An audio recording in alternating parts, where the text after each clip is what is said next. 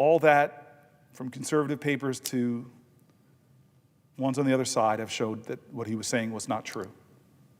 But they're sowing chaos. They're attacking, delegitimizing it, calling it a Ponzi scheme, Doge leader Musk and the president.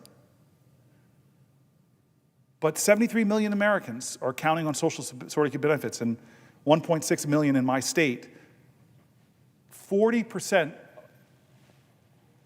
of people who rely on Social Security, 40% have no other source of income. They live paycheck to paycheck.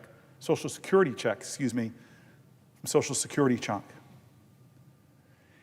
And despite mocking Social Security, causing it a Ponzi scheme that had communities like my parents, my mom's, people beginning to worry,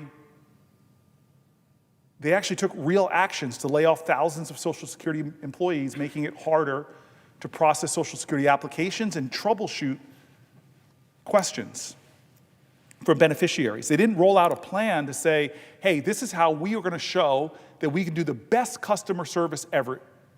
We're going to bring some of the best private sector people in to advise on how we can use technology and innovation to give the best customer service. Hell, roll in AI, do all these things. We're going to make a model of responsiveness to our seniors because we're a society that respects our elders, values them, wants them to retire in dignity and security and peace of mind. That's the big ambition. No, that's not what was said. Social Security employees, like many employees, got letters that they didn't expect, saying they were laid off. Didn't matter how well they performed. It didn't matter what function they performed. And it put in jeopardy just trying to contact Social Security if you're retiring. Just trying to contact Social Security if you need to apply for benefits. They tried to eliminate service by phone, saying that they wanted to require in-person visits, which is absurd for many seniors that don't have access to transportation or live in rural areas, because you know what they're doing also is that they're trying to close down many Social Security offices. I'm going to get to the specifics of that later.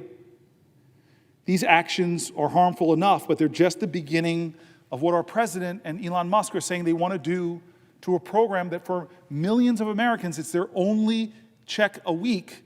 It's essential for them, and others, it's how they make their retirement secure. You don't protect the future by punishing the people who built this country. You don't fix America by throwing seniors or veterans or Americans with disabilities under the bus. That's not how we do things. That's not how we should do things. There are so many hardworking families that believed in this idea. If I work hard all my life in America, I can make ends meet, I can raise my kids, and I can retire with dignity. Congress does have a responsibility to be good stewards of taxpayer dollars. We should do more of that. I want to do more of that. I want to help lead in that fight. But none of us were invited to a table when it came to this. This congressionally established program, FDR I read, but it was Congress that established it, is now not being included in the planning or procedures to try to improve Social Security or make it more efficient or more effective. We haven't convened hearings or task forces in a bipartisan way to find out what we can do to better serve our seniors. Instead, lies are being proffered about Social Security making wrongful payments. Lies are being proffered by the highest office in the land, the most richest person in the land who does not need Social Security is calling it a Ponzi scheme, telling people who are relying on it they're part of a Ponzi scheme. But remember this, Social Security is not the government's money to spend. It's the hard-earned savings of working Americans, and it belongs to Americans. The president and Elon Musk need to keep their hands off of it. It's not theirs to take, and it's not theirs to break. Their scheme, they're the ones that have a scheme, and it's not about efficiency. It's not visionary, is what we need in America now, is visionary leaders that have bold, exciting visions for what things like Social Security can be, and what they're doing is not only wrong, it hurts people. It scares people. And not just people, our elders. The people who raised us, the people who built roads and highways, the people who served food, made food, who started small businesses, raised generations. That's who we're disrespecting. And so what happens in this context? Why am I standing here? Is because the people of New Jersey are saying, why aren't you doing more? This is unacceptable, Senator Booker. It's unacceptable. Here are voices, and my phones have exploded with people that the president and Elon Musk have made terrified about what's happening to the Social Security service and what's happening to their checks. My staff said that we were overwhelmed with phone calls and emails who people who are worried about the direction that the president is taking Social Security. They used words to me that people who called were angry and terrified. I want to share some of these calls from constituents. Here's someone from the Great Cherry Hill, New Jersey. I'm very concerned that the president, along with his cruel and inept administration and DOJ, are working to privatize and ruin the Social Security program. I am a constituent, Senator Booker. I live in Cherry Hill, New Jersey, and I am a senior who relies on Social Security income for my basic needs, food and housing. The mere idea of not having those funds has caused me sleepless nights and wondering if I will become homeless. I'm going to stop there for a second. I remember this President FDR growing up hearing that what he did was get on the radio not to stir up fear, not to stir up chaos, but to comfort people, to remind them that we are Americans, you have no need to fear. But this president, just with his rhetoric alone about Social Security, is driving my constituents to write me notes like this. I continue with the letter from my constituent from Cherry Hill. I hope you will convince both Democrats and Republican colleagues to prevent this from happening. Trump lied when he promised during his campaign he would not touch the Social Security Administration, but now we see threats and already some actions towards making severe cuts and making the program less accessible. I urge you to continue to fight for us.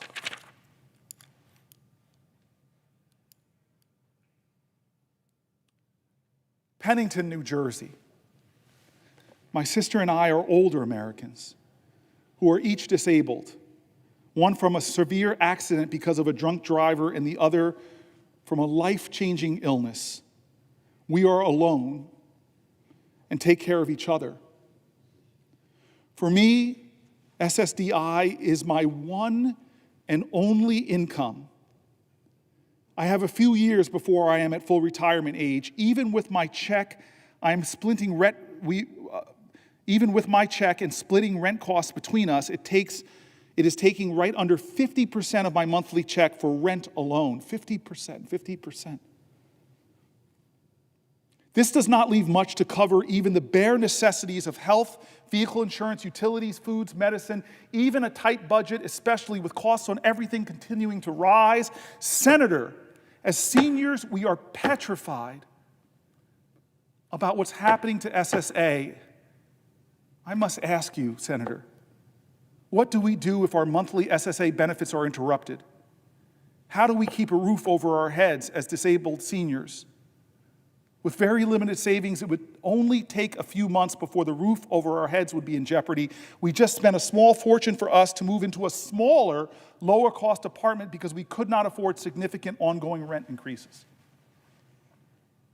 I realize we are far from alone in our fears, but that is of very little comfort as we spend our nights unable to sleep, fearful we do not lose our only income along with the roof over our heads. This is our elders. Here's a constituent from Egg Harbor Township. My husband and I live Social Security check to Social Security check. Without those checks we earned, we are dead. Please don't let this outrageous administration take our benefits away.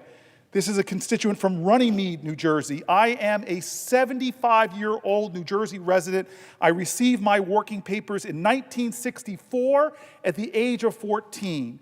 I worked continuously until I reached the age of 70 in 2020. I enlisted in the United States Navy in 67 and retired in 99. I was on active duty from 1970 to 77. I finished my career in the Naval Reserve for 56 years. I paid my taxes and contributed to Social Security. I have collected my Social Security for 4 years, and as you are no doubt aware, the amount of money paid me monthly by Social Security Act was calculated by them based on my contribution. I'm currently a full-time, 24/7 caretaker for my invalid wife and do not have the luxury of earning a supplemental income. My sole income is from Social Security and a small Naval Reserve pension. My total health care comes from Medicare and TRICARE for life. The contract I made with the United States government was that they could use my money during my working life with the understanding that they would take care of me when I could no longer earn for myself. I have kept my part of this bargain for 56 years. Now, after only 4 years, the government is threatening to renege on our agreement. Please, sir, do not let this happen, Senator Booker. That is my money. I earned it. I earned my Social Security by my contributions, and I earned my pension by my service. Another constituent named Sarah. I have been a teacher in Atlantic County for 26 years. My husband is a 100% disabled veteran who receives VA disability payments as well as SSDI. We depend on the VA and SSDI for approximately half of our income for our family of 5. We are currently preparing our oldest for his first year at college and awaiting financial aid packages from several schools. We are petrified that Trump and Musk's agenda is dangerous and will have life-altering consequences for families like ours. We are counting on you, Senator Booker, to do the hard work to protect the essential benefits. The destruction of the Department of Education is another completely horrifying situation. We need to protect our special needs students and federal financial aid for college-bound students. We need to protect the idea of education is for all. Education is for all. Education is for all instead of a few elites who could just afford it. Rosie is another constituent. She starts off proudly, I am a senior, 84 years old. God bless you, Rosie. My mom is 85. My only income is Social Security. She generously gives me confidential information. My only income is Social Security, $1,179 per month. And I am terrified that the current gang of thieves in the White House will tamper with it under the guise of, quote unquote, saving money. Social Security is cut off, I am on the streets. I again can't keep harping enough on the traditions of our country, where presidents, whether you agreed with them or not, whether they're from your party or not, Ronald Reagan didn't whip up fear in bedrock commitments like Social Security or health. Barack Obama didn't shake people so that Republicans and Democrats in my state would write me letters using words like fear and terror, wouldn't use worries about losing sleep when you have enough things to stress over. Here's Deborah. I am a retired widow. I depend on Social Security to pay bills each month. I'm concerned about the reports that Elon Musk is to revamp and, in my opinion, ruin the Social Security Administration. I'm worried that payments will be disrupted. There are many other things going on in the government today that I'm also concerned about. I hope that the seniors and Congress people, along with the judicial system, can stand up to him and take back control of government. Look, it's going to revamp and ruin Social Security. This is just somebody simply saying is like, be plain. Don't make up lies about false payments. Don't call it a Ponzi scheme. Give us a bold vision of how it's going to help more seniors, how you're going to serve more seniors, how you're going to improve the system, how you're going to make it better, how are you going to serve the dignity of our seniors. This is Holly. Holly is a constituent too. I am one of your constituents who's retired and relies 100% in order to live on my earned Social Security benefit in which I paid throughout my entire working career. I call on you to maintain Social Security program as it stood before the ascension of Trump and Musk.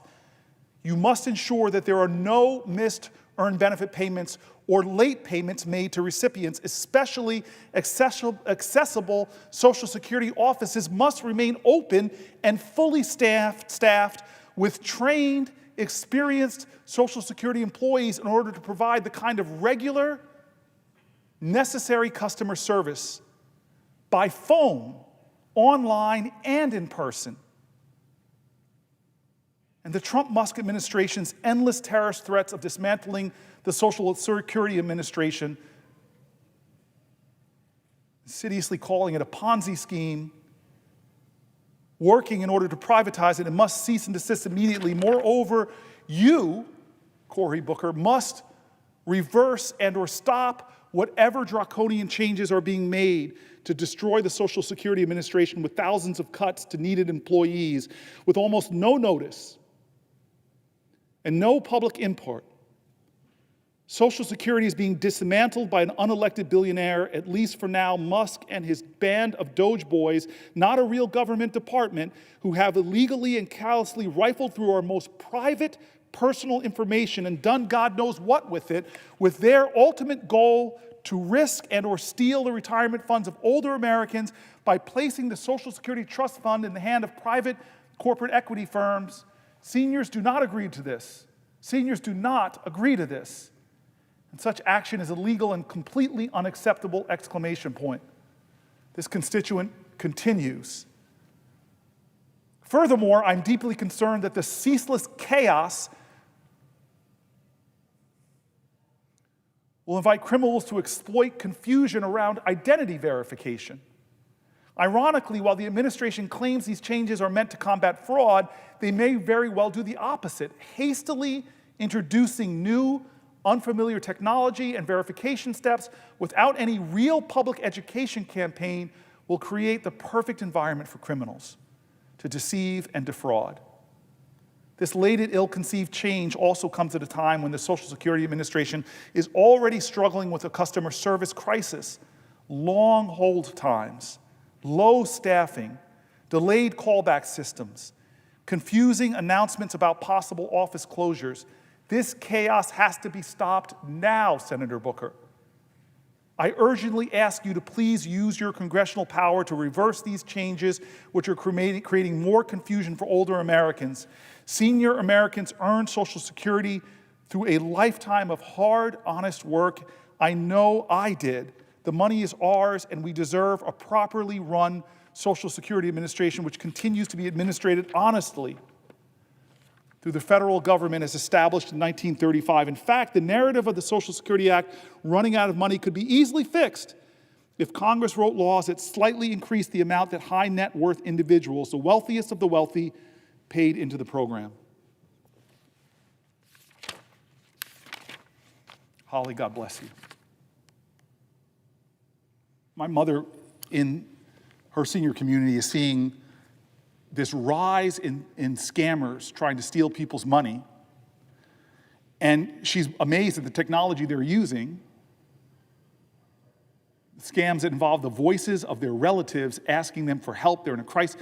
All that technology and the wisdom of my mom, she's like, why aren't we using the technology and innovations to make Social Security easier to use, easier to engage with? Common sense questions.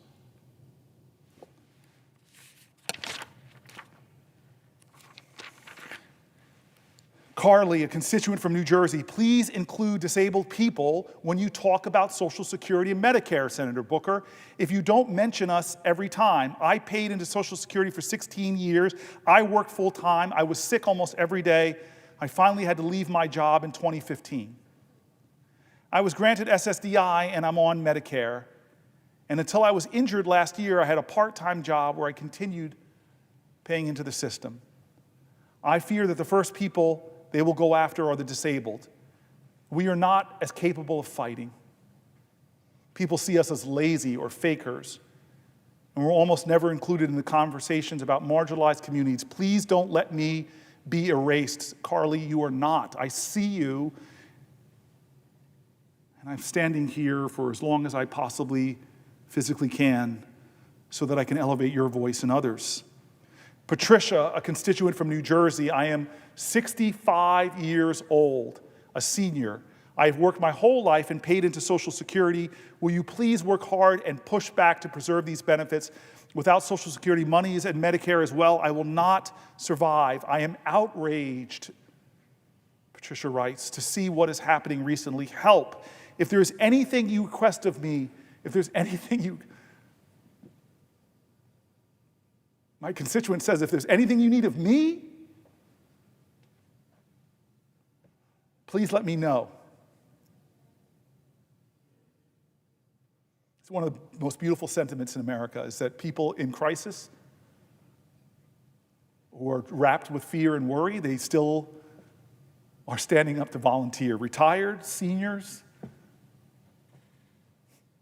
I'm always moved when a constituent just not only tells me what's on their mind, how they're angry, how they're worried, what their concerns are, but they also say, let me help you. Let me help you. Patricia, it's late at night. You're probably sleeping, but you helped me tonight at 12:41 a.m. The goodness and the decency of our seniors, the kindness and generosity of our communities, and what does our president do to these people? He spends time of his State of the Union address not calling us together, not calling us to common cause, not reminding us that we share common values and common virtues. He spreads lies about Social Security and unleashes the wealthiest man in the world to cut before he even understands the agencies he's cutting. A guy who, with the same kind of cynical nature, who I can't even fathom being as wealthy as he is. It's not what I've seeked in my life. He tells a Ponzi scheme when constituent after constituent tell me that is their only source of income.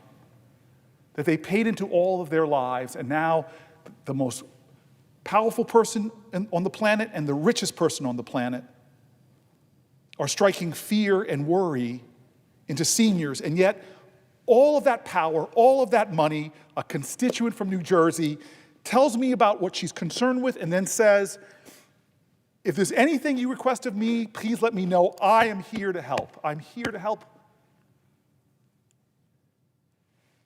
That's the country I know and love. Not the fear-mongers and the demagogues and the spreaders of lies, but the good decency of Americans who even in their time of crisis ask the question, how can I help? How can I help? Helen from New Jersey, Senator Booker, please stand up to Musk and Trump to save, protect Social Security and Medicare. My life and my husband's life depend on it. We are senior citizens who worked and paid our share of taxes for over 50 years. We now need those benefits to survive. And here is Janet, one of the hundreds, I'm sorry to my staff, thousands of people who've written, emailed, and called. One more. Janet. I oppose the closing of Social Security field offices. If anything, more field offices should be opened if phone support is cut back. In 2022, while living in Wyoming, I started on Social Security. There were issues, thank God for the local field office in Cheyenne, because they were the only people who could physically look at my documentation, realize what was happening to me, submit corrections, and enter notes in the system that the Social Security phone support could see. It took 4 or 5 trips to my local field office to resolve it. I had previously gotten nowhere with Social Security phone support. Today, I read the list of field offices that are slated to be closed, and they appear to be in rural areas. The people who live there might have to drive a full day's drive several times to apply for and follow up on their benefits. It is not fair. It is not fair. It is not fair. It is not fair.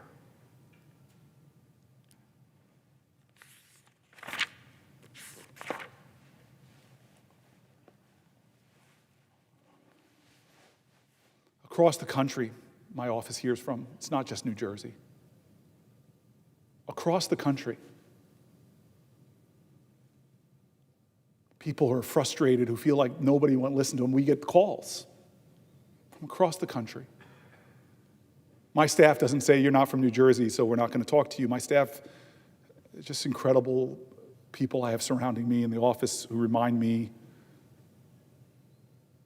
of the values I treasure. And so they wanted me to include tonight people not from New Jersey, because again, we hear from thousands of people in my state and so many around the country. Here's Maria Karachi from Springfield, Delaware County, Pennsylvania. My name is Maria Karachi.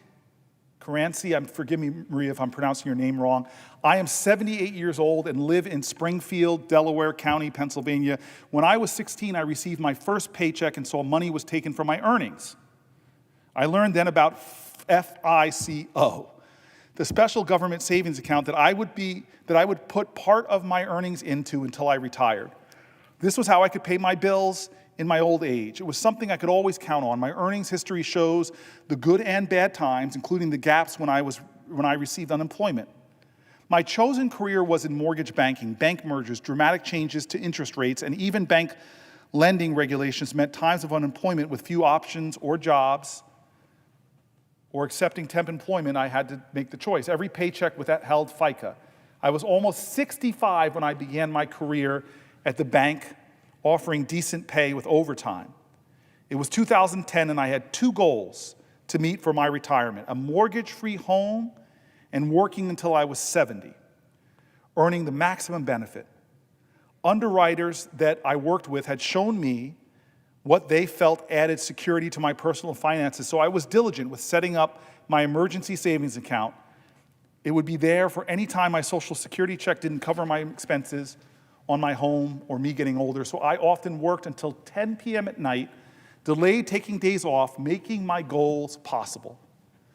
The Social Security Administration sent information about my future benefit payments, so I made a budget and determined my escrow for taxes, insurance, and home maintenance to be taken from my benefit. I knew how much I would have per week for my living expenses once my mortgage was paid. I used the overtime income from my emergency savings account. Everything relies on my receipt of my monthly check from Social Security.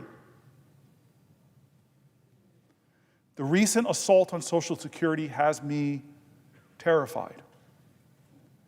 People who were not elected, vetted, or made to swear an oath to protect our U.S. Constitution have taken our personal data, saying that they are searching for fraud. Errors are being made with this new regime and no clear resolution in sight. Why do they need my personal information that includes my Social Security number, work history, and bank information? In February, my identity was stolen when thieves moved my mail using a postcard sent to USPS. My bank statement and copy of my paycheck were forwarded to the thieves before I got the USPS notice of the change. I froze my credit then and have done so later, since TransUnion has the BOSE address listed as a fraudulent one on part of their report, but also has it on another address for mail that has been returned to the sender. I have quit fighting the data entry mistake, but I remain diligent and alert if mail is due and doesn't arrive. What can I do about this new group of identity thieves known as Doge? Until recently, I had confidence in my ability to provide for myself because I lived in the United States of America, a republic governed by the people for the people. My parents were children of the Great Depression, so they instilled in me how to be financially solid and survive. Now at 78, I'm learning everything that I hold dear is to be attacked by the 47th president using a contributor to his re-election as his advisor and the leader of a group named Doge. I do not feel safe due to cuts in so many who have kept us safe, cuts in the CDC, cuts in the FBI, cuts in the EPA, cuts in the FAA, and Social Security. I worry about losing our foreign allies and the release of convicted domestic terrorists pardoned by the president while suspected immigrants might be whisked away before anyone even knows they are. Everyone I know receiving Social Security benefits relies on those payments for their daily life. As prices increase under President Trump's leadership, many are not as fortunate as me who had a solid plan for increased expenses. We worked putting into FICA with every paycheck that we received, the thought of delaying payments or making errors so that anyone must prove their right to receive their benefit is stealing from people. Are we still the land of the free and the home of the brave? I'm counting on our elected officials like you and the courts to preserve it.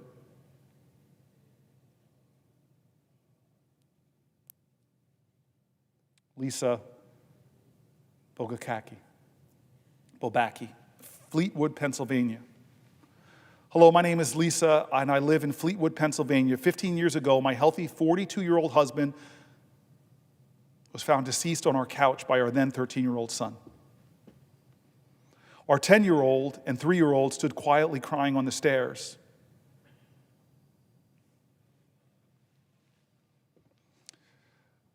Sudden cardiac death was the cause. The same day, my daughter asked if we would need to move to another house. I promised her that I would do everything I could to keep us in the home I would promise to keep them in the only home they'd ever known. Those early days remain blurred in my mind. I remember my father taking me to the Social Security office, and shortly thereafter, survivors' benefits for my children began showing up in the bank account to assist with their care. If not for these benefits, I would not have been able to keep my promise to my children.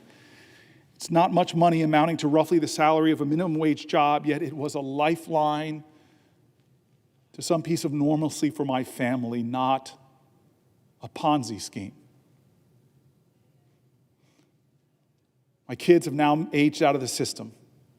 I'm about to begin widow's benefits as my body cannot continue to work multiple jobs as a physician therapist, which I needed to do to make ends meet for myself and my family. Social Security benefits were essential to the care and being of raising my children. It was a promise from their father who had paid into the system his entire working life. We must work on continuing to expand these essential benefits and never consider dismantling or privatizing them. Thank you, Senator Booker. Here's Kayanan Spooner from Chippewa Falls, Wisconsin, who writes me. My name is Kayana Spooner, and I live in Chippewa Falls, Wisconsin. I'm 63 years old. My husband, Joe, and I have 5 children and 3 grandchildren and live a wonderful life as our family is growing. God bless you and your family. We owned businesses and worked to contribute Social Security for ourselves and our employees. We did all the things we could do to secure our future and contribute to the larger community of those in need. We felt that we were living the American dream until one day in 2012, I know this personally with my dad. I feel for you, Ms. Spooner. So one day in 2012, I was diagnosed with Parkinson's disease. Parkinson's is a degenerate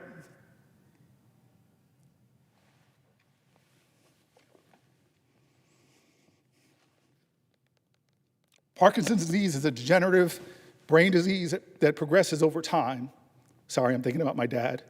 It is unrelenting and affects motor and nerve processes. Loss of benefits will have a direct and daily effect on me and my family as we navigate the medical needs we will be facing. I will need progressive and comprehensive care as I age. I will need medication every single day of my life. And I will need the security of a generous society to care for me. Millions of others join me there. Please, Senator Booker, please protect my Social Security. I just thank God that my mom had the resources to take care of my dad. And I watched that degenerative disease take from his life for 20 years and how much it cost, the thousands of dollars it cost my mom to take care of him.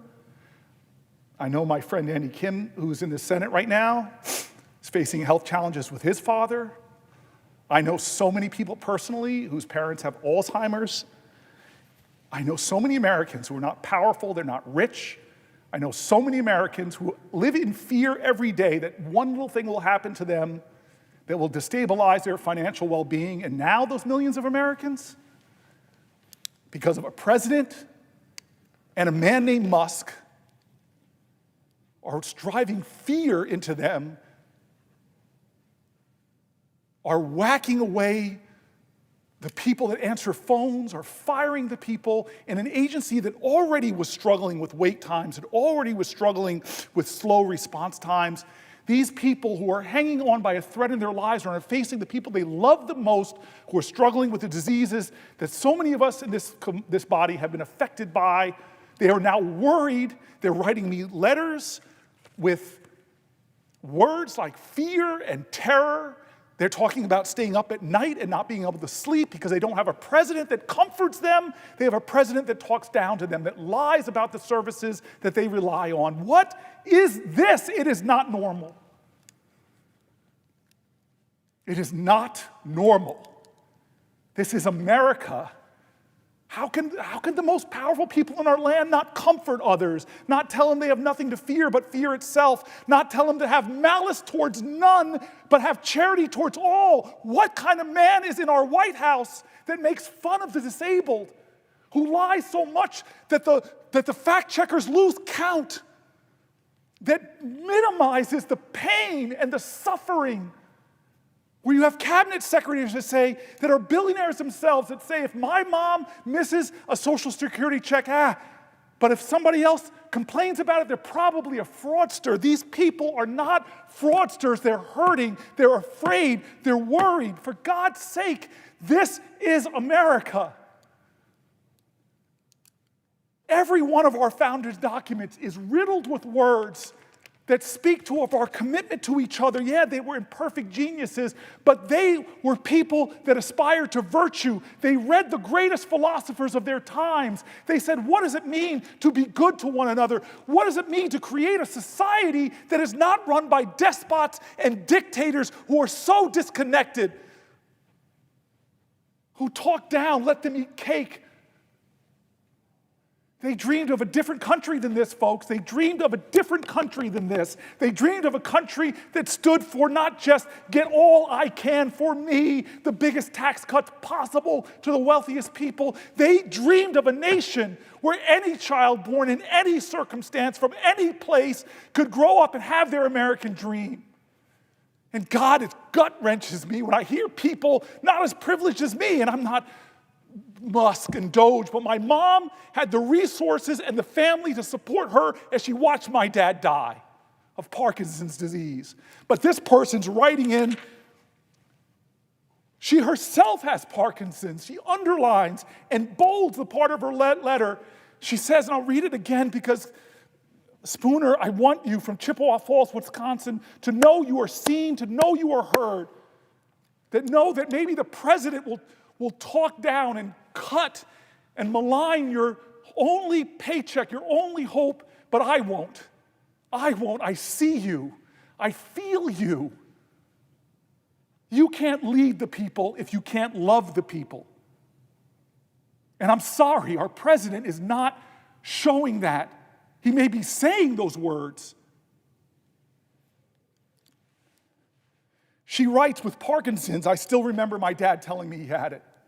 She writes that it is unrelenting Parkinson's, and affects my motor and nerve processes. Loss of benefits will have a direct and daily effect on me and my family as we navigate the medical needs we are going to be facing. I will need progressive and comprehensive care as I age. I will need medication every single day of my life. I know this. I know you will. I know you will. I will need the security of a generous society to care for me. A generous society to do the basic for families in this kind of struggle. Millions of others join me there. Protect my Social Security, Senator Booker. I tell you, I am going to fight for your Social Security. I'm going to fight to protect the agency. I'm going to fight against unnecessary cuts that hurt the service it gives. And today into tomorrow, I'm going to stand as long as I can. As long as I can, I'm going to stand and read stories like this because you are seen, you are heard. Your voices are more important than any of the 100 of us. More of your stories should be told on this floor of people that are scared right now, terrified right now, people living in rural areas that see their local Social Security agency on a list that Elon Musk put of places he's going to sell away to the private sector, and you're going to lose your agencies. Well, I will fight. I'm sorry.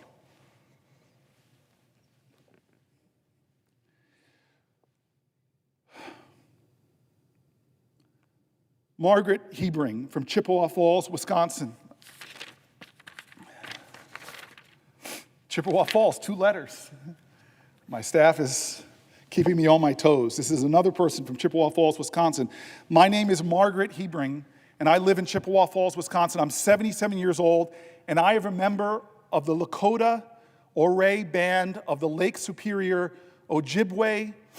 My husband is a veteran and who currently, I'm so sorry. My husband is a veteran who currently has cancer and he's receiving chemotherapy at the VA hospital, which we have to travel to, which is over 100 miles away.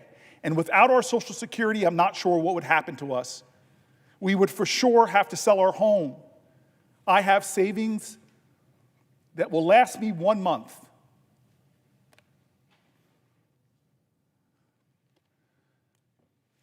I have savings that would last me 1 month right now. We live paycheck to paycheck, so please, please protect our Social Security. This is Judith Brown. We're moving away from the great state of Wisconsin. We're going to the great state of North Carolina, where my dad is from, up in Hendersonville, Asheville. But this person, Judith Brown, is from Charlotte, North Carolina, one of my top 5 favorite non-New Jersey states. I don't know if my friend Andy Kim has his top 5 favorite non-New Jersey states. New Jersey obviously is the best. Don't look at the senator from Connecticut, and I hate to tell him that Connecticut is not on my top 5 non-New Jersey states, even though I got educated there. I'm sorry about that. I'm sorry about that. The presiding officer is such a good man. His state is not on my top 5 non-New Jersey states, but North Carolina is, and I'm going to read a letter from Judith Brown. My name is Judith Brown, and I live in Charlotte, North Carolina. I was 17 when I started working and worked for another 20 years as an administrator until I had to be declared disabled. Without disability, I would not have been able to see my specialist, get an eye care, or any of the other needs that I had. I was also the mother of 2 young sons who are on the autism spectrum. Without disability, I wouldn't have been able to take care of them and get the care they needed to be independent young men. God bless them. I hear that they want to close the field offices and change the customer service line. As a person with mobility and vision impairments, this is outrageous.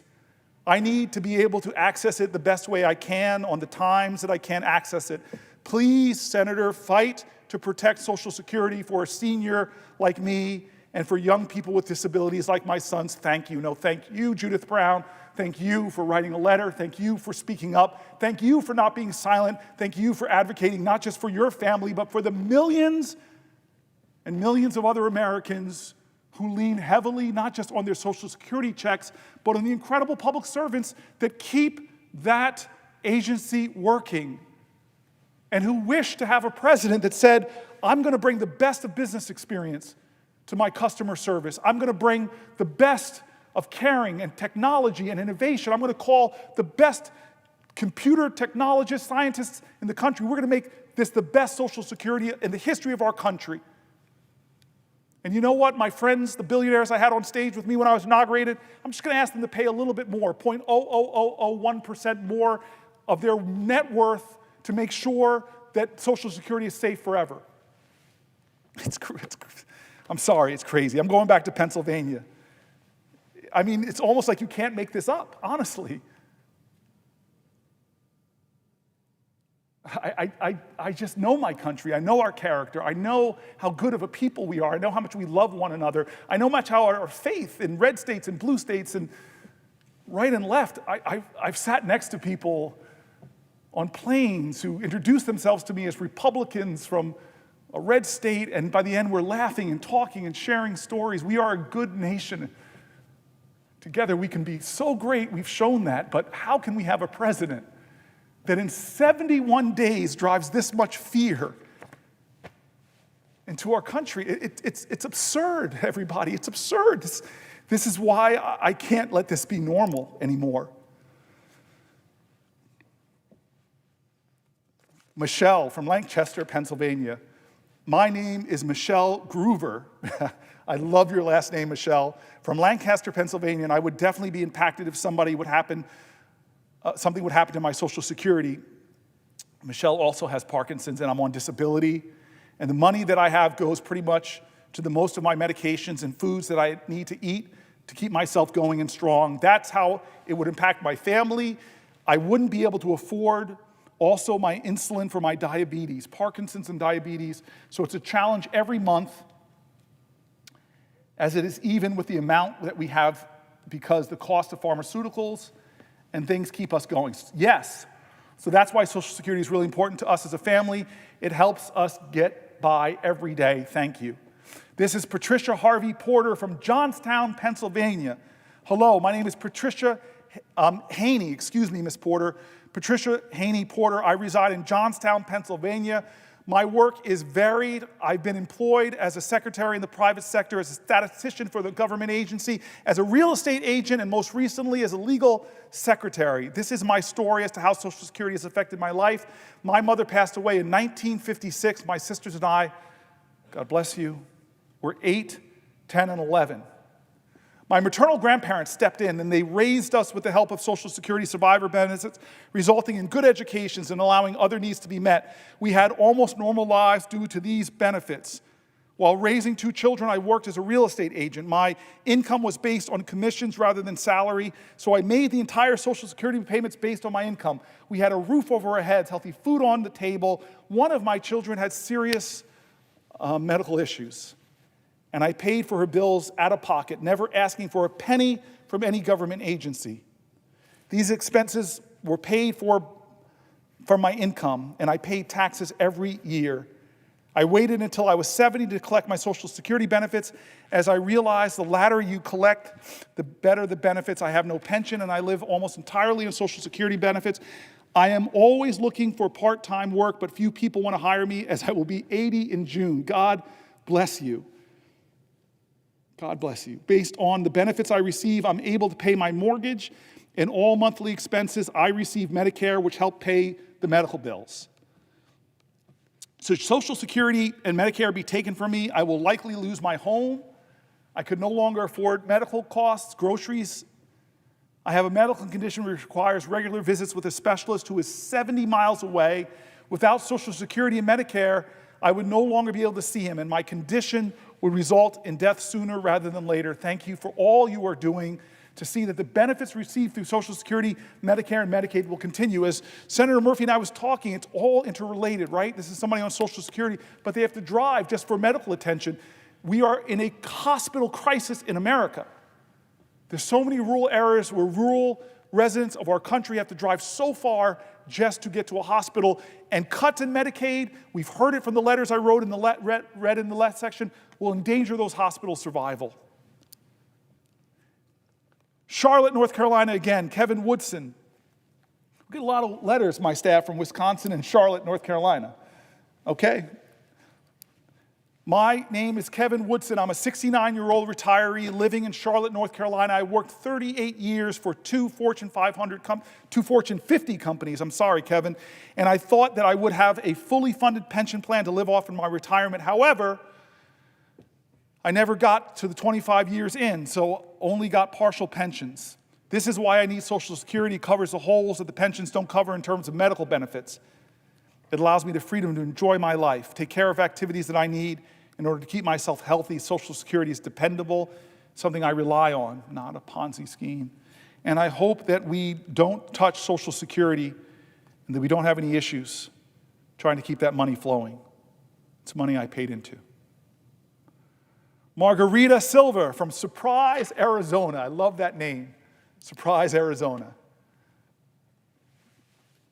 Hello, my name is Margarita Silva. I live in Surprise, Arizona. With my husband, I started working at the age of 15, doing volunteer work as a candy striper at the hospital where my mother worked.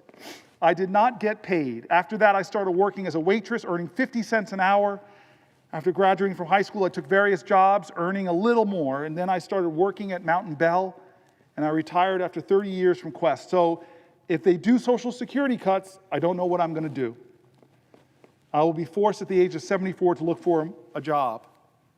So those are my hard-earned benefits. I worked for that. More than 30 years, I worked for that.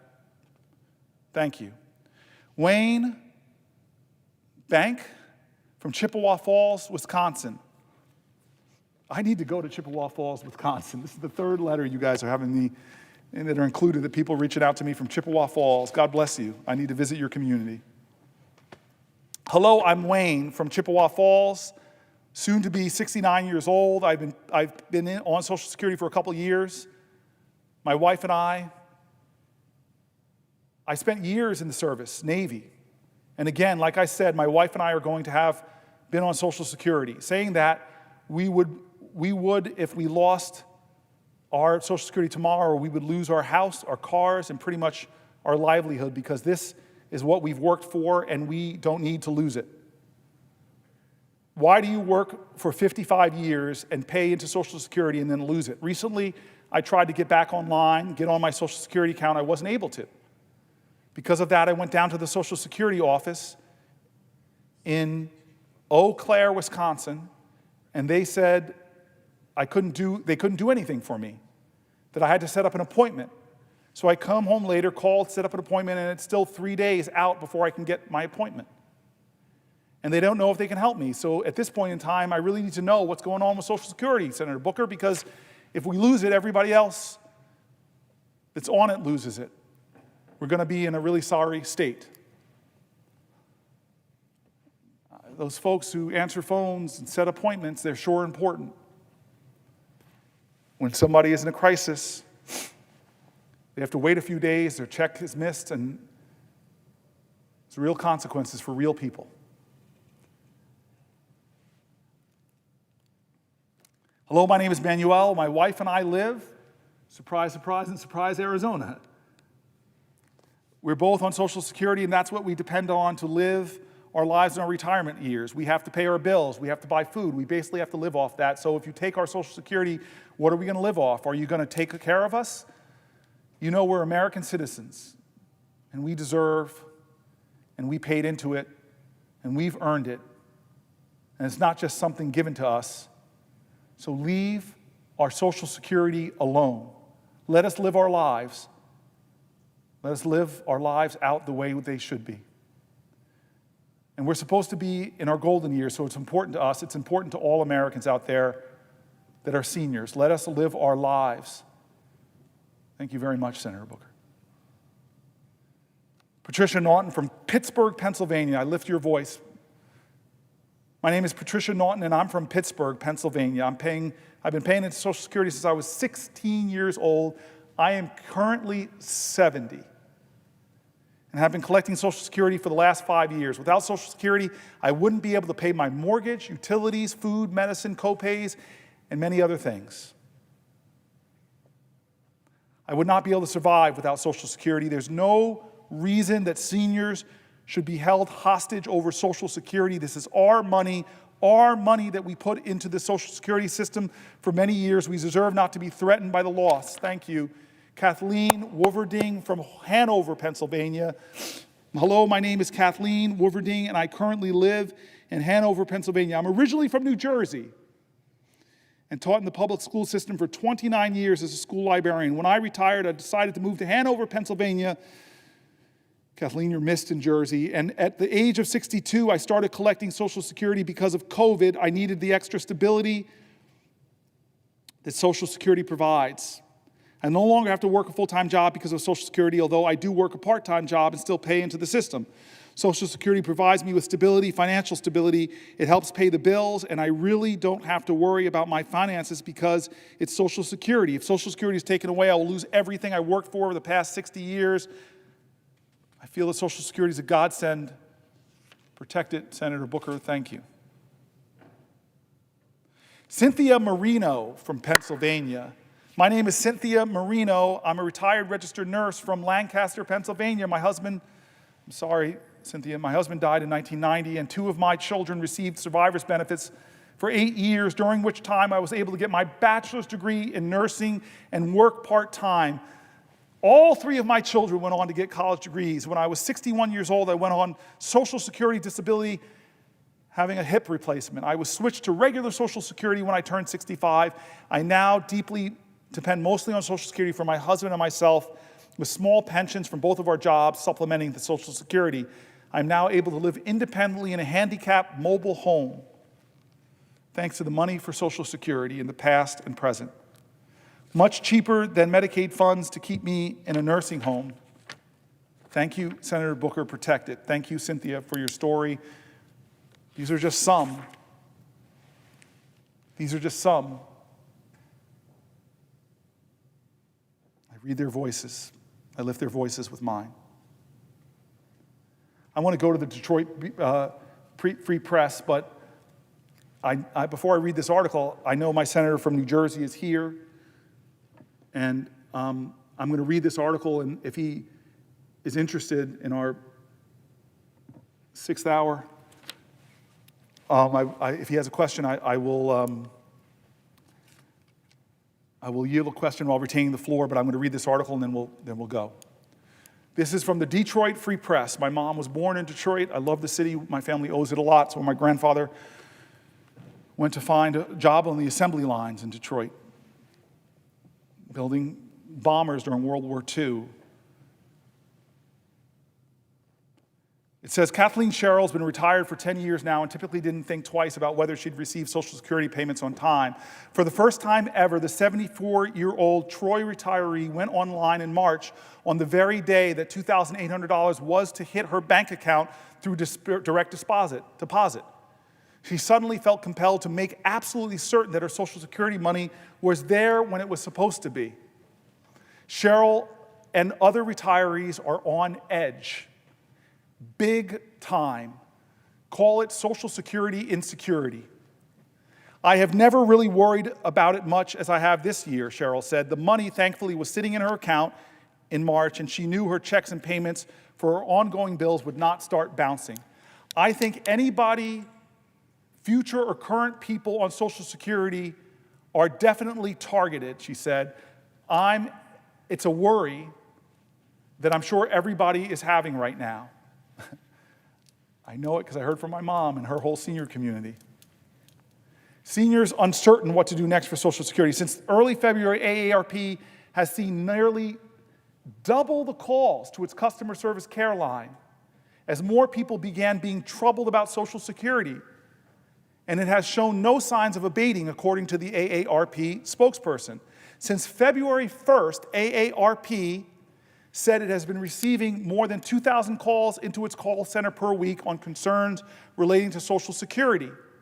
Social Security has never missed a payment, and AARP and our tens of millions of members are not going to stand by and let that happen now, said John Hishta, AARP Senior Vice President of Campaigns, in a statement last week. While those words sound reassuring, it's frankly not comforting to realize that seniors need to hear that their monthly Social Security payments will arrive as usual. I don't imagine anyone had this one on their bingo cards for March 2025, this kind of worry, stress. On social media, I spotted one comment that said, folks, the federal workers began advertising last month that all Americans remove all funds from the account where they normally receive any federal payments, Social Security, federal tax funds, and the like, keep the account, but only use it as a place for feds to transfer money immediately, move all transferred cash to a separate account.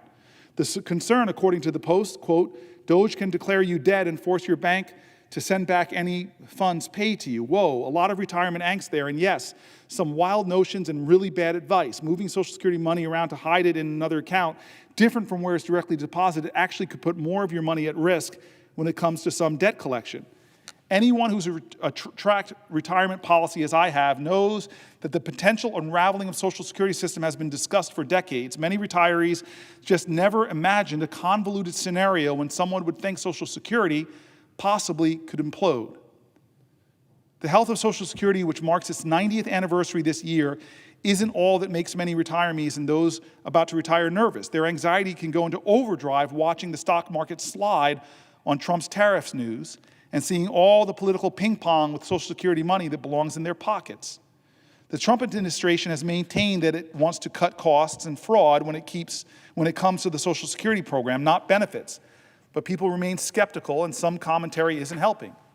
Acting Social Security Commissioner Leland Dudek, in interviews last week, including one with Bloomberg News last Thursday, actually threatened to temporarily shut down Social Security after a federal judge temporarily stopped members of Elon Musk's Department of Government Efficiency from digging through personal data at the Social Security Administration.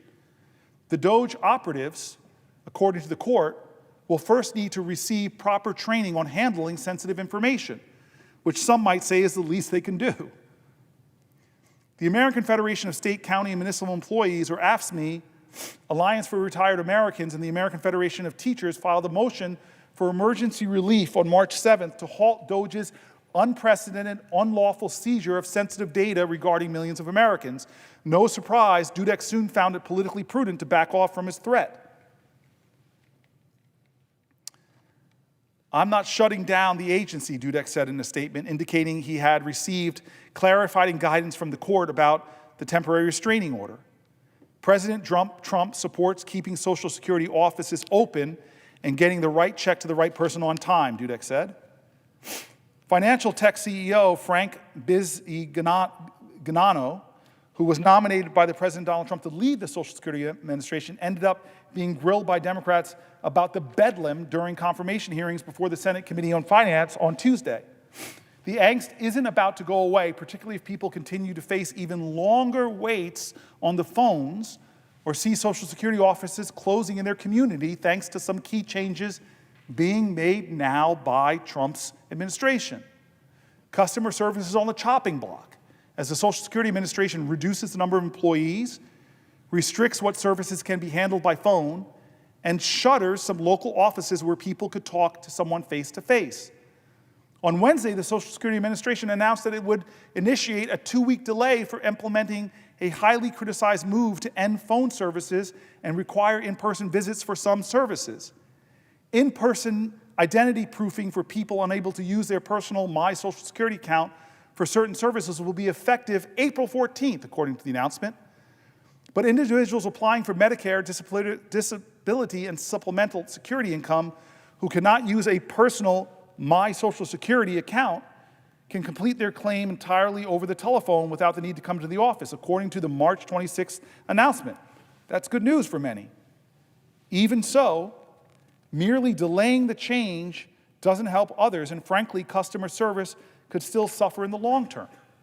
And it will get very ugly if current Social Security recipients miss out on even one dime of their benefits. At one point last week, US Commerce Secretary Howard Lutnick suggested that his 94-year-old mother-in-law wouldn't complain about missing a Social Security check for a month or so. Only fraudsters would call, he said during an All In podcast. My thought, have you ever watched an exchange where someone on the Social Security is being denied a coupon or a senior discount at a store restaurant? It's not pretty. Worse yet, has Lutnick ever talked with a friend or relative in his or her 70s or 80s who depends on Social Security to cover basic bills? Social Security provides retirement, survivor, and disability payments to 73 million people each month. The number includes about 56 million people who are age 65 or older. Some people, and even Cheryl includes herself in that group, are better off than others. They won't miss paying an electric bill or the rent because they can turn to retirement savings or money from a traditional pension. Even so, Social Security remains an integral source of income each month for all retirees and others who receive benefits. I'm concerned about my financial future, Cheryl told me. Social Security now represents about half her monthly income. She never imagined that any Social Security fix would involve cutting benefits for existing retirees. Some GOP proposals have suggested increasing the age for full retirements from 67 to 69 over an 8-year period beginning in 26, but now she fears it's possible her benefits could get cut at some point down the road. Overall, Cheryl has had fun in retirement. She has 9 grandchildren, 12 great-grandchildren, and wants to spend more time with them, not less. Cheryl and her friends who are retired are cutting back on eating out and entertainment just in case something happens to Social Security. High prices for many things put pressures on fixed incomes as well. She wants to take less money out of her retirement savings now so she has more money on the sidelines in case her Social Security benefits get cut. Even so, she's staring at an unexpected $600 new monthly car payment ahead because she needs to replace a car that was in an accident a few weeks ago. If Social Security payments are cut or stopped, I may be selling it. The wild swings for the stock market, 401k plans going down in America, has created more jitters for more people. The economy seems uncertain. Consumer confidence is in worse of a place. Leaders are threatening Social Security services. Offices are being cut. People are being laid off. And so people are worrying. Taking a rough guess on just her 401k plan, she believes she's lost about $30,000 on her retirement savings as the stock market has tumbled. Over the years, she said cuts to Social Security were always a part of the political realm, but she felt that Congress provided a stopgap to any dramatic moves. She doesn't believe it's true anymore. I'm hoping Congress wakes up, looks in the mirror, and decides they don't like what they see, she told me. One big problem with fueling an atmosphere of chaos is that many people do start worrying about everything. One big problem with fueling an atmosphere of chaos means people stop believing that Social Security is a system they can depend on. Cheryl said she took a call from her college roommate who mentioned that she was going to look at her bank account online to see whether her monthly Social Security payment was stopped or had arrived as usual. I said, "You're going to be okay. I got mine this month." So many people afraid right now. Will the senator yield for a question? Yes, I will yield for a question while retaining the floor. Thank you, Senator Booker, and thank you for coming to the floor tonight and speaking up. I have a few questions for you, so why don't you catch your breath? I wanted to start by saying how proud I am of you to represent our great state of New Jersey alongside each other. And it's not just me. I want to tell you, because I know you've been here in this chamber nonstop for hours, but I want to tell you that the people are paying attention. And they join me in thanking you in this moment. In fact, I saw a few posts I thought I'd share. Stacy from Bayonne said on Facebook, "I couldn't be prouder to be a lifelong New Jerseyan than I am tonight. Keep it up. Get in that good trouble. Lead the way, and hopefully others will follow."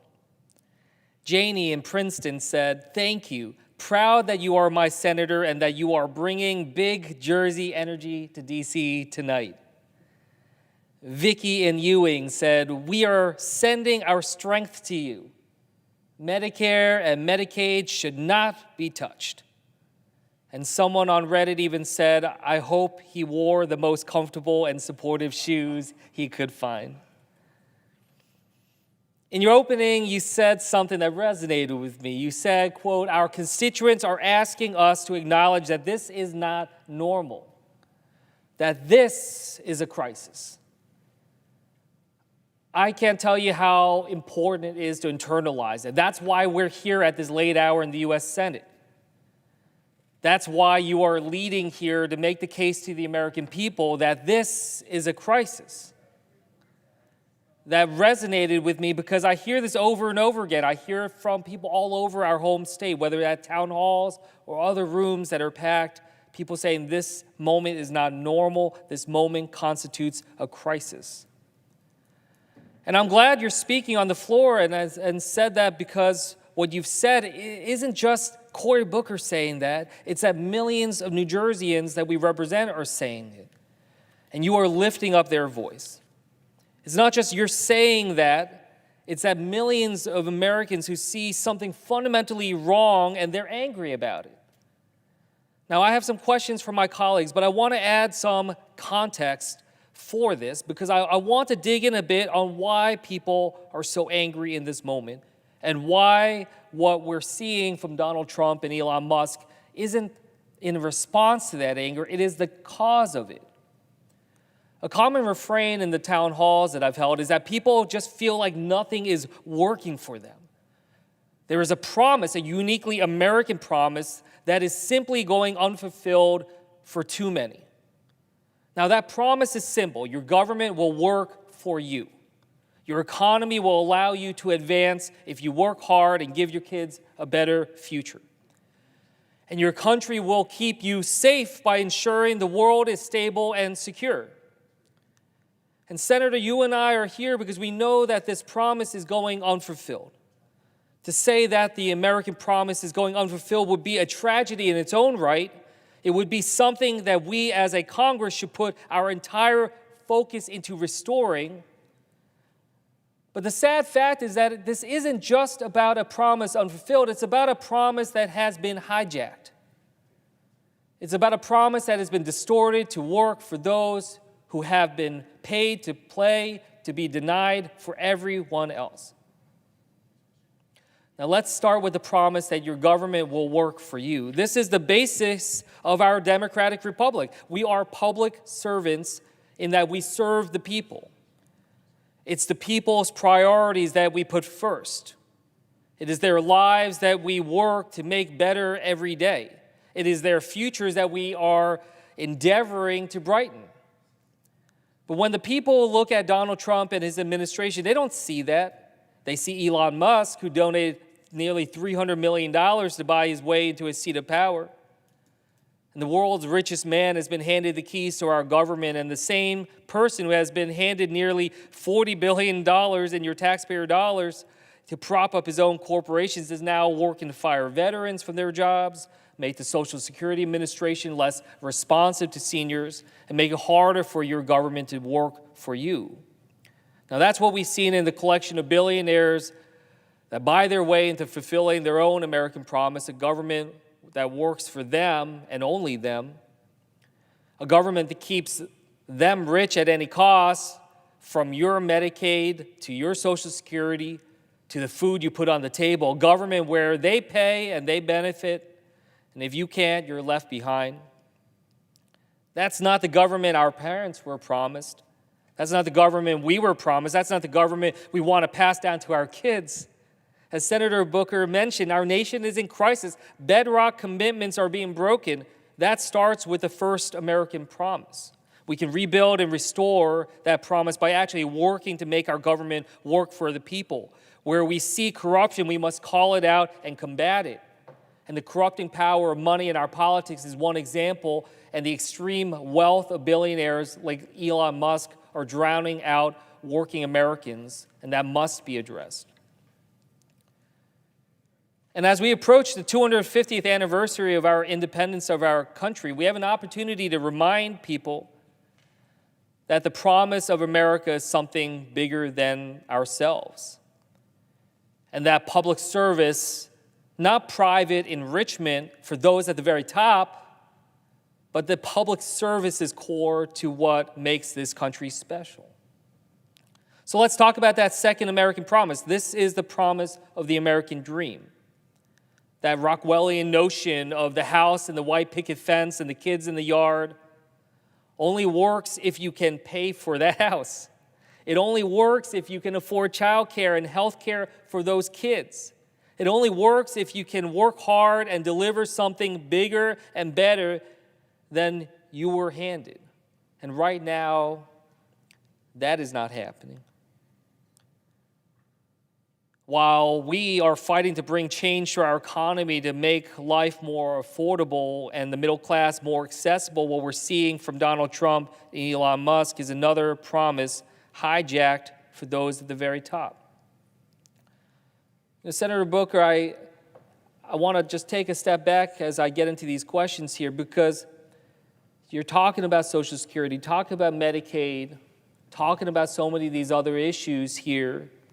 But in that broader context, let's situate it here, which is this recognition that we live in the time of the greatest amount of inequality in our nation's history. So it isn't just about these programs and how we rely on them. It's that we are seeing the wealth gap widening. And it's happening faster and faster. And in many ways, I consider this to be the great fragility of America right now. That we are the greatest, richest, most powerful country in the world, but not for everybody. And what we see right now is it's not just about the Social Security, it's not just about the checks, but as you mentioned, Social Security offices are closing. Worry about customer service if people call on the phone lines. And it feels like efforts are underway to try to sabotage our Social Security, our Medicare, our Medicaid, and then have people say, hey, look, it's not working. And that's why we need to get rid of these things. And that sabotage is something people see right before their very eyes. I mean, you heard the Commerce Secretary talk about how, seniors won't mind if there are late payments, and he said that those that complain are fraudsters, as you mentioned. That's directly trying to undermine people who are working hard over the course of their lives. And I have to say, it's a great irony in many ways, this idea that the richest man in the world is, criticizing the hard-earned savings of seniors that are just getting, a little bit every single month for them to just try to get by, and then he calls it a Ponzi scheme. And my father, as you mentioned, is one of those that depends on Social Security for his entire livelihood right now. And I heard, another person at a town hall I did, she described the feeling that she has right now, and I think you can connect with it. She said it feels hard to breathe right now because there's so much anxiety in the American people. So I'm glad that you're shining a light on this, because people are scared and they're worried and they want to know what comes next. So my question to you here is something that was actually shared by a constituent of both of ours, talking about all the concerns of Social Security of this time. But I thought it was very poignant in pointing out that what we also need to put forward to the American people right now is a vision going forward of how to not just restore and protect this promise, but how we take it to the next step. If we live in the time of the greatest amount of inequality, not just to think about how we hold on to a receding tide, but how to try to put forward some vision that can try to inspire in the same way that Social Security did and put forward generational change. So I wanted to ask you that sense. Do you believe in that sense that right now, more than ever, as people are faced with this anxiety that's hard to breathe, that yes, we'll stand here on the floor of the Senate and do everything we humanly can to be able to protect what they have? But do you agree that we also have to put forward that positive vision of where we take Social Security, where do we take Medicaid, Medicare, where do we take our economy to better work for everybody, so we're not just trying to figure out how to better divide and hold on to the pennies that the billionaires are willing to share with the rest of us while they don't give us anything else to be able to move forward on? And how do we come up with a vision that tries to shrink that inequality and live in a society that's willing to share that wealth and recognize there's more than enough to go around? And that's not zero sum. And that we can be stronger together in that way. And I'd love to hear how you can paint that vision for the American people. So I will answer your question, but knowing that my mom's watching right now, I want to, before I answer the question, I just want to tell folks who may not know about my relationship with my other senator from New Jersey. It is probably one of the more interesting relationships in here. I always tell New Jerseyans I voted for Andy Kim before anybody else did because I was on an interview committee for the Rhodes Scholarship in New Jersey. And I was a former Rhodes, and I really wanted the experience of what it was like to be on the other side because my experience was quite interesting. And these incredible folks came in, and young people from New Jersey were amazing, applying for this extremely competitive scholarship. And Andy Kim was one among that number, and he blew the committee away. So way back, I'm going to retain the floor, but ask you a question. What year was that? That would have been 2004. 2004. 21 years ago. How many years? 21 years. 21 years ago. In 2002, I had lost a run for mayor, and 2006 I run again, so I was sort of in between trying to do my work in Newark, and he blew me away. And I knew then that he was this extraordinary man of character and brilliance, this great mix of heart and head, this great mix of honor and a fierce ambition to make a contribution to the world. And if you followed Andy's career, he has been a public servant in some of the highest levels in the administration. But then he ran for Congress, and I remember that race, and you electrified not just the district you represented, but really the whole state of New Jersey.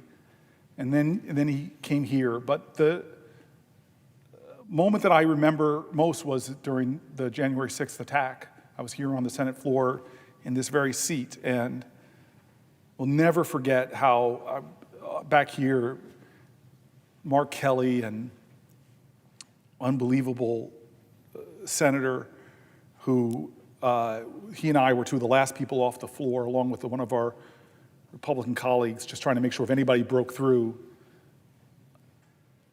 we would be there. I couldn't believe it, that I was a senator. I was thinking about having to fight my way off the Senate floor. But I remember that we got to an undisclosed location, and then a lot of senators were in safe spots, and a lot of House members were safe spots, debating about what to do. I'm so happy we came back late and continued the business of the government, the transfer of power. But while all these senators were dealing with the big issues and whatever, Andy Kim took a broom, plastic bags, and just began cleaning up under the Capitol dome. Remarkable humility shown in a humble gesture about his love of country. And now here we stand on the Senate floor,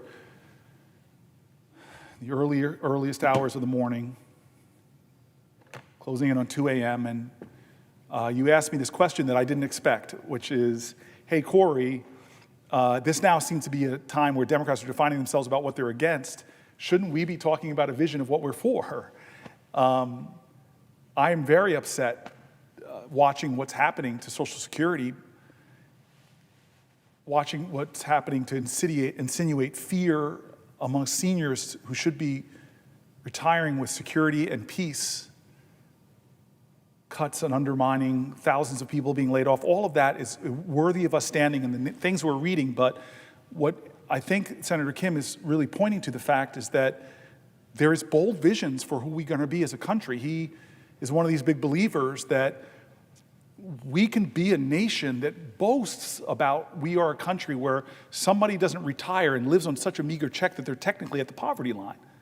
Like Senator Booker, we have more wealth than nations all around the globe, stratospheric wealth in this country, GDP growth.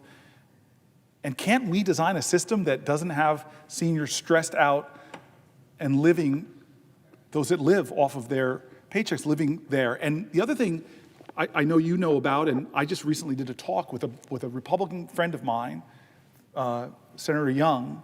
We worked on a bill together because we both recognize we're with seniors, that generation, baby boomers, a generation ahead of me. I was about to say ahead of us, but you're technically a millennial. You're a millennial, I'm an Xer. But the generation ahead of me is so big that we're seeing this massive group of Americans soon to be retiring, and lots of people recognize calling it the Great Retirement Crisis. Not because Social Security checks won't be there. You're asking me, Cory, what's the great vision for they're going to be there? But because just the reality of that the Social Security checks themselves are so meager. And many other people don't have jobs where they have 401ks and the like. And so Senator Young, again, this is not a partisan speech. Later I'll be quoting from the Cato Institute, the Wall Street Journal editor, lots of conservatives who point to this not being a normal time in America, this being a crisis moment in America, not just people on my side of the aisle, but Republican governors, Republican thought leaders. A lot of folks are saying that there's a real crisis in our country being caused by the current president, who in 71 days, most people can't say yes. Most people say no to the question, are you better off than you were 71 days ago?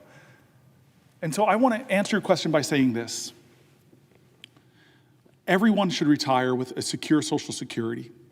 I believe there's ways to secure the programs by asking the wealthiest people who pay the smallest percentage of their income into Social Security, while people like the names I'm reading are often paying the most. By the wealthiest people paying a little bit more in Social Security taxes on their income, minuscule, that, as you said, with the gravity of the wealth that's being created in this country, which is, again, something that I'm not against in terms of just people being successful, but this idea that we have a system that creates a fair, secure retirement, that's one thing that we can do.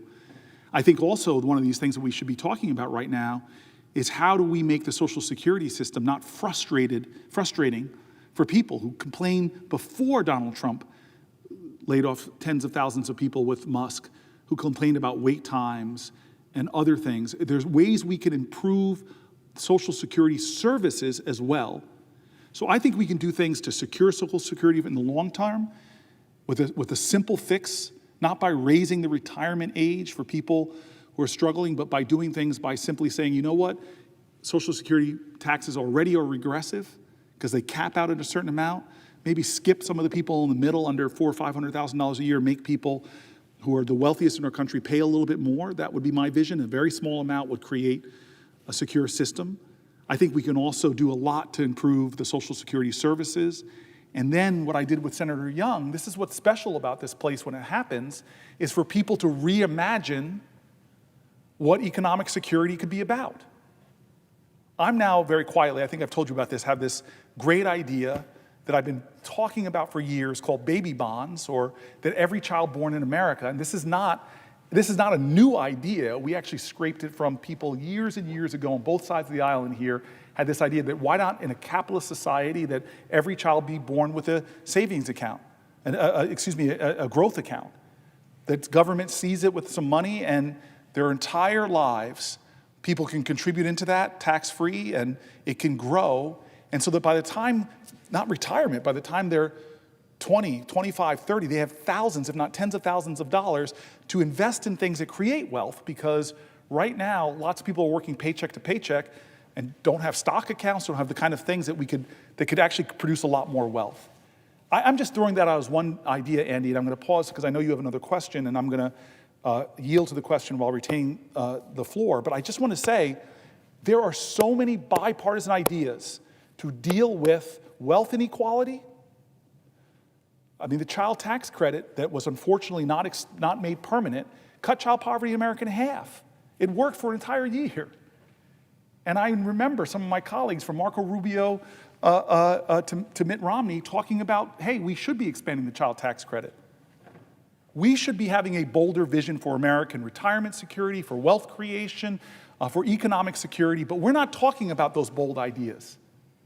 We have a president who's come in, and one of the first things he's done in 71 days is insinuate fear and insecurity about Social Security by threatening it, by telling lies about it, and by having somebody like Elon Musk calling it a Ponzi scheme, and that's why we get fear. And then they take a hatchet to the actual agency that undermines its ability to deliver service in a good way.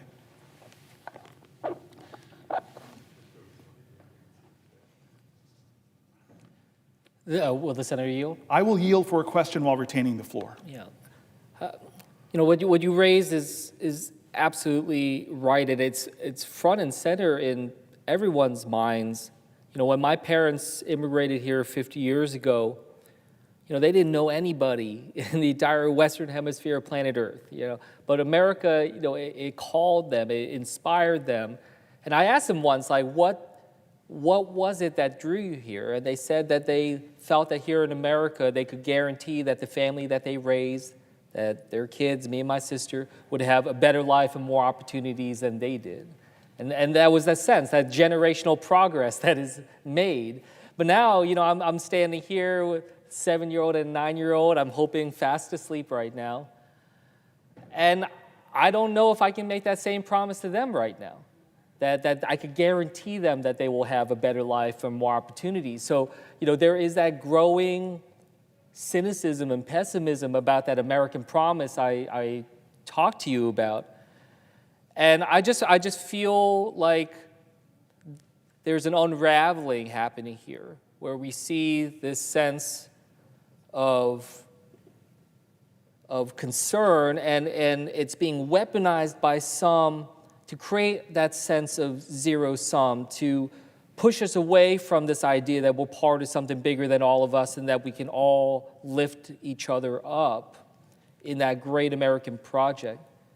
And it's sad, because as we're getting to that 250th anniversary, it should be a time when we rededicate ourselves to the American project, right? Like recommit ourselves to what the next 250 years would be. But we're entering it now with this sense of pessimism on that front. So, I guess my question to you here is, how do we break out of that tailspin on that front? So, and you got me really excited. You see me sort of pacing back here, because I love that you're a millennial. I'm an X generation. I love the baby boomers, but they're quickly leaving Congress. This is the last baby boomer president we will ever have. I'm confident of that. And the new generations are coming forward to lead in America, and it is time that we dream America anew. It really is. It is time that we revive and redeem the dream. I just am one of these people that thinks, like, okay, guys, we have some of the brightest minds on the planet Earth. Some of our founding fathers said we need a little revolution every once in a while. Like, we need new thoughts and new ideas and new visions that excite and energize people, that take a lot of the old divisions in our country and erase them and remind people we have common cause and common purpose. And I want to get people excited again about the American dream. I want to renew the dream, redeem the dream. We can do that. I'm so excited about it. And financial security, it is absurd that we don't have the greatest plan to create wealth, not for the favored few simply. Again, the top quartile in America has crushed it the last 25 years. Heck, under Obama alone, the stock market doubled, but most Americans don't own stocks. So people who are sitting on passive wealth were able to grow and grow and grow and grow, while working Americans saw their prices going up, housing becoming unaffordable, and the idea of the American dream under assault. And it ticks me off that other countries are trying to out-America us. They're trying to take our secret sauce that we seem to be turning our back on. Affordable higher education, apprenticeship programs. I mean, some of our European competitors, job disappears at 40, you can go right into an apprenticeship program where you can earn and learn and end up in a career that gives you not just success, but you thrive in. There is no idea that we can't conceive as a country. This is an idea and a time that I just think that we need to start being bold again in our visions for collective prosperity, for everyone to thrive, not just the favored few, but the many. And I'm telling you, those ideas are out there, whether it's baby bonds, a child tax credit, investing in science and research. There's so many things. But can I say this to you affectionately? You are a nerd, as am I. We're two guys that love to read, that love American history. We're two guys that this body, go back a century, they never imagined that we'd be here, okay? And one of my favorite speeches of all time was when Daniel Webster got on Bunker Hill. He delivered the speech, I'm going to read the introduction to it, to commemorate the 50th anniversary of the Revolutionary War battle at Bunker Hill, in which the outnumbered colonists inflicted such heavy losses on the mighty British forces attempting to evade. I love one of the quotes. I can't remember it exactly, but the general, the person that was leading the British attack, wrote in their diary or wrote back to the king, "We won the battle, but a few more victories like this, we're going to lose the continent." That's how great these people were. And this is what I want you to know. It's a new generation, right? Those leaders are no longer around. I read this and I get excited about the possibilities for our generation, the new leaders that are emerging in America that have to. It is their obligation not to let the dream die, to redeem the dream. And so here it is. I'm just dying to read this to you. Here it is, Andy.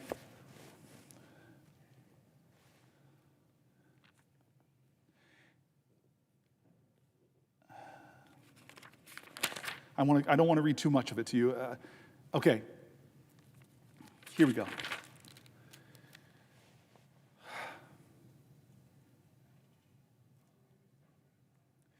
If in our case, the representative system is ultimately to fail, this idea of a democratic government, popular governments must be pronounced impossible. He's saying that we have the obligation to make a more perfect union. No combination of circumstances more favorable to this experiment can ever be expected to occur. The last hopes of mankind, therefore, rest with us. Can we make this democratic experiment work? And it should be proclaimed that our example had become an argument for the experiment. The principle of free government adheres to this American soil. It is bedded in this soil. It's as immovable as this nation's mountains. And let the sacred obligations, this is the part, Andy, Senator Kim, and let the sacred obligations which have devolved on us this generation and on us sink into our hearts. The sacred obligations. Those are daily dropping from among us, who established our liberty and our government. The generation that established this nation are now dying.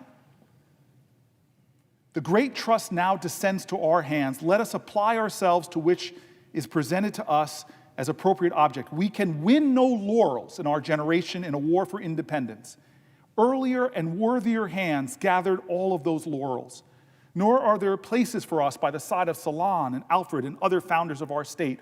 Our fathers have filled them.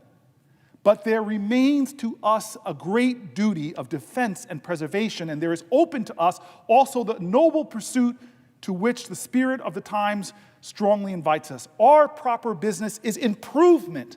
Let ours be the age of improvement. In a day of peace, let us advance the arts of peace and the works of peace. Let us develop the resources of our lands, call forth its powers, build up its institutions, promote all its greatness, and see whether we also in our day and generation may not perform something worthy to be remembered.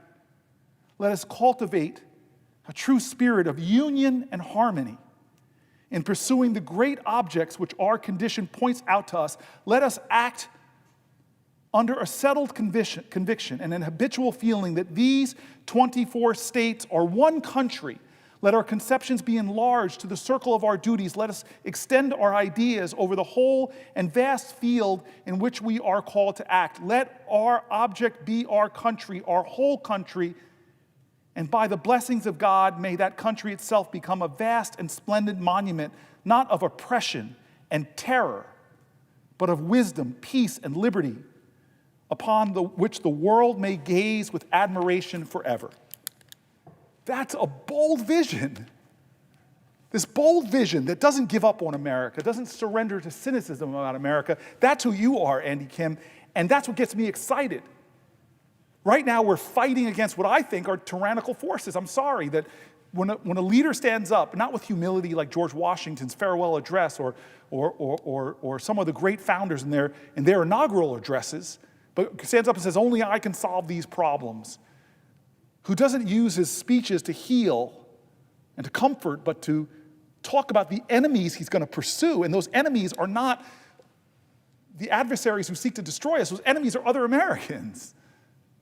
And to create an environment where our seniors who should be retiring in security are fearful that their Social Security or their Medicaid or their Medicare is going to be under threat, that's insidious to me. This is an unnormal time. This is why I'm standing here. But you, my friend, my partner in the Senate, God, this partnership, I am so excited about the future. I'm so excited about the promise. Let us fend off all attempts to cut Social Security and Social Security services. Let us fend off all attempts to cut Medicaid and Medicaid care and CHIPS and all the other things that we rely on. But let us also not forget that our obligation is not to defend what it is, but to have a vision for what can become. We now, when so many people are giving up on the American dream, on the idea of America, on what you said so wonderfully, that my children will do better than me, that basic bedrock that our children, generation after generation, will do better and better and better. It's time to redeem the dream and dream America anew with bold visions, not how we will just help people survive in retirement, but visions of how we all can thrive in this great nation that has enough resource and enough abundance to provide for everyone's hopes and dreams. Keep up your energy. I yield back. Thank you. You're giving me energy. I'm sourcing myself from you. Now, I don't want to just cast aspersions on, and we're saying things that I just want to back up in fact. All those letters from seniors. I see my dear friend from Pennsylvania is now the presiding officer. You missed all the letters I read from Pennsylvania. All those letters where people were using the word Ponzi scheme, where did that come from? I just want to read. The Joe Rogan Experience. I actually like and enjoy listening to Joe Rogan. Elon, Social Security is the biggest Ponzi scheme of all time. Now that's a big statement. The biggest Ponzi scheme of all time, Elon says. And Joe Rogan says, why? Explain that. Oh, Elon says, so, well, people pay into Social Security, and the money goes out of Social Security immediately, but the obligation for Social Security is your entire retirement career. So you're paying with your, and I'm reading this verbatim, you're paying with the kind of people you're paying, like if you look at the future obligations of Social Security, it far exceeds the tax revenue far. If you've looked at the debt clock, Rogan says, yes. Okay, there's 3 there's, I'm reading it verbatim, our present day debt, but then there's our future obligations. So when you look at the future obligations of Social Security, the actual national debt is like double what people think it is because of the future obligations. Rogan, Elon. So basically people are living way longer than expected. That was the evidence of a Ponzi scheme. Now let's correct something. The reason why we have a massive debt in America, lots of people should take ownership over it, but the biggest debt creator in the last, say, 25, 30 years is the President of the United States, current one, in his first term by blowing massive holes in our deficits to give tax cuts that went way disproportionately to the wealthiest Americans and corporations. And he wants to renew those tax cuts that independent budget folks are saying could add trillions of dollars to our national deficit. So if he's talking about the debt clock or whatever he was talking about, he is a part of an administration, even though he's unelected and not approved by Congress and whatever. He and his president, the richest man in the world and the most powerful man in the world together, they're driving an agenda that's going to drive this deficit much bigger. And they're going to try to pay for some of it, not all of it, because it's trillions of dollars of projected debt. They're going to try to pay for some of it by cutting NIH grants, by cutting Medicaid, by cutting staff at Social Security. So no, Social Security is not a Ponzi scheme. People paid into it. And as Andy Kim and I just talked, there are ways to preserve it, strengthen it, make it better. It's a program that pays benefits after a lifetime of work. It's never missed a payment. It's never run out of money. It's an insurance program, but don't take my word for it. Here is Current Affairs Magazine editor Nathan Robinson writing on March 7th, Why Social Security is Not a Ponzi Scheme. That's a great title. Old age insurance is not a scam, and it's not destined to collapse. Proponents of privatizing or eliminating Social Security are constantly telling lies about it. So here's the article.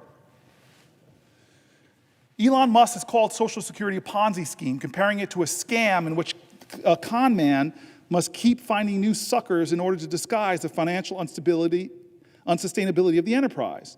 The term has also been used by libertarian commentators as reasons and the Hoover Institute, who try to convince people that the program is fundamentally broken and unsustainable, because both Social Security and Ponzi schemes take money in the form of new contributions, which they pay to old ones.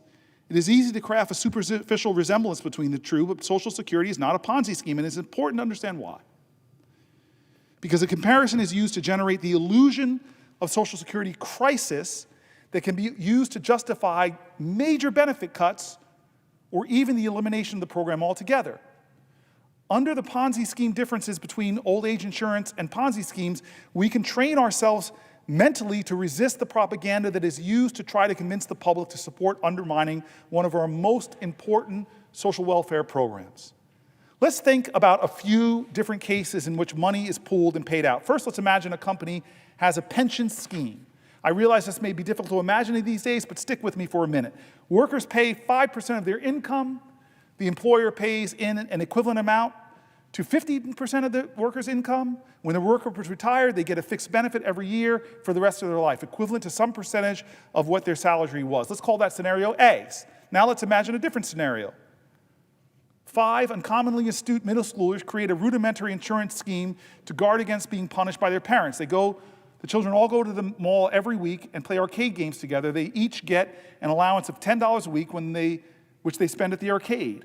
What they decide to do is to spend $9 each week instead and put $1 a week into a fund. If one of them has their allowance taken away by their parents, the fund will pay the arcade money for the week. That way, nobody in the friend group is ever deprived of the ability to go to the arcade. We're going to call that scenario B. Finally, let us imagine a scenario in which a fraudster tricks a group of old people into giving them their money.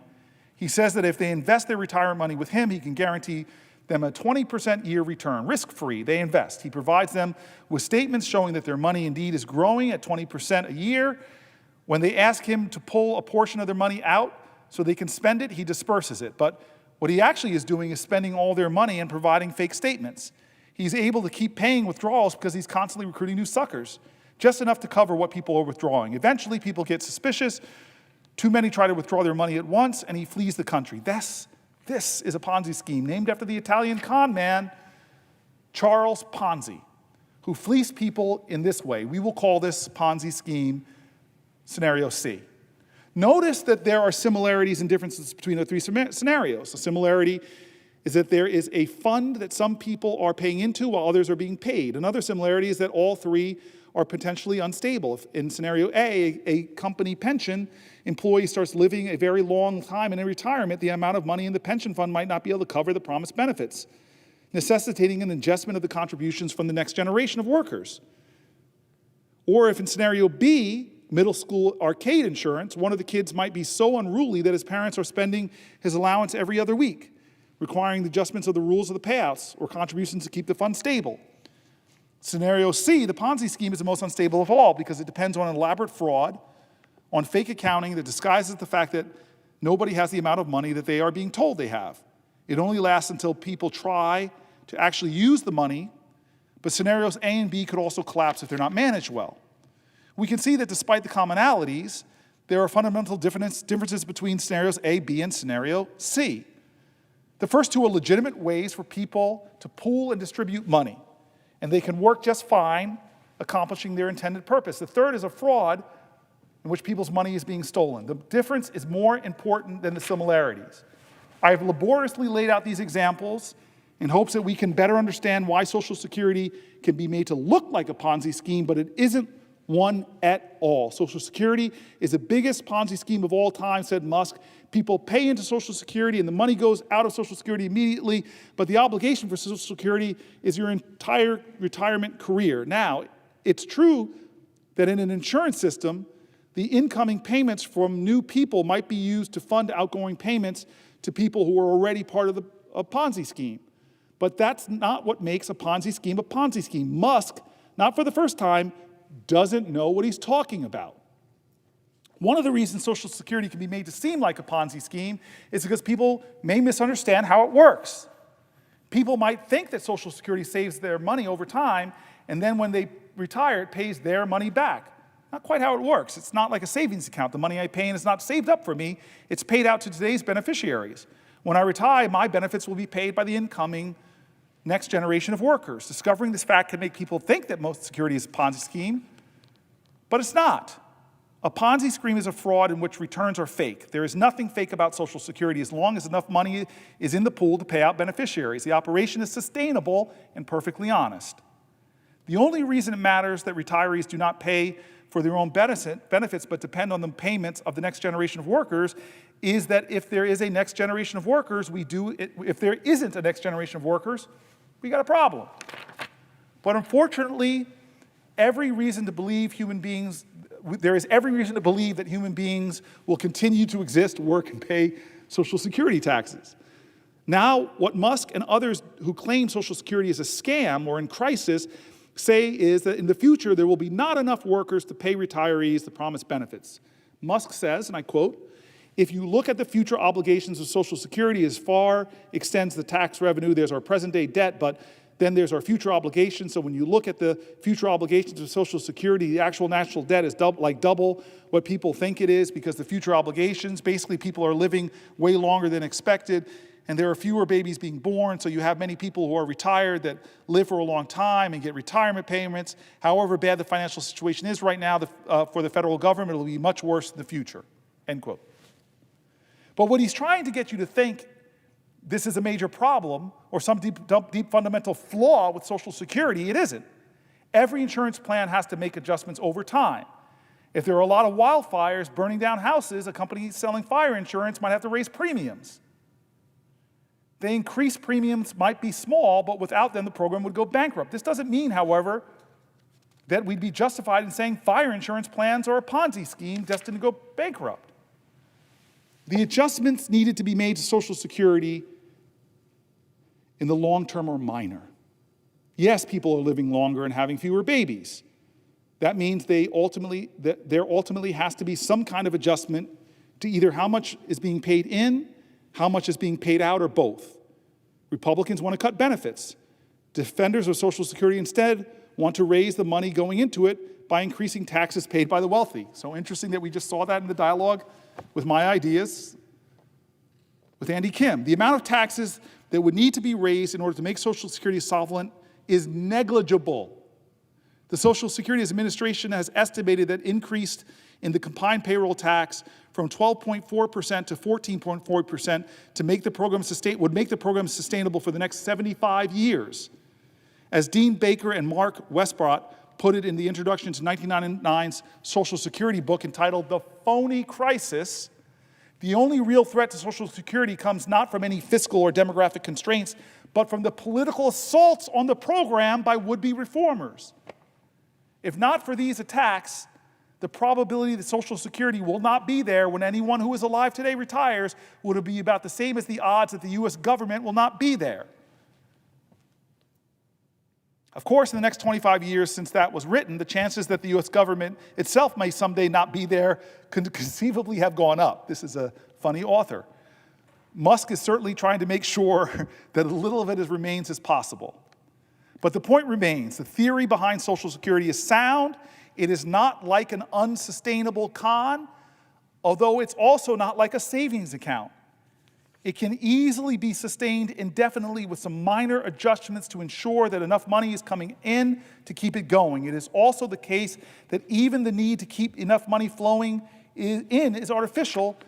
As Stephanie Kelton explained, the restrictions on Social Security's ability to pay out are created by a legal choice, not an actual financial constraint facing the US government, which could keep paying benefits even when Social Security's funding, quote unquote, runs out if it was authorized by Congress to do so. Beware the rhetoric of those who describe it as in, quote, crisis or being a scam. They either do not understand the fundamentals of how it works, or they have deliberately tried to deceive you. I cannot say for certain whether Musk is knowledgeable enough to understand the basics and is lying, or simply cannot wrap his head around the basic way an old age insurance program works. The author continues, as Alex Larson of Social Security Works explained to me, the right has been trying to destroy Social Security since its inception. This is for a few reasons. First, a lot of vultures stand to benefit from privatization, just as the privatized Medicare Advantage program has enriched insurers like United Health. Second, the right believes that individuals should be responsible for their own fates, has an ideological opposition to government social welfare programs, even if this results in a bunch of old people being poor. They see Social Security as an offensive, big government intrusion into the free market, something that compels people to put money into a retirement program whether they want to or not. The problem is that most of the public doesn't share this hatred for the concept behind Social Security, and the program is overwhelmingly popular on both sides of the political aisle. Because they have failed to win the ideological argument, the right must therefore convince the public of a different argument, that the program is collapsing and doomed and can only be saved through major benefit cuts, which will be stated as a euphemism of raising the retirement age. Hence the propaganda about unsustainability and Ponzi schemes. This can be effective if you don't know much about how Social Security works. It's easy to be convinced that there's something fishy about its payment structure, or that it's heading for some dire financial apocalypse. But this is not the case. Baker and Westbrot are right, that the threats to Social Security come from those who say they're trying to save it from a crisis. We need to have a clear understanding of what's going on so we can fight to save the program that works just fine and can easily be made to continue providing retirement benefits to every subsequent generation of Americans, ideally ensuring that nobody has to endure old age poverty.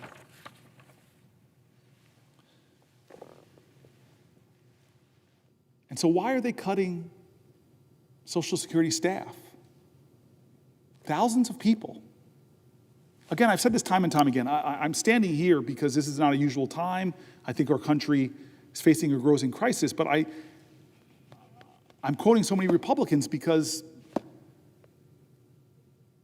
a lot of us who've run stuff know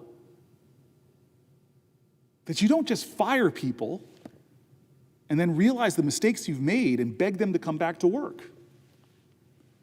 They know that you don't just fire people that do essential functions in a program before you've even done assessments of what your goals and ambitions are for Social Security. It's clear that their goals and ambition is in the best customer service to improve the complaints that I've heard over the years about waits, unreturned calls, challenges at Social Security offices. That's not their ambition. We've missed a big opportunity to come together in this nation and start to really reimagine our government that works for people, that can do big things, that can serve folks, and instead we are trying to demonize people. We're trying to lie about critical programs, call it a Ponzi scheme, make up out of thin air that somehow we're paying thousands of people that are over 150 years old fraudulently. We're better than that. To that point, I just want to again make my facts clear. Here's an Associated Press fact check from the president's speech. Tens of millions of dead people aren't getting Social Security checks despite Trump and Musk's claims. The Trump administration is falsely claiming that tens of millions of dead people over 100 years old are receiving Social Security payments. Over the past few days, President Donald Trump and billionaire advisor Elon Musk have said on social media and in press briefings that people who are 100, 200, or even 300 years old are properly getting benefits. A huge problem, Musk wrote, as his Department of Government Efficiency digs into the federal agencies to root out waste, fraud, to allegedly root out waste, fraud, and abuse. It is true that improper payments have been made, including to some dead people, but the numbers thrown out by Musk and the White House are way overstated and misrepresent Social Security data. Here are the facts. What has the Trump administration said about payments to centenarians? On Tuesday, Trump said in a press briefing in Florida that we have millions and millions of people over 100 years old receiving Social Security benefits. They're obviously fraudulent or incompetent, Trump said. If you take all those millions of people off Social Security, all of a sudden we have a very powerful Social Security with people that are 80, 70, 90, but not 200 years old, President Trump said. He also said that there's one person in the system listed as 360 years old. Last Monday, Musk posted a slew of posts on social media, including maybe Twilight is real and there are a lot of vampires collecting Social Security, and, quote, having tens of millions of people marked in Social Security as alive when they are definitely dead is a huge problem. Obviously, some of these people would have been alive before America existed as a country. Think about that for a second, end quote. On Wednesday, Social Security's new acting commissioner, Lee Dudek, acknowledged recent reporting about the number of people older than 100 who may be receiving social benefits from Social Security. He said, quote, the reported data are people in our records with a Social Security number who do not have a date of death associated with their record. These individuals are not necessarily receiving benefits. Quote, I am confident that with DOJ's help and our commitment of our executive team and workforce that Social Security will continue to deliver for the American people, Dudek said. How big of a problem is Social Security fraud? A July 2024 report from the Social Security's Inspector General states that from fiscal years 2015 through 2022, the agency paid out almost $8.6 trillion in benefits, including $71.8 billion or less than 1% in improper payments. Most of those erroneous payments were overpayments to living people.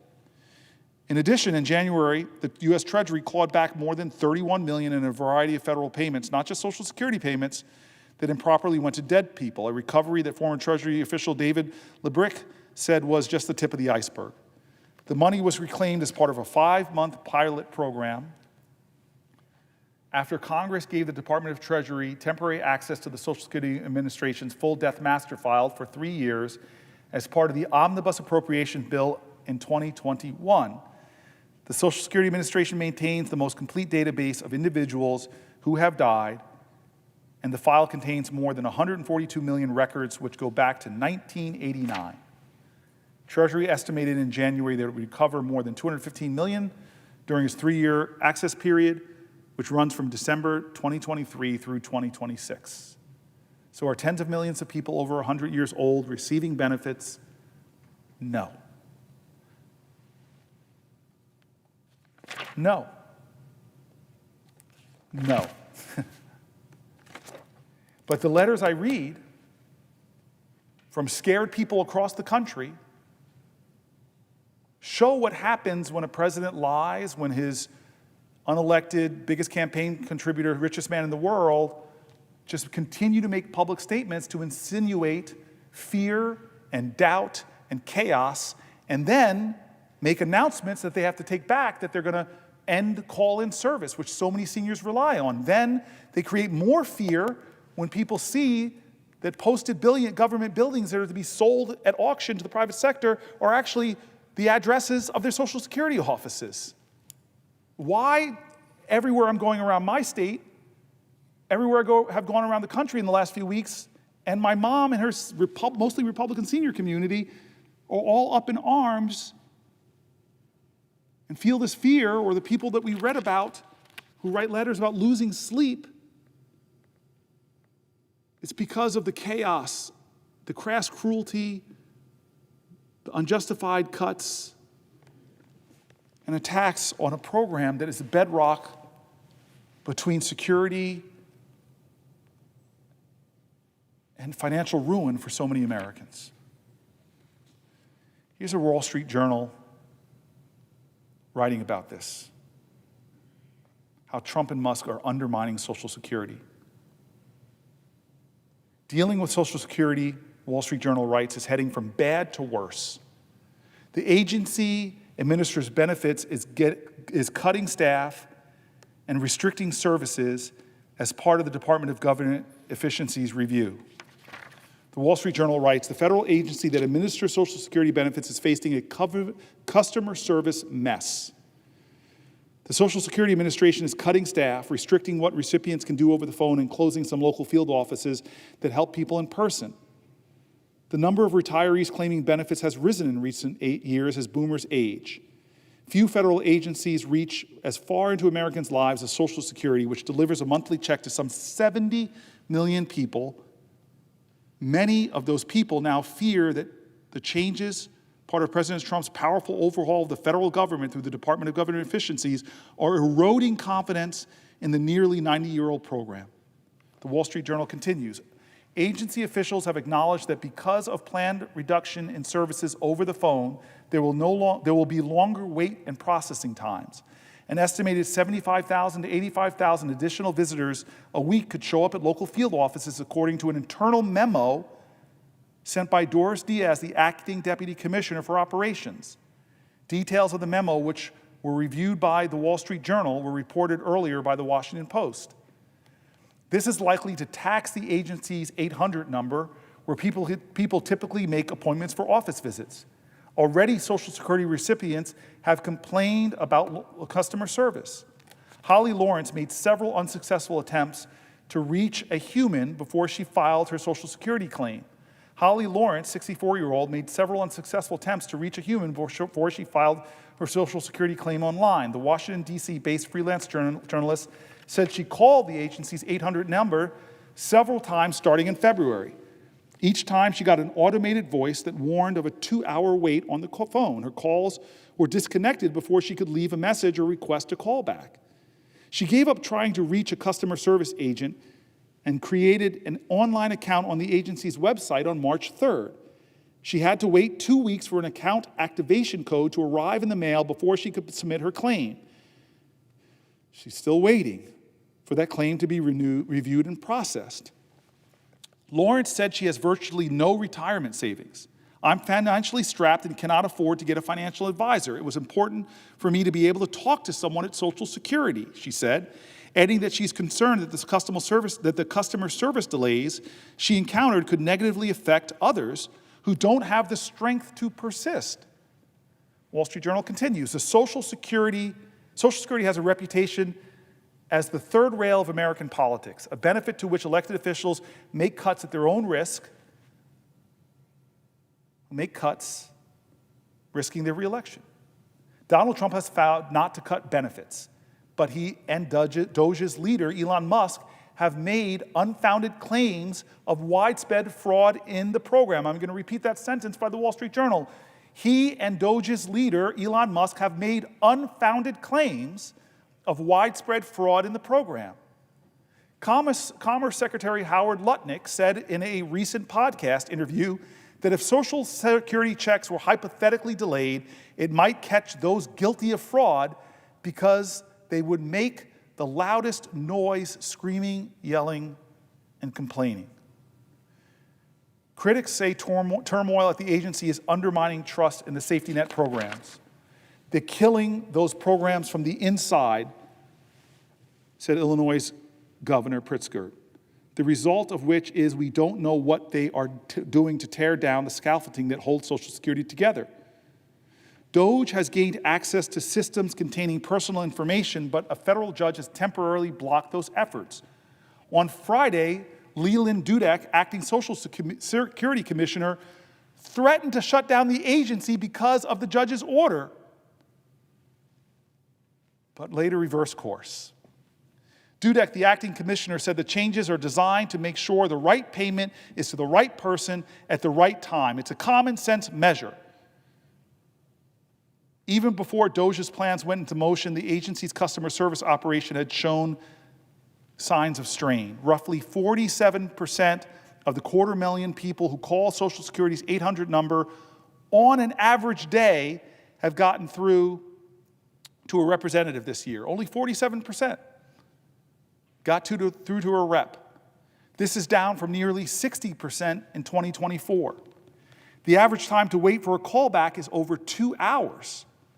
There has been a steady decline in the agency staff, and Doge plans to cut employment by another 12%. That would bring the total number of employees to about 50,000 from about 57,000 today and nearly 68,000 in 2010. Customer service has been going downhill for years, said Bill Sweeney, Senior Vice President at AARP. It's going to get worse. Some Social Security Administration changes amounts to cuts in services. Wall Street Journal continues, starting March 31st, people who want to file for retirement, survivor or disability benefits, or change their direct deposit information can no longer complete the process by phone, the agency said Tuesday. Instead, they must do so online or at a field office. The agency said it's stopping phone calls as part of an effort to reduce fraud and strengthen identity proofing procedures. The Social Security Agency has estimated that improper payments represent 0.3% of total benefits. Dudek acknowledged that recent changes, including the shift away from claiming on the phone, are likely to drive up the numbers making appointments at field offices over the next 60 days. He said field employees would be trained over the next 2 weeks to respond to the changes. We're going to adjust our policy and procedures to adapt to the volume, he said. These changes are not intended to hurt our customers. Dudek said in a call Monday with advocates that the phone service policy change and quick timeline were directed by the White House, according to people familiar with the call. Directed by the White House. Kathleen Romig, Director of Social Security and Disability Policy at the Center on Budget and Policies Priorities, says it isn't clear why the agency chose to discontinue identity verification over the phone while allowing it online and in person. She says other advocates say that by discontinuing the phone option, the agency is creating hurdles for those who lack internet service or live far away from the field office. The agency has also largely stopped serving walk-in customers in field offices, said Maria Frisi, senior legislative representative at the nonprofit National Committee to Preserve Social Security and Medicare. Most waiting in person must book appointments on the 800 number. In February, 45% of people who scheduled a phone or in-person appointment to file a claim got one within 28 days. DOJ plans to close nearly 50 of the agency's approximately 1,200 field offices, according to Social Security Works, although a spokesman for the nonprofit said some of the offices on the list don't seem to exist. The chairman and CEO of Fiserv, Inc. has been picked by Trump to serve as Social Security's commissioner and will appear before the Senate Finance Committee on Tuesday. I mean, this is the Wall Street Journal pointing out utter incompetence. Utter incompetence. And they're rolling back, trying to catch up, but they don't seem to care in the way they're going about this. They're hurting seniors. They're undermining the security of the program. The title of the Wall Street Journal's article is the best. It's taking services, Social Security services are now going from bad to worse under this leadership who promised they were going to serve people. I see the senator standing, and I'll yield for a question while taking the floor if he has one. Senator Booker, I'm going to pose to you a pretty simple question here, but first let me lay down a little bit of a predicate. We've heard already some talk tonight about this extraordinary statement, but not terribly surprising from the Secretary of Commerce. This is a close friend of the president, somebody who's very close to all the decisions being made in the White House, where he said, that if a Social Security recipient misses their check for a month, then they should not complain. My mother-in-law wouldn't complain. That's easy for him to say.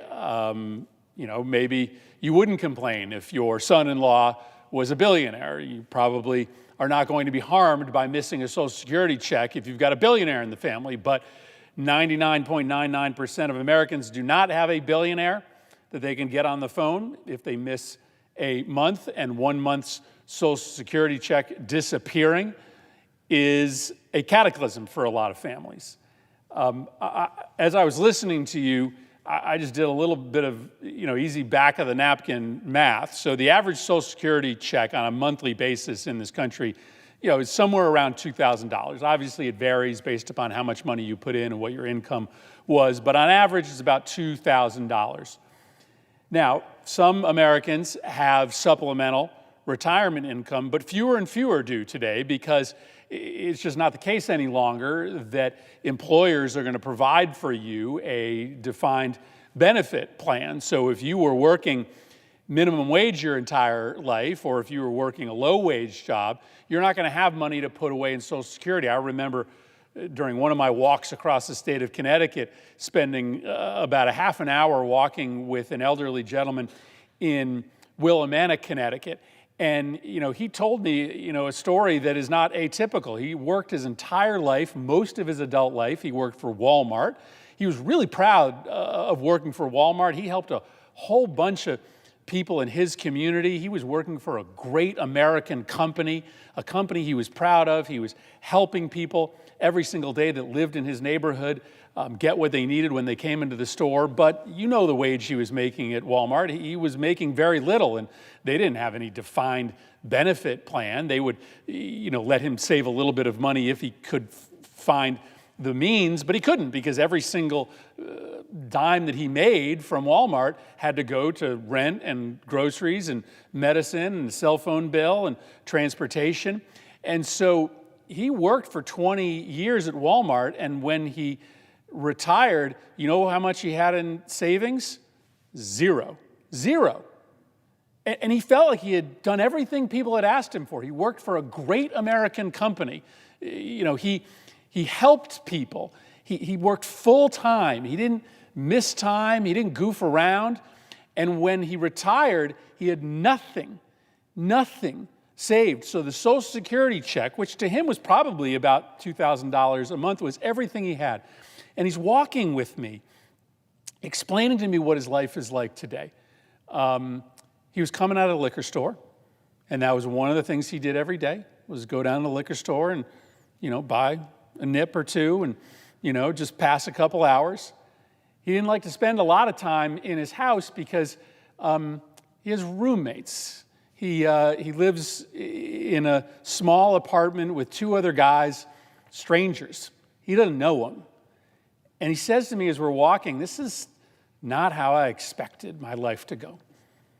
I thought if I worked my entire life and I played by the rules and I worked hard, I'd have a little bit more dignified retirement than this. I share a room with two other guys that I don't know. And that's the reality for a lot of Americans. That's the reality for a lot of retirees. $2,000 is the average Social Security check. I don't know why I picked Tallahassee, but I just picked Tallahassee. I said, what's the average one-bedroom rent in Tallahassee? It's $1,200. Utilities, probably another couple $100. The average senior citizen spends about $500 a month on food. Rent, utilities, food, that's it. That's your $2,000. You got nothing left. If you are one of the 7 million Americans who rely only on Social Security, like my friend from Willimantic, you got nothing left for medicine, for transportation. You have nothing left for a cell phone. You have nothing left to go to the movies once a month. You have nothing left for presents for your grandkids for Christmas or for their birthday. If you're relying on Social Security, and many people who work their entire life are, you go without that check for 1 month, your whole life falls apart. And so this just cavalierness that Musk and Trump have about Social Security, that the billionaires that advise them have about Social Security, don't worry about it if you miss a check for a month or 2 months. You're a fraudster.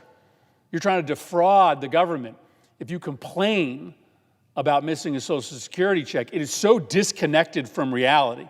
I know we're going to talk later today about the plans to shut down the Department of Education. It shows this similar disdain for public education, the way that they are showing a disdain for working Americans who are relying on Social Security as their primary means of retirement income, the disdain for the 40 million working Americans who rely on Medicaid. And it's not hard to understand why, because if you're a billionaire, if you're Elon Musk, if you're Donald Trump, you don't have to rely on the public school system. Your kids go to fancy private schools. You will never need to rely on Medicaid. You have lived fortunate lives. In Donald Trump's case, because he was born into wealth. You'll get a Social Security check, but that's not going to be your primary retirement. And so you can understand if you put a bunch of billionaires in charge of the government who don't lead lives that are remotely connected to how average people live, they will say things like Social Security is just some big Ponzi scheme, and that's the big one to eliminate.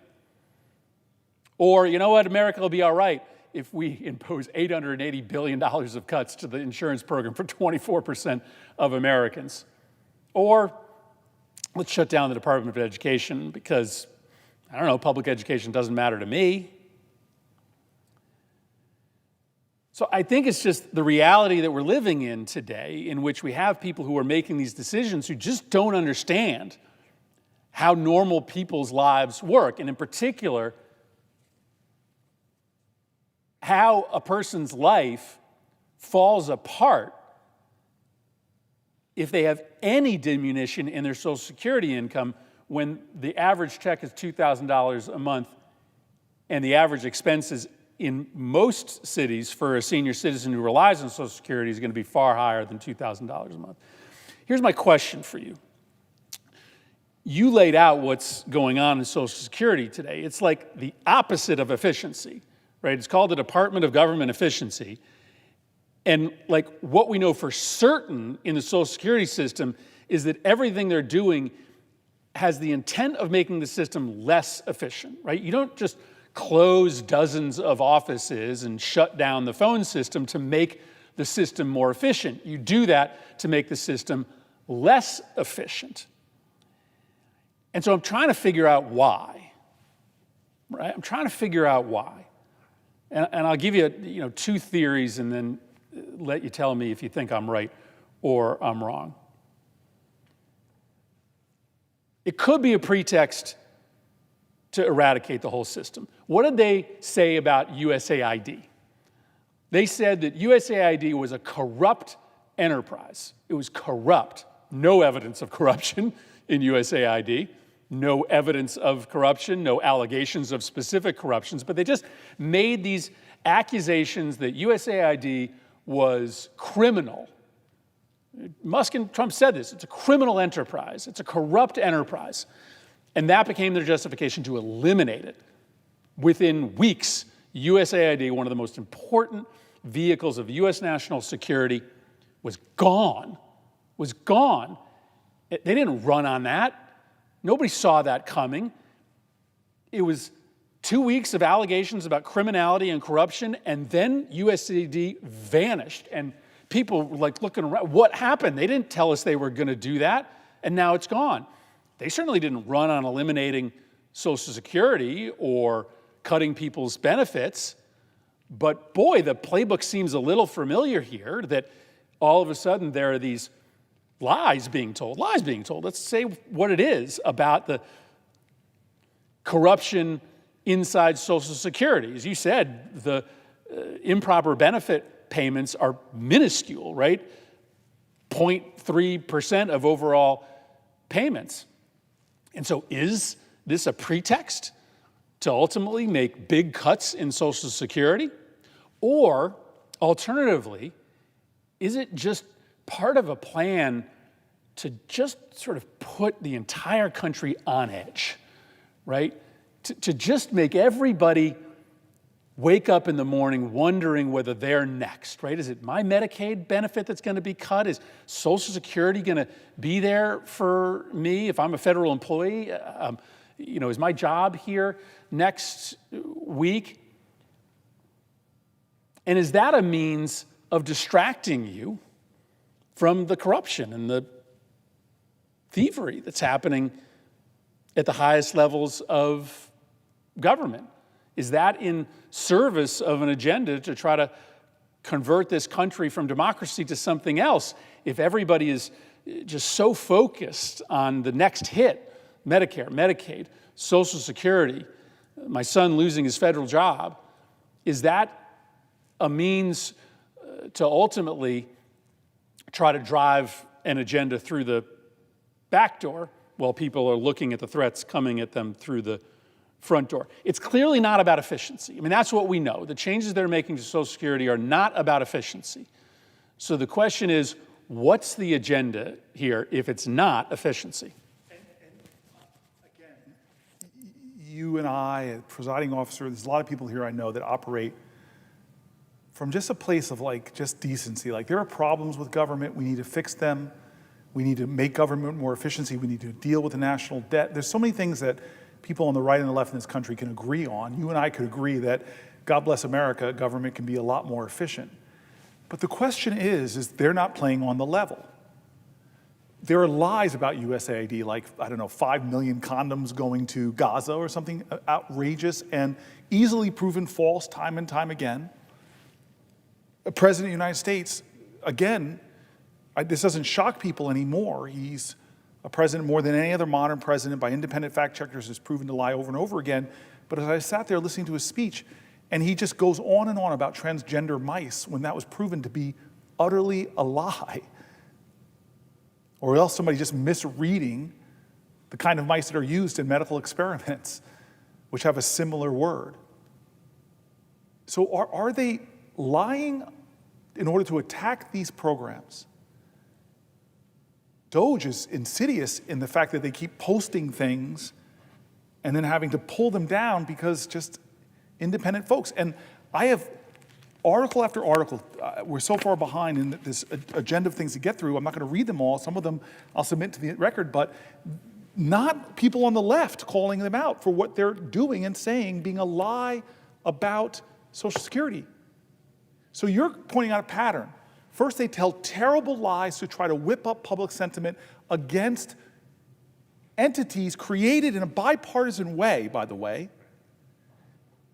using congressional powers, approving spending, approving programs, approving agencies. Let's create incredible lies, magnify them on social media, try to spread them with our influencers and everybody. So now people believe that somehow, oh, the president talked about all this money going to transgender mice. That's a lie. But we're going to use that as an excuse to attack scientific funding. We're going to use that as an excuse to attack Medicaid. We're going to use that excuse to pull the people fighting Ebola out of East Africa. And so I was told by a colleague of mine, a Republican colleague of mine, when you come here, don't try to get into the head of your colleague and understand what their motivations are. But this, to me, is a pattern in which they're trying to undermine public confidence. And the result of this pattern has seniors, letter after letter I wrote, using things like, I'm losing sleep, I'm terrified, I'm scared, help me please, telling the most painful stories about retirement insecurity, about health challenges. And so again, I have this expectation, whether you're a Republican or a Democratic president, you don't insinuate fear amongst vulnerable communities. You don't insinuate fear amongst our elders who deserve our respect and deserve to retire with dignity. You don't do that. You stand boldly in front of them and say, you know what? There are some things we're going to improve. We're going to try to bring the best minds in America to make the best customer service, because every independent group has been saying that customer service is failing. And yeah, we want to go after fraud and abuse, but we're not going to do it. First thing we're going to do is fire the inspector generals who have a better record than Elon Musk has over this last decade in rooting out fraud and abuse under Democrat and Republican presidents. So it just doesn't add up. It's not on the level. And so before I allow you to ask the next question, what does this amount to, Senator Murphy? Ultimately, what this amounts to is an attack on the programs, the health care, the services, the retirement security that millions of Americans rely on. And often for them, what they're relying on is the difference between safety and security and chaos and destitution. I'm not exaggerating that. When somebody's Social Security check is the only income they have, and they've already downsized, as you said, brought in roommates, doing everything they can cut costs, because under this president, costs are going up. This is why we have to stand and not let this happen. Yes, I will yield for a question while retaining the floor. So there's also a third agenda here. We were not necessarily both here at this time, but a few Republican administrations ago, there was an attempt to privatize Social Security, to take the corpus and move that money into the hands of the private sector for them to manage the money and, of course, charge a fee or a commission for the management of the money. The Social Security Trust Fund, if sort of fully handed over to investors on Wall Street, could make a lot of money for that industry. The American people rose up against that.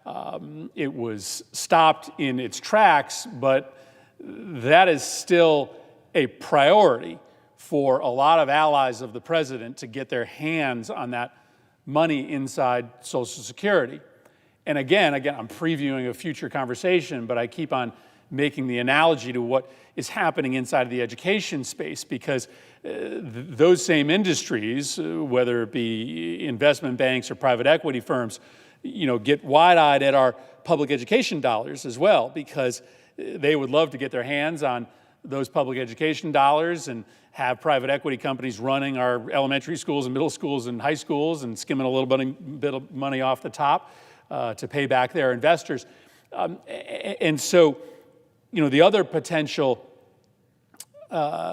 agenda here is to attack the public administration of Social Security, attack the public administration of our public schools, in order to shift that administration and the oversight of the investments in the case of Social Security to the private sector, so that the president can hand those functions and that oversight to friends in the private sector. And once again, it just becomes a money-making vehicle for folks who already are doing very well, instead of an exercise in just trying to promote good governance, instead of the agenda simply being the education of our kids or the administration of a benefit program. It just becomes about making somebody else money. That I pose that as a question to my friend, because we saw this attempt to try to privatize Social Security, and you can certainly see at the end of this assault, this false assault on the inefficiency of the public administration, the solution being to turn the program over to the private sector, the privatization of Social Security that many Republicans have wanted for a long time, finally coming to fruition. That's the problem, right? Is that if you have an idea, bring it. Let's have a national debate. Let's bring in experts. Let's have a debate. The person you're talking about, Bush, who had that idea, he had the good sense to say, you know what? I'm not going to try to kill the agency.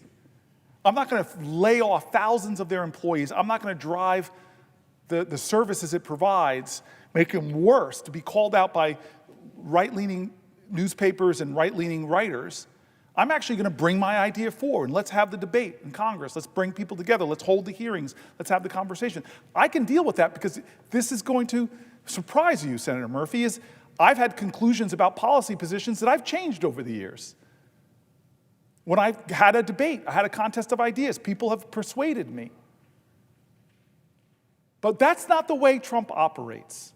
He tried to kill healthcare without a plan. The powerful letter I read by John McCain about why he voted no is because it was first, kill this thing that people rely on. Don't worry, trust me, we'll figure it out later.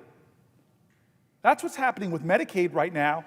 There's no conversation about how to better provide health care to the tens of millions of people that rely on Medicaid, from our seniors to expectant mothers to people with disabilities. No conversation. They're just sending people into dark rooms and saying, here's $880 billion I need, find a way to cut it, let's kill it, and then see what happens.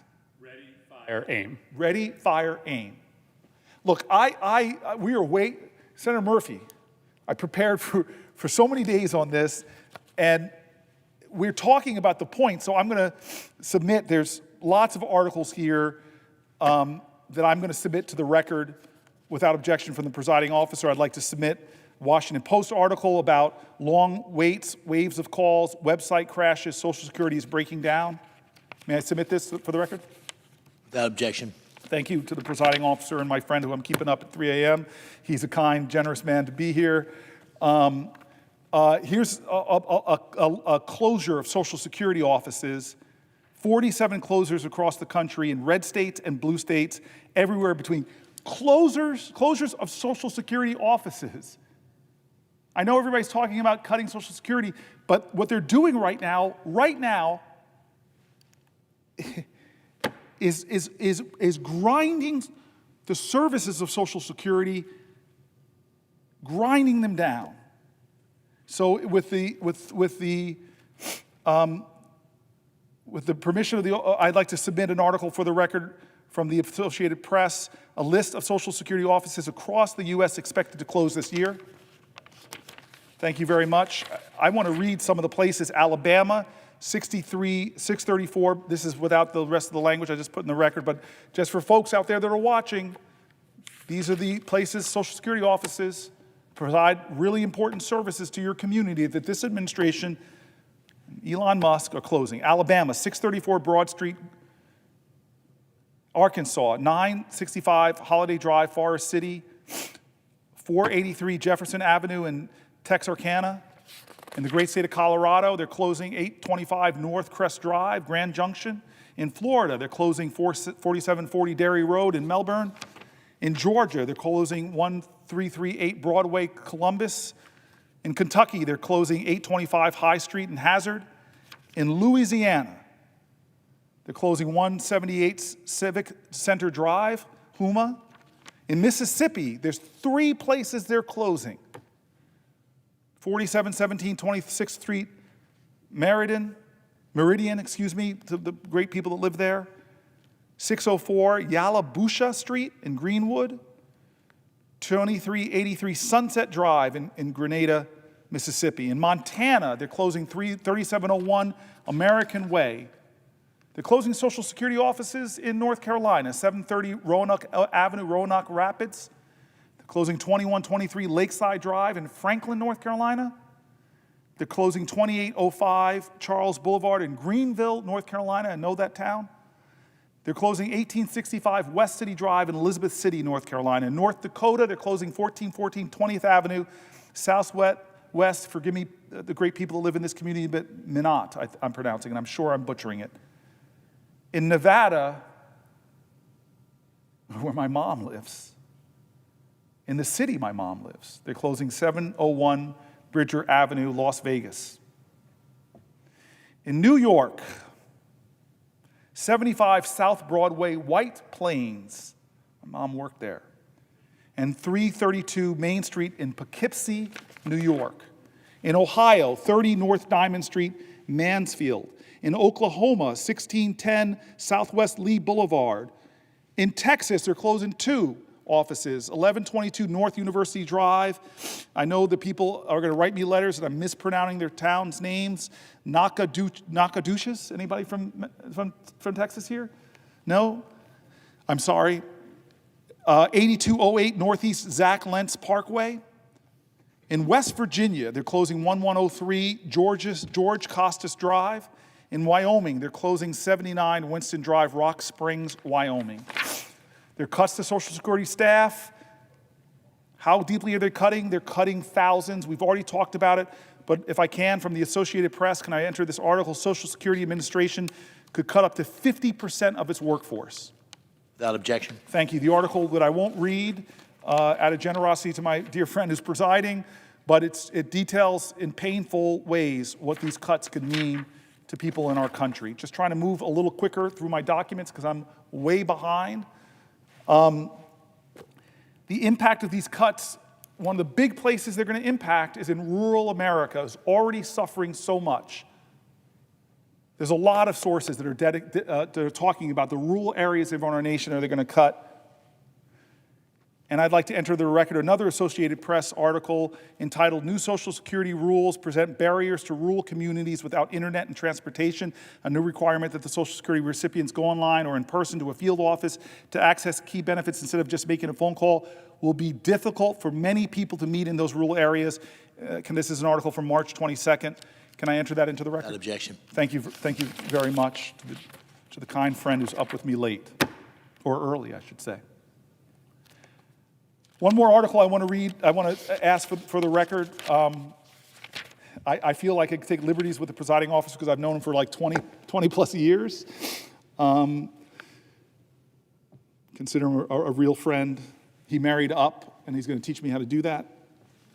I guess I'm not allowed to insult a colleague on this. That's a violation of Rule 19, I think, but it was a joke. But you did marry up, you know that. Okay, so this is a former Social Security officers who are speaking out about what's happening. People that have worked in the agency see what's happening. 2 former senior officials at the Social Security Administration, one under a Democratic president, one under a Republican president, wrote this column published in The Hill. The title of the column is Social Security Faces a Crisis with Staff Cuts, Closures. Again, these are folks from both sides of the aisle yelling into the wilderness, hoping that more people will understand what is happening to Social Security, what these cuts in staff are actually going to do to the quality of life of millions of Americans who rely on Social Security, disproportionately impacting people who are living in rural areas, red states, blue states, Republicans, Democrats. This is not a normal time, America. That a bedrock commitment made is being undermined by the most powerful man in our country and the richest man in the world. And the title of the article, Social Security Faces a Crisis with Staff Cuts and Closures, written by, again, somebody who worked under a Republican, somebody who worked under a president. May I enter this to the record? Objection. And I want to end with what I've been trying to do since I started I think about 8 hours ago. Yeah, 8 hours ago I began. I want to begin by doing what I said I was going to do, is not just lift my voice, but lift the voice of New Jerseyans and Americans And so here's some words. This is one employee from New Jersey who contacted me to say that the teleservice center has received many calls from the public from New Jersey to Georgia and other states. They all have in common is the fear of losing their livelihood as a result of identification, verification, in-person visits. Seniors, disabled, and others that are economically disadvantaged need a voice, Senator Booker. And the voice I hear all throughout the day from seniors are voices of fear. Please review any policy of in-person identification for the public. Person from my state begging because they're hearing the fear of the seniors that they've pledged themselves to serve. Another Social Security employee from New Jersey who contacted me said, I quote, I worked at Social Security for almost 19 years. I was approaching my 19 years in July. However, I took the early out retirement because there's a lot of uncertainty within the agency. The resignation of others also brings additional phone calls and workloads into the office. This adds additional stress and no additional bodies to handle the workloads. It also provides poor, unfair service to the public. Here's another story from a Social Security employee in New Jersey. I am a claims representative for our Social Security field office. The most dramatic changes I've noticed from our recent change in operations is that our appointment calendar seems to be filling up more quickly for simple post-entitlement changes that were formerly handled over the phone. This occupies appointment space for most urgent and critical issues that would warrant an office visit. We have identity verification protocols already in place to keep identities, thieves in check. To the extent that some fraudsters are still getting through, requiring people to come into our office to verify their identities is an obviously less efficient solution to the problem. A better solution to enhance security question protocols is to use two-step verification systems and document fraud attempts in our technician experience dashboard so scammers can't just shop around for field offices to fool. Regarding the in-person identifying policy, I believe that it is causing more harm than good. I've had claimants appearing in person frantic that they will lose their benefits because of this. My office has lost 4 staff members, 2 who are members of management. This is nothing but chaos here. And I can foresee more loss and a further decline in employee morale. That's from a Social Security employee in my state, describing what's going on in their office. Another New Jersey Social Security worker.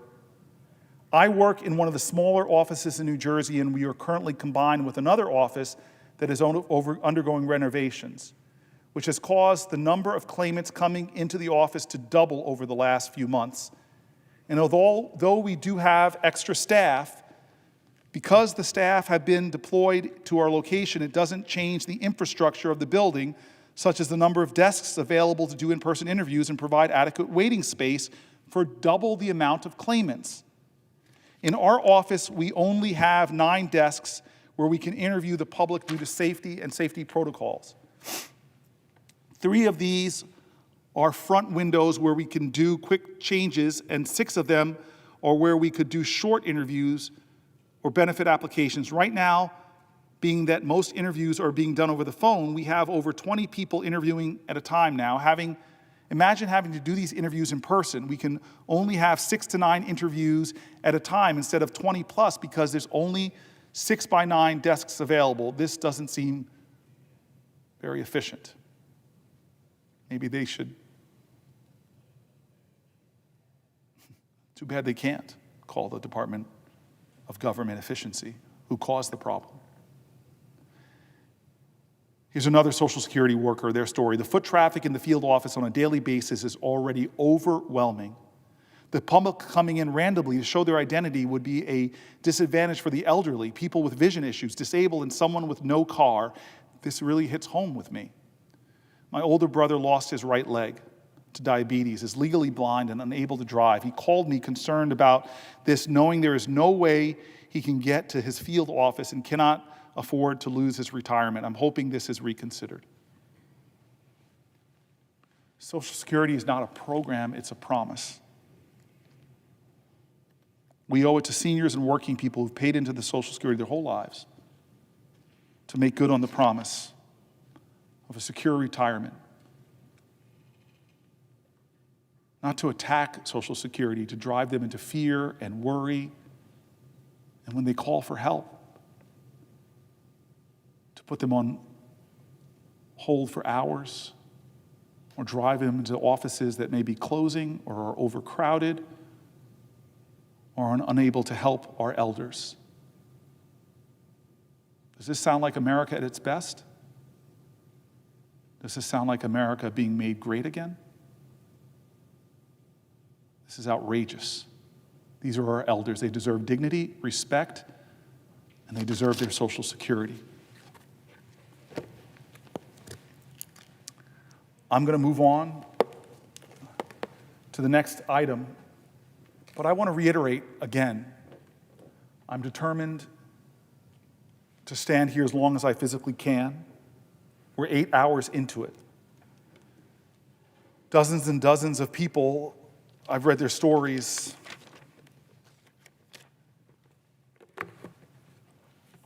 As I've gone around the country, I've gone around my state, there's this growing anger and rage and fear. There's chaos, there's confusion.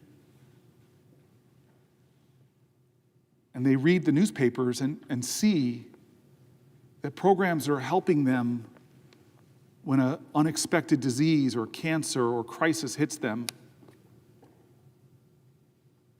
And they see that a bunch of folks are trying to figure out how to cut $880 billion from things like Medicaid.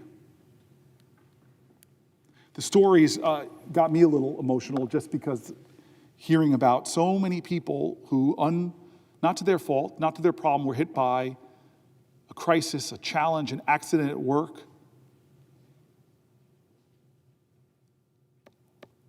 Are now sitting back and are going to see what we do.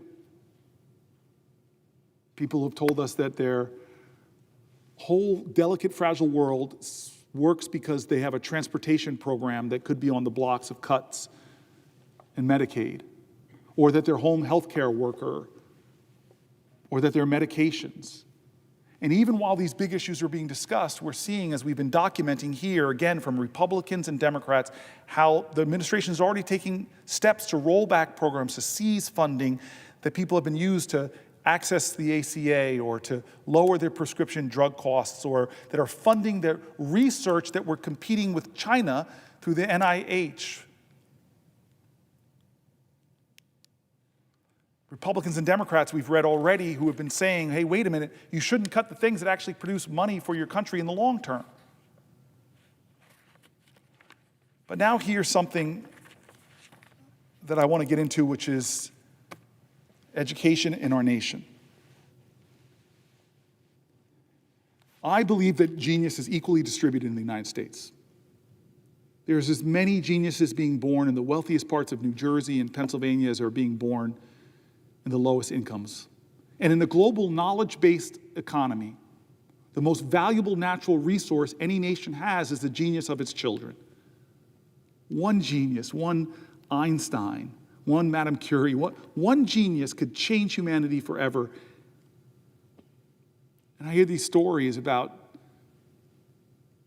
China graduating more people in STEM than we have total graduates in our entire country.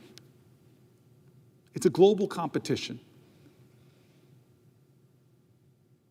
And if we are to be this nation that Andy Kim talked about, where every generation has the right as an American to expect that the next generation will do better, not worse, so much of this revolves around what we all know, how important education is to a democracy especially.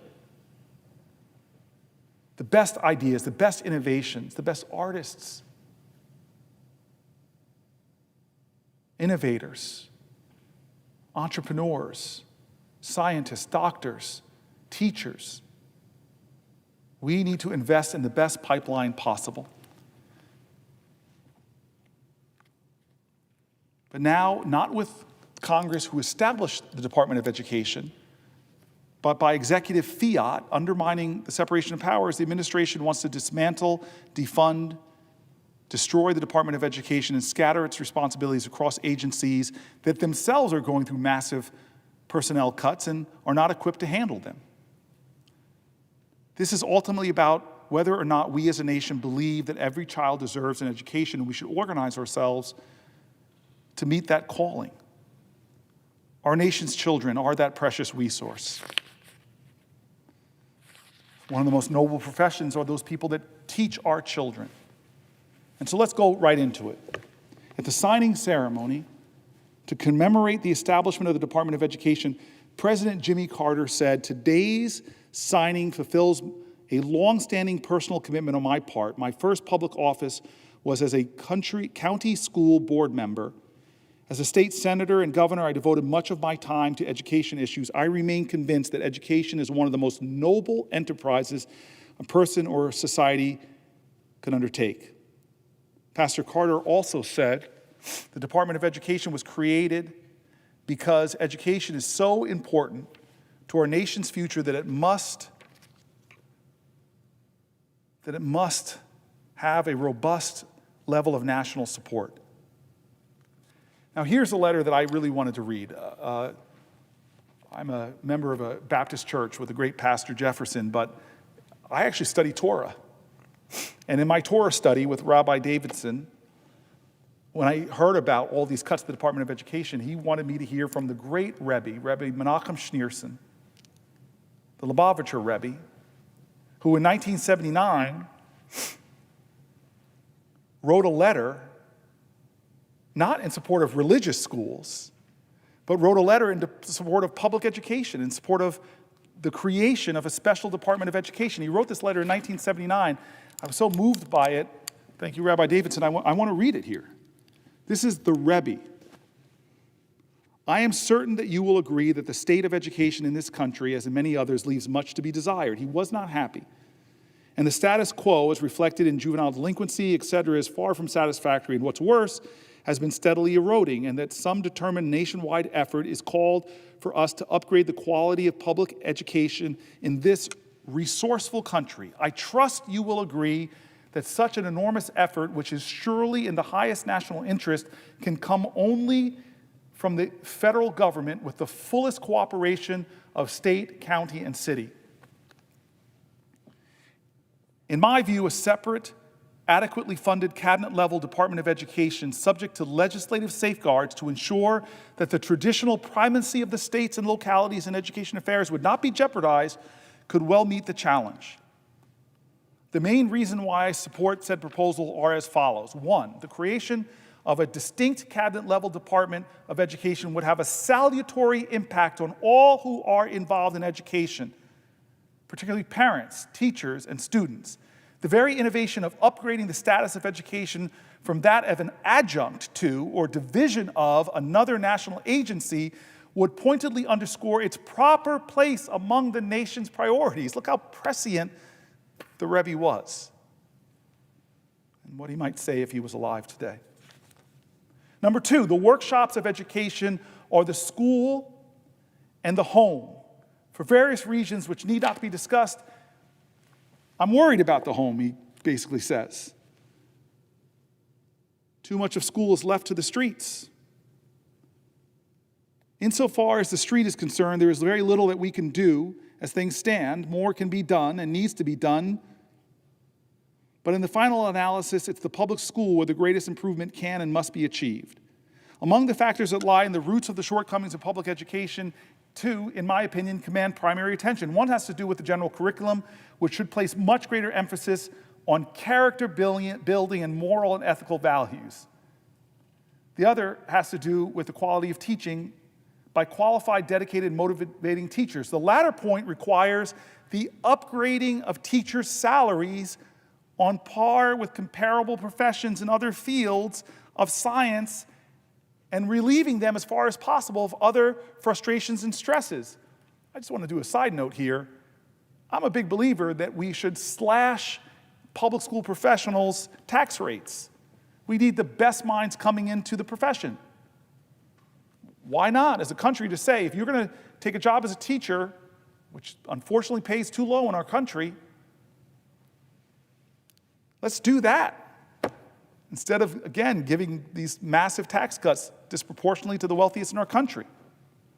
The upgrading of our nation's educational system will, of course, require considerable federal investment. But this is one area where spending has built-in returns, not only in the long term, but also in the immediate gains in terms of diminishing expenditures in the penal system, crime prevention, reduction of vandalism, drug abuse. In the longer term, it would also bring savings in expenditure on health and welfare, and one may venture to say even in the defense budget, since a morally healthy, strong, and united nation is in itself a strong deterrent against any enemy. And finally, 5, he says, the creation of a separate cabinet-level Department of Education, as I understand it, has been conceived not for the purpose of merely improving administrative efficiency, nor merely as a coordinator of existing programs, or for technical reasons. The main purpose is to breathe new life into the whole educational system of this nation and to involve the whole nation through its federal government in this massive concerted effort. As such, I am convinced a National Department of Education, cabinet level, deserves everybody's support.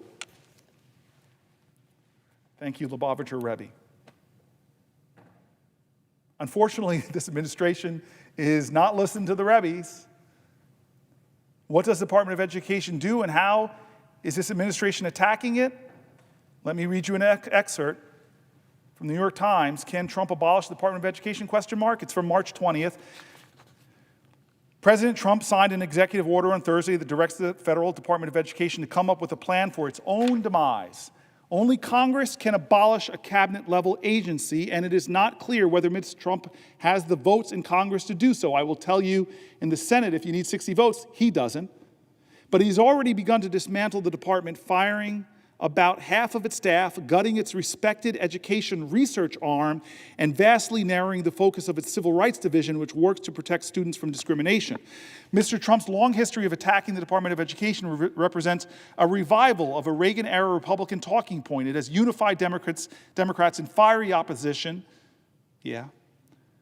but is shuttering the department possible, and if not, how has Trump begun to use the agency to achieve his policy goals? What does the department do?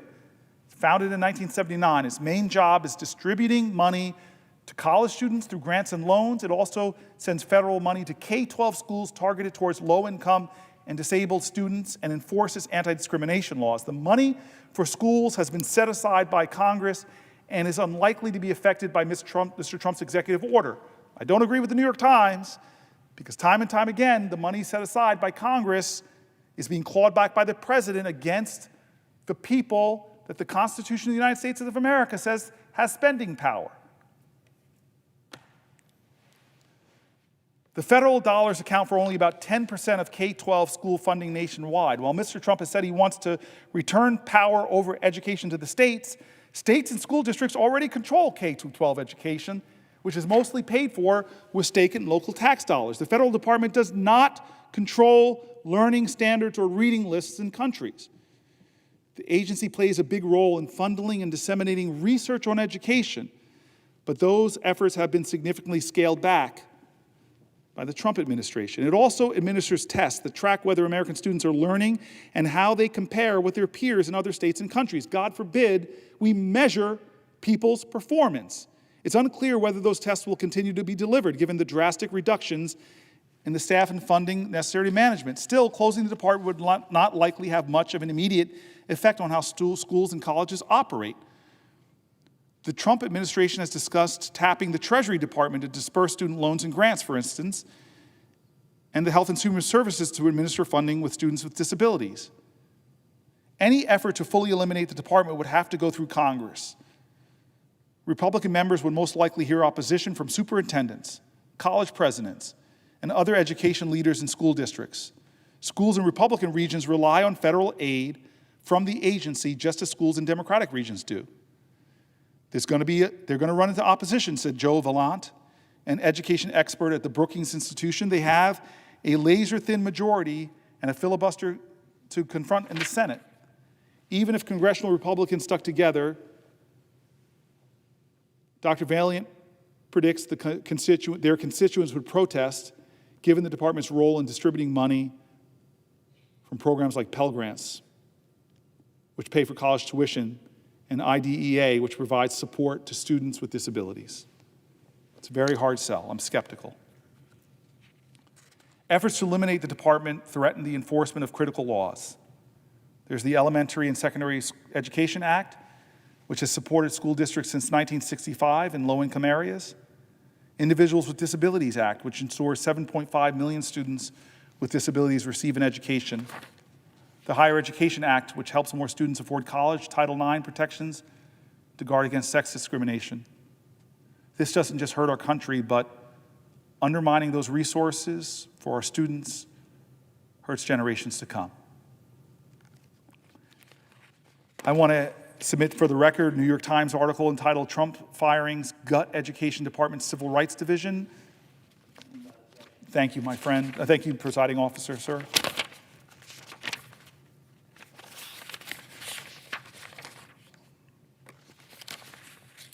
How education department cuts could hurt low-income and rural schools in particular. An article on March 21st, 2025. May I submit that too, sir? Again, rural communities are really taking a hit. And if I can give disability rights testimonials. Gutting the Department of Education will be devastating for students with disabilities. Right now, the Department of Education, the Individuals with Disabilities Act, which guarantees more than 7 million students in America the right to a free, appropriate public education, it ensures that it provides services like speech therapies, counseling, personalized learning plans. Without federal oversight, these protections could disappear, schools could delay evaluations, cut corners, or deny support altogether for parents. Consider Catherine, a resident of Westwood, New Jersey, right by Harrington Park, where I grew up. Catherine has 7-year-old twin boys who receive special services. They currently attend an out-of-school district specialized program, but are very much a part of Westwood Regional School District, and may even one day transition back into the school. In her words, the Department of Education plays a critical role in enforcing the IDEA and ensuring that students with disabilities receive the accommodations and support they need to succeed. Without this oversight, many students risk losing essential services, widening existing gaps and disparities, and they will face greater barriers to academic success and reaching their highest potential. This is not a partisan issue. It's a matter of ensuring that all students, regardless of ability, have equal access to education. Her story is one of thousands of parents, educators, and advocates across the country who are standing up for children's rights to an equitable education. For Catherine's families, for her boys, and for every child who deserves a fair shot at success, their fight for an inclusive education is essential. Here's Ashley from Wayne, New Jersey, who knows firsthand how important the Department of Education's funding is. Her daughter, who's legally blind, relies on Bookshare, an online learning tool that provides accessible materials to students with print disabilities at no cost to schools or families. Without it, her daughter would be left behind. As Ashley put it, this is a service she absolutely needs in order to access information that regularly sighted people do not even have to think about. Cutting programs like this isn't just irresponsible, it would be cruel. Kimberly from Dumont, New Jersey, the mother of twin boys with nonverbal level 3 autism. They attend an amazing school in Nutley because of IDEA. Without it, their future would be uncertain. In her own words, she says, quote, "It was not long ago that kids like them would have had to have been institutionalized. Now they are able to have a beautiful life and go to school. I am terrified of the future if IDEA is eliminated. I am begging you, please consider families like mine." Kimberly, I see you. Michelle from New Jersey shares this fear. Her daughter, who has neurofibromatosis, and has apraxia, depends on in-class support to succeed. She knows firsthand how essential the Department of Education is in protecting students with disabilities. This is her words now, quite, quote, "Gutting, weakening, and ultimately closing the Department of Education is disastrous and dangerous for the disabled students who depend upon it." She reminds us that education is a civil right, and laws like IDEA and Section 504 ensure that students with disabilities receive the support they need to succeed. Alana from my state is deeply concerned about her 20-year-old son who depends on the protections of Section 504 to have a fair shot at the future. Her 10-year-old child with autism relies on these protections every single day. She is asking for help because, as she put it, Section 504 and its rules are very important to the disability community. We need your help to save it. Roger, who's a grandfather from New Jersey, is also pleading for action. His granddaughter has relied on a 504 plan since 7th grade and will continue to need it as she applies to college.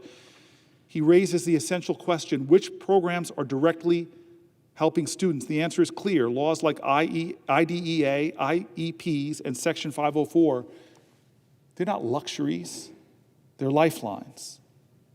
Again, this is not about politics, and as we see from various writings, people from both sides of the aisle are worried and concerned. I'd like to submit for the record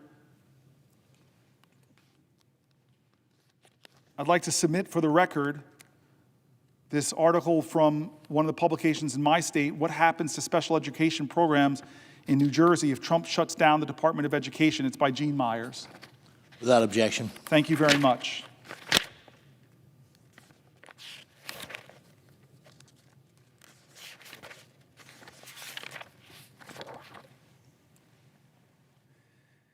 I want to say something about student loans, too.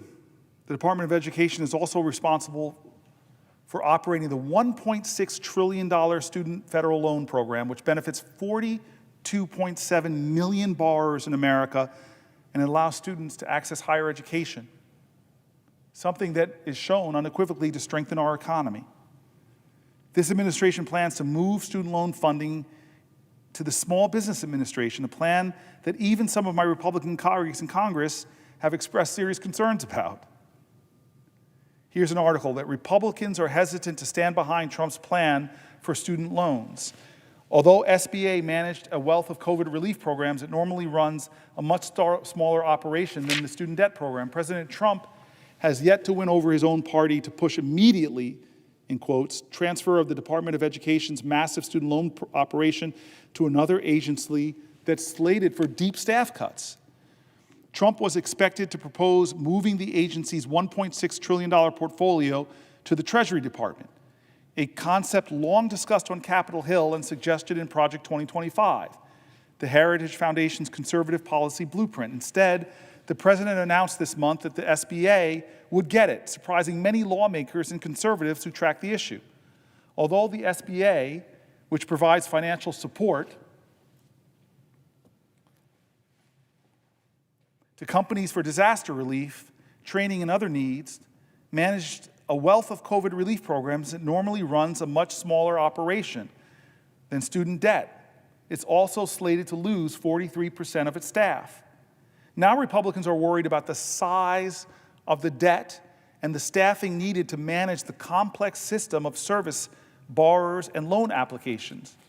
And with about 43 million borrowers and a record number of them starting to fall behind on their payments since the pandemic-era hiatus ended in 2023, transferring this work may be one of the most challenging hurdles for unwinding the agency President Trump has pledged to close. A lot of us were thinking it would go to Treasury.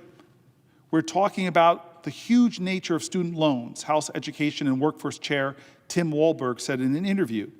They have much larger staffing capabilities right now than SBA, but the president may have something specific in mind that I'm not aware of.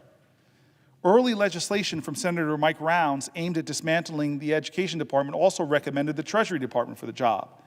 At a recent House Rules Committee meeting, Walberg suggested that moving the portfolio to the SBA, which likely requires an act of Congress to complete, might not be permanent. Some Republican lawmakers have been hesitant to say the move is official. Neither the Education Department's Federal Aid Office, which manages the loan program, nor the SBA have provided a timeline or detailed plans to move the portfolio, but Education Department officials, skeptical of Trump's SBA plan, met the week after his announcement to discuss if the Treasury Department should manage this massive portfolio instead of the SBA, according to a person who was granted anonymity to discuss the matter.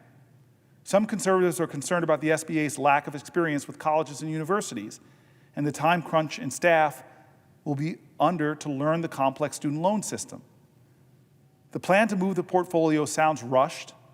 It sounds like no one has been briefed on it, and it's not clear what the purpose is, said Jason Delsey, who served on the Education Department's review group on Trump's presidential transition team. FSA largely works with direct loans, meaning that instead of a bank lending the money, the Education Department disperses the funds directly to institutions in the students' names. Colleges and universities, however, aren't on the hook if the loan isn't repaid. The borrower is. The SBA only started working with direct loans at a massive scale in the aftermath of the pandemic.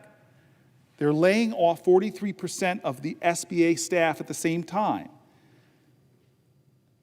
SBA is being handed $1.6 trillion portfolio. That's 3 times the size of what they have, and they're laying off 43% of the staff, said Michael Negron, who worked on the small business and student loans for the National Economic Council during the Biden administration. The administration has not clearly stated whether the FSA workers who have expertise on the student debt system would be transferred to the SBA, which is concern for Negron. That doesn't mean it's impossible. The SBA could be a fit, he said, but the conditions need to be right. There is a world where this can work, he said optimistically, who is now a fellow at Groundwork Collaborative, a left-leaning think tank. The White House did not acknowledge questions about how it would transfer. President Trump is doing everything he can within his executive authority to dismantle the Department of Education and return education back to the states while safeguarding critical functions for students and families, said Press Secretary Caroline Leavitt in a statement. The president has always said Congress has a role to play in this effort, and we expect them to help the president deliver. You know, that sounds like a president who doesn't care about Congress, cares about what he's trying to do, hasn't approached this in an intelligent way, making grand statements and opinions without not considering that the department you're transferring loans to might actually be incapable with a severely diminished staff of doing the job. Here's an incredible article by Fareed Zakaria about what this is really going on and how it affects the United States, especially relative to other nations. There is no area in which the United States' global dominance is more total than higher education. With about 4% of the world's population and 25% of its gross domestic product, America has 72% of the world's top 25 universities by one ranking and 64% by another. But this crucial U.S. competitive advantage is being undermined by the Trump administration's war on colleges. Hat tip to the New York Times' Michelle Goldberg for raising this issue as well. We have to honestly and aggressively attack the universities in this country. The professors are the enemy, said J.D. Vance during a speech to the National Conservatism Conference in 2021. The administration has put those words into action. The most dramatic assaults have been financial, a freezing or massive reduction in research grants and loans from the federal government. Some of these efforts are under court review, but the cumulative impact could be that billions of dollars in cuts to basic research, much of it's disrupting ongoing projects and programs. High-quality research in the United States has emerged in a unique ecosystem. The federal government provides much of the funding through prominent institutions such as the National Institute of Health and the National Science Foundation. Private foundations and companies account for the most of the rest. Professors at universities, both public and private, use these funds to conduct research. No other country has a system that works as well.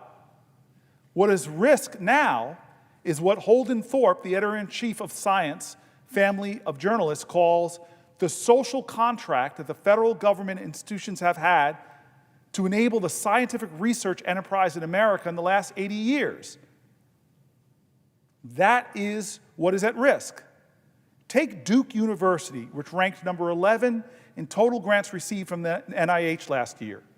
Of its $1.33 billion research budget, $863 million came from Washington, according to the AP. That includes funds for critical research projects on cancer and other diseases, but also supports more than 630 PhD students at the medical school.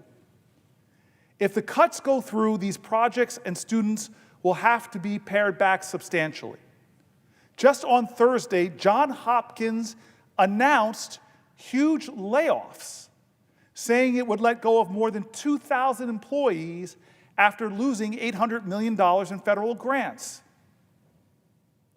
One crucial mechanism to cut funding is through a massive reduction in the overhead or indirect costs that universities get reimbursed for by the federal government. Overhead makes up 40 or 50% of a grant. But last month, the NIH ordered that it be capped at 15%. That sounds more rational than it is. Universities divide their costs on science grants into research costs, the salaries of the professors and graduate students, and overhead, the costs of the buildings, labs, energy, and utilities and administrative staffs. When you are building a complex lab to conduct experiments, the structure and equipment is often far more costly than the salaries and stipends of the researchers. Michigan State University has declared that these cuts could make it stop construction of a $330 million research building for cancer research, for cardiovascular disease, and neuroscience studies. Government funding plays a unique role in America. It often supports basic research, the kind that companies have less incentive to do, and its results cannot be hoarded by any one company, but rather are provided free to the entire scientific community, to the entire technological community, so that all can use it to experiment and innovate. It's an incredible American system that has reaped billions and billions of dollars of rewards to our economy. Take the mapping of the human genome. It cost less than $3 billion and took 13 years because it was government funded. One of its key requirements was that the research should be made publicly available for all within 24 hours of being generated. The other assault on the universities is a strange new attack on free speech for read writes. It began from a principled critique that bureaucracies, universities, and elites all became too woke. But the government response to this problem has been Orwellian. Searching through these institutions for any mentions of the words diversity or identity or inclusion, and then shutting down those programs without any review. Worse, it now punishes universities on their campuses, people who might espouse certain views on topics like Israel and Palestine, and now is punishing the protesters themselves. I have long argued that universities have a huge problem. They have far too little intellectual and ideological diversity, which is the most important kind of diversity on a campus. But the way you fix that is not to restrict radical left-wing speech, but to add voices and views from other parts of the spectrum. The answer to censorship by the left is not censorship by the right.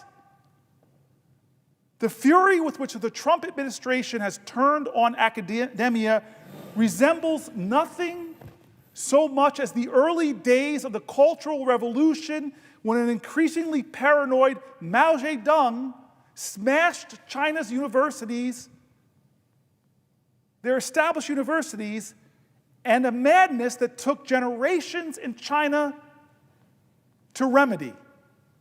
Meanwhile, in Beijing last week, the Chinese government announced its intention to massively increase funding for research and technology so that it could lead the world in science in the 21st century.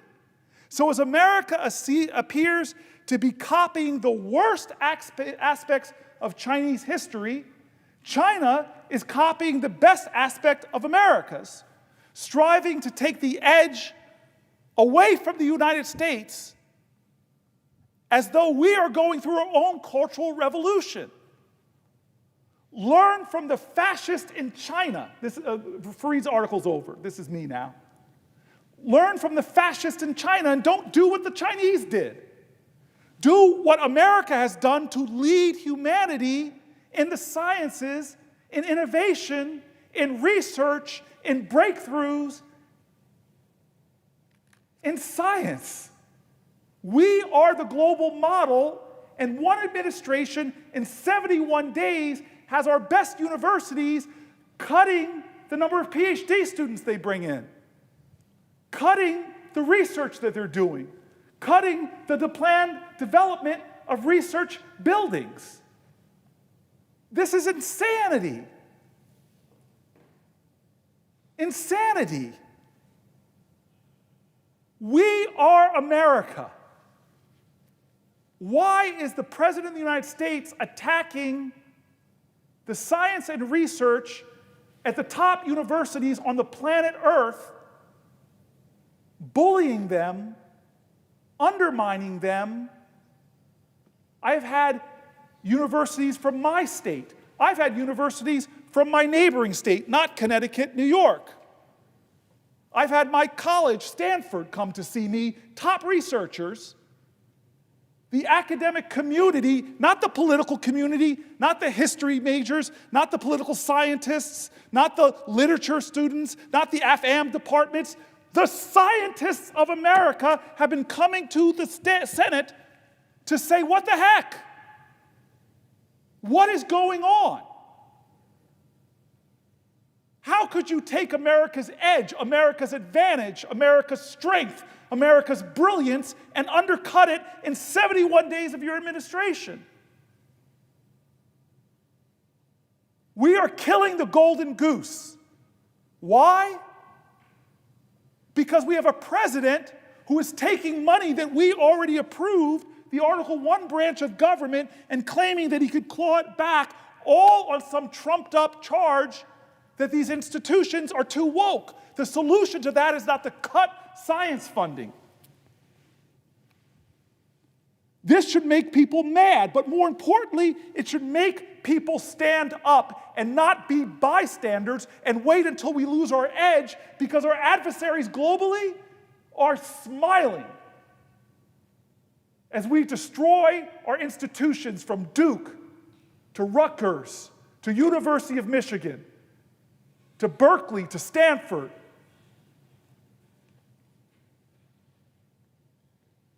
This is madness. This is insanity. And one of a dozen reasons we're going through, a dozen reasons I'm standing here, that we should not be doing things normal. If we are complicit in what Donald Trump is doing, I'm hearing it not from political people, but from scientists that show up in my office, from Cornell, medical researchers that show up in my office from our research hospitals in New Jersey and are saying, they're not political, they're just saying, what the heck? You are undermining the research of today that will affect the breakthroughs 5 years from now, 10 years from now. What's China doing while we're doing this? They're investing. Record numbers, record levels. The country of Tiananmen Square cracking down on college students is now trying to out America, while America is acting more like them because our president is violating the separation of powers, taking away the money we approved. And we're letting it happen by doing things normally here and not holding one hearing.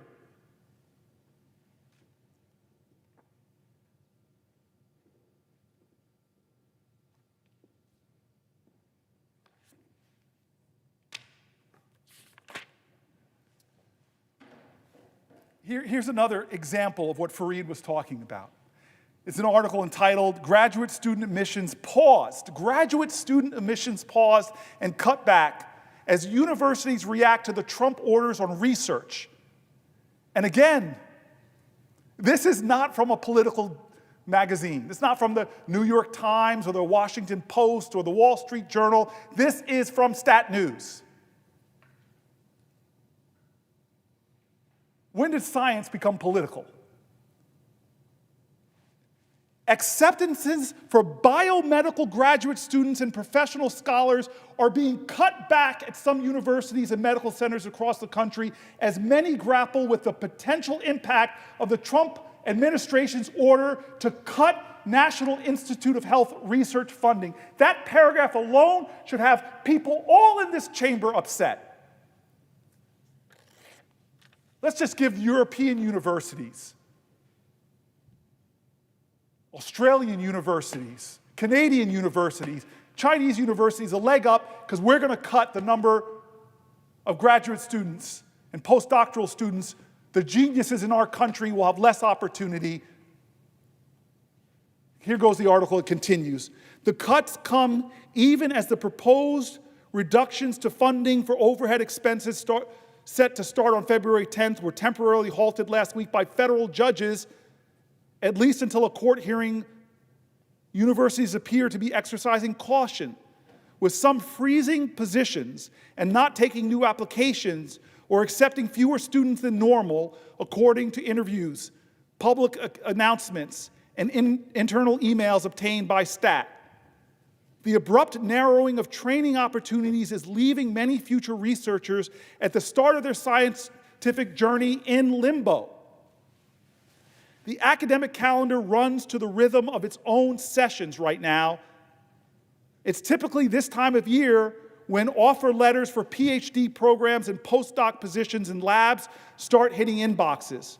Universities and academic medical centers were in the thick of that process when the NIH, under President Donald Trump, put out a policy about overhead costs known as indirect costs. This couldn't be worse timing for doing this. Waverly Ding, an associate professor at the University of Maryland who studies the biomedical sciences workforce, is creating a jolt in the market that is going to be disabling for labs, especially the smaller labs, because they won't have the human capital to do their science. It's also going to create chaos for PhDs. It's going to be a cascading chain effect through the entire ecosystem. I know we don't read science. Actually, we have a few doctors in here that do. But look at the alarm that they're sounding that this is not normal. The slowdown is happening at some universities and not at others. Some students may be unaware of the issue as they anxiously await acceptance letters without fully understanding the role national politics is playing in those decisions. Some faculty are grappling with admissions that are paused and then unpaused, while others say they are receiving little information or guidance from leadership. At the University of Southern California, and as a former Stanford football player, it's hard for me to talk about USC. I had to jab them, Senator Murphy. At the University of Southern California, faculty in some departments were told last week to pause admissions and not formalize offers to students, even those who had visited and been given verbal acceptances. The awkward part is that we are already told these applicants that they were provisionally accepted and invited them to an in-person recruitment day. Many have already purchased a flight and made hotel reservations. I mean, that is just cruel. One professor said in a faculty discussion listserv observed by STAT, I know Senator Murphy hangs out in faculty discussion listservs, that pause on admissions in psychology was lifted this week, STAT was told. Jennifer Unger, a professor who runs a doctoral program in health behavioral research in the Department of Population and Public Health Sciences at the University of Southern California Keck School of Medicine, said Wednesday she was still not able to admit the 6 graduate students for her department that had been accepted after a visit day on February 3rd. We had flown them out. We told them, we love you. We want to admit you. And then everything just stopped, Unger said. On the day Donald Trump announced they were cutting indirect costs, USC paused all PhD admissions. I just don't know what to tell them, Unger said to the students. Some of them have their offers and will likely go somewhere else. We've probably lost them. Despite USC's unpausing of all admissions in many departments, Unger said Wednesday she was still not able to admit students. She hoped her portal of admit students would open soon, but said this disruption was coming at a time when her field, public health, was already reeling from the actions of the Trump administration, something affecting potential graduate students as well. It's very stressful for them. This is a major life decision, she said. Adding, they were already worried about their futures. They were asking, quote, do you think we'll be able to get jobs in this environment? Do you think we'll get grants? The dean of the graduate school at USC told Stat late Friday that the universities briefly paused PhD admissions to assess the uncertainties around federal funding, but that the admissions process was now open. Some schools, though, were continuing to accept students or had accepted graduate students before the recent turmoil and said that offers were there intact. We have no knowledge of any disruptions to graduate student admissions in the science fields, Rachel Zentz, Senior Director of Communications, said. In some cases, the pauses in hirings and admissions were implemented ahead of the NIH policy change. Evidence of how quickly the Trump administration's threats to withhold federal research dollars over diversity, equity, and inclusion efforts are shifting the financial footings of universities. On February 6th, faculty at Vanderbilt University were instructed to reduce graduate admissions by half across the board, according to an email obtained by Stat. Reduce graduate admissions by half. On the same day, the faculty at the University of Washington School of Public Health received an email to pause offers to doctoral students, as well as offers of financial support to graduate students. Faculty hiring was also frozen, the email said. This Tuesday, the public health school sent out another email informing the community that some faculty hiring and PhD students would continue, some, but at a greatly diminished level. The school is also planning to take more cost containment measures, including a hiring freeze, a reappointment freeze, through the end of the academic year, due to the volatility caused by the Trump administration. Existing offers will be honored, wrote Hillary Goodwin, Dean of the University of Washington School of Public Health. Marion Pepper, chair of UW's Immunology Department, said she was instructed by the university leadership to keep her program's next generation cohort smaller than the usual 5 to 9 students admitted each year. That's easier said than done, because the proportion of students who accept offers of admissions varies years to year. Pepper told Stat that while she expects the incoming class to be slightly smaller than usual, she has spoken with program heads at UW and elsewhere who are reducing class sizes by half or more. I know for other programs, they're feeling bleak about how they're going to keep labs running without funding or students, Pepper said. It's pretty overwhelming. Medical schools are hit hard. Medical research hit hard. It's unclear how many other universities are taking similar preemptive belt-tightening measures, but schools of public health and medical schools are particularly vulnerable because they tend to have many faculty postdocs and graduate students supported by grants. Boston University School of Public Health has also ordered an across-the-board hiring freeze on all new faculty and staff positions, including student workers and postdocs. In a campus-wide announcement, Dean ad interim Michael Stein said the move was being made due to the uncertainty of the moment.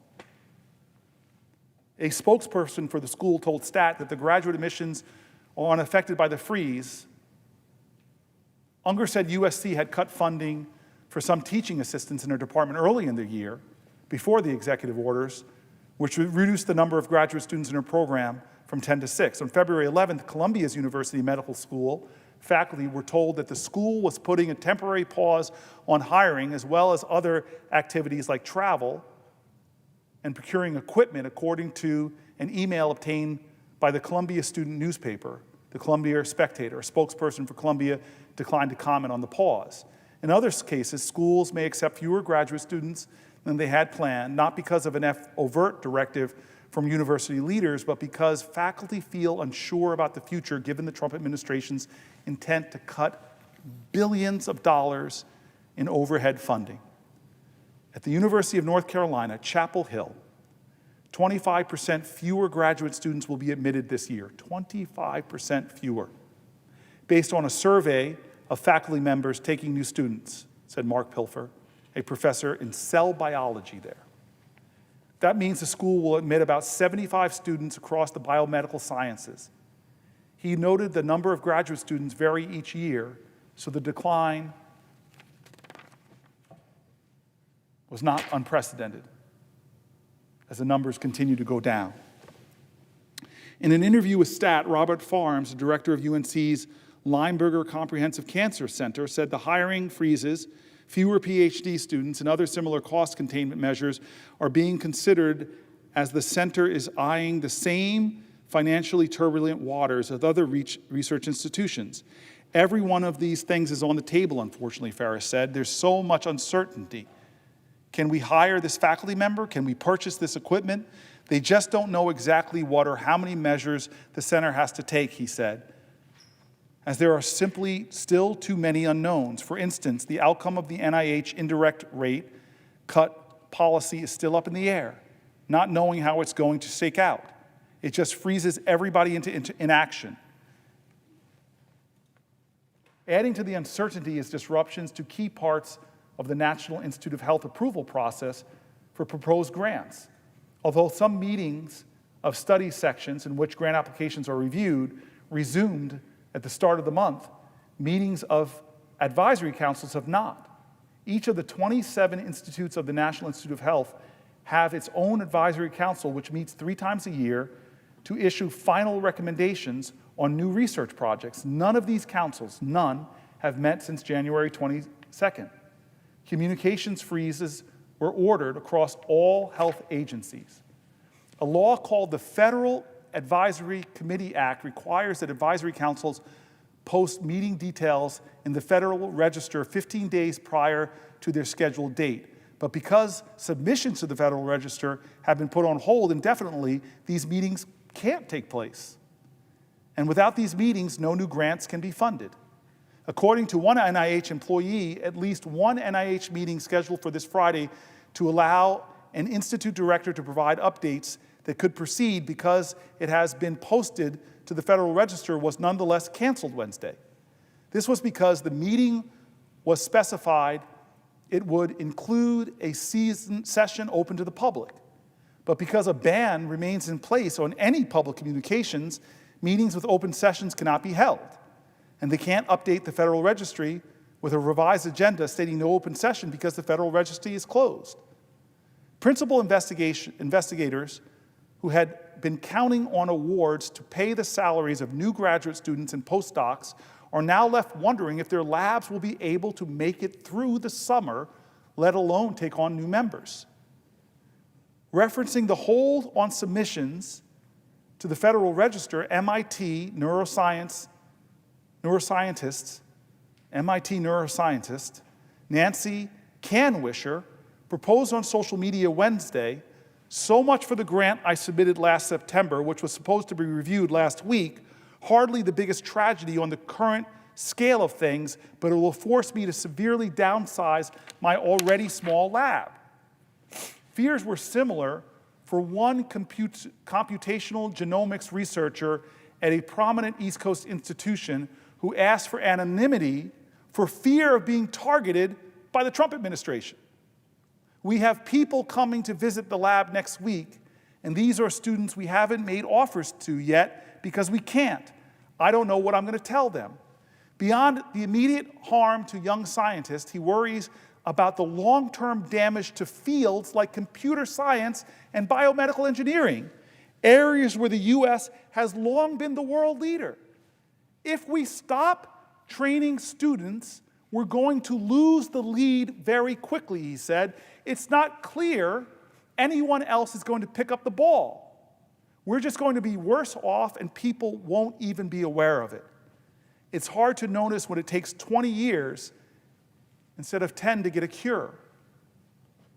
Cuts within the NIH are also adding to the rapidly constricting pool of places prospective scientists can go and train. Since the 1960s, the NIH has provided opportunities for recent college graduates to spend 1 or 2 years in a full-time research position within one of the Institute's labs, which many scientists see as a key tool for recruiting young people into biomedical fields. On February 1st, a notice appeared on the NIH website announcing that all training programs had paused recruitment, pending guidance from Health and Human Services. The NIH post-bac program, which provides recent college graduates with research positions in career advising, and last year admitted roughly 1,600 people, will not be accepting any new applicants for 2025, according to an NIH employee who asked for anonymity for fear, of course, that's my ad, of repercussions. It's a vital link in the training of doctors and biomedical scientists in the country. The NIH employee said, "You can't find a medical school or a biomedical program that doesn't have students from the post-bac program." And it's ended. While the Trump administration may be hoping that the headwinds in creating for academic hiring may push recent graduates or newly minted PhDs into the private industry, it's unlikely to play out that way because of the speed and scale of the disruption. Pharmaceutical firms are not going to suddenly open up more jobs for graduates to adapt to this situation, said Ding. More likely is that people will start looking for opportunities outside the United States or wind up without jobs altogether. At this point, it's still too early to say if these are the first signs of losing a generation of scientists. But even people like Ding, who track the data that could provide clues about how extensive the damage will be, are facing uncertainty about their ability to continue their own work. Her plan to hire a postdoc are currently on hold as she waits to find out if a grant she has through the National Science Foundation, which is facing its own dramatic cuts, will come through. I mean, honestly, I'm here because I said at the beginning, some 9 hours ago, that I was going to stand here because what is going on in America is not normal. We've gone through healthcare cuts. We've gone through Social Security being attacked and undermined and slashed, Department of Education. But if those things don't worry you, statements like this should.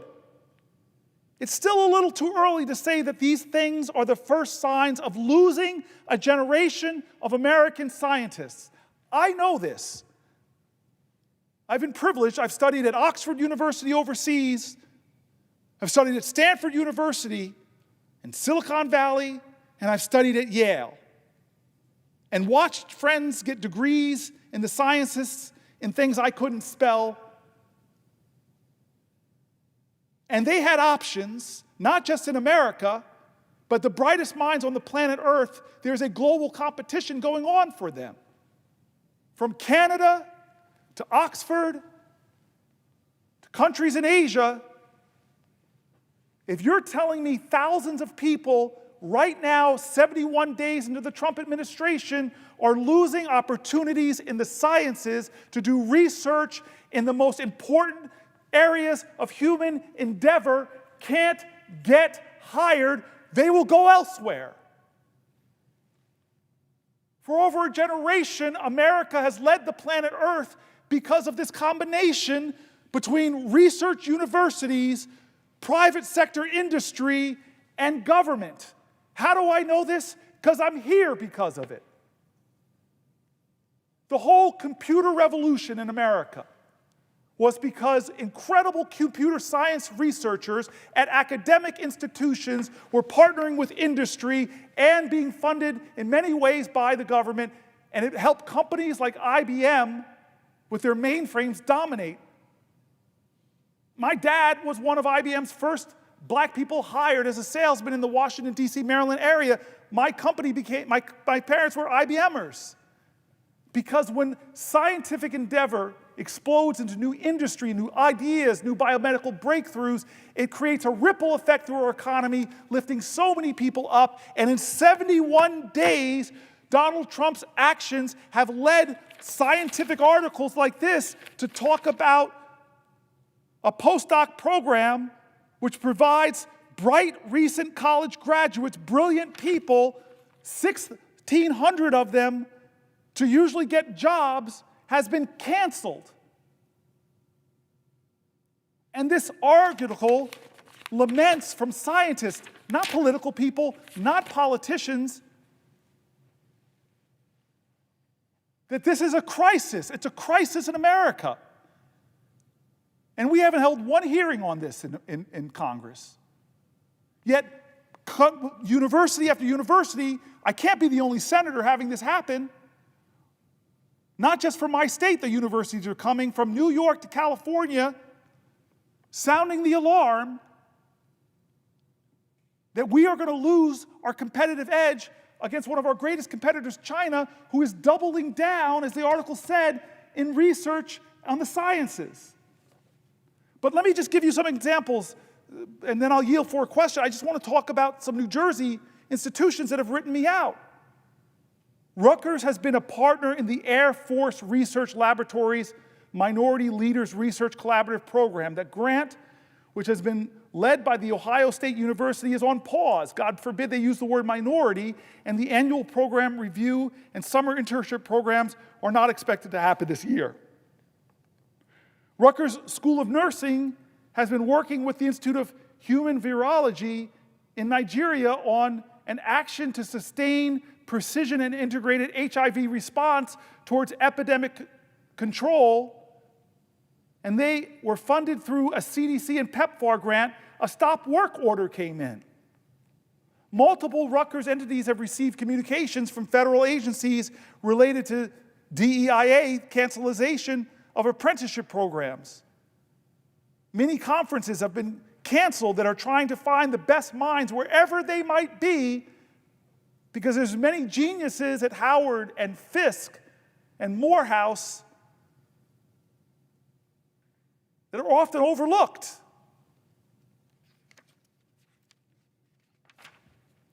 Anika Barber, faculty of the Rutgers Department of Molecular Biology and Biochemistry, writes me this: Rutgers holds an NIH initiative for maximizing student development training grant that supports an additional 5 doctoral students.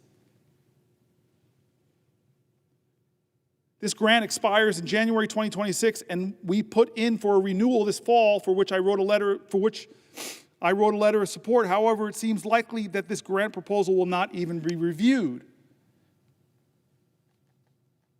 I just completed the first year of funding on my NIH Maximizing Investigations Research Award and put in my progress report for the next years of funding. These are non-competing renewals, which means they don't go through peer review. In the past, they were reviewed by the NIH program officials to ensure that the funds are being managed in accordance with the approval grant and the research findings. However, NIH has been extremely slow to process even these non-competitive renewals. This type of grant requires a plan for enhancing the work.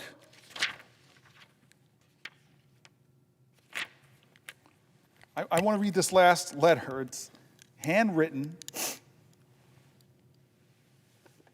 I am writing you not only as a concerned parent who believes in progress, education, and the power of science to improve lives. My daughter is a PhD in neuroscience, dedicating her life to research that has the potential to save countless lives. As a minority in science, she has worked tirelessly to overcome barriers in a field that is already competitive and demanding. Watching the current political attacks on research funding is devastating, not just for her future, but for the future of the American country. Science is not political. It serves all people. Yet funding cuts to agencies like NIH and the National Science Foundation threaten to halt critical research that leads to medical breakthroughs. These cuts will not only slow progress in fighting diseases like cancer, Alzheimer's, and Parkinson's, but they will also discourage young, diverse scientists, many of whom have already fought hard to be in these spaces, from staying in the field.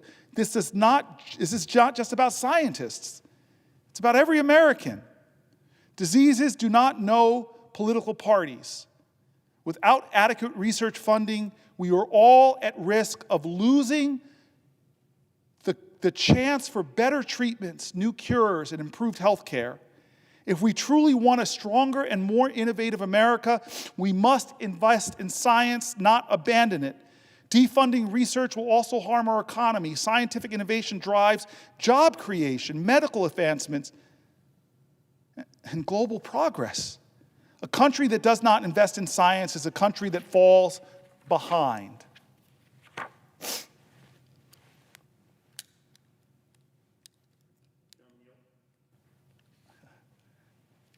I will yield for a question while retaining the floor. I thank the senator. What the senator is outlining is an extraordinary assault, not just on education, but on the knowledge economy. I want to bring manufacturing jobs back to this country, but I understand, I think everybody understands, that we are not going to be a nation filled with low-skill manufacturing jobs. We are going to be a nation that does high-skill manufacturing. We are going to be a nation that invents things. We are going to be a nation that is dependent on engineering and on invention. We're going to be a knowledge economy. We are today, but we're going to be even more reliant on maintaining and expanding our knowledge edge on the rest of the world, given the fact that the pace of change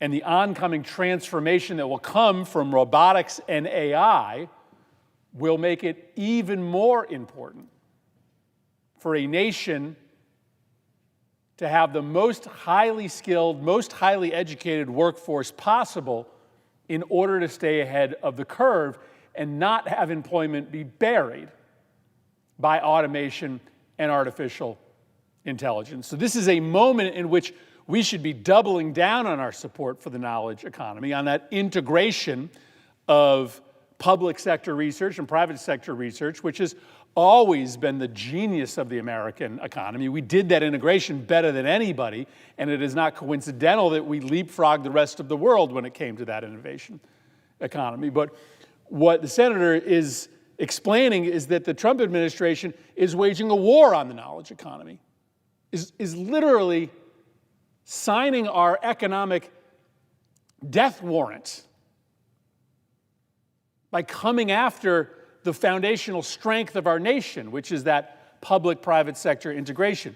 I just checked in with the University of Connecticut, which is going to lose $165 million because of this illegal change that the Trump administration has implemented, dramatically cutting the amount of research dollars that go to institutions with NIH grants. I'll just read like half their list. They gave me the list of all the research projects that are going to either be eliminated or slowed or diminished. A project for improving physical and cognitive function in aging, a project on improving outcomes for people with autism, a problem on understanding neural mechanisms for language and reading, including for people with dyslexia, funding for prevention and care for HIV patients, projects for studying the leading causes of death and disability in the United States, including cancer, obesity, Alzheimer's disease, and substance abuse, projects studying treatments for rare diseases and genetic disorders with specific impacts on health, including sickle cell, mitochondrial disorders, Rett syndrome, and Prader-Willi syndrome, muscle and bone regeneration research, tick-borne diseases. University of Connecticut faces the same crisis as all the other institutions listed in that incredibly long and comprehensive Stat News article. And as you mentioned, researchers are not going to wait around for this crisis to pass. They are going to accept offers from research institutions in other countries, from our European allies to our Asian competitors. We are going to lose our competitive edge when it comes to research. It is worth noting that this change in research funding is illegal. Article 1 vests the spending power of the federal government in Congress. That's plain and simple, and there's lots of good reasons why our founding fathers did that, Senator Booker. They were determined to keep the spending power out of the hands of the executive branch because they had seen how the British king had used the Treasury in order to compel loyalty and to punish opposition. You get money if you're loyal to me. I withhold money from you if you are disloyal to me. And so Congress got the spending power. We decided the exact rate of reimbursement for medical research. We were very specific about it in the statute that we passed, Republicans and Democrats. This cut in funding for institutes of higher education's research that has been implemented by the administration is illegal on its face. Congress said exactly how research funding should be allocated. The president is ignoring that statute and implementing a unilateral cut. It has been enjoined by the federal court. Hopefully, if the courts follow the law, it will be permanently stopped. But it is important to note that it stands in a larger context of the federal government using its spending power, the Trump administration trying to seize control of federal spending in order to do that work that our founding fathers were so worried about. We have seen over the past several weeks the administration march through school after school, trying to cut individual deals with institutions of higher education. We will release your funding only after you sign a bilateral agreement with the administration, lining your institute of higher education's priorities up with the political interests of the administration. This is exactly what our founding fathers were trying to avoid. The executive using the spending power to compel loyalty from individuals and institutions. What they are doing is illegal. And it is beyond me why my Republican colleagues, our Republican colleagues, stand idly by. Well, the spending power vested in Congress by the Constitution is ripped from us. But Senator Booker, I guess I'm going to ask you the same question I did when it came to this assault on Social Security. And it's a simple question, and I'll lay out a little bit of a predicate. The question is why? What the administration has done is extraordinary. Proposing to close the Department of Education, wildly unpopular. Nobody's asking for that. Waging this illegal and unconstitutional assault on our knowledge economy. Suspending funding for institutions of higher education research budgets when plainly the statute says they cannot do that. So why engage in this extraordinary action to essentially destroy America's knowledge economy from elementary school all the way up to graduate education? Well, as we've talked about, as you laid out, it can't be because you're trying to help the economy. This destroys the economy. I mean, this is the worst thing that you could probably do for the economy, is to wage this open, transparent, proudful assault on research. Because we will not survive as an economy unless we are the place where cutting-edge research and invention happens. We just won't. And so researchers now who are having all of their offers suspended by major colleges and universities, they're looking elsewhere. Maybe they're hoping that the offer still comes through, but they're dialing up other competitors, many of them outside of the United States. There was a story out of the University of Cambridge in England a couple weeks ago in which their administrators were talking about the bounty that they are receiving as some of the highest class researchers in the world are coming to them because they don't believe that they will have any source of stable funding from the United States. So it can't be about helping us create jobs or supporting our economy. This is no doubt an assault on the economy. One of the complaints that I hear often about elementary and secondary education is that the Department of Education was engaged in micromanagement, right? That it was a federal school board, and we want to get the federal government out of the business of dictating what local schools will do. Well, that's not a credible explanation for what's happening, because in fact, the Trump administration is telegraphing that they are going to actually jump into the micromanagement of our local schools. Nobody has any idea what DEI means. Like, let's just be honest. It means something different to every single official in the Trump administration. It's just a proxy to impose a set of reactionary right-wing values on our schools or on our federal agencies. I asked a question of the nominee to be the alleged last Secretary of Education as to whether or not African-American history could be taught in our high schools any longer. And her answer was essentially, maybe not. I don't know, but DEI might mean that you can't teach African-American history. It might mean that the federal government is going to comb through every syllabus in every high school in the entire country and tell you what courses you can teach and what courses you can't.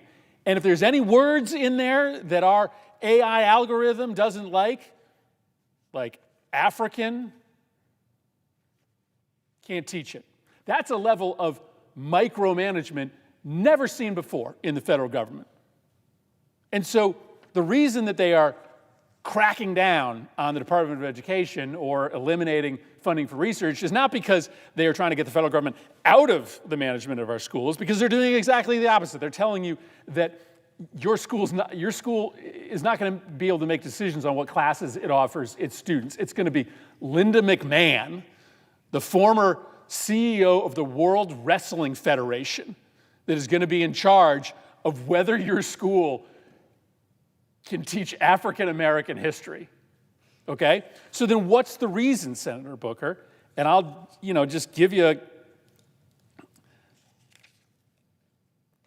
a couple suggestions. Well, maybe it's just to compel loyalty, right? Maybe it's just to use that money to compel loyalty so that boards of education or colleges are only teaching conservative or right-leaning curriculum. Maybe it's to try to quell protest on campuses so that there isn't an ability for students to robustly protest the policies of the regime. Maybe it's just to destroy the idea of objective truth. I mean, this whole scandal over Signal has lots of elements to it, but I think one of the most worrying things for the American public, why it's still a story a week later, is because the Secretary of Defense looked the American public in the eye and said 2 + 2 = 9. Right? He said, those Signal texts you saw did not involve war plans, did not involve classified information. And the American public was like, wait a second, we read them. I'm not dumb. I know those were war plans. I know that that was classified information. But if you are in the business of trying to unwind a democracy, you have to destroy objective truth.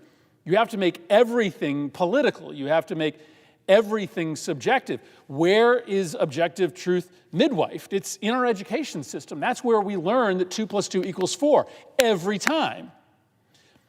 But if you want to undermine the foundation of a democracy, then you undermine the place where truth happens.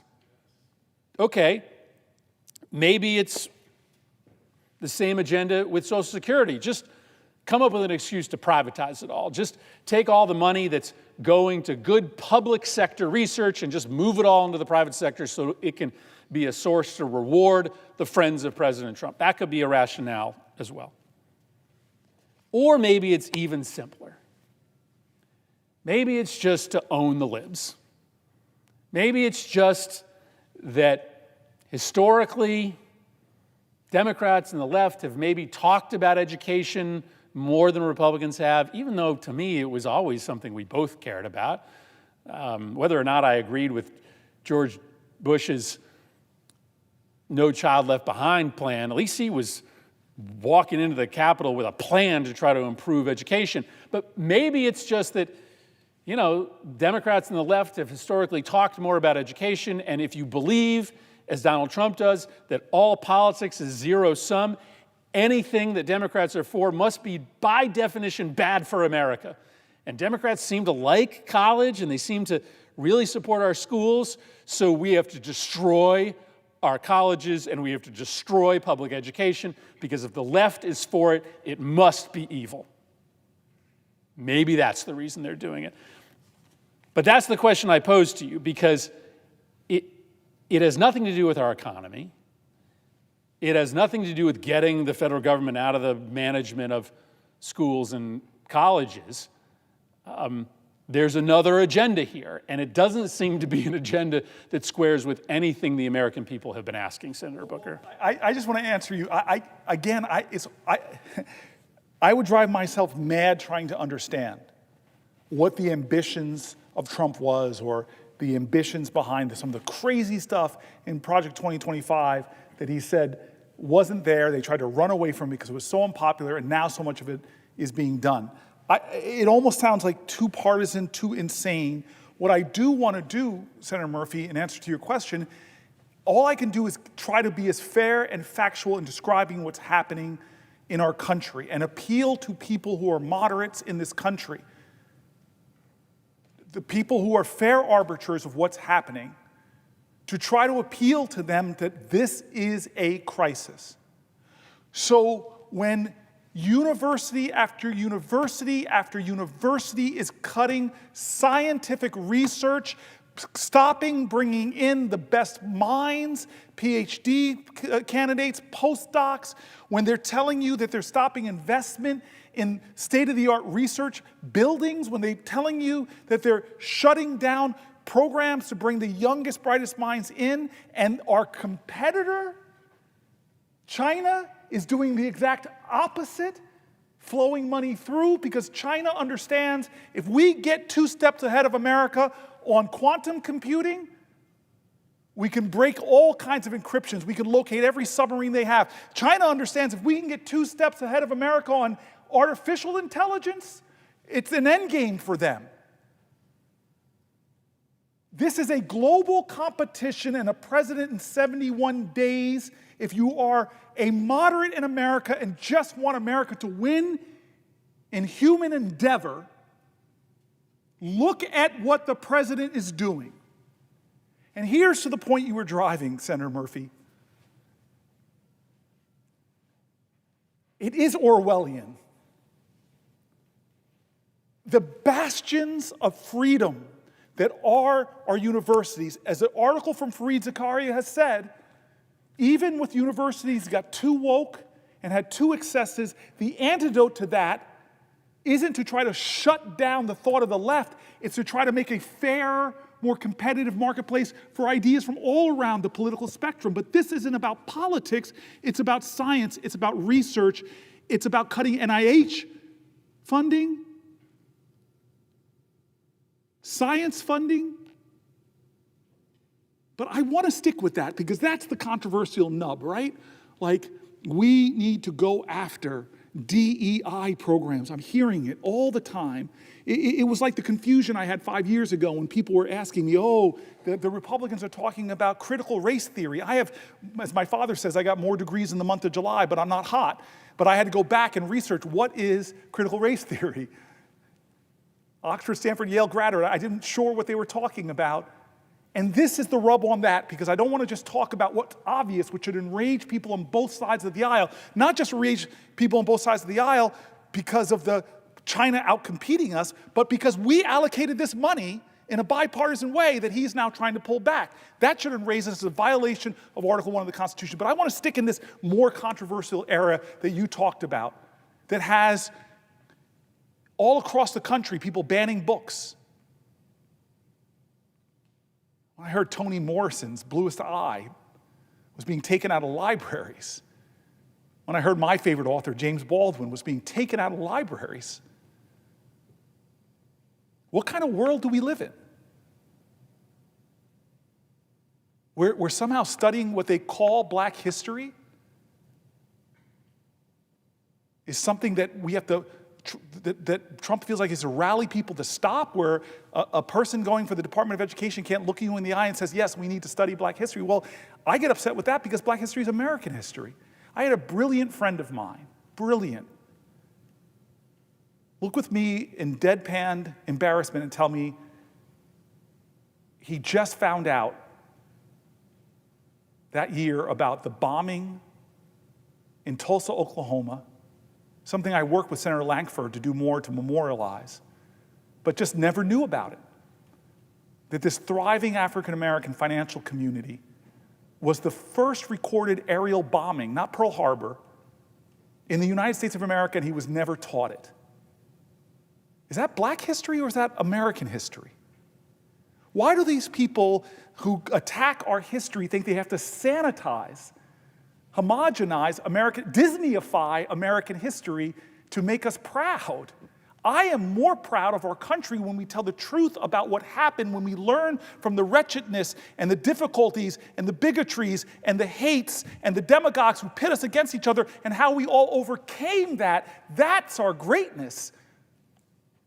How the genius of inventors that were women or Blacks in the most oppressive of times still manifested their genius that transformed humanities. These are stories that should make every American more proud. So yeah, when you have a president now that is making people scrape through programs that they don't even know what they're doing, but if they have the word diversity in it, that's bad? That's insanity.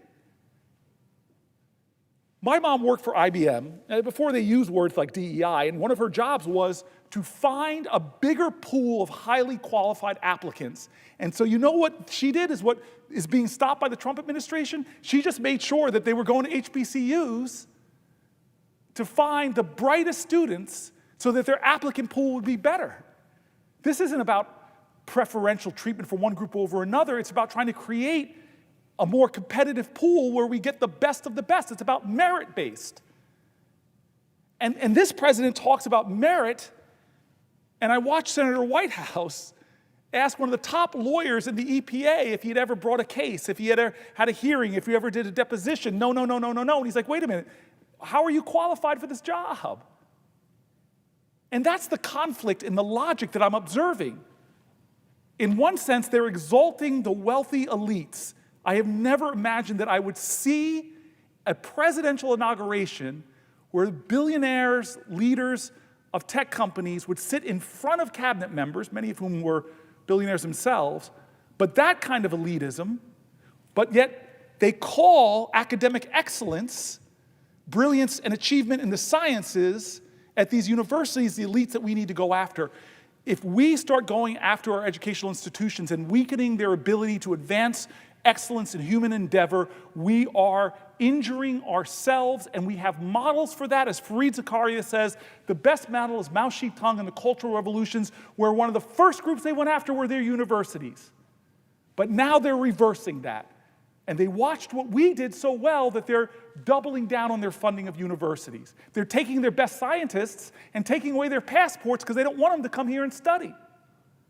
because they're trying to get ahead of us with DeepSeek and AI. They're trying to get ahead of us in quantum computing. They're trying to get ahead of us in robotics. They're trying to get ahead of us in biomedical engineering. They're trying to get ahead of us in all of these things, and they know the way they do it is to do what America did in the 60s, the 70s, 80s, the 90s, the aughts, the 2010s, to do what they did in all those times, and look at them now. Look at them now. I will yield while still retaining the floor. I take the gentleman's point, my friend's point, right? I am probing tonight for the why, right? Because it's the obvious question. It doesn't make sense, right? On its face, this intentional chaos in Social Security, in Medicare, in higher education, it doesn't make sense. It's not about efficiency. It's not about jobs. So what is it about? But your point is a good one. That may not actually be the conversation that a lot of apolitical Americans are asking. They may just be looking at this on the face and say, how does it impact me? Doesn't matter to me why it's happening. It just matters to me how it's going to impact me. And there's just no doubt that this assault on higher education has an impact. It does, because we are, as you've said it better than I have, we are just in a race. Yes. We are just in a race, and we just decided to slow down to a walk, which is a shame because we're fast. You know, we're fast. This country is quick, and our coach just told us, start walking while the other guys speed up. And you know, this is why we have urgency, because the race is, this one's not I mean, you know, maybe it's a marathon, but, you know, it's one of those races where if the other team gets too big a lead, it's going to be hard to catch up. And so in the next 3.5 years, if we just stand down in terms of supporting the knowledge economy, we're going to shed millions of jobs.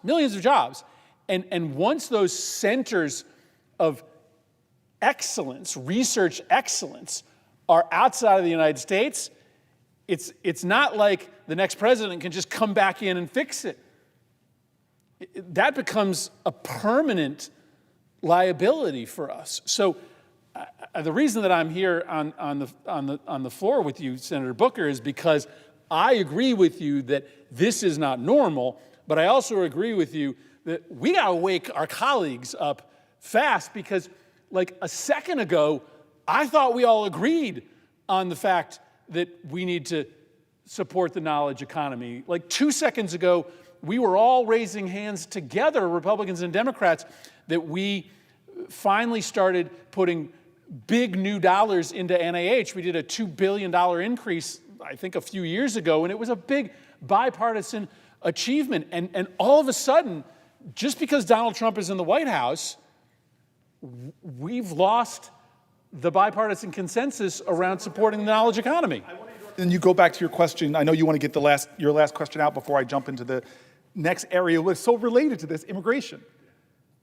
I mean, the brightest minds on the planet Earth that are coming here now are terrified to come here, but we'll talk about that. I've made my point. Oh, you made your point. I just wanted to say something to you because you just got me triggered when you said we had some consensus over the last 4 years that we were here. I love how you said just yesterday. I remember the CHIPS and Science Act. That was a bipartisan bill. I was sitting in a skiff with all of us, and I watched our whole national security apparatus talk about why science endeavors in chip making and the breakthroughs that are happening on chips are so essential for our national security, and how we had to stay ahead of the competition. And we marched out of that meeting in a bipartisan fashion. We saw this in the bipartisan work we've been doing on AI here, talking about how America has to lead in this area.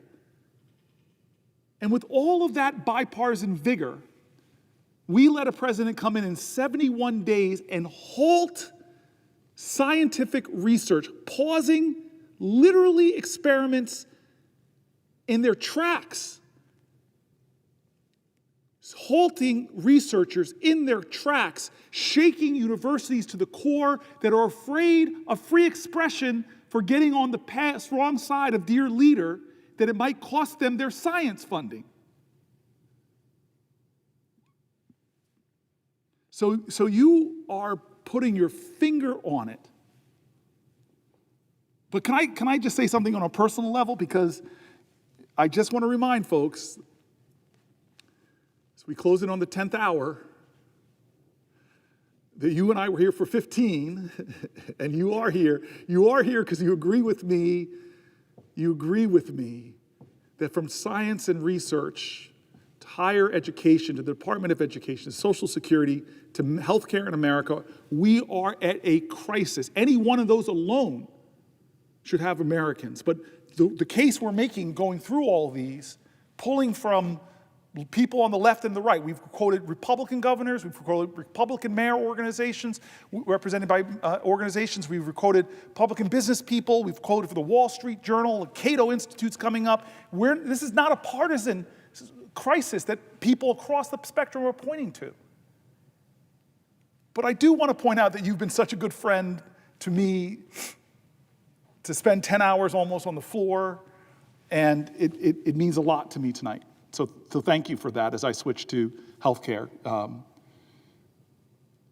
And I appreciate the sentiment that you have and that you had after the Pulse shooting, that you were so worried about when I listened to your maiden speech when you first got here to the Senate, that we would normalize gun violence in this country. And what I'm worried about, I share your worry there. I grew up in a time where fire drills were the big thing. In that space between people ducking and covering because of nuclear fears, and left school before we were a country that had more active shooter drills than fire drills. And we just sort of are normalizing this terror in our country and haven't stepped up to the challenge of really doing something about it. But this is one of these crises where if we act like business as usual, 71 days so far of the Trump administration. When we get to 100 days, catastrophic things could have happened to Medicaid and healthcare. The crashing of research for science, the attacks on the programs our senior citizens rely on. We as a country have to, as I said at the very beginning, 10 hours ago almost, we have to do what John Lewis challenged us to do, to stand up, to speak up, to get into good trouble, necessary trouble. And tonight, my friend, in the wee hours, so many songs about 4 a.m, it's like the hour that nobody should be awake. And I want to thank the presiding officer for being here. I want to thank the clerks and the parliamentary staff and the impositions. But the cries of American citizens for their leaders to do something different, to stand up, to speak up, I felt like this has to be done. And so let's keep going. Almost 10 hours in, I'm thankful, but we're going to start the next section. And like I'm trying to do in all of these is I'm trying to elevate the voices that don't get to come to this place, the voices that I'm hearing from, voices that identify themselves sometimes as I'm a Republican veteran, I'm a Democrat, but most of them are just people that are just saying, this is not normal. Many of them are saying, do something. Some of them who get me very emotional saying, what can I do? I get that question a lot. What can I do? Tell me what I can do to try to stop this. We're going to take this issue of immigration. And here is, I'm not sure where this person is from. My staff has covered it up probably to protect a person's identity. But I'm going to read this handwritten note. Oh, it's from New Jersey. Thank you. Senator Booker, please continue to fight the good fight against the injustices being done by the current administration. I am the pastor of Emmanuel Lutheran Church in New Brunswick. As a faith leader and your constituent, I am deeply concerned about the treatment of LGBTQ people and immigrants by this administration. The demonization and marginalization of these groups is unchristian and deeply offensive to the values of my faith. I ask that you continue to oppose all executive orders and legislation that targets these groups. You have been a consistent ally. Please continue to be a champion for justice for all people, but especially the most vulnerable.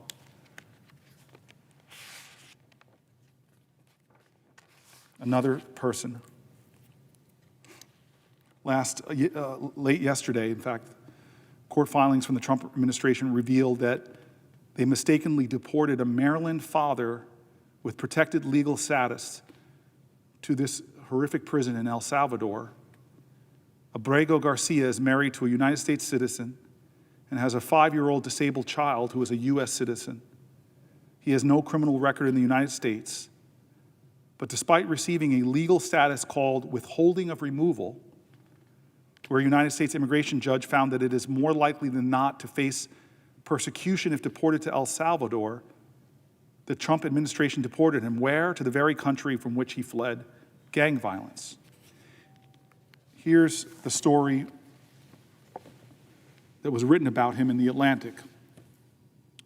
The Trump administration acknowledged in a court filing Monday that it had grabbed a Maryland father with protected legal status and mistakenly deported him to El Salvador, but said that the U.S. courts lack jurisdiction to order his return from the mega prison where he's now locked up. The case appears to be the first time the Trump administration has admitted to errors when it sent 3 plane loads of Salvadorians and Venezuelan deportees to El Salvador's grim terrorism confinement center on March 15th. Attorneys for several Venezuelan deportees have said that the Trump administration falsely labeled their clients as gang members because of their tattoos. But in Monday's court filing, attorneys for the government admitted that the Salvadorian man, Kilmar Abrego Garcia, was deported accidentally. Although ICE was aware of his protection from removal to El Salvador, Abrego Garcia was removed to El Salvador because of an administrative error, the government told the court. Trump lawyers said the court has no ability to bring him back now that Abrego Garcia is in Salvadorian custody. Simon Sandoval Moshenberg, Abrego Garcia's attorney, said he's never seen a case in which the government knowingly deported someone who had already received protected legal status from an immigration judge. He is asking the court to order the Trump administration to ask for Abrego Garcia's return and, if necessary, to withhold payment to the Salvadorian government, which says it's charging the United States $6 million a year to jail U.S. deportees. The Trump administration told the court to dismiss the request on multiple grounds, including the Trump's primacy in foreign affairs. Primacy in foreign affairs. I'm not going to stop now, but I ask anybody who's read the Constitution to understand that the President of the United States is not king. He does not have primacy in foreign affairs. I continue with the article. The claim that the court is powerless to order any relief, Sandoval Moshenberg told me, if that's true, the immigration laws are meaningless, all of them, because the government can do whatever they want, whenever they want, wherever they want, and no court can do anything about it once it's done. Court filings show Abrego Garcia came to the United States at the age of 16 in 2011, fleeing gang threats in his native El Salvador. In 2019, he received a form of protected legal status known as withholding of removal from a U.S. immigration judge who found he would likely be targeted by gangs if he was deported back. Abrego Garcia, who is married to a U.S. citizen and has a 5-year-old disabled child who is also a U.S. citizen, has no criminal record in the United States, according to his attorney. The Trump administration does not claim he has a criminal record, but called him a danger to the community. They called him an active member of MS-13, the Salvadorian gang that Trump has declared a foreign terrorist organization. Sandoval Moshenberg said those charges are false, and the gang label stems from a 2019 incident when Abrego Garcia and 3 other men were detained in Home Depot parking lot by a police detective in Prince George's County Maryland. During questioning, one of the men told officers Abrego was a gang member, but the man offered no proof, and police say they didn't believe him. Filings show police did not identify him as a gang member. Alberto Garcia was not charged with the crime, but he was handed over to U.S. Immigration and Customs Enforcement after the arrest to face deportation. In those proceedings, the government claimed that a reliable informant had identified him as a ranking member of MS-13. Abrego Garcia and his family hired an attorney and fought the government's attempt to deport him. He received withholding of removal 6 months later, that protective status. It's not a path to permanent U.S. residency, but it means the government won't deport him back to his home country because it's more likely than not that he'll face harm there. Abrego Garcia has no contact with any law enforcement agency since his release, according to its attorney. He works full-time as a union sheet metal apprentice, has complied with requirements to check in annually with ICE, and cares for his 5-year-old son who has autism and a hearing defect and is unable to communicate verbally.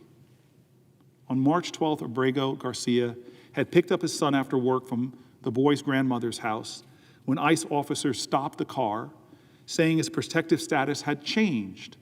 Officers waited for Abrego's wife to come to the scene and take care of the boy, then drove away with him in handcuffs. Within 2 days, he had been transferred to an ICE staging facility in Texas, along with other detainees the government was preparing to send to El Salvador. Trump had invoked the Alien Enemies Act of 1798, and the government planned to deport 2 plane loads of Venezuelans along with a separate group of Salvadorians. Abrego's family has no contact with him since he was sent to the mega prison in El Salvador known as the CECOT, C-E-C-O-T. His wife spotted her husband in the news photographs released by Salvadorian President Buckle on the morning of March 16th, after a U.S. district judge had told the Trump administration to halt the flights. Oopsie, Buckle wrote on social media, taunting the judge. Abrego Garcia's wife recognized her husband's decorative arm tattoo and scars, according to the court filing. The image showed Salvadorian guards in black ski masks frog marching him into the prison with his head down, shoved down toward the floor. The CECOT is the same prison Department of Homeland Security Kristi Noem visited last week, recording videos for social media while standing in front of a cell packed with silent detainees. If the government wants to deport someone with protective status, the standard course would be to reopen the case and introduce new evidence arguing for deportation. The deportation of a protective status holder has even stunned some government attorneys. I've been in touch with who are tracking the case, who declined to be named because they weren't authorized to speak to the press. One of those people texted me, what, period, the, period, expletive, period. Sandoval Moshenberg told the court he believes Trump officials deported his client through extrajudicial means because they believed that going through the immigration judge process took too long and they feared that they might not win after all their cases. Officials at ICE and the Department of Homeland Security did not respond to a question for a comment. The Monday court filing by the government indicates officials knew Abrego Garcia had legal protections shielding him from deportation to El Salvador. ICE was aware of this grant, withholding the removal at a time of Abrego Garcia's removal from the United States. Reference was made to his status on internal forms. Abrego Garcia was not on the initial manifest of the deportation flight, but was listed as, in quotes, an alternate. The government attorneys explained, as other detainees were removed from the flight for various reasons, Abrego Garcia, in quotes, moved up the list. The flight manifest did not indicate that Abrego Garcia should not be removed. The attorney said through administrative error, Abrego Garcia was removed from the United States to El Salvador. This was an oversight, the government admitted. But despite this, they told the court that Abrego Garcia's deportation was carried out in good faith. I'm going to go into this section now, and I'm going to read things by conservative justices and liberal justices to some of the most conservative Supreme Court justices that say this is outrageous in this nation.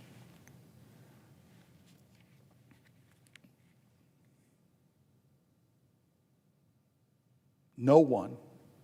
There are parts of this Constitution, and I'm going to talk about them, that talk about due process, about fundamental American ideals. But this story and the few others I've heard where Americans that have the status to stay here, that have an American spouse, American children, who will be traumatized by this case, a disabled child, whose working father, who's struggling to take care of one of our children, an American child with an American mother.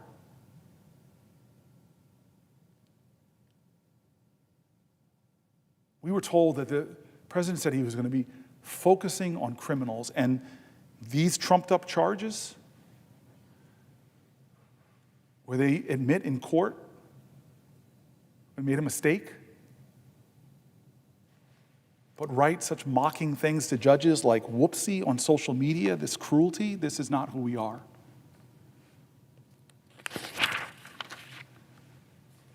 So let's talk about the Constitution first. The Fifth and the 14th Amendment, the Fifth and the 14th Amendment. The Fifth and the 14th Amendments say that no one shall be deprived of life, liberty, or property without the due process of law. The central promise of those words is an assurance that all levels of the American government must operate within the law and the bounds of this Constitution, that everybody in this chamber swears an oath to uphold the Constitution. But every single day, it just seems our president is challenging constitutional principles, pushing past constitutional boundaries. Every day we're hearing news stories of immigrants, some here legally, some awaiting trial, most charged with no crimes, being rounded up, detained, arrested, deported, often just disappeared. This is happening without charges, evidence, trials, hearings, without what the Constitution says, due process. This is what other governments done. We've talked about it. In the Foreign Relations Committee, we complain about it to nations across the earth when they do not show due process, where they disappear people. Maybe you're an immigrant that's never broken the law. Maybe you're a citizen. Even if you think the administration's immigration agenda doesn't apply to you, please know that the reckless behavior we're seeing erodes all of our rights. And the American mother and the American child right now, whose husband was unjustly and illegally deported and is right now in an El Salvadorian prison, think about them. Denying due process is a slippery slope. We've seen it in other countries with democratic backsliding. It is a slippery slope. If people can be detained and deported without a hearing, detained and deported without due process, without seeing a judge, nothing will stop from slipping towards deporting others, making mistakes with an American.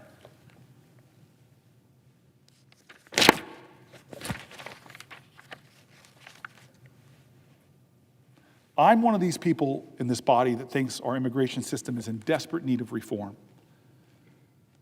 It was last updated 40 years ago. 40 years ago was the last time we acted to update our immigration laws. The failure to update our laws has resulted in our country's inability to manage unprecedented levels of global migration that are not just affecting our country, but are affecting others. It's an unprecedented influx of applications to enter the United States. It's put pressure and strain on our immigration system. It's slowed down processing times for millions of people trying to immigrate or naturalize legally and made it more difficult to incentivize the world's brightest minds to come here to contribute to our country's long-term success. For millions of Americans, immigration is not a political issue, it's a personal one. There are immigrants around my state and in every state who have waited year after year for Congress to find bipartisan agreement to improve our system in ways that most Americans agree on, whether you're right or left. They've been waiting for Congress to fix our outdated immigration laws, to secure our borders, to dedicate the resources necessary for USCIS to fix the outrageously long processing times for immigrations and provide a pathway to legal status for long-term American residents who have followed our laws, contributed to our societies, and some of them know no other country because they came here when they were just months old. Our immigration laws are so outdated, even the conservative Cato Institute published a comprehensive policy analysis in 2023 titled, "Why Legal Immigration is Nearly Impossible." In it, the Cato Institute explains, I quote, "Today, fewer than 1% of the people who want to move permanently to the United States can do so legally. Legal immigration is less like waiting in line and more like winning the lottery. It happens, but it's so rare that it's irrational to expect it in any individual case." The Cato Institute continues, "For some immigrants, this restrictive system sends them back into the black market of illegal immigration. For others, it sends them to other countries where they contribute to the quality of life in their homes. And for still others, it requires them to remain in their homeland, often underemployed, sometimes in danger. Whatever the outcome, the system punishes both prospective immigrants and Americans who would associate, contract, and trade with them. Congress and the administration can do better." I've met with conservatives, I've met with business groups, I've met with agricultural leaders who all talk to common sense things we should be doing to improve our immigration system, to protect our borders, yes, but to improve our economy, to improve our scientific research, to improve our quality of life.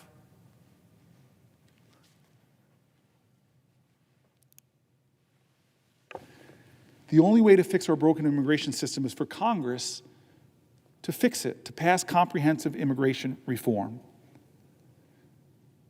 But instead of a leader, strong leaders who go before Congress taking on the most complex issues, but yet have the courage to stand before Congress and pull them together to do hard things, instead of doing that, the last time we made progress in this body, President Trump actively blocked bipartisan legislation. Now he's imposed policies that aren't just going after criminals, they're dragging in so many others. When President Trump stopped Republicans from voting on the bipartisan bill that was negotiated in the Senate last year, he stopped us from making strides towards the larger fixes we need. The administration's immigration plans are not helping American citizens who are submitting applications so that their spouse or fiancé who is waiting in another country can finally join them in the United States. The administration right now is not helping American citizens who have been waiting for years for a visa for their brother or their sister or their mother or their father. Uniting families is an American value. Americans aren't getting any relief from these extraordinarily long wait times. On the USCIS website, you can check the average processing times for these cases, and most Americans would be shocked, maybe even horrified, to learn just how long it will take for you as an American citizen to bring a husband or a wife or even a child back to the United States with you. We checked this past weekend, and here are the numbers. For the I-129 fiancé visa, the processing time for 80% of the cases is 8 months to 3 years. For an I-130 visa, if you're a U.S. citizen petitioning for your spouse, parent, or minor child, then the waiting time is any time from 17 months to 64 months. That's an average from anywhere from a year and a half to over 5 years. For an I-90, if your green card is destroyed in a flood or a fire, 80% of people will be waiting for almost a year and a half, 17 months, to just get a new copy. These numbers are shocking, and they don't even take into account long wait times for visa appointments at the US consulate or embassies. In India, for example, the average wait time for an appointment is well over 400 days. American citizens, including thousands of my constituents in New Jersey, are so angry. They're waiting far too long for their cases to be prioritized and adjudicated. But when Trump relocates all the resources within our immigration system to conducting the largest mass deportation of people in history, American citizens are paying the price, not just from USCIS processing times. We pay the price because to do this, he is diverting actual law enforcement resources away from solving crimes and stopping terrorism. His actions are actually making us less safe. We pay the price because these policies are eroding constitutional principles, as well as making us less safe by taking law enforcement away from their efforts. This plan is about conditioning Americans to the suspension of due process. First, for immigrants. If we let due process erode for immigrants, it erodes for Americans. Let me outline a little bit about how this is happening and why this is a crisis. 2 weeks ago, Trump invoked the Alien Enemies Act. The Alien Enemies Act of 1798 allows the president to detain or deport the natives and citizens of an enemy nation that we are at war with. 1798 Act. The president can detain or deport these immigrants without a hearing, with no due process, even ones who are lawfully present in the United States. The Alien Enemies Act was last used during one of our country's darkest moments, the internment of Japanese, German, and Italian nationals during World War II. But even then, we still ensured that due process was followed. Prior to detention, people subjected to the Alien Enemies Act in the 1940s appeared before the Alien Enemy Hearing Board, where they could at least present evidence that they had no ties to Axis powers. As one circuit court judge recently said of Trump's use of the Alien Enemies Act, there's no regulations, and nothing was adopted by agency officials that were administrating this. The people weren't even given notice. They weren't told where they were going. They were given these people on those planes, they were getting those people on the planes on Saturday and had no opportunity to file habeas or any type of action to challenge their removal. The standards of 1940 during World War II were higher than the standards of this president? The following are people that Trump has targeted and removed without criminal charges, without a hearing, without evidence, to a prison rife with human rights abuses in El Salvador. These are the people that he has sent there. A tattoo artist seeking asylum who entered the country legally, an aspiring pop musician with a tattoo of a hummingbird, a 24-year-old who used to teach swim classes for children with developmental disabilities and has a tattoo of an autism awareness ribbon in honor of his brother, a Venezuelan who had fled violence in Venezuela last year and came to the United States to seek asylum. His lawyer wrote on social media, ICE alleged that his tattoos are gang-related. They are absolutely not. Our client worked in the arts in Venezuela. He is gay. LGBTQ, his tattoos are benign. He has no criminal record. Another Venezuelan removed to this El Salvadorian prison is a barber with no criminal history. Another professional is a professional soccer player, has a tattoo with a soccer ball and a rosary closely resembling the logo of his favorite soccer team.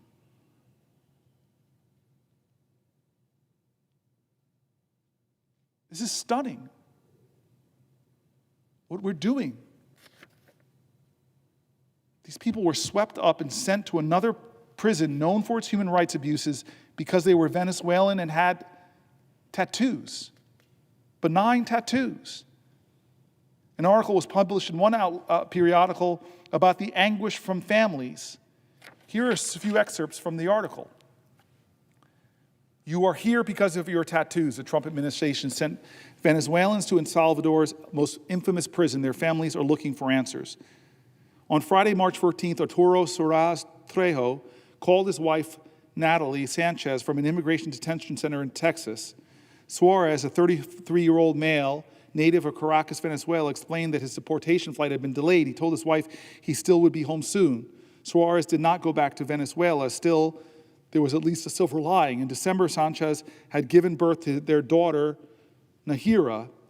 Suarez would finally have a chance to meet their 3-month-old baby girl he had never, ever seen.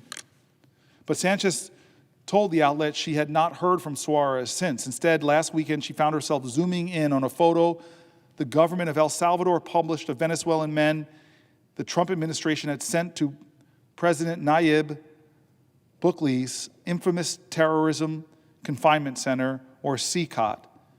I realized that one of them was my husband, she said. I recognized him by his tattoo, by his ear, and a scar on his chin. Even though I couldn't see his face, I knew it was him. The photo of Sanchez examined, a highly produced propaganda video promoted by Secretary of State and the White House, showed Venezuelans shackled in prison uniforms as they were pushed around by guards and had their heads shaved. The tattoo on Suarez's neck is of Colibri, a hummingbird. His wife said it was meant to symbolize harmony and good energy. She said his other tattoos, like a palm tree on his hand and an homage to Suarez's late mother's use of Venezuelan expression about God being greater than the coconut tree, were similarly innocuous. Needless to say, they may be why Suarez has been effectively disappeared by the US government into an El Salvadorian mega prison.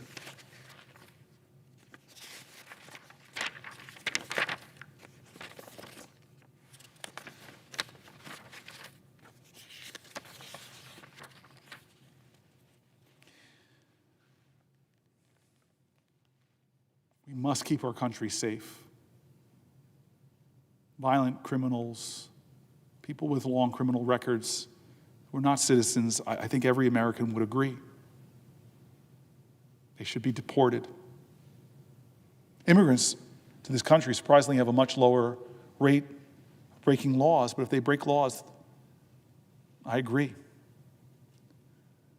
But maybe you're an immigrant that's never broken a law. Maybe you're a naturalized citizen. Maybe you were born here. The problem with this idea of disappearing people with no due process is once that foundation is laid, if they're able to defend that lack of due process, to use that law from the 1700s, we begin a process in this country that even conservative justices of the Supreme Court said is unjustifiable. Denying people due process pushes us down a road where more exceptions can be made.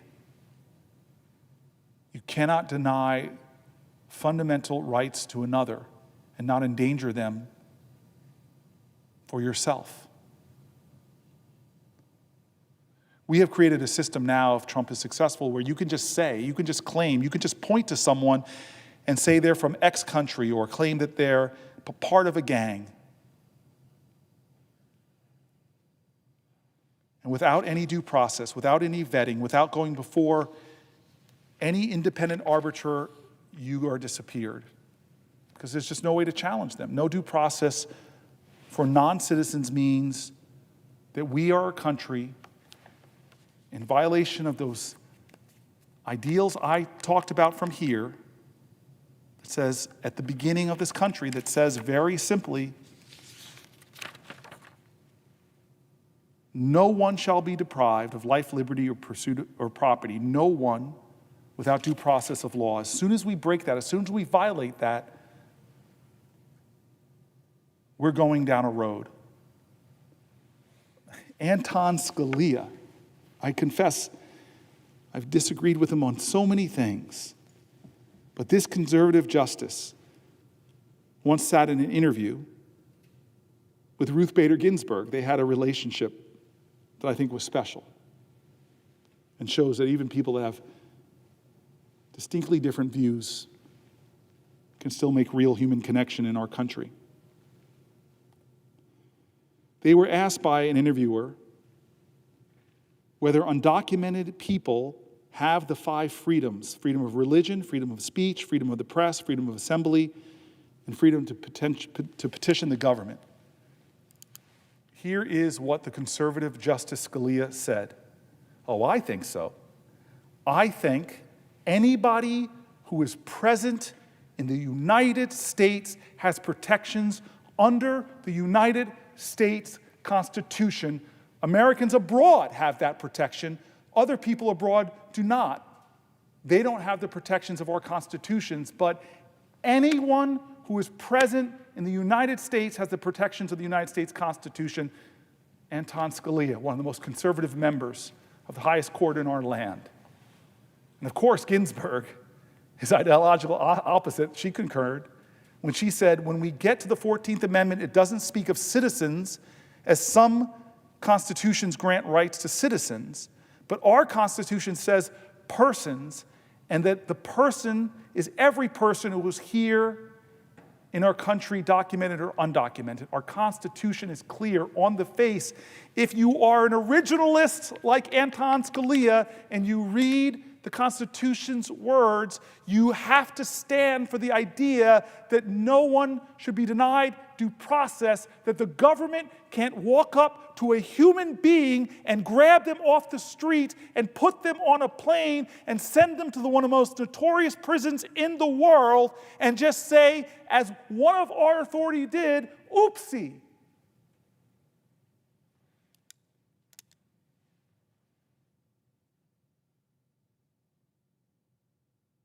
Think about that. And that happened to a father of an American child. Think about that. That happened to a husband of an American woman. Think about that. That happened to a man who a judge already said he had the right to stay. When the rights of some are violated, they are a threat to the rights of all of us.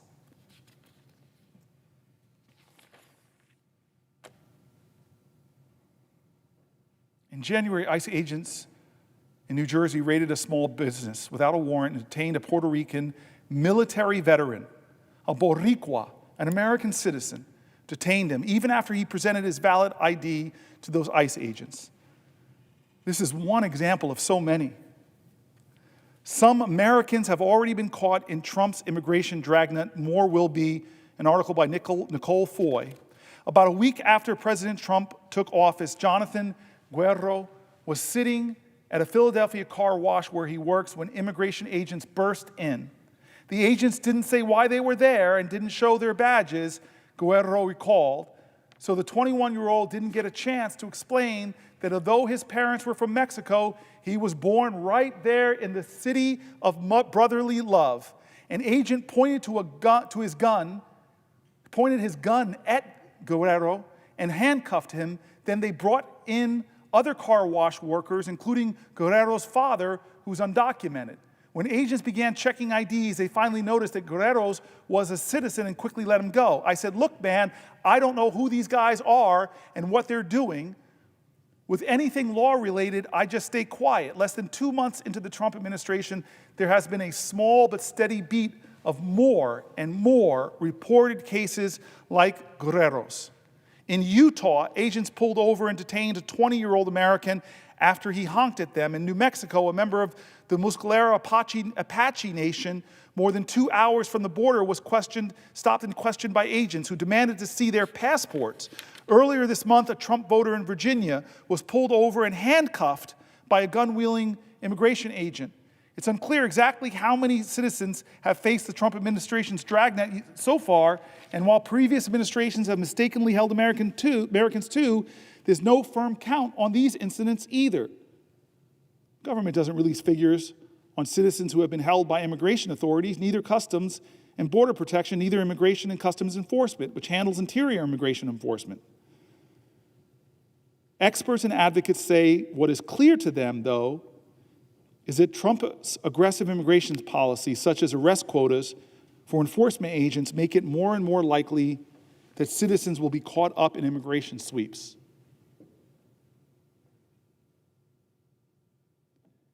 in quotes, it's really everyone, not just non-citizens or undocumented people who are in danger of having their liberty violated in this kind of mass deportation machinery.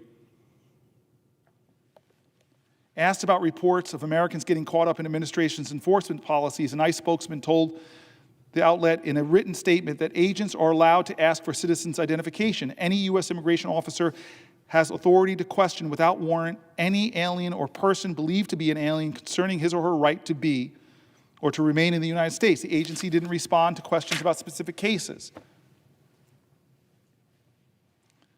The U.S. has gone through spasms of detaining and even deporting large numbers of citizens. In the 1930s and 1940s, federal and local authorities forcibly exiled an estimated 1 million Mexican Americans, including hundreds of thousands of American-born children. That's our past. An estimated 1 million Mexican Americans, including hundreds of thousands of American-born children, swept up and deported. The U.S. Governmental Accountability Office report found that immigration authorities had asked to hold roughly 600 likely citizens during Trump's first term. The GAO, also the Government Accountability Office, also found that Trump actually deported about 70 likely American citizens. The GAO report did not get into any individual cases, but lawsuits brought against federal immigration agencies detailed dozens of cases where plaintiffs received a settlement. This will accelerate if there's no due process. In his first administration, there was some process. But this will accelerate if there's no due process.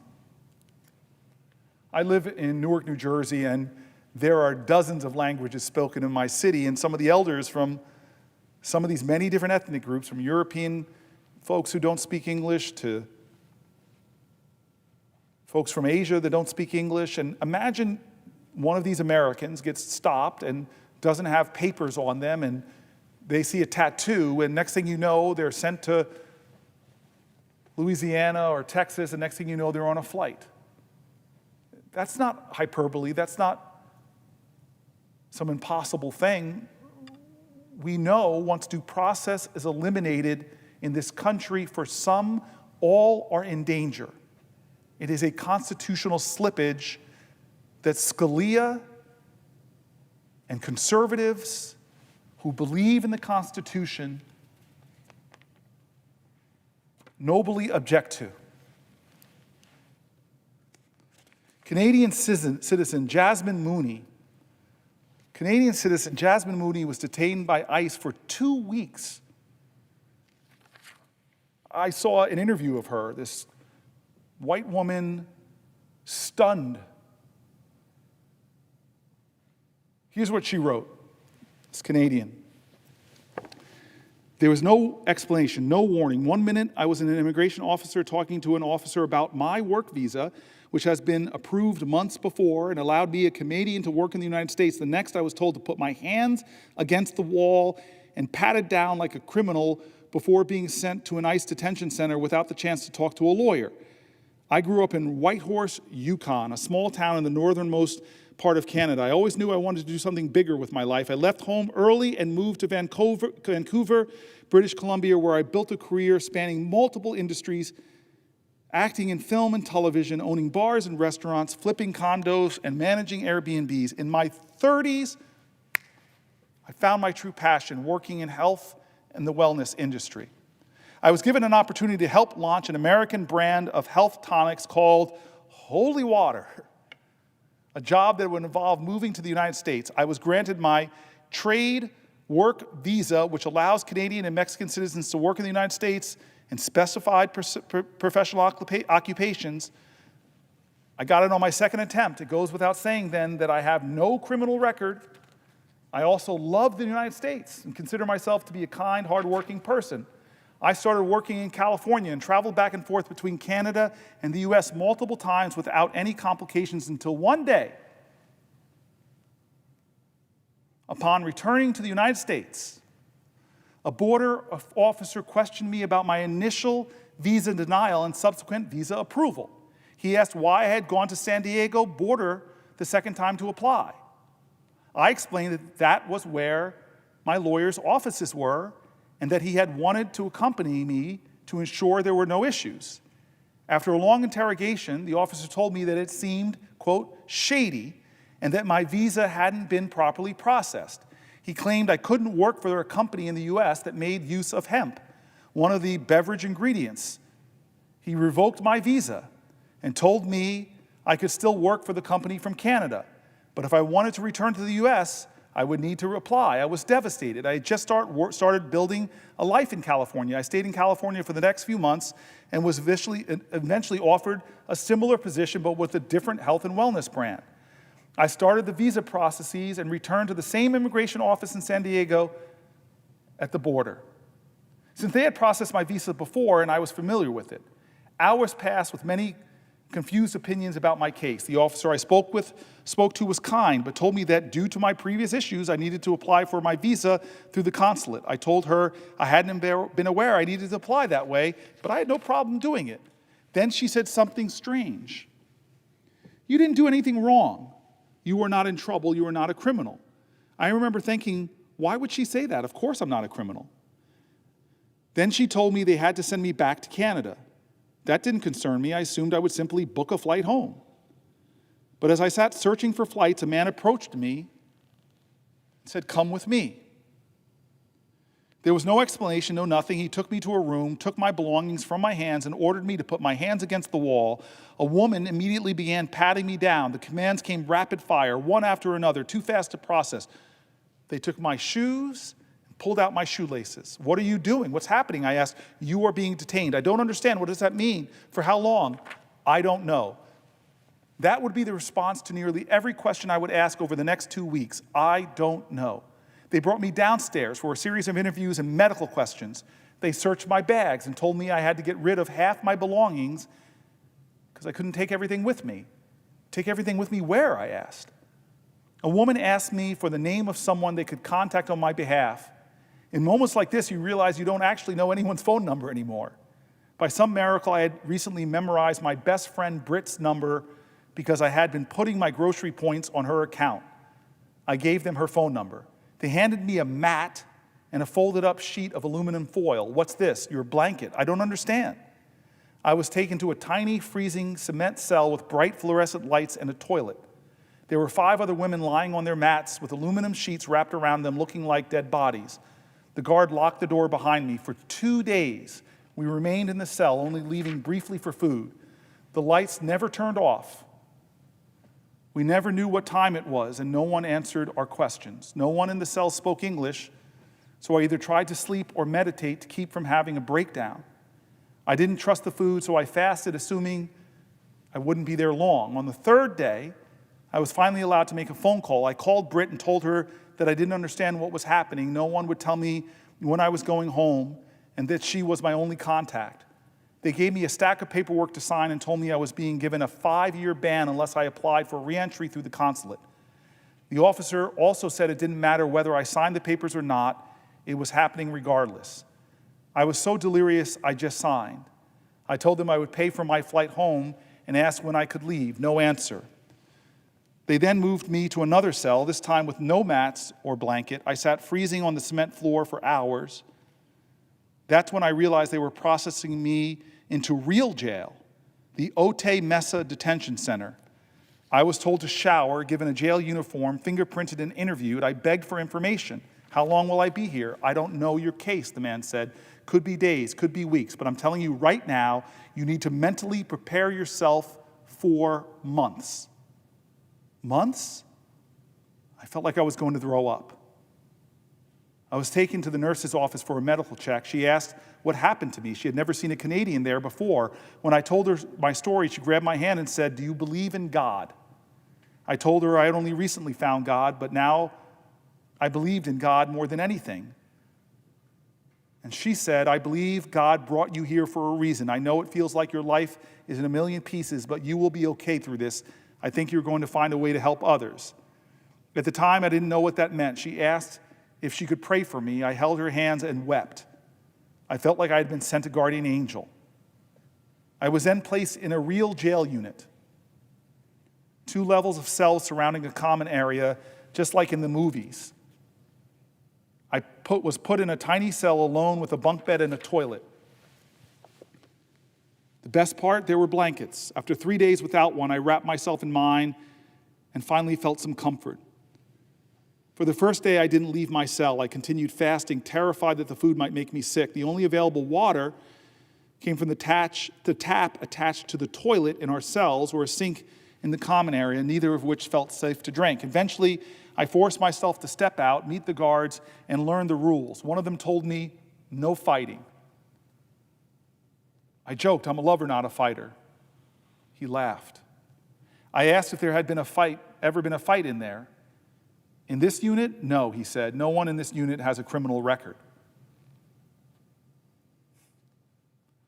That's when I started meeting other women. That's when I started hearing their stories.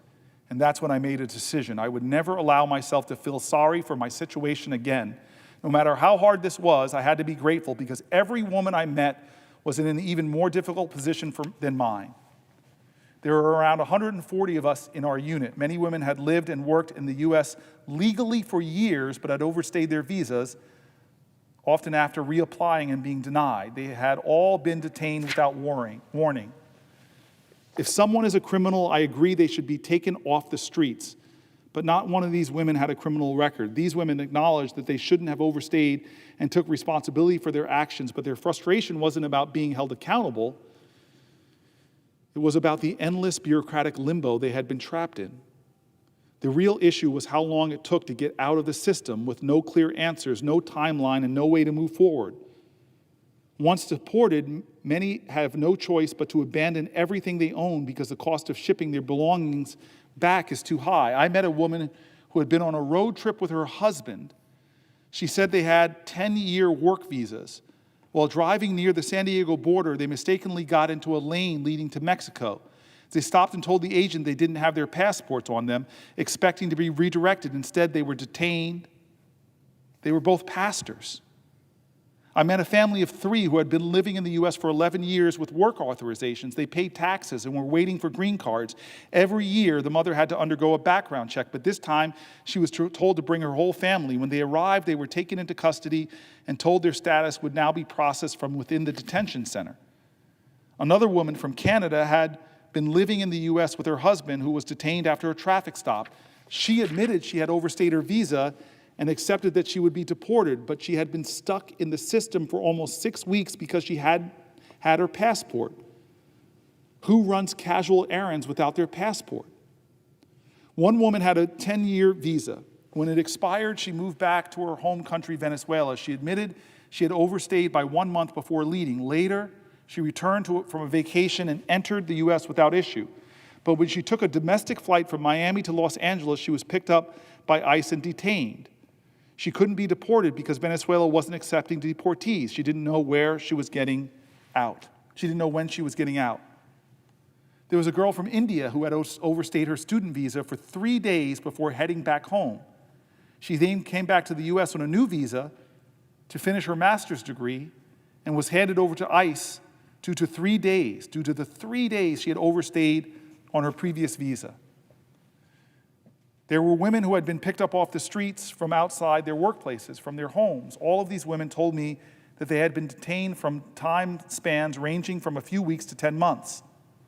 One woman's daughter was outside the detention center protesting for her release. That night, the pastor invited me into a service she was holding. A girl who spoke English translated for me as the woman took turns sharing their prayers for their sick parents, for their children they hadn't seen in weeks, for the loved ones that they had been torn away from. Then unexpectedly, they asked if they could pray for me. I was new here, and they wanted to welcome me. They formed a prayer circle around me, took my hands and prayed. I had never felt so much love, energy, and compassion from a group of strangers in my life. Everyone was crying. At 3 a.m. the next day, I was woken up in my cell. Pack your bag, you're leaving. I jolted upright. I get to go home. The operator shrugged. I don't know where you're going. Of course, no one knew anything. I grabbed my things and went downstairs, where 10 other women stood in silence, tears streaming down their faces, but these weren't happy tears. That was the moment I learned the term transferred. For many of these women, detention centers had become a twisted version of home. They had formed bonds, established routines, and found slivers of comfort in friendships they hadn't built. Now, without warning, they were being torn apart and sent somewhere new. Watching them say goodbye, clinging to each other was gut-wrenching. I had no idea what was waiting for me next. In hindsight, that was probably for the best. Our next stop was Arizona, the San Luis Regional Detention Center. The transfer process had lasted for 24 hours, a sleepless, grueling ordeal. This time, men were transported with us, roughly 50 of us crammed into a prison bus for the next 5 hours, packed together, women in the front, men in the back. We were bound in chains that wrapped tightly around our waists, with our cuffed hands secured to our bodies and shackles restraining our feet, forcing every moment into a slow, clinking struggle. When we arrived at our next destination, we were forced to go through the entire intake process all over again with medical exams, fingerprinting, and pregnancy tests. They linked us up in a filthy cell, squatting over a communal toilet, holding Dixie cups of urine while the nurses dropped pregnancy tests in each of our cups. It was disgusting. We sat in freezing cold jail cells for hours, waiting for everyone to be processed. Across the room, one of the women suddenly spotted her husband. They had both been detained and were now seeing each other for the first time in weeks. The look in their faces, pure love, relief, and longing, was something I'll never forget. We were beyond exhausted. I felt like I was hallucinating. The guard tossed us each a blanket and said, "Find a bed." There were no pillows. The room was cold as ice, and one blanket wasn't enough. Around me, women lay curled into themselves, heads covered, looking like a room full of corpses. This place made the last jail feel like the Four Seasons. I kept telling myself, do not let this break you. 30 of us shared one room. We were given one styrofoam cup for water and one plastic spoon that we had to reuse for every meal. I eventually had to start trying to eat. Sure enough, I got sick. None of the uniforms fit, and everyone had men's shoes on. The towels they gave us to shower with were hand towels. They wouldn't give us more blankets. The fluorescent lights shined on us 24/7. Everything felt like it was meant to break you. Nothing was explained to us. I wasn't given a phone call. We were locked in a room, no daylight, with no idea when we would get out. I tried to stay calm as every fiber of my being raged toward panic mode. I didn't know how I would tell Britt where I was. Then, as if sent from God, one of the women showed me a tablet attached to the wall where I could send emails. I only remembered my CEO's email from memory. I typed out a message praying he would see it. He responded. Through him, I was able to connect with Britt. She told me that they were working around the clock trying to get me out, but no one had any answers. The system made it next to impossible. I told her about the conditions in this new place, and that was when we decided to go to the media. She started working with a reporter and asked whether I would be able to call her so she could loop him in. The international phone account that Britt had previously tried to set up for me wasn't working, so one of the other women offered to let me use her phone account to make a call. In that cell, we were all in this together. With nothing to do in my cell but talk, I made new friends. Women had risked everything for their chance at a better life for themselves and their families. Through them, I learned the harsh reality of seeking asylum. Showing me their physical scars, they explained how they had paid smugglers anywhere from $20,000 to $60,000 to reach the U.S. border, enduring brutal jungles and horrendous conditions. One woman had been offered asylum in Mexico within 2 weeks, but had been encouraged to keep going to the U.S. Now she was stuck, living in a nightmare, separated from her young children for months. She sobbed, telling me how she felt like the worst mother in the world. Many of these women were highly educated and spoke multiple languages. Yet they had been advised to pretend they didn't speak English because it would supposedly increase their chances of asylum. Some believed they were being used as examples, as warnings to others not to come.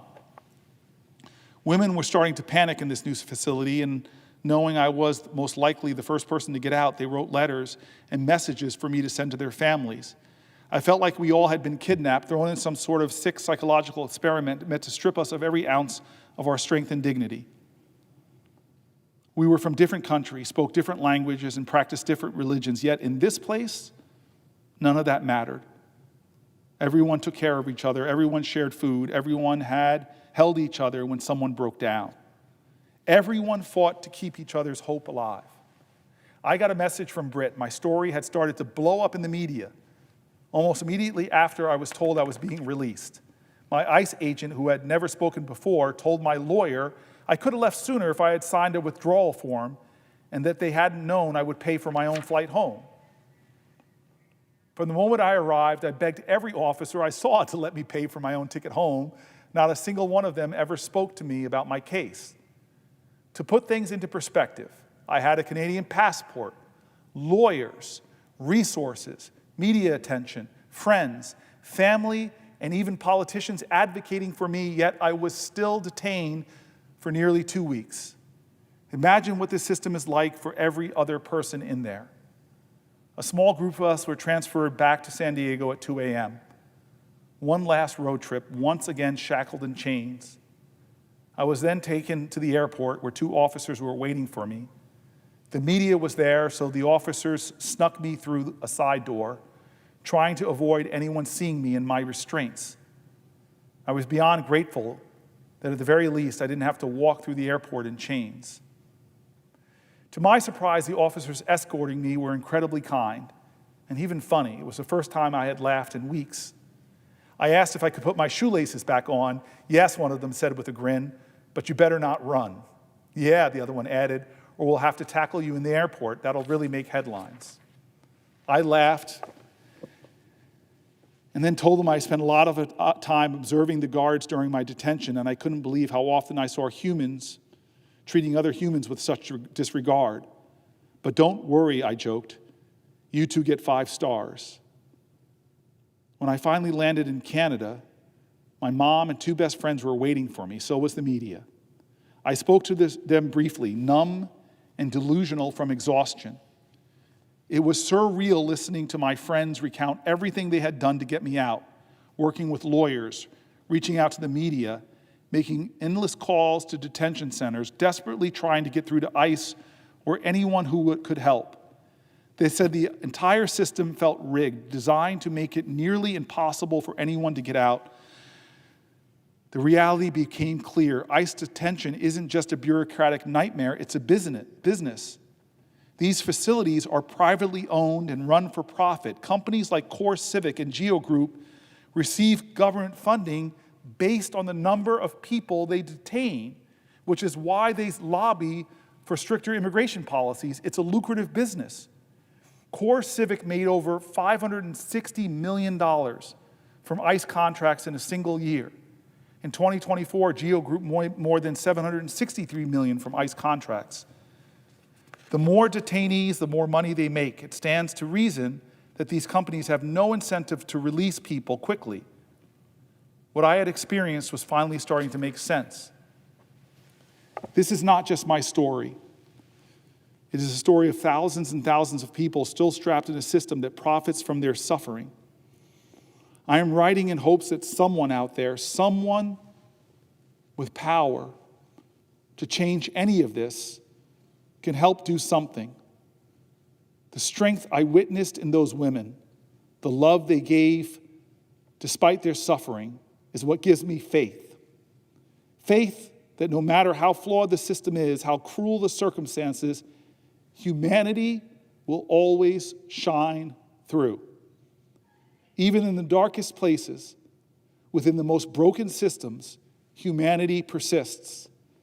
Sometimes it reveals itself in the smallest, unexpected acts of kindness, a shared meal, a whispered prayer, a hand reaching out in the dark. We are defined by the love we extend. We are defined by the love we extend. We are defined by the love we extend. We are defined by the love we extend, by the courage we summon, and the truths we are willing to tell. It's the end of the article.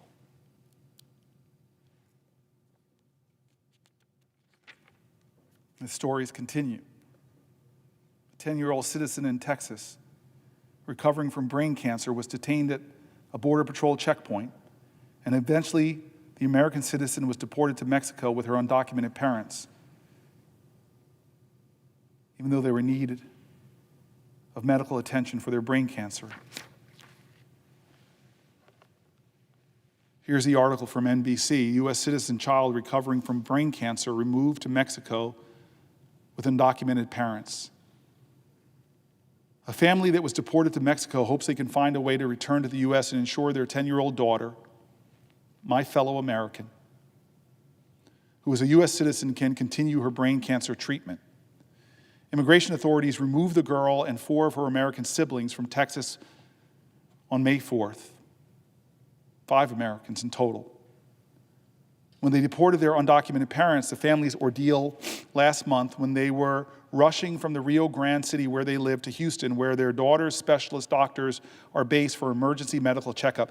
The parents had done the trip at least 5 other times in the past, passing through an immigration checkpoint every time without any issues, according to attorney Danny Woodward from Texas Civil Rights Project, a legal advocacy and litigation organization representing the family. In previous occasions, the parents showed letters from their doctors and lawyers to the officers at the checkpoint to get through, but in early February, the letters weren't enough. They were stopped at the checkpoint. They were arrested after the parents were unable to show legal immigration documentation. The mother, who spoke exclusively to NBC News, said she tried to explain her daughter's circumstances to the officers, but they weren't interested in hearing that. Other than lacking valid immigration status in the U.S., the parents have no criminal history, Woodward said. Protection, which detained and deported the family, according to the lawyer, said in an email Wednesday, for privacy reasons, we do not comment on individual cases. On Thursday, a CBP spokesperson said via email that the reports of the family's situation are inaccurate because when someone is given expelled removal orders and chooses to disregard them, they will face the consequences of the process. They reiterated that they couldn't speak about the specifics of the case for privacy reasons. The 10-year-old girl was diagnosed with brain cancer last year and underwent surgery to remove a tumor. The doctors practically gave me no hope for life for her, but thank God she's a miracle, the mother said. An American citizen is a miracle. The swelling on the girl's brain is still not fully gone, the mother said, causing difficulties with speech and mobility of the right side of her body. Before the family was removed from the U.S., the girl was routinely checked in with doctors monitoring her recovery, attending rehabilitation therapies, and taking medication to prevent convulsions. It's a very difficult thing, the mother said. I don't wish anyone to go through this situation. What is happening to this family is an absolute tragedy and is something that is not isolated to just them, said Rochelle Garcia, president of the Texas Civil Rights Project. This is part of a pattern and practice that we've seen in the Trump administration, Garza said, adding that she has heard of multiple other cases concerning mixed status families. But for now, this is the only case of this nature the organization has taken on. The Trump administration's border czar, Tom Homan, has said families can be deported together regardless of status. Homan said it would be up to the parents to decide whether to depart the U.S. together or leave their children behind. But undocumented parents of U.S.-born children, if picked up by immigration authorities, face the risk of losing custody of their children without the power of attorney, document, or a guardianship outlining who will take care of their children left behind. The children go into the U.S. foster care system, making it harder for the parents to regain custody of their children in the future. According to the girl's mother, she recalled feeling like she could not do anything. She said in Spanish, "You're between a rock and a hard place." NBC News is withholding the name of the mother and the rest of the family members since they were deported to an area in Mexico that is known for kidnapping U.S. citizens. In addition to the parents and their 10-year-old sick American daughter, 4 of their other American children, ages 15, 13, 8, and 6, were also in the car when they were detained. 4 of the 5 children born in the U.S. According to the mother, the family was taken to a detention center following their arrest, where their mom and daughters were separated from her husband and sons, and she realized she wouldn't be taking her daughter to the doctors. The fear is horrible. I can't explain it, but it's something frustrating, very tough, something you wouldn't wish on anyone. She said, adding that her sick daughter was laying on a cold floor beneath incandescent lights. Hours later, the family was placed in a van and dropped on the Mexico side of the Texas bridge. From there, they sought refuge in a nearby shelter for a week. Mom said the safety concerns keep coming up at night, and the children haven't been able to go to school. The 10-year-old daughter and 15-year-old son, who lives with a heart disorder known as long QT syndrome, which causes irregular heartbeats and can be life-threatening if not treated well, have not received the health care they need in Mexico. The teen wears a monitor that tracks his heart rate. The authorities have my children's lives in the hands, she said in tears. The authorities have my children's lives in their hands. Both parents arrived to the U.S. from Mexico in 2013 and settled in Texas, hoping for a better life for their family, the mother said. She and her husband both worked for a string of different jobs to support their 6 children. The couple also has a 17-year-old son that they left behind in Texas following their deportation. Just 2 weeks ago, another undocumented mother in California, caring for her 20-year-old daughter, a U.S. citizen undergoing treatment for bone cancer, was detained by immigration authorities and later released under humanitarian parole. We are calling on the government, Garza said, to parole the family, to correct the harm, and to not do this to anyone else. Gentlemen, yield. I think I need to. I'll yield to a question.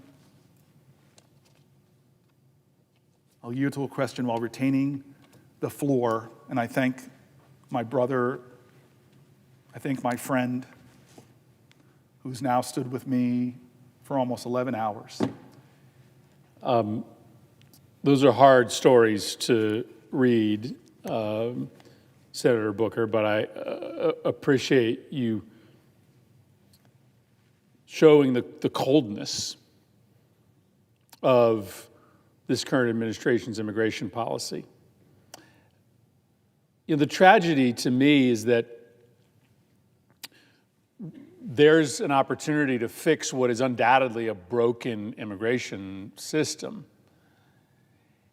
And yet, we're into day 71, and Donald Trump has not proposed to us any proposals to fix the broken system.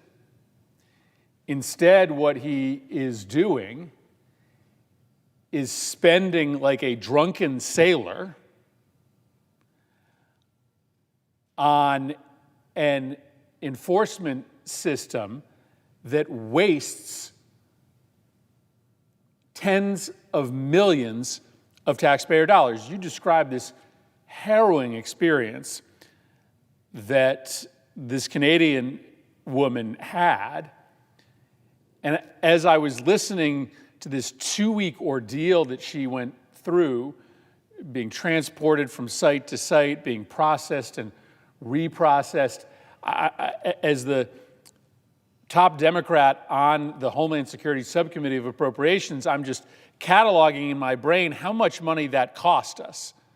Ultimately, this was somebody working in the United States. This was somebody that posed no threat to United States citizens. But we probably spent several $1 million on that 2-week ordeal. Overall, the Trump administration is going to blow through all of the money allocated to Border Patrol. They are going to have to come back to Congress for a massive additional appropriation, all at the same time that they are shuttering medical research in this country. They are closing down Social Security offices. There are measles outbreaks all across the country. Planes seem to be falling out of the sky as the FAA is enduring layoffs. There are consequences to these spending decisions. The amount of money that's being spent at the border, much of it wasted in a showy, ineffective response. The consequence of that is that the services that average everyday Americans need, like help on their Social Security claims, are being impacted.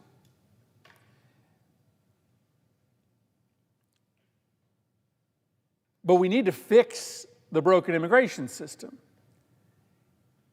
And we had an opportunity to do that last year when Republicans and Democrats came together and wrote a bipartisan border security bill that frankly would have allocated tens of billions of additional dollars, that would have fixed our broken asylum system, would have given the president new authorities.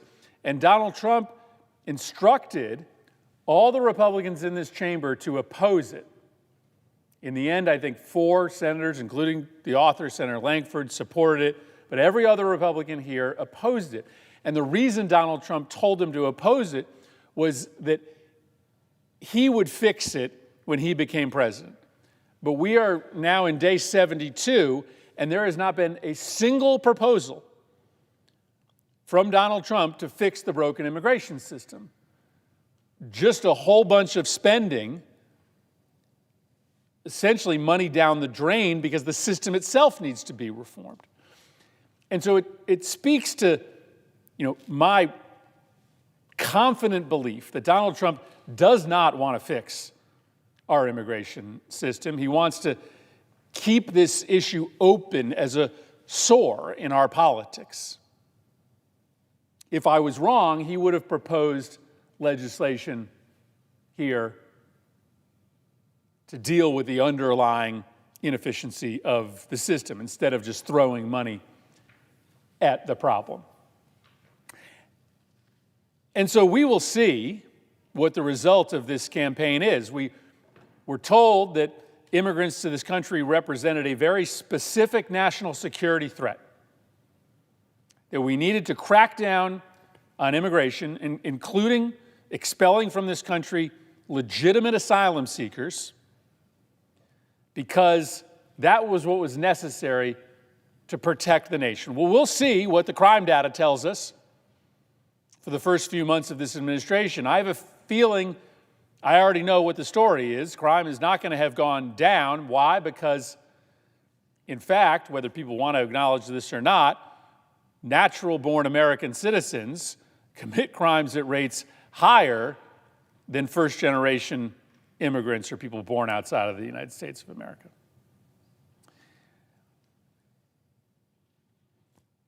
But Senator Booker, I guess the question I want to ask you is this. I think you and I agree that Americans, right, left, and center, acknowledge that the immigration system is broken. I mean, they didn't love it when they saw thousands of people crossing on an average day. And they know that when it takes 10 years to process an asylum claim, something's wrong, and that it then just provides an incentive for people to come here without documentation. But my impression is that that cross-section of Americans that believes that the existing immigration system is broken also believes 3 other things. One, that the way to fix it is to change the laws, and that they believe that we have not done our job until we have changed the laws. For instance, building a better asylum system. And once again, not a single proposal from the Trump administration on how to fix our broken immigration system. Not a single proposal. Second, I believe that they understand that immigration is a core strength of this nation, not a liability. And that if we want to thrive as an economy, we are going to have to bring people to this country legally. But to turn our backs on immigration as a mechanism to grow economically, that's not in line with what Americans believe, even those that think the existing system is broken. And then lastly, I just don't believe this country is as mean as Donald Trump thinks it is. Like, I get it that everybody wants this nation to be a nation of laws, but when an American citizen looks at a child with a medical condition,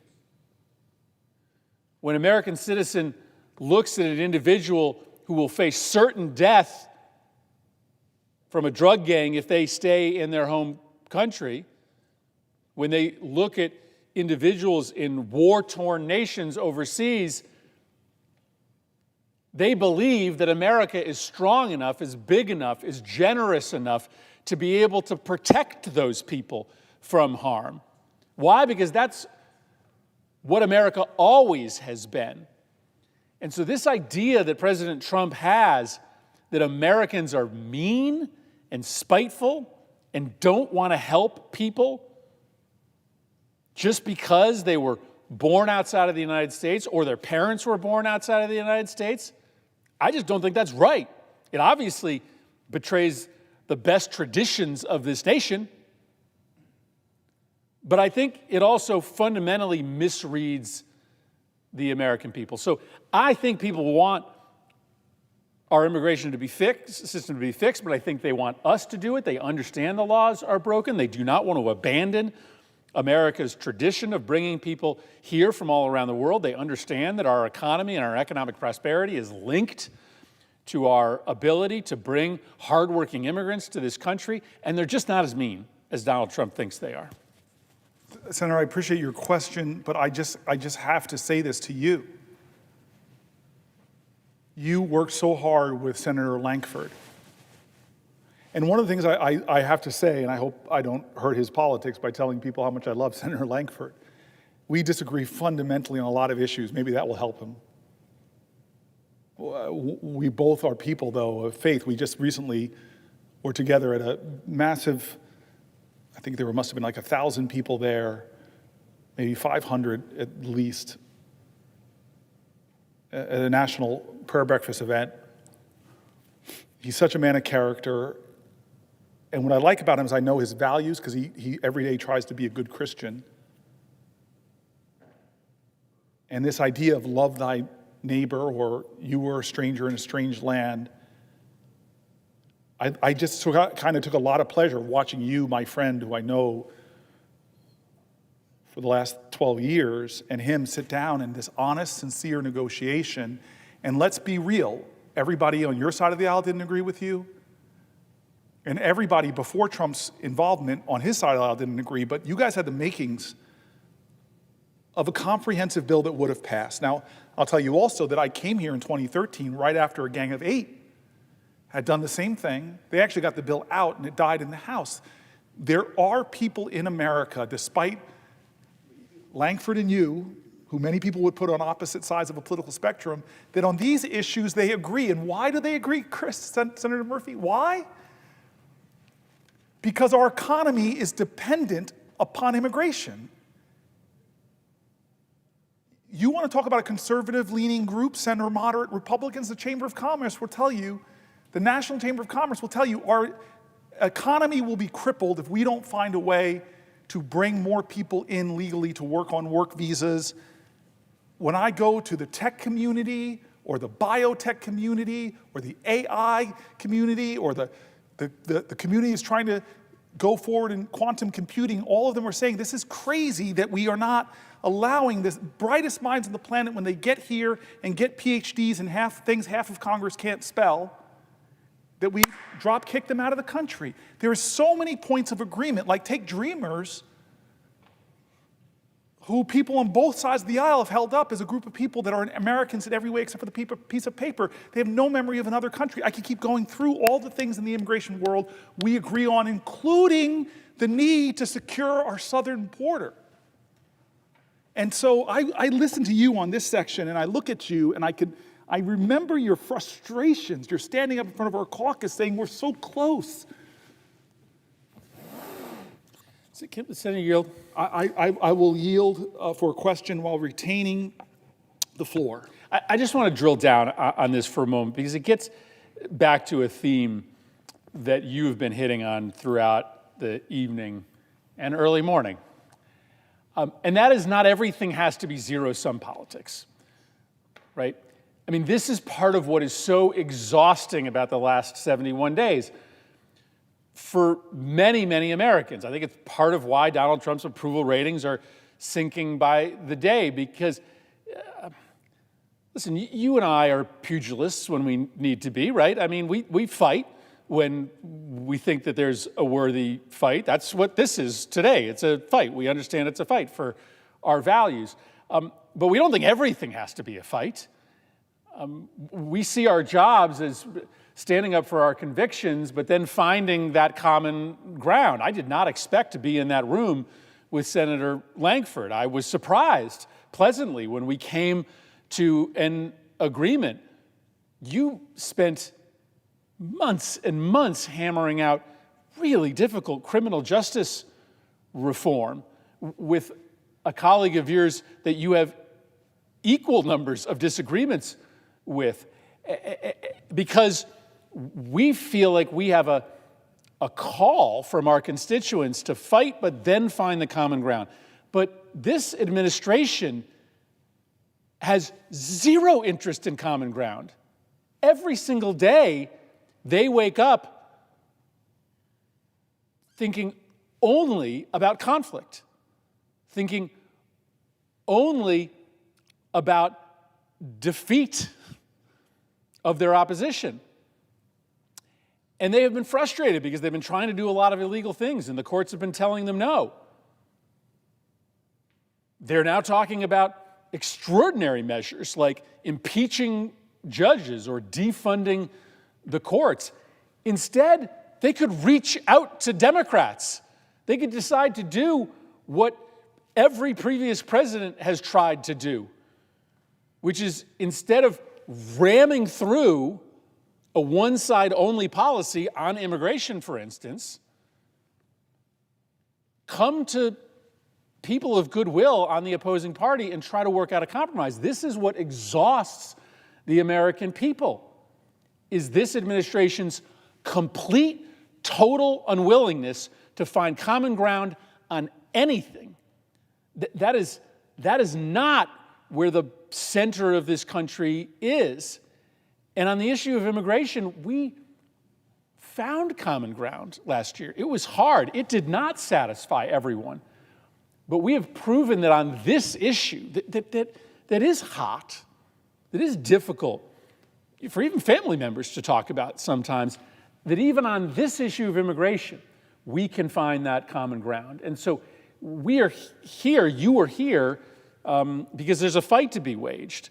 But I think we both wish, on a litany of these topics, we were instead sitting down with our colleagues. But that is just not in the DNA of this administration. And that is part of why this president is becoming more and more unpopular by the day, is because they expect any president,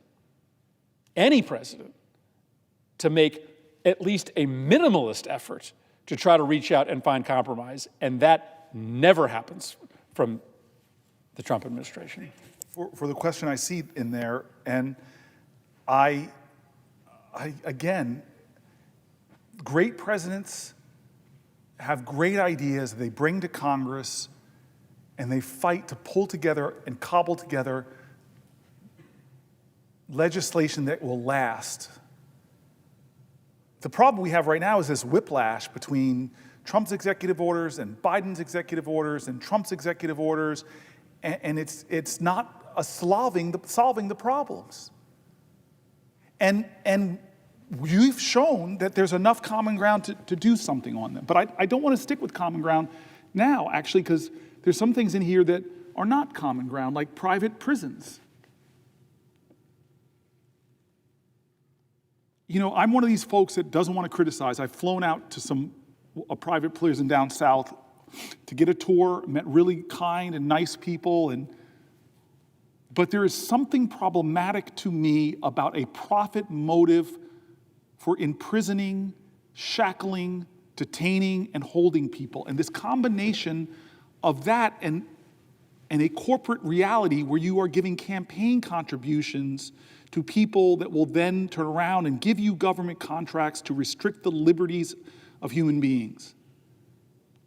And the story that I read about this woman feeling like They lied to her lawyer and said if she had only said she could pay for her own flight home, but they were keeping her, and every day they were keeping her, they were getting more money from American taxpayers. This wasn't a system designed for justice. This isn't a system that's designed for the rights of human beings in our country. This is a system that has every day an incentive to deny the liberty, to hold people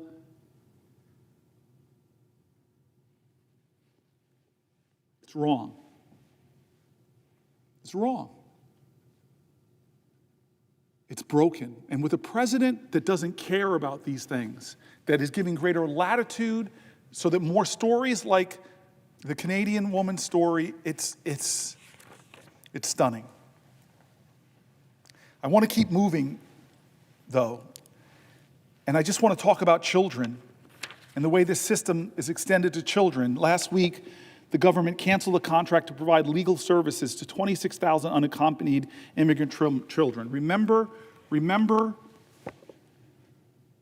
what Anton Scalia said about due process in his strict interpretations of the literal writings of our founders.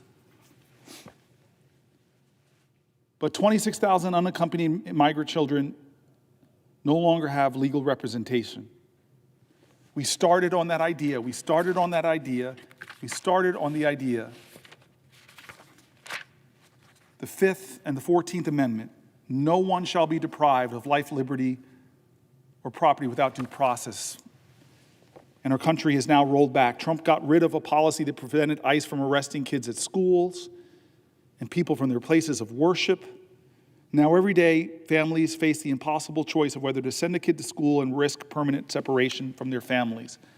Here's a story from New Jersey. And I quote, "Recently, when I was home in Newark, New Jersey, a woman in my neighborhood came up to me to tell me a heartbreaking story. One morning, she was on her way to walk to school, the mom of another child's children.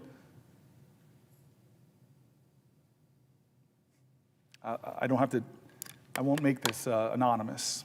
One of my closest friends, she's like a sister to me. She lives in the Ironbound in Newark. And it was very emotional because her neighbors were so terrified that they came to her and asked her to walk their children to school. They're American children.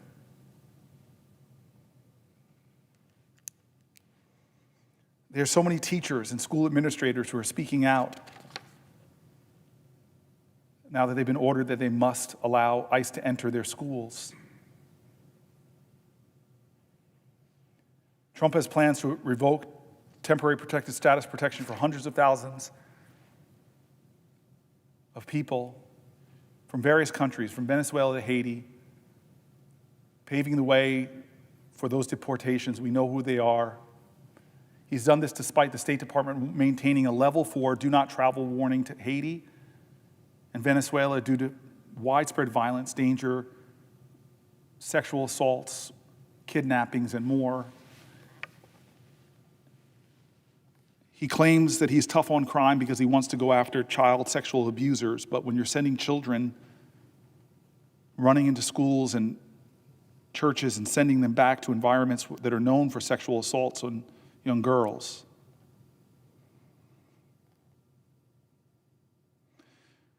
The Department of Justice, Office of Civil Rights, recently dropped its case it had filed against Southwest Key, the nation's largest provider of housing for migrant children, in which the DOJ alleged sexual abuse and neglect perpetrated against undocumented children in federal custody. It was a case that the DOJ brought against this company who houses migrant children because of alleged sexual abuse. And what did our government do under Trump? They dropped charges.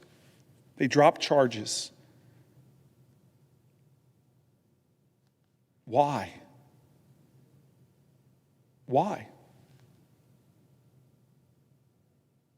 Children being sexually assaulted is not worth an investigation? Is it because the administration thinks that pursuing the lawsuit and holding perpetrators accountable will somehow interfere with their immigration agenda? They literally let alleged sex abusers go free with no explanation. The hypocrisy.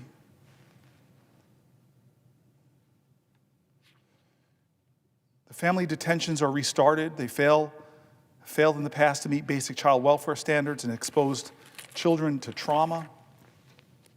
The President's own Department of Homeland Security concluded in 2018 that family detention centers posed a high risk of harm to children and families, and despite his own Department of Homeland Security back in 2018 saying that, they've restarted it. One of the points I want to make is crime. I was a mayor. The number one issue my residents were concerned about was fighting crime, fighting crime, fighting crime. I went back to New York recently for a horrible, tragic death of a police officer by a 14-year-old with a ghost gun. It was horrible to send off hundreds and hundreds and hundreds of police officers from all over our state, from New York. This police officer was murdered by a 14-year-old. I still pray for their family, his mom. And as I was standing there looking at this parade of police officers who were waiting for the casket, I had police officers come to me and complain that they're having harder and harder time in New Jersey solving crimes because now victims of crime, victims of sexual assault, victims of robbery who happen to be undocumented are afraid to go and talk to local police because of all this rhetoric that's creating the fear that they'll be turned over to ICE. Imagine in our country there are people out there that are sexually assaulting people but are getting away with it because they're targeting immigrants. And if you don't think that hurts American safety, you're wrong. Afraid to go and talk to police officers to report crimes.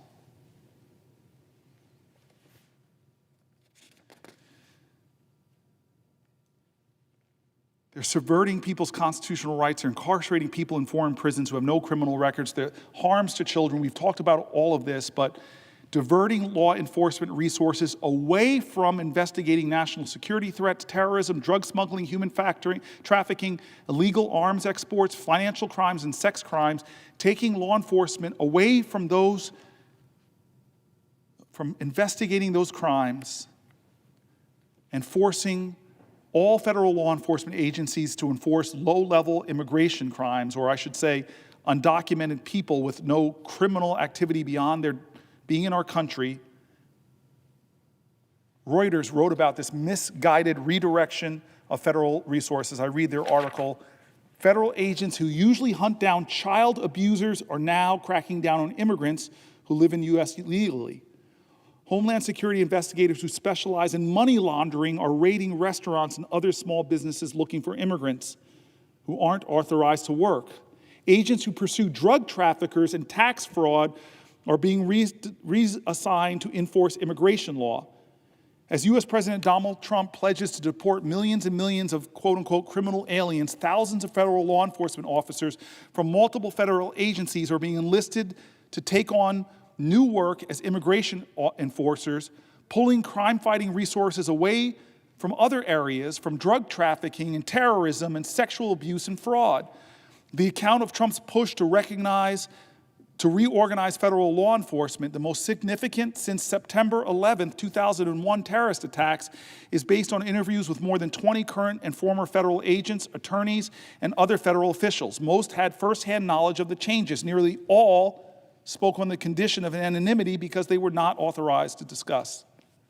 In quotes, I do not recall ever seeing this wide spectrum of a federal government resources all being turned towards immigration enforcement, said Teresa Cardinal Brown, a former Homeland Security officer who has been served in both Republican and Democratic administrations.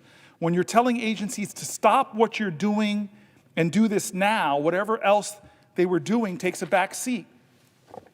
In response to questions from Reuters, Homeland Security Assistant Secretary Tricia McLaughlin said the U.S. government is mobilizing federal and state law enforcement to find, arrest, and deport illegal aliens. The FBI declined to respond to questions about its staffing. In a statement, the FBI said it is protecting the U.S. from many threats. The Trump administration has offered no comprehensive accounting of the revamp, but it echoes the aftermath of 2001 attacks when Congress created the Department of Homeland Security and pulled together 169,000 federal employees from other agencies and refocused the FBI on battling terrorism. Trump's hardline approach to deporting immigrants has intensified America's already stark partisan divide. The U.S. Senate's number 2 Democrat, Dick Durbin, describes the crackdown as wasteful, misguided diversion of resources. It's making Americans less safe by drawing agents and officials away from fighting corporate fraud, terrorism, child sexual exploitation, and other crimes. The focus of immigration is drawing significant resources from other crime-fighting departments, according to the more 20 sources who spoke. Until January, pursuing immigrants living in the country illegally was largely the part of 2 agencies: ICE, Immigration and Customs Enforcement, and Customs and Border Protection, with a combined staff of 80,000 other departments spent on crime. In Detroit, where immigration prosecutions have been rare, the number of people charged with immigration offenses rose from 2 in February to 19 last month. Case managements from the Justice Department show that fewer than 1% of the cases brought by prosecutors by the DEA and ATF over the past decade involved allegations that someone had violated immigration law. Since January, however, DEA agents have been ordered to reopen cases involving arrests up to 5 years old where prosecutors had declined to bring charges. As Trump and billionaire Elon Musk flash the size of the federal government bureaucracy, jobs that deal with immigration enforcement appear largely exempt. In January 31st email to ICE employees, a human resource official told them they wouldn't be eligible for retirement buyouts offered to some 2.3 million federal workers. All ICE positions are excluded, they said recently in a previously underreported email. Madam President, will the senator yield for a question? Yes, I will yield for a question while retaining the floor. Thank you.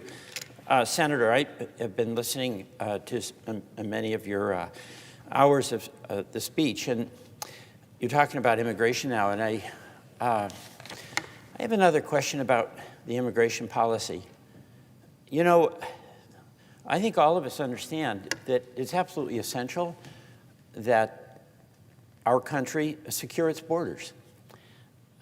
And from time to time, the country forgets that, but I think we've had this debate about immigration that's been going on for several years.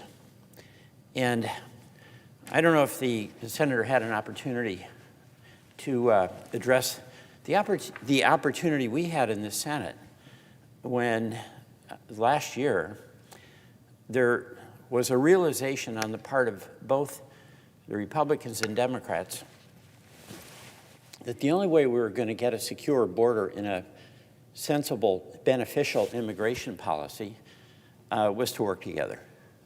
I know the senator was watching that very carefully. And we had the terrific work of Senator Langford from Oklahoma, Senator Murphy from Connecticut, and Senator Sinema, of course, from Arizona. And despite the enormous political tension that surrounds the immigration issue, and for understandable reasons, the three of them worked very hard and came together for a tripartisan proposal, in effect. Senator Sinema, of course, being the independent, who always played a constructive role in trying to bring the parties together. And what was included in that legislation was a major commitment embraced by Senator Murphy on behalf of the Democrats for border security. There was an acknowledgement we can't just we have to control our borders. It's really that simple. But when you control your borders, you also have the opportunity to have an immigration policy that the Congress and the President think will benefit the American people. And it benefits us, of course, if there's security at the border. But it also benefits us if we have legal immigration that is controlled by the American people.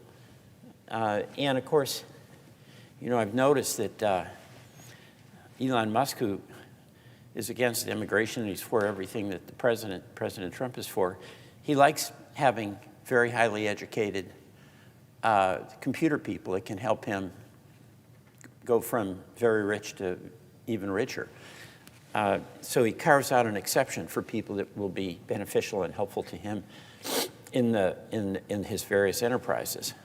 But you know, we've got in Vermont a lot of dairy farms, and we have a tourist industry, and we have a real hard time filling those jobs. So legal immigration can really be helpful and constructive and beneficial to the people of the state of Vermont.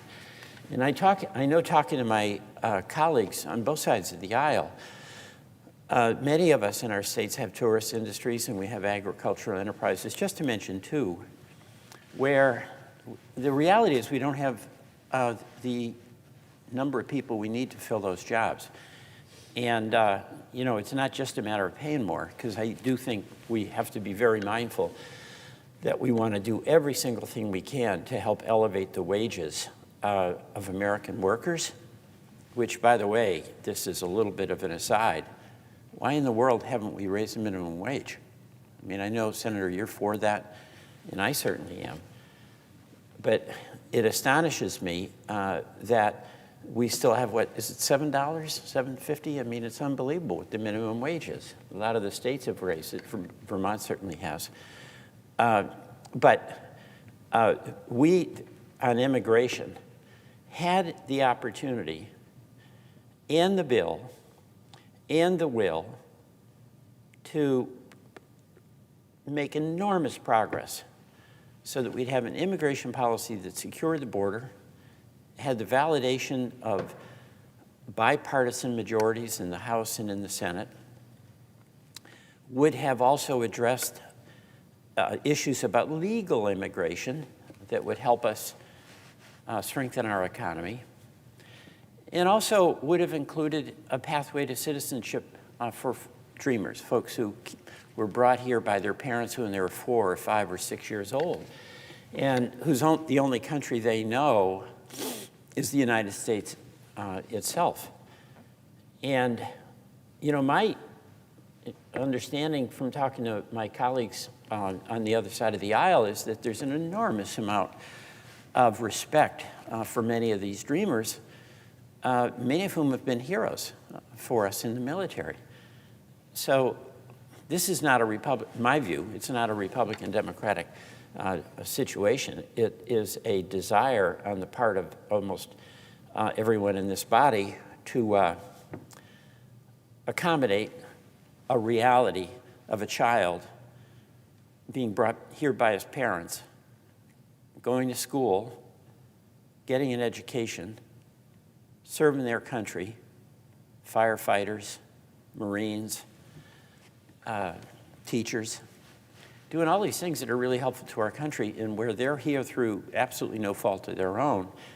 And if we were to require them to be deported, and that's an effort that the current administration is making, you'd literally be taking people who might be 30 or 40 years old now, have families, and send them back to the country from which their parents brought them, and they don't even speak the language. And you know, that obviously makes no sense. And when I talk to Vermonters who have very, very strong views about of having a strong border, and I ask them, what about this situation? They think, wait a minute, well, that's different. You know, that's a person who lives here. That's like my neighbor. So I was so disappointed when we were on the cusp of being able to get this legislation passed, when then candidate Trump, in his candid way, said, kill it. And he was candid about why. It would, quote, give quote, the Democrats will win. I never saw this as a win for Democrats. I saw this as a win for America. And, the reality is that when we have to do really hard things here, and we're not doing hard things these days, but when we're trying to do hard things that are really important for the American people, my experience is you really do have to get to a bipartisan place. Because, we've lost elections, and we lost the last one. And that is on us. It's not on the voters. They made a decision. That's their right to do. And we have to learn, and we have to listen. But when we were listening and hearing loud and clear from the American people that we want a secure border, and then we worked with our colleagues on the other side of the aisle to get a secure border, why in the world would the leader of the party kill it? Why? I mean, we know the reason. He thought it was good politics. But this is not about what's good partisan politics. It's about what's good policy that's going to help the American people. So I'm really, among the many things you're focusing on, of course, is this question of immigration. And this is incredibly important, but I want it to be clear that I, as one member of the United States Senate, am absolutely all in for the immigration reform that we need, and that is a secure border. That is legal immigration as we determine the type of immigration that will be beneficial to the American people and sustainable. And it also includes a pathway to citizenship for these children, in many cases, who were brought here by their parents, who had no agency, no involvement whatsoever in the decision to come here, how they got here. Pardon me. For those of us who don't stay up all night, some of us use alarms to wake up. So pardon me for being here earlier than I thought I'd be here, and you're here later than maybe than you thought. But it's such a privilege for you, and it's such a privilege for me. It's such a privilege for the other 98 citizens of this country who serve with us in the United States Senate, that any chance we get to do something that's helpful to the people we represent, don't we want to grab it? Don't we want to do it? And does it matter if our name lives in memory that we were here? It doesn't. What matters is what we do here. And whether, when we leave, we can look back and have the satisfaction of knowing we gave it our best. And I hope, there's enormous pressure on folks in this job from the cross currents of the political world that we live in. And all of us are fallible, and all of us have plenty of opportunity to get it wrong, and we do. But what I've seen in the people I've admired on both sides of the aisle, and I think of Senator McCain, who Senator Murphy worked with so much, there was a heart and soul to that man. And it was the heart and soul in his spirit that guided him. And when I think about immigration, and we're talking about how tough it is, he worked together with the so-called Gang of Eight to come up with a reform that the Senate passed years ago. I was in the House then, and I remember being so excited when I heard that the Senate had actually come up with a proposal that just made sense. It wasn't perfect. What is? Senate to earth. What's perfect? We do the best we can. That's about it. But you know what? when I say that's about it, that's what life is. Do your best. And then move on. And by the way, that's one of the reasons why I think, Senator, the bipartisanship, which we don't have now at all, but why it has to ultimately, we have to have enough humility to understand that neither side has the answers. And where we try in earnest to come up with the best solution we can at the moment, where we listen to each other, what happens is that if we didn't get it fully right, and we never will, we understand that we have an opportunity to fix it and make it better based on experience. And when there's just our way or the highway, there's no resolution and no progress. Number one, you don't get the bill passed, as we saw with the immigration bill. And then number two, if you get it passed, the other side just tries to tear it apart and repeal it, as opposed to improve it. Now, every single one of us knows that the American people want progress. But when what we're talking about was something as hard, it truly is hard, the issue of immigration. We're talking something that's hard politically. That spirit of wanting to get to a solution that was what animated the work of Senator Langford, Senator Murphy, and Senator Sinema. They wanted to get to a solution, even though they had significantly different points of view going in on what was the right outcome. But they wanted to get to a solution, and where they represented the points of view of the disparate views of our caucus. And they came up with a compromise that by all accounts would be such a better place for us to be now than what we're in. No progress. We haven't been able to act on that immigration bill since the Senate acted with the leadership of Senator McCain and others. And I was mentioning how excited I was. I was in the House at the time, and I was so excited that this bill came over. And, you know, Vermonters were asking me all the time, Peter, we've got to do something about our borders.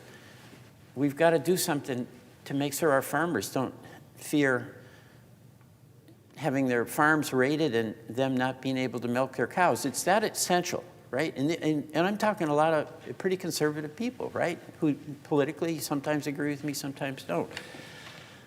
But what was so exciting to me was that on the cusp of this coming to the House, I was thinking, I'm going to have a chance to vote for secure immigration, for securing our borders, a rational immigration plan, and I'm going to be able to give a fairness to the dreamers.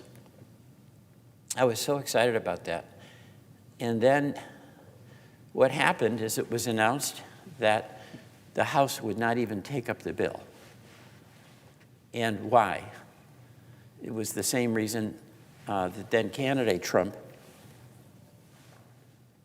proposed to his colleagues, or to his party members in the House, or pardon me, in the Senate, kill it.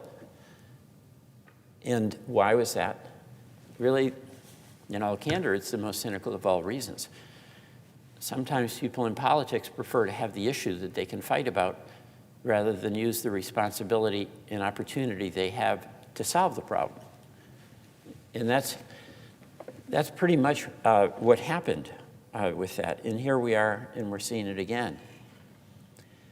You know, there's another thing that's happening with the immigration policies of the current administration.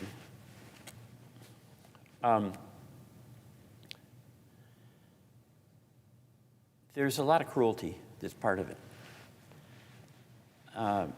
You know, yes, we have to have a secure border. Yes, criminals who came here illegally should be deported.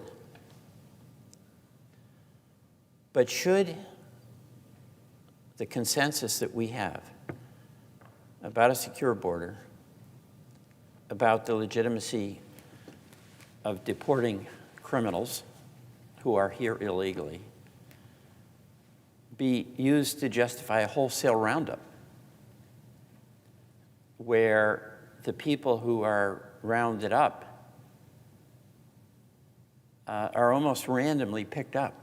You know, some may be on the basis of good information, but it's clear in this roundup where so many people were flown to the jails in El Salvador that the minimal amount of due process, which is inquiry into who is this person, where are they from, does that tattoo mean they're in a gang, or is that a tattoo of mob? Are we a society where we don't provide that minimal inquiry? It's called due process. Our country was founded on it. And it appears in many cases we haven't done that. You know, and then what we're seeing also is that a number of people are being rounded up who are here legally. They're here on a student visa.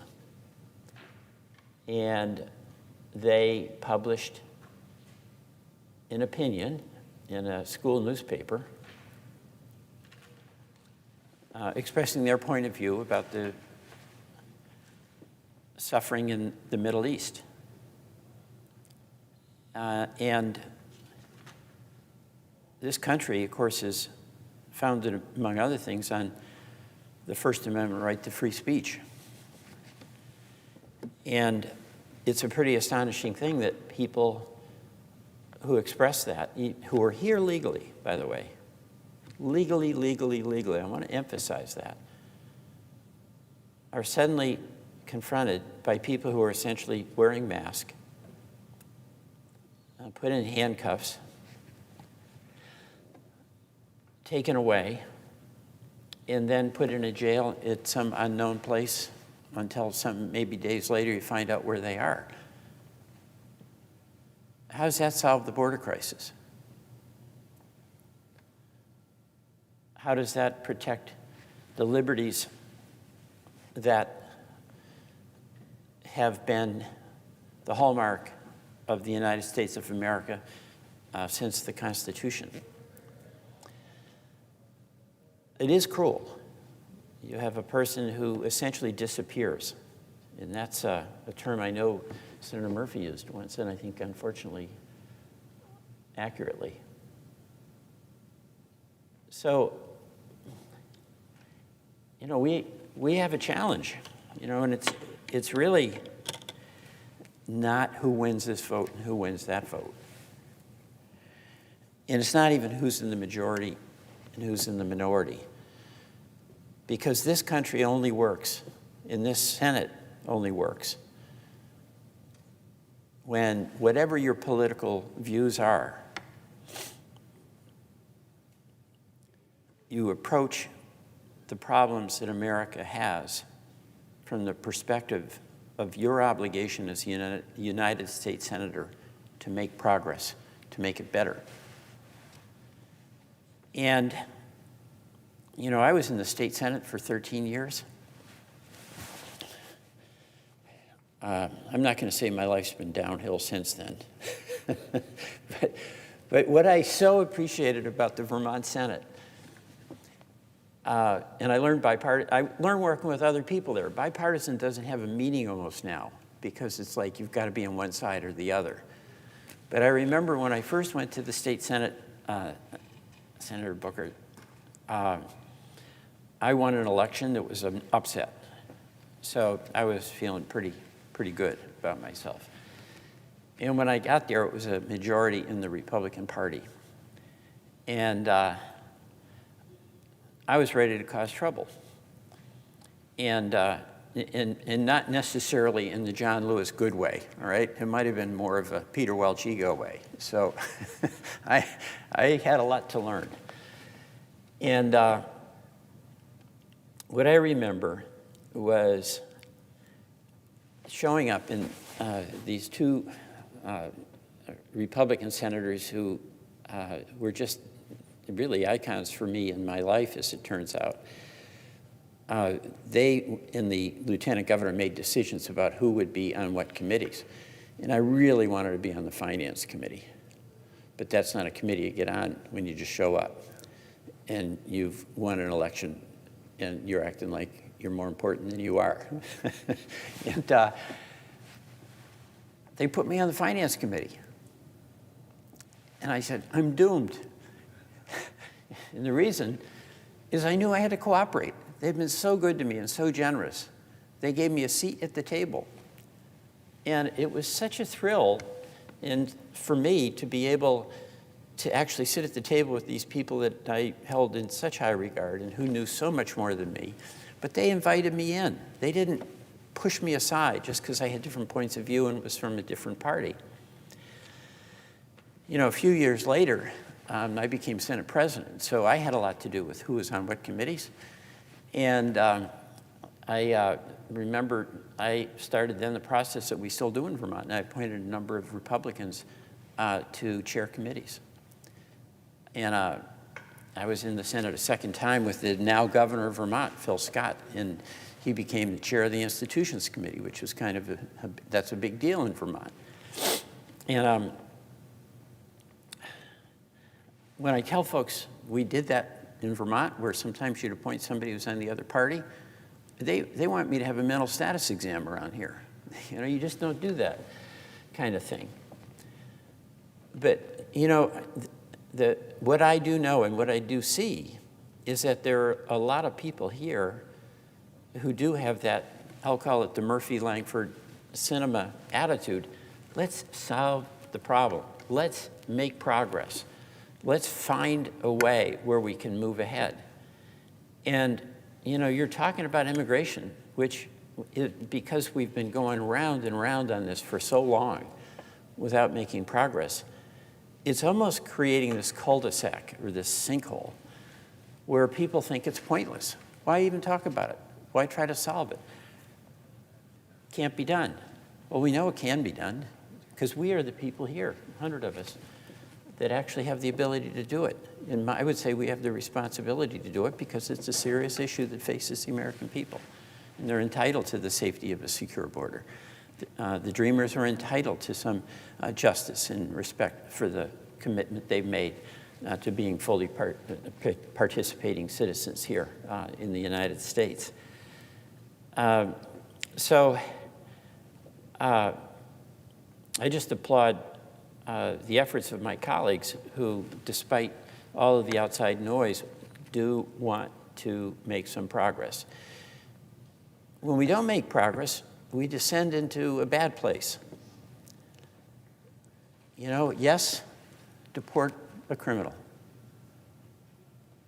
Our people are entitled to safety.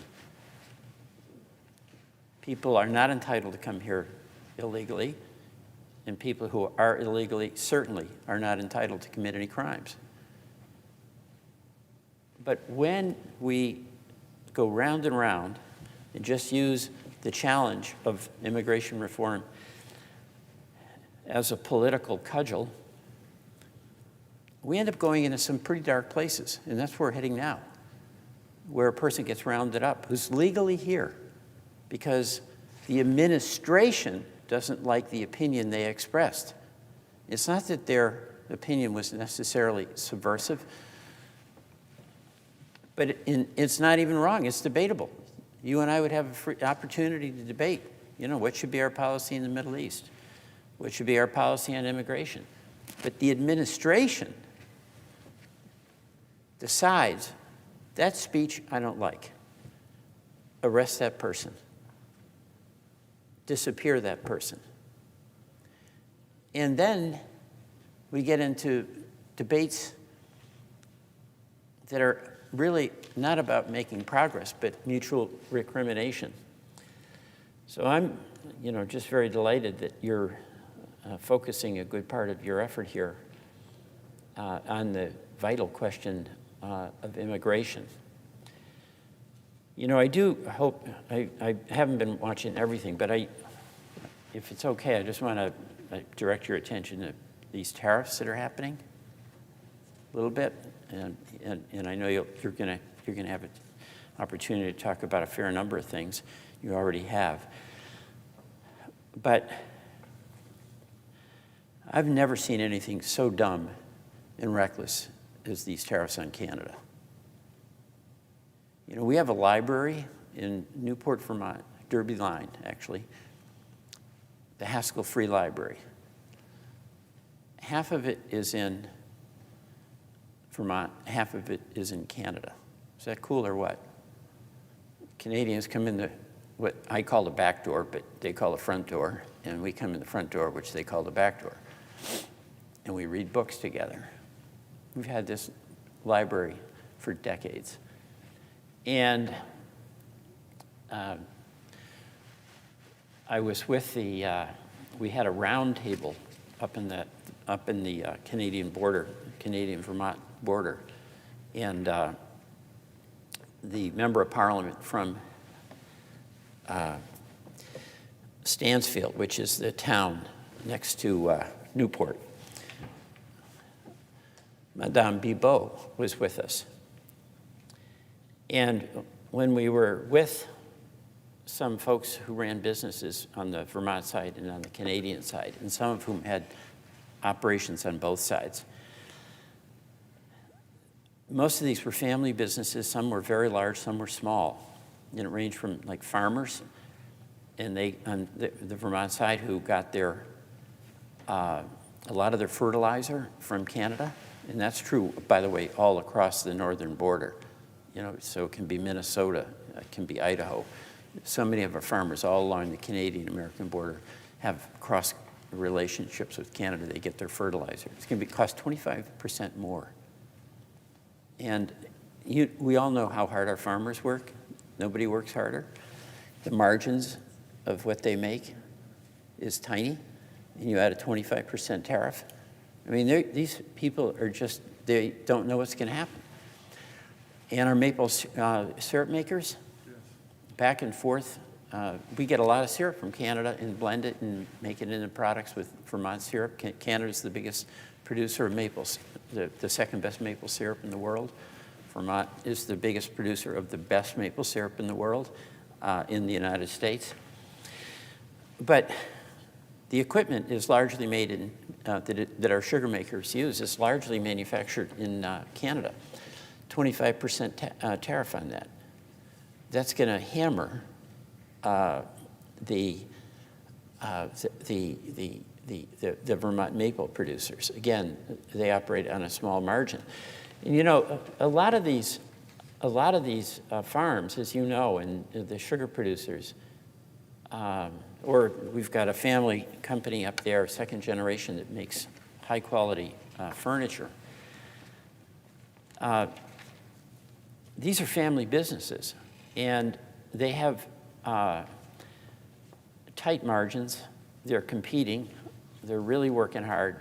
The Northeast Kingdom is really a pretty low-income part of Vermont, with wonderful, incredibly hardworking people who are very proud of where they live and who they are and who their neighbors are. They're asking really tough questions about how they can make it and whether they can stay in business. And this is not the same as immigration, but there's an element here that is the same as immigration. Shouldn't any policy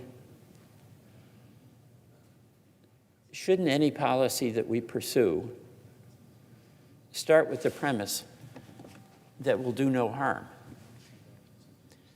So, you know, Madam President, it might be a policy you're advocating, and I know when you served in your previous job, you'd be wanting to make certain that what you did no harm. In fact, you'd be insisting that it did some good. And my question with the tariffs is whether the administration is starting out from the premise that I think all of us should start with. Yeah, we may have an idea. We hope it might work. But we got to make sure it does no harm.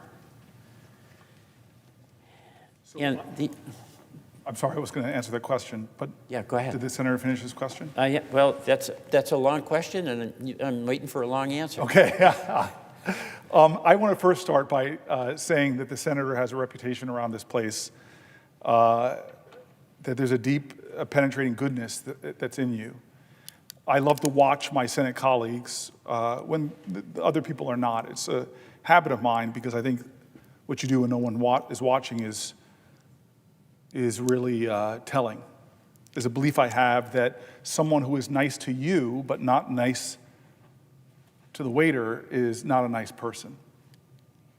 And we have a body full of people that show some deep, decent goodness.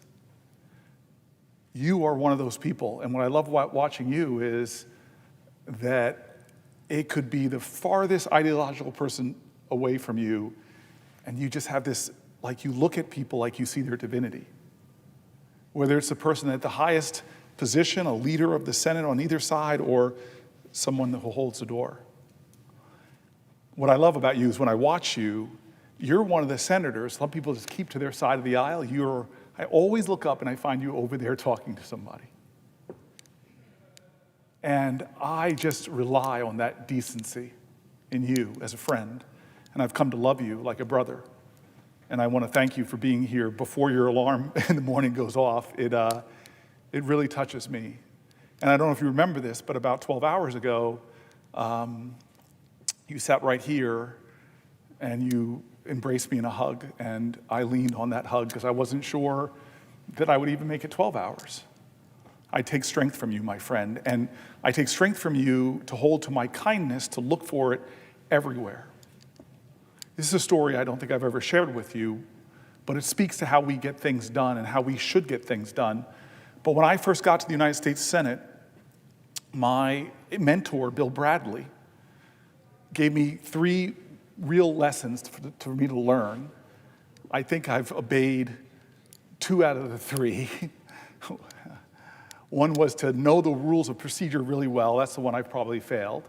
I'm still learning things 13 years into this about the rules of procedure. The second one was become a specialist in some areas. Don't be a mile wide and an inch deep, and I feel like I've done a pretty good job on that. But the one that he called me that was most fruitful, I've already mentioned one of the benefits I had in doing this with John McCain earlier in this 12 hours. But he commanded me to go and meet with all your Republican colleagues, take them out to dinner, sit with them for lunch, whoever they are. I went out to dinner with Ted Cruz. It was hard to find a restaurant because I'm a vegan and Ted Cruz is from Texas. But I still remember that we went out and how people were sort of shocked just to see 2 human beings breaking bread. But the story I want to tell my friend about is when I went to see Jim Inhofe, Republican from the same state as Langford. And I couldn't get him to meet with me. Couldn't get on his schedule. And I found out that he had Bible study in his hideaway. And so I go up to his hideaway for Bible study. Thune was there. And we all have implicit biases. We all have implicit biases. My implicit bias was that I did not expect this older, conservative man that I would walk in and see on his mantle this beautiful picture centered of him hugging a little black girl. I'm embarrassed by that it so surprised me. And I, especially in those days, I didn't talk to the senior giants in the Senate. I didn't call them by their first names. I still have a problem calling Senator Durbin by his first name, for example. He is a lion of the Senate, in my opinion, and one of the kindest people to me since I've been here. But so I go to him, I go to Jim Inhofe, I go, "Mr. Chairman, sir?" And I look at the picture and I go, "Who dat?" And he smiles and chuckles. And then he tells me the most beautiful story of his family adopting this little black girl out of some of the most terrible circumstances. And I was so moved. And thinking about my friend Bill Bradley, I would have never known this incredibly beautiful thing about somebody who ideologically we disagreed on so many things, but knowing this personal moment, it created this thread between us. Not a rope, not a cord, but a thread that connected me to him and had created a deeper affection. So fast forward many months in this body, and there's a big education bill, which Chris Murphy referenced earlier. A big education bill was going through the Senate because No Child Left Behind, we were going back the other way. And Senator Durbin has told me about this. Pendulum sometimes swings and swings back in this place. And it was a deal. Lamar Alexander was in the well of the Senate. He was the manager of the bill, and there was no amendments allowed. No amendments allowed. And of course, I'm sitting back here. This is where I sat. And you talk about egos. My ego think I had this great amendment, and I was frustrated that they were having this rule, no amendments. But I got a great amendment to do something about homeless and foster children that have the worst educational outcomes. And I thought I had a modest amendment to try to make a difference for American children that are in foster care or that were homeless. And I'm frustrated. I'm sitting back here, something that I dream of doing again one day, sitting, and just kind of upset. And then I see walking through those doors Senator Jim Inhofe, and he walks to the well, kind of talking, and I remember the story he told me about this little black girl and his family, and something tells me to get up, and I walk into the well, down these steps, and I say to him, Mr. Chairman, sir, I know how much you care for children in tough circumstances. I have an amendment, and I explained my amendment to him, and he looked at me and he gave me the Senate version of no, which is, I'll think about it. And I got frustrated, and I said, thank you, sir, for considering it. And I walked back, and I sat down right here. And then when I picked my head up, he's marching into our side like you do on the other side. Like his GPS coordinates were off, marches up to me, and just sort of grunts at me, I'm in. And then turns around and starts walking away from me, and I step up, I go, wait, excuse me, what do you mean? He goes, Cory, I'm going to co-sponsor your amendment. And I was so happy. And now I go over to Senator Grassley. You say the same thing to him, a relationship that, thanks to Dick Durbin, I really bonded. I have this sweet relationship with him, even though, again, we disagree on so much. And he doesn't even make me wait. He looks at me and he goes, you got Inhofe? And he signs on my... By the time I go to Lamar Alexander, I look at him and I'm like, I got a full house. I'm sorry, I got no other Democrats, but I got all these Republicans. And he looks at me and he laughs and he goes, really? And he puts the amendment on the bill. It's the law of the land now. And so what you said in the beginning of your long wind-up question, my dear friend, my dear brother, is how real change is made. That man, Dick Durbin, when I first got to the Senate, he knew how much I cared about criminal justice reform. He brought me to the table. I started working. As I presided, I started working in conversations with Mike Lee and conversations with Chuck Grassley. We cobbled together a bill. It wasn't done by executive fiat. It was done in the Senate. 87 votes. It's the law of the land. Thousands have been liberated from unjust incarceration. And so my point to the senator is his spirit is so right, is so true about what it takes to make real change. But the president we have right now doesn't seem to be coming to this body with any kind of bold bipartisan legislation to solve the problems of our nation, to cobble together the common ground of this country on immigration. No, he is not acting like that. He is using language like presidential primacy. He's defending his corrupt practices in immigration by saying things like presidential primacy. He's invoking the Alien Enemies Act. He's evoking the Alien Enemies Act, an act from the 1700s to deny due process, which Anton Scalia, a textualist, says that whether you're born in this country or not,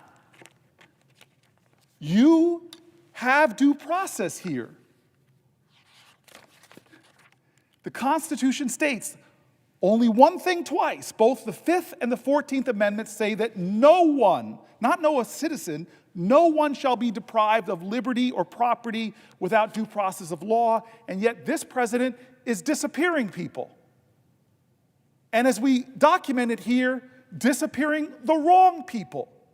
as we documented here, detaining unjustly Americans, separating families, all while pushing his agenda and doing things that the values of people on both sides of this aisle don't believe in, like stopping the investigation of children for alleged sexual molestation.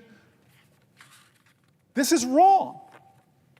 And I sat down with some of the advocates who were telling me and who were trying to fight to stop the law from being broken, and they scared me, Dick Durbin. Because they said what I said on this floor: if someone is willing to violate the Constitution for some, it endangers the constitutional rights for us all. Do not think this is, those people. If they are violating rights of some, it is a threat to the rights of all. I am standing here because of a national crisis that is growing. We talked about Social Security, we talked about health care, we talked about education. This is a crisis for us. And this is what the person said. They talked about the Insurrection Act. They've been hearing people in the administration talk about the Insurrection Act. Every person in this Congress and across the country wants a safe and secure border, but scapegoating immigrants to erode basic constitutional freedoms does not make America safer, does not make our community safer, does not reform our immigration system like we should be doing in a bipartisan manner like Lankford and Murphy.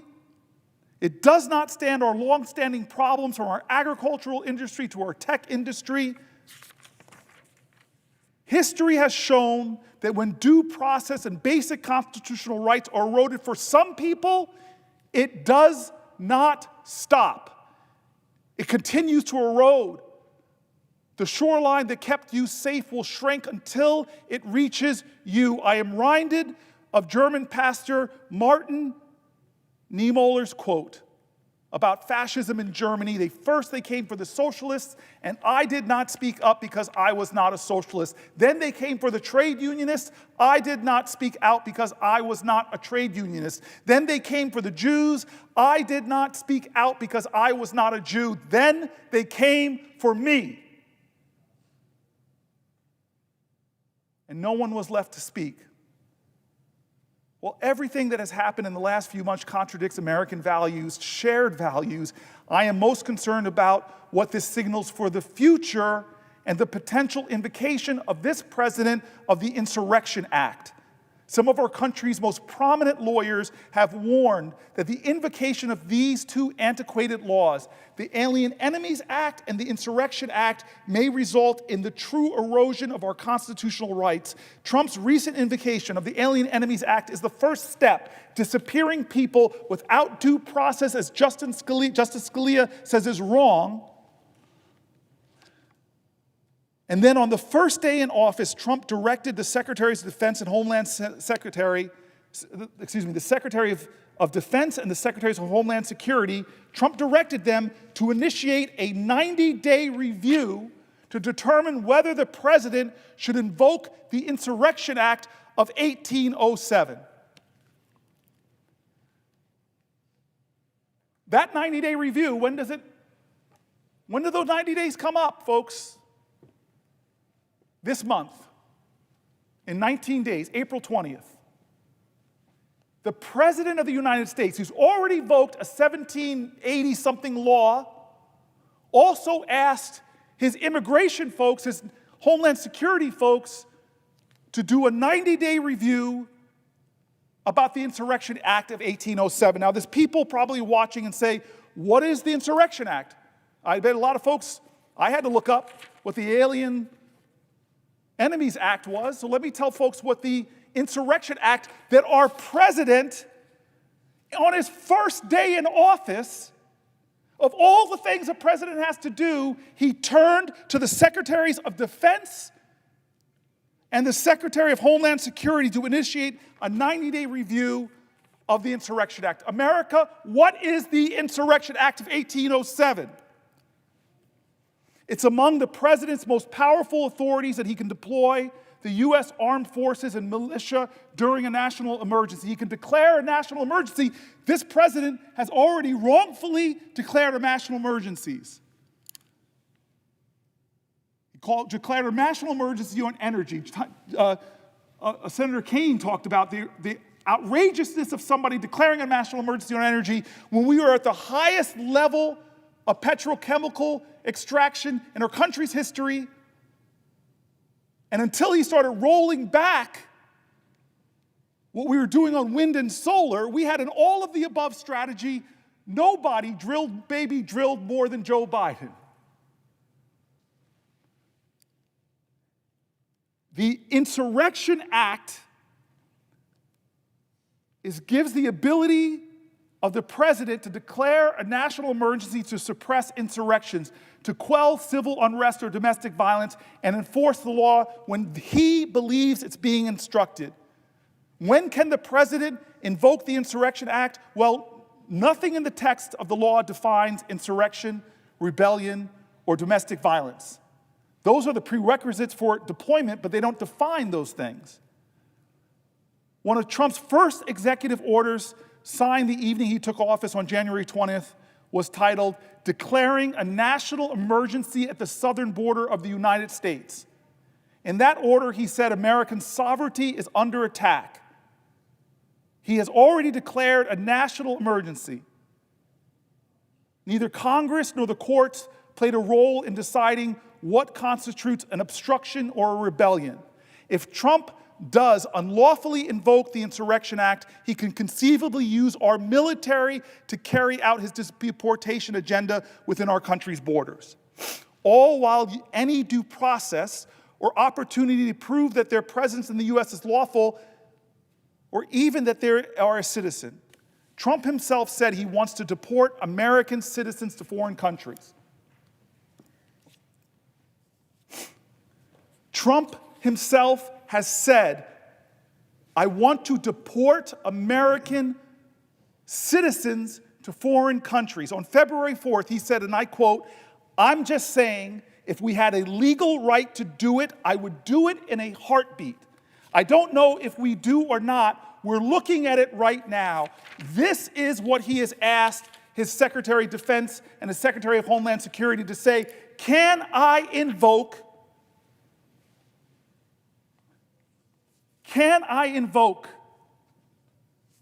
the Insurrection Act? So don't be mistaken. This is not just about immigrants. This is not just denying immigrants the due process that Anton Scalia said that immigrants have a right to, so you don't disappear the wrong people like the Trump administration has done. That you don't wildly disagree with what a citizen is saying and use that as a pretext to disappear them. He is creating the pretext to invoke that 1807 law, the Insurrection Act. And if he does that when they came for the immigrants and denied them due process, he is trying to get us to surrender our commitment to the constitutional guarantees that Americans have. He has said he would deport Americans if he could.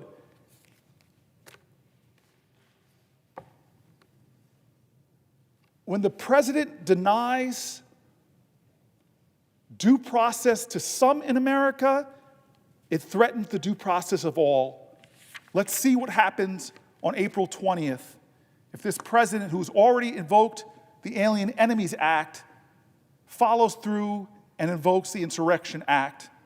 But why wait till April 20th? Raise your voice now, stand up now, do something now, cause some good trouble now. Let this president know that if he does ever do that, there will be a rising up of people's voices, a rising up of good trouble, as John Lewis would say, to say, not in my country, this is unacceptable. Will the senator yield for a question? To Senator Dick Durbin, somebody who's been my mentor and friend, I will yield for a question while retaining the floor. Thank you. I first want to acknowledge this extraordinary moment in the history of the Senate. I believe you've been holding the floor now for more than 10 hours. and perhaps we'll go on it even longer. And you've been joined by your colleague and friend, Senator Murphy of Connecticut. And I'm sorry to take the early morning shift, but I didn't want to miss this moment in history, not just for the historic nature of it, but for the substance of it as well. I just remind my colleague and fellow member of the Senate Judiciary Committee, it was only 3, maybe 4 weeks ago that we had witnesses before the Judiciary Committee, and I asked a question, and one of them is pending on the calendar, the executive calendar on the floor. His name is Dean Sauer of Missouri, and he's seeking the position of Solicitor General of the United States. Along with him was the lady aspiring to be the Assistant Deputy Attorney General for Civil Rights, Harmeet Dillon, and Aaron Reitz, who has been approved by the Senate for a legal policy position. And the questioning went to the basics of our Constitution, which you have noted here today. And that is, what is the check and balance on a president? What is the accountability of a president under the Constitution? As I read it, and I don't profess to be expert, I'm still learning. As I read it, the accountability of the president is in Article 2, and Article 3, Article 3, the judiciary. Ultimately, the president can be held accountable by impeachment in Congress or by decision of court that some of the orders that he is promulgating are inconsistent with law and the Constitution. And the question that was asked of the witnesses who are seeking positions in the Department of Justice, can a public official defy a court order? It seems so fundamental and basic. The answer is no, of course, but these 3 witnesses all equivocated in their own ways, which raises a question: if this president is not held accountable by a court order, what then can control a president who misuses their office to the detriment of the nation or the people who live here? And that, I thought, was a fundamental question. It was interesting to note, you may remember, that one of our Republican colleagues on the Senate Judiciary Committee, Senator John Kennedy of Louisiana, after hearing these witnesses equivocate on whether a public official can defy a court order, came to the committee and basically said, "What are you saying?" The answer is obvious. You can criticize a decision of the court within the bounds of propriety as a member of the bar. You can appeal a decision of the court, but if that doesn't satisfy you, your recourse is to quit, resign, leave. The Constitution has the last word. The courts have the last word. And I think that's a question that you're raising today. Where is the accountability of the President of the United States when he misuses the power of office? In the cases that you've mentioned, the Alien Enemies Act, it's a law that's been around since, I think, 1807 or somewhere that time. I think it's clear, unless you have declared a war or unless you are invaded, you cannot invoke the Alien Enemies Act as this president has done. And he's being challenged in that regard. Yesterday, our friend, Senator Grassley, who chairs the Judiciary Committee, and I say friend, some people back home say, don't say that anymore. We don't talk to those people. They're wrong. This is a body where we do talk to one another, and we should, for good reason. Well, he raised the question yesterday, why is President Trump being challenged so often in court? Well, he has issued 102 executive orders. I don't know if that's a record, but I'll bet it is. 102 executive orders questioning something as basic as birthright sovereignty, birthright citizenship. And so the point that I'm getting to is, in obvious situations here where President Trump has gone too far, where is the accountability? It's not going to be an impeachment. We're realists. We know that the Republican House of Representatives is not likely to ever consider that. It could be in the courts. And if it goes to the courts, the question is, will this president follow a court order if it goes against his policy? And if he won't follow that court order, where is the accountability? Where is the check and balance? Where is the constitutional framework, which is supposed to be at the foundation of this democracy? I think you're raising important questions. In the Insurrection Act, the use of our military for political purposes is a frightening prospect. It's something we have avoided throughout our history and should continue to. And I just commend you for raising this point because I believe it's timely. It's as timely as the questions that we asked of these Department of Justice nominees about the enforceability of court orders. And the question is now, will the American people speak up? I'm counting on some of our Republican friends to speak up too. Throughout history, there have been moments when the party other than the president's party showed extreme courage, political courage, and spoke up. We need that kind of voice now. I thank you for raising that on the floor this morning. My question to you is, at this moment in time, as we ask these nominees whether they would follow a court order or defy a court order, doesn't that get to the basics of our constitutional democracy? Yes, yes, yes, it does. I mean, you put forth this litany that where we have to ask ourselves is, at what point do my colleagues in the House or the Senate and the Republican Party say, enough, enough? God bless John Kennedy for calling out the absolute absurd. I was in that hearing where you have nominees for some of the highest positions in the administration failing to say that they will abide by a court order. I mean, that is something we haven't heard people on either side of nominees just say so bluntly now, not yes, I will follow the orders of a court. They're equivocating. And God bless one of my colleagues, John Kennedy, who said, that's absurd. You either obey the order or you resign, because we have a constitution. And so when is it enough? When is it enough? This is the month of Passover, and there's a wonderful song I love singing when I'm at a Pesach, the Dayenu.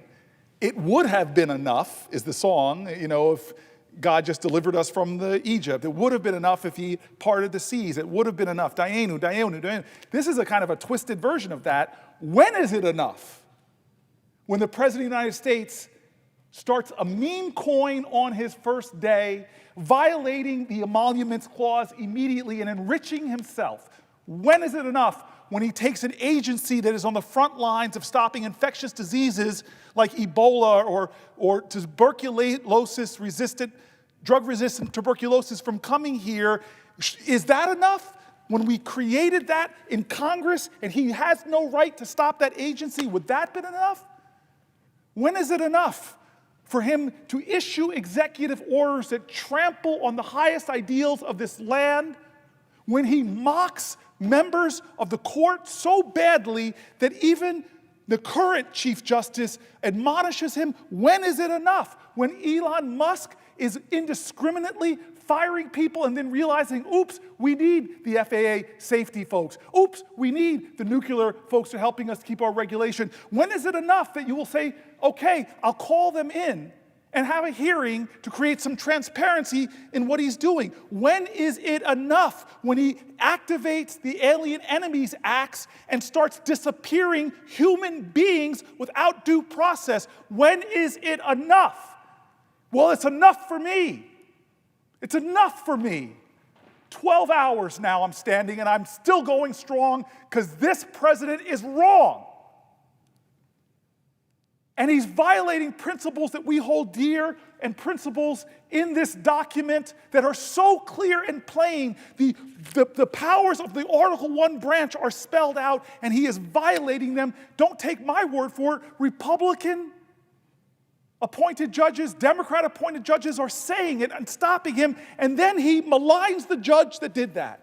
When is it enough for people to speak out and not just fall in line, to put patriotism over a person that's in the White House? So to your question, sir, to my friend, and I'm sorry to get a little animated at this early morning hour, but I am so frustrated.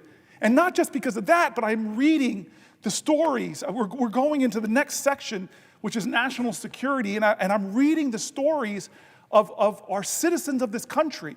Not just New Jerseyans, Yeah, there's a lot we've read in these 12 hours, but there are people from all over the country are reaching out to my office, and I know they are yours. You're the second highest ranking Democrat in here. I know they're reaching out to you because you're a man that stands for justice. I know they reach out to your office too because you're one of these outposts for sanity in a Congress that is being too complicit to an executive that is overstepping his authority and violating the Constitution and hurting people who rely on health care and Social Security.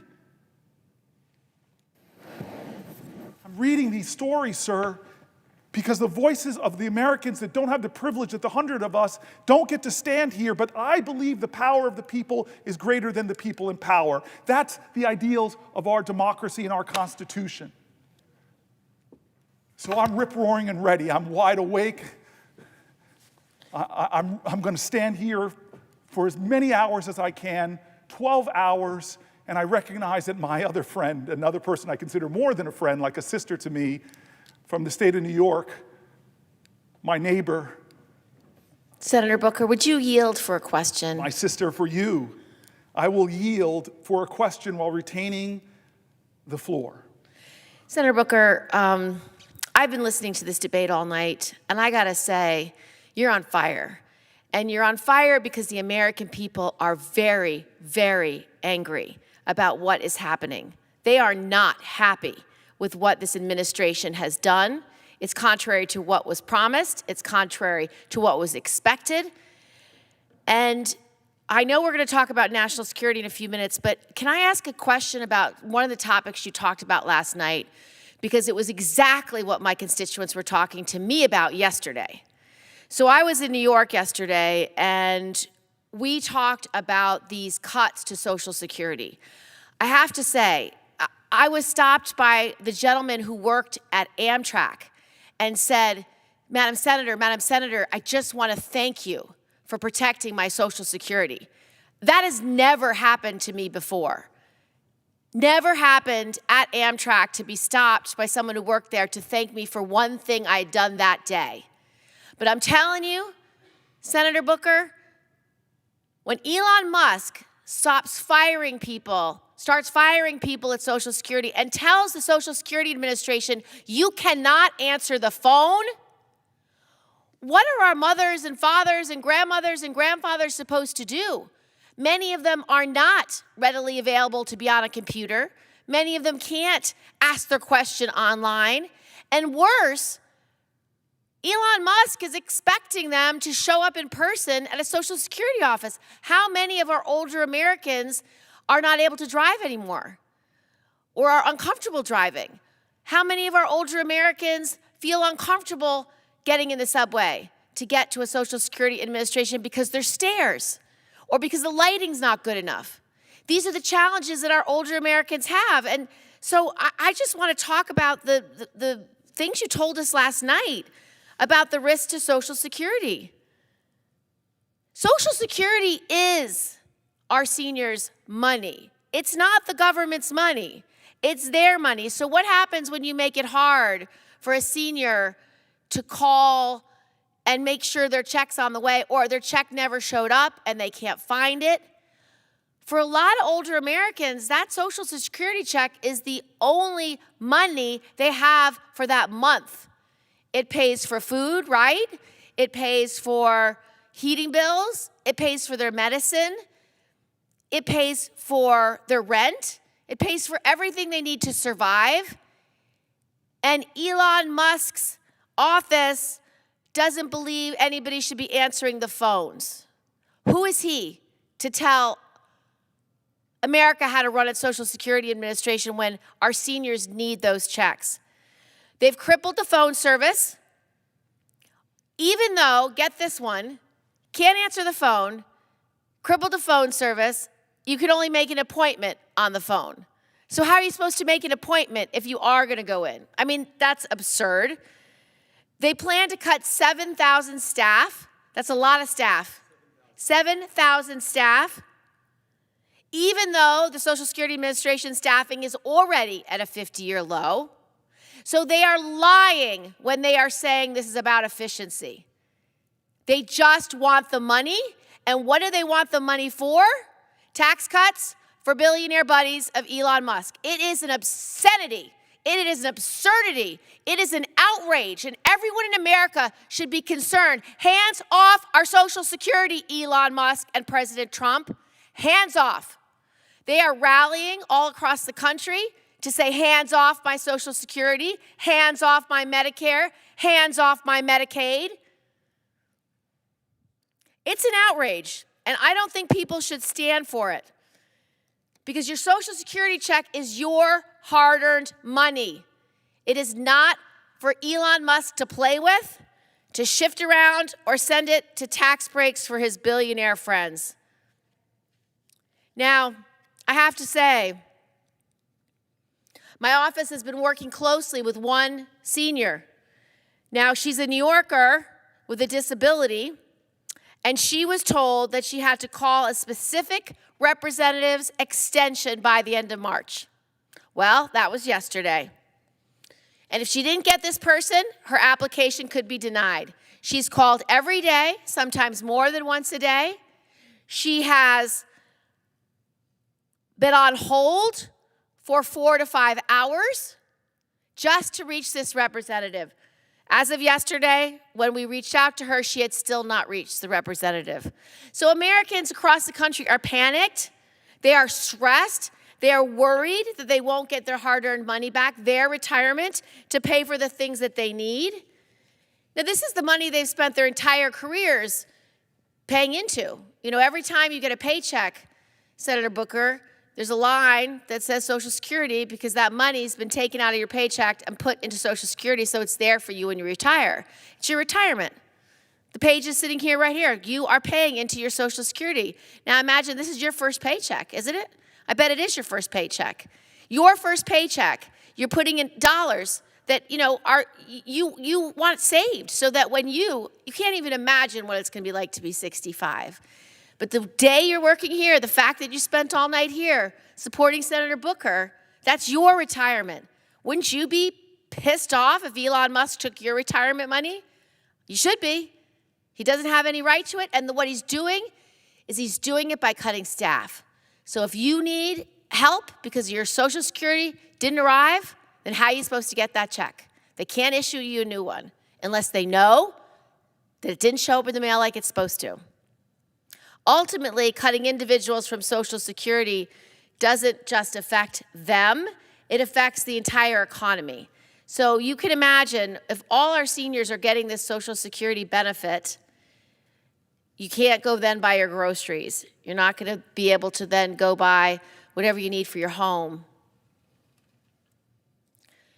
Those stores will get less money, and that means there'll be less resources in the economy. Social Security, if you didn't know it, it's our country's largest anti-poverty program. It keeps people out of poverty. That's what it does. When we designed Social Security, however many decades ago, it was so that our seniors don't die in poverty, because they were dying. About half of seniors at that time were dying in poverty. They didn't have enough food to live. And so we created Social Security. It's one of the most popular programs. It's one of the most effective programs. So reducing access to this key program, Senator Booker, is an outrage. It's harmful, it's cruel, it's hurtful. So I know that this is something that you've really spent a lot of time on last night, but don't you think it's cruel to not allow phone service? Don't you think it's wrong to make it harder for people to get access to their hard-earned money? Don't you think this is something that America did not sign up for in this election? I read last night, thank you for the question, my friend. I read last night some of the most painful letters of people over and over again from throughout my state and through other states who are living in fear, who used words like terrified and told stories that they couldn't sleep because of the rhetoric of this president, the rhetoric of Elon Musk calling it a Ponzi scheme, telling lies during a joint address. And then I read stories from people that work in Social Security. They're telling about not having desks and the waiting lines and the inefficiencies that this has created and the horrible, deteriorating customer service. Yeah. And I've been trying as much as I can during this last 12 hours to read the stories of Republicans. Yeah, this affects everyone. Yes. To read editorials from the Wall Street Journal, to just show that this isn't a partisan thing. This isn't about left or right. It's about right or wrong. It's about, will we as a country honor our commitments that we made? And then I read independent folks that are saying this is crazy, that this program is even in jeopardy. Question for you, because I know you want to move on to some national security issues this morning. I will yield for a question while retaining the floor. Thank you, Senator Booker. So the other thing that stressed out my constituents that I talked to about this weekend is air safety. They're very, very stressed out about these cuts to the FAA. You know, there was a plane crash not too far from here, helicopter crash. Everyone on the helicopter perished. We've been reading about stories across the country about flight safety and the fact that there are near collisions all the time. We had a horrible crash in New York, in Buffalo, the Colgan Air crash. I've gotten to know the families over the last several years because they've worked together for legislation to make sure we have pilot safety. But what I've been watching in terms of this administration is they don't seem to care. They just have made up this idea that cuts across the board are necessary to get rid of fraud and waste in the budget. And I agree, we can make government more efficient, but the way you do that is at least learn what each of these agencies do. Study what's happening in them and how to make them more efficient. Make sure the right number of personnel are hired. Make sure the right training is offered. Make sure there's no wasteful programs. That's good government. That is not what Elon Musk and his Doge boys are doing. That is nothing like what they are doing. They're just cutting everything because they want to make space for these tax cuts for their billionaire buddies. It's really disgraceful. It's something that I don't quite understand. So over the past 2 months, just the past two months, we've seen horrifying accidents and near misses at airports all across the country. And there was another close call just this past Friday, again at DCA. Many of these accidents have been a result of chronic understaffing and antiquated technologies at the FAA. But instead of fixing those problems, the first thing the Trump administration did when it came to power was fire people. I think he's kind of stuck in the loop of The Apprentice. You're fired, you're fired, you're fired. I don't get it. Like, good government is important, and I support efficiency. That's not what they're doing. It's like they're on a power trip, and they just want to fire everybody across the board. Just fire them all.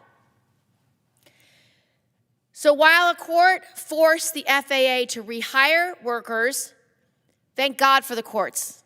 Thank God for the judges that are doing their jobs and looking at these lawsuits appropriately. Many federal workers have simply moved on and found new jobs because these are highly skilled, highly sought after employees, people that we really want working in the federal government to keep our country safe. Now, just weeks after the horrific plane crash here with 67 people getting killed in Washington, the administration fired hundreds of Federal Aviation Administration employees, jeopardizing the public safety and threatening our national security. So that made no sense. Like, it was right on the heels of some horrific accident that we all witnessed. Now, over 90% of U.S. airport terminal towers don't have enough air traffic controllers. Critical shortages remain for other aviation safety personnel as well, such as safety inspectors and mechanics, because to make sure when we get on that plane, the plane's ready to go. In New York, nearly 40% of positions are unfilled at 2 facilities on Long Island that direct air traffic for Newark, our shared airport, JFK, and LaGuardia. As a result, over these past few years, the U.S. has experienced a substantial and alarming increase in the number of near misses. According to an analysis from the New York Times, in 2020, 2023, close calls involving commercial airlines occurred on average multiple times each week. And a number of significant air traffic control lapses increased 65% over the previous year. What did they cite as the major reason behind the increase? A shortage of air traffic controllers. While the Trump administration claims no air traffic controllers or critical safety personnel were fired, we know that many of those who were let go played an essential role in maintaining our air traffic control infrastructure. Others were responsible for maintaining navigational, landing, and radar systems. We also know that safety inspectors, systems specialists, maintenance mechanics are among workers who are affected, and at least one of the employees fired worked for FAA's National Defense Program, which protects our airspace from enemy drones, missiles, aircraft, and used as weapons. I want to talk about those missiles and drones as well. I really want to talk to you about what your thinking is here, that we don't have a plan. You had the incursions in New Jersey, incursions in New York at the same time, and we don't have assurance that those drones aren't being operated by China or Russia or Iran or another adversary for a nefarious purpose. We have to get to the bottom of this, and that's something that, Senator Booker, you and I have been at the forefront on when questioning the administration about what they're doing on this issue. So the question I have is, why did the administration fire these workers and so easily part with them? Who will perform these duties going forward? What risk analysis was performed to ensure this won't make flying less safe? Now, I asked these questions of the Secretary of Transportation in a letter on February 20th, over a month ago, and what was their response? We don't know. They haven't answered my letter. They're not willing to engage the Senate in actually policy and decisions that keep our state safe. What's worse is that we don't know if this is where it ends, or if more reductions are coming and more reductions that allow for safety for our FAA. Now, DOGE's so-called workforce optimization initiative, it's BS. They don't do the analysis first. They just make the cuts. We need the Secretary and the acting FAA administrator to be responsive to Congress's questions and oversight. The American people deserve to have a federal aviation agency that is dedicated to actually doing the job of protecting us, protecting this country. The Trump administration needs to take immediate steps to address FAA staffing shortages across the entire agency, not just air traffic controllers. So, Senator Booker, the question I really want to ask you is, for your state, for New Jerseyans, what are they thinking? Like, how do they receive this information? What do they say when they read about drone incursions over one of your arsenals, over one of your sensitive military bases? What do they think about cutting staff to the FAA when they watch all this information about crashes? I know my constituents are pretty stressed out about it. They don't understand why someone's making these cuts. Again, the why is the most important question. It's not for efficiency. It's not to get rid of the fat. It's not to get rid of the fraud. Never heard an allegation there's fraud in the FAA. Never heard an allegation there's fat in the FAA. They've been understaffed forever. So they're lying about the purpose. So what is the purpose? What is the purpose? What are they going to do with that money, Senator Booker? I'd like to know. So I appreciate this more than you know, and there's a line threaded throughout your entire question about the way they're going about doing this from so many agencies. First, they're trying to kill certain agencies, Department of Education, which they can't legally do. The USAID, they can't legally do. We created that as the Article I branch of government. But on some of these other agencies, like Social Security, where you started, we know it's ready, fire, aim, and actually the aim part never happens. They're savagely cutting personnel, and organization after organization Seniors, thousands of them, are already writing in about the undermining of service. The Wall Street Journal article we read last night said that the customer service at Social Security is going from bad to worse, and painted horrific pictures that are putting seniors in crisis. Not to mention the closing of Social Security centers in rural areas where people have to now drive hours and hours and hours. And so the FAA, it was one of the early outrages that they hired people that they then realized they needed and tried to find some way to pull some of them back. And you and I both know that the way they talk about government workers, a large percentage of them are our veterans, the way they demean and degrade them, the way they accuse them of being parts of corruption, fraud, or fat, when the stories we've been reading of what some of these folks do is extraordinary. And so your question, though, brings up a lot of national security issues. I'm going to bridge to that because you and I both were really, really incensed that we weren't getting enough information when we had these incursions. And I want to start what I've been doing in other sections, is just reading, elevating on this floor the voices of people from our country, trying to elevate more of the voices to let people know we see you, we hear you, your outrage, your hurt, your fears, they have value. I have another question before you start your letters, Senator Booker, if you'd like to entertain another question, if you'll yield. I will yield a question while retaining the floor. Okay.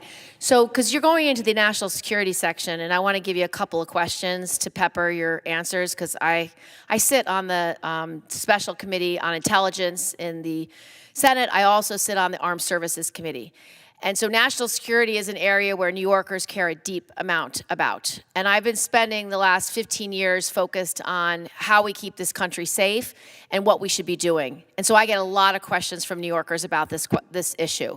So I want you to address the drone issue for sure, because that is something you and I have been working on continuously since we've seen these incursions. And just to give a little more context for New Yorkers who might be listening to this debate, we've had drone incursions over sensitive military sites for quite some time now. And it's something that I've been working on a bipartisan basis through the Intelligence Committee. And some of these incursions are every night, over and over again, over sensitive military bases. There was one over Langley. We've had them over arsenals in New Jersey, over sensitive sites in New York. We've had them over military bases across the country. And, you know, I don't like it when the answer is, oh, we know where most of this is. This is mostly FAA traffic. And I don't like it when I hear it from this administration or any administration, because it's not true. Some of the drone sightings are planes in the air, helicopters, you know, maybe weather balloons, maybe enthusiasts, but they do not know if all are. And in these specific incursions, they do not know the origin of them. They do not know whose they are. They do not know who is operating them. They do not know the purpose of these drones. These drones could easily be spying. They could be planning attacks. They could be doing anything nefarious. We have no basis to say it is all known and we are not concerned. And so this is something we are going to get to the bottom of. I am very incensed about it. It does not leave our personnel as safe and does not leave our secrets safe. So drones is one issue. The second issue, if you could address on the national security side, is cybersecurity. I think that, and election security, one of the cuts that the Doge boys made, which I literally cannot understand why they would ever do this. This is making us weaker. It is making us less safe. It is not good for America. And it shows how ill-advised this process is and how uninformed this process is and how we can see through these cuts how insincere this process is. This is not about waste. This is not about fraud. This is not about good government. This is about making massive cuts for tax breaks for billionaires, because that is where they want to spend your tax dollars, New Yorkers' tax dollars, and New Jerseyans' tax dollars. They want to take it and give it to tax breaks to the billionaires. Okay, so this is the question. These cuts, they have cut all the personnel, or the main personnel, at an organization called CISA that were supposed to be doing election security. So the people who actually were working with the states to make sure our election system can't be hacked, they fired those people. They fired the senior personnel at the Department of Defense, our most experienced generals, across the board, members from the Joint Chiefs of Staff, just fired them. For what reason? I don't know. No substantive reason was ever given. But these are the senior personnel who actually keep us from wars, who have the judgment and the experience to advise the president, to advise Congress, to advise us on how to keep us safe. And then the last group they cut were the lawyers.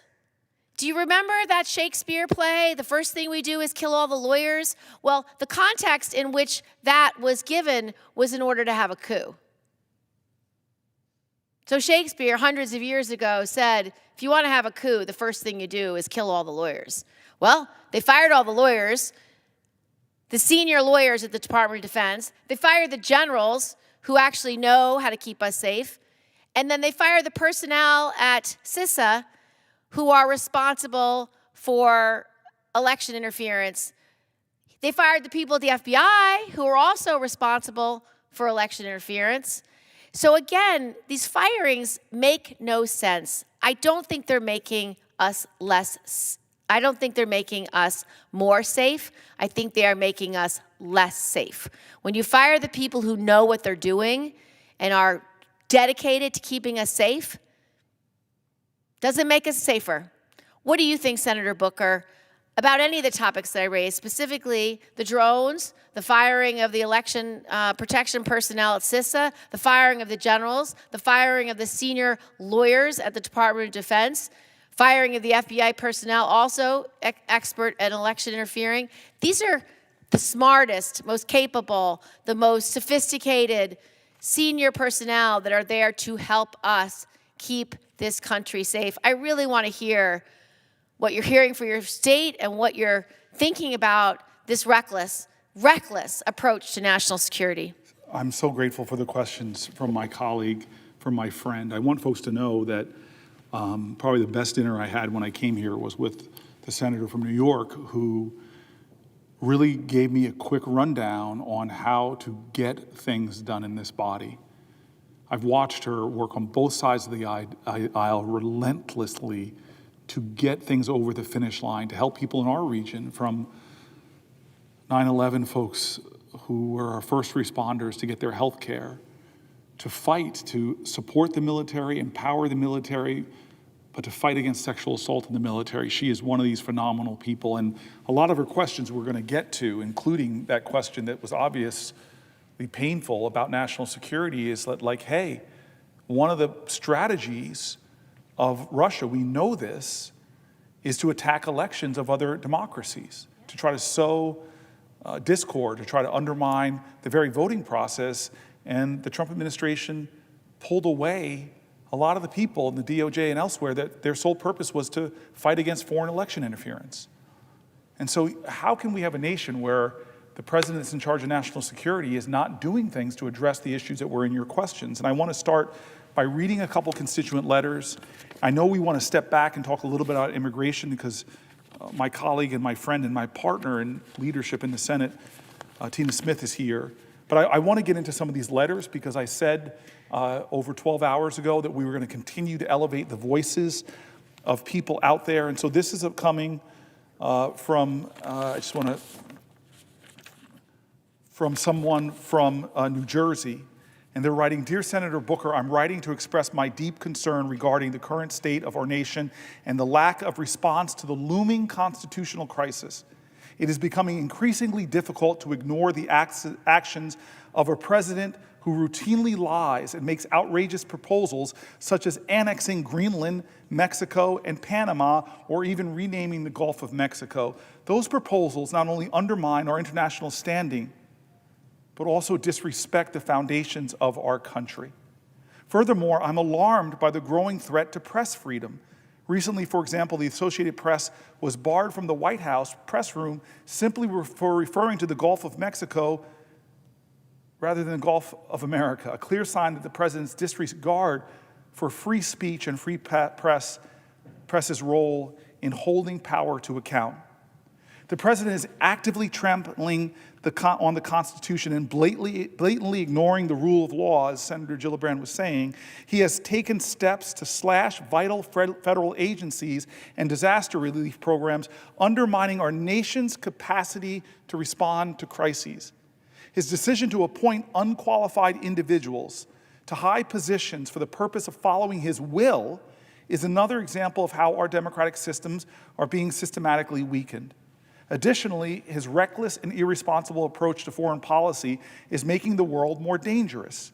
His insistence on blaming Ukraine for Russia's invasion and ongoing war is not only historically inaccurate, but also deeply damaging to our allies and global stability. Even worse, his administration has entertained so-called, in quotes, peace settlements that exclude Ukraine from the process entirely, effectively allowing Russia to dictate terms without any Ukrainian input. Such actions betray our commitments to sovereignty and democracy and embolden authoritarian regimes worldwide. Domestically, his agenda is destructive. His administration has pursued the withdrawal from USAID, the gutting of critical global humanitarian and development efforts that have long served U.S. interests abroad. At home, he is enabling tech billionaires like Elon Musk to take a chainsaw to government agencies, arbitrarily dismantling institutions that provide essential public services. His attacks on the NIH and its funding jeopardize critical medical research and public health initiatives, undermining scientific progress for purely ideological reasons. Beyond these threats, his treatment of our closest allies is both reckless and embarrassing. His taunting of Canada, whether through inflammatory rhetoric or deliberate policy snubs, weakens our diplomatic ties and disregards the importance of maintaining strong relationships with our neighbors. This petty, short-sighted approach to international relations is isolating the U.S. at a time when global cooperation is more critical than ever. My greatest frustration, however, is the lack of action from our representatives and governors. Too many are cowering in fear of the president's authoritarian tactics. I am troubled by the absence of pushback.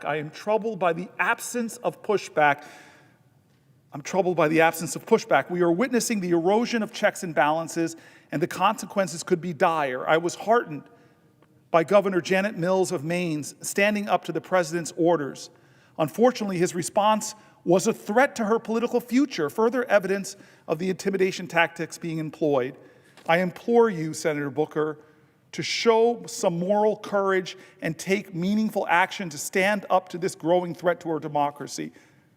Please let me know how you are responding to this situation and what steps you, Senator Booker, are taking to defend our Constitution and the rule of law. Thank you for your time, and I look forward from hearing from you soon. I hope at this early morning hour at almost 8 o'clock that maybe you are listening, because I hear you, I see you, and I'm standing here because, in part, of letters like yours. This is not normal. These are not normal times. We must begin to do as John Lewis says, get in good trouble, get in necessary trouble. I want to read another constituent. I just want to see where this person's from. I'm not trying to violate the privacy as my staff doesn't want me to do. What's that? We know Wisconsin's getting a lot of love here. I know my colleague, I kept seeing folks from two towns, and one in your state and one in the great state of Pennsylvania. But this person, alas, is from Jersey. I wrote to ask you to do all you can to resolve funding for the National Institute of Health and USAID. I work in information technology at Princeton University, and I've seen firsthand the destructive termination of funds is causing to research and education. We are losing the momentum of research and causing deep and lasting loss of educational resources. The NIH and the National Science Foundation provide funds for basic research as well as applied topics. The benefits of this research will be long-lasting and the cost of disruption will be very high.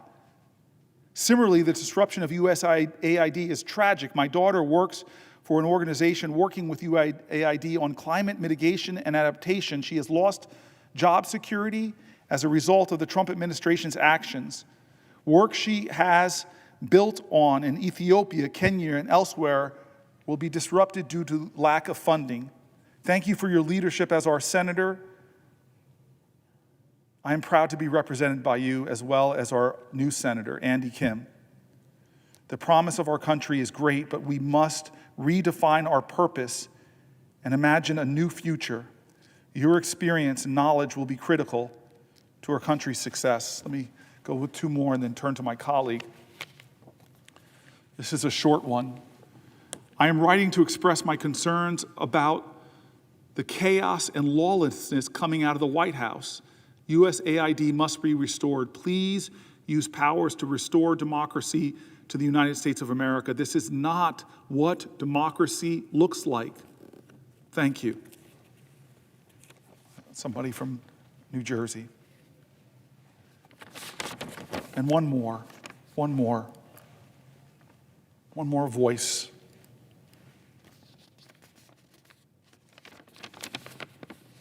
As a parent of a USAID Foreign Service officer recently in Ukraine, now in Kenya, I am outraged and horrified by the coup now being staged by Elon Musk under the authority from the president. To be called criminal after putting your life at risk in the service of America's interest is itself to be a victim of criminal-like behavior. I have seen the beautiful roads and railroads in Africa built by Chinese. In one fell swoop, Trump has given that continent to the Chinese and the Russians. He did the same thing years ago by canceling participation in the Pacific Free Trade Pact, forfeiting our power and our goodwill, making China the largest player in the region. I saw the goodwill in the eyes of passersby from the Philippines to Georgia to Tajikistan. Now I hear it turned to hostility. Think of sports fans in Canada booing our national anthem. Think also of the infants that will now die from AIDS because of USAID's treatment program was abruptly stopped, along with vaccination programs and programs for stopping diseases such as Ebola, monkeypox, hemorrhagic fever. These diseases will come home. With even a 90-day pause in workers in these programs, we will lose jobs and rent, and some never will return. Refrigeration of medicines will be at risk. Clinics and offices will become unavailable. Humpty Dumpty will not be quickly put back together again. Some of what Trump wants to do will ultimately need approval of Congress. I urge you to fight every one of his proposals and appointments. Slow the legislative process as much as you can. Please. I hope Trump will lose his majority. Thank you for your attention. I will be of service in any way possible to right these wrongs. I love when constituents don't only point out what's wrong, but stand up and say, I will be in service. Let me know how I can help. Your voice is helping tonight. Speaking to these issues is helping tonight. I know my Senate colleague is here. If she has a question, I will yield while retaining the floor. Mr. President. The senator from Minnesota. Thank you, Mr. President, and thank you to my colleague from New Jersey for yielding for a question. And I want to just start by thanking my colleague for one of my dearest friends in the Senate for using his voice in such a powerful way over the many, many hours that you've been holding the Senate floor. And I know you well enough to know that you are not doing this because of your belief in the power of your voice. You are doing this because of your belief in the power of all of the voices that you've been amplifying all through the night.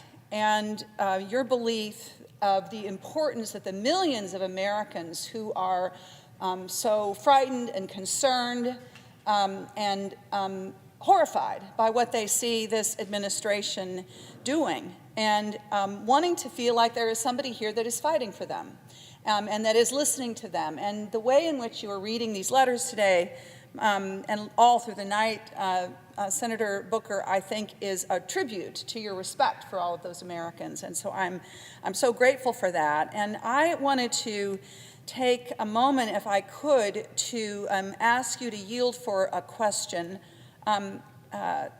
related to what you've been talking about. You know, and I certainly agree with you that these are not normal times in our nation, and as elected officials, it is our duty to speak up and to fight back against the abuses and the overreach of this administration, and to raise up our voices, raise up the voices of our constituents who, as I said, are both frightened and furious about what's happening. So my question to you, Senator Booker, is about some of the Trump administration's recent actions regarding immigration. And my question is in three parts. First, I think that we can all agree that our current immigration system in this country is broken. It is not working well for anyone. It's not working well for American businesses that depend on a global talent pool. It is not working well for families who want to reunite with their loved ones. And it is not working well at all for those who seek refuge from persecution and believe in the promises that are carved into the Statue of Liberty. And to my colleague, I ask these questions and I think about these issues, about the shortcomings of our immigration system as a senator from Minnesota, where our meat processing sector relies so much on immigrant labor, where the University of Minnesota is a beacon for international students studying science and technology and agriculture, where the resorts in Minnesota rely on folks from all over the country to come and make them work. The little mom and pop 12 cabin operations up on lakes in northern Minnesota. And the manufacturers who rely on, as I said, the best and the brightest from all over the world coming to serve in our state and serving our economy. And I think we know, my colleague from New Jersey, that there have been real and serious bipartisan attempts at comprehensive immigration reform debated in this body. And while I might not have agreed with everything in these proposals, I suspect you might not as well, I think we both, I'm sure, strongly believe that immigration is an issue that merits real debate and real policy solutions. Our colleague who is here on the floor with us this morning, Senator Murphy from Connecticut, has worked so hard to find real bipartisan solutions.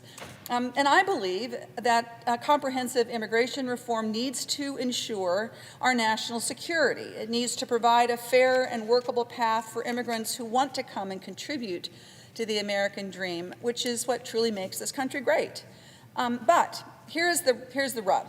The Trump administration's recent actions show that they are not interested in serious policy reforms that would make Americans safer or make our immigration system work more efficiently and fairly. Instead, what I think we can see is this president has prioritized using our immigration system as a tool to restrict First Amendment freedoms, to subvert due process, and to further weaken America's global standing with our allies and our regional partners as he seeks to emulate the authoritarian regimes that he so openly admires.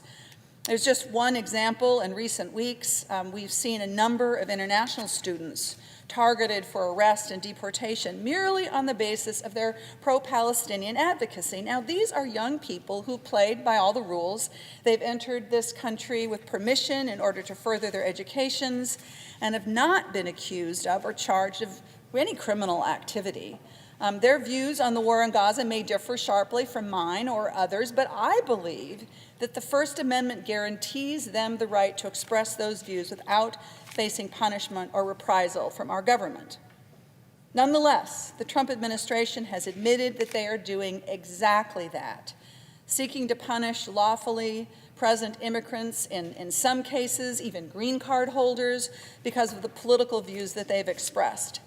the Secretary of State has invoked a rarely used section of statute that allows him to unilaterally designate for removal any alien who may cause, and I quote, potentially serious adverse foreign policy consequences. And if that's not enough, many of these arrests have been carried out in a manner that seems calculated to maximize fear and intimidation in immigrant and activist communities. Here's an example to my colleague for him to respond to. I want to take the case of the recent arrest of Rumaysa Özerkök, a Turkish graduate student at Tufts University, who was studying the relationship between child development and our social media saturated, globally connected world. She is here on a valid student visa. She is not accused of any crime. And by all accounts, she is a loved and valued member of the Tufts community. Her only purported offense was being one of 4 co-authors of an op-ed in the student newspaper that urged the administration of Tufts to engage with student calls to divest from businesses with ties to Israel and the IDF. And for that offense, her visa was revoked with no notice, and she was arrested on the street and spirited more than 1,500 miles away, which is likely a violation of a judge's order to await her probable deportation. And I'm sure many of my colleagues, including my colleague from New Jersey, has seen the video of her arrest, which was captured by a neighbor's security camera, and it is utterly chilling. She is surrounded by officers in plain clothes with no visible insignia, no markings at all on their clothing. She is handled roughly. Her belongings are taken away from her. Her hands are cuffed before being loaded into an unmarked car.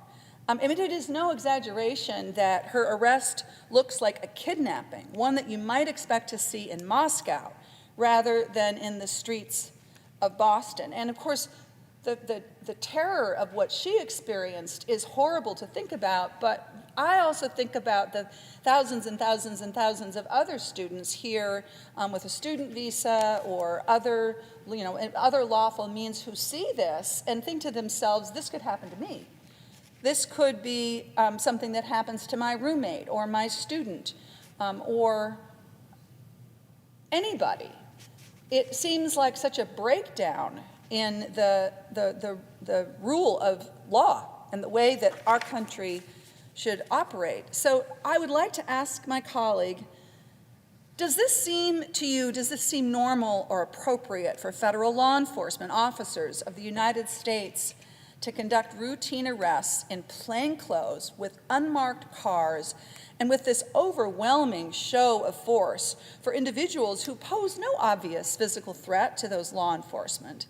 And I mean, furthermore, is this not exactly the sort of operation that you would order if your goal is to intimidate and dissuade immigrant and activist communities from exercising their constitutional rights to free speech? Does punishing people for their political speech seem consistent with American democratic values? I can't believe that we would think that it would be consistent. And I wonder if my colleague from New Jersey would like to respond in any way to this. I want to respond deeply.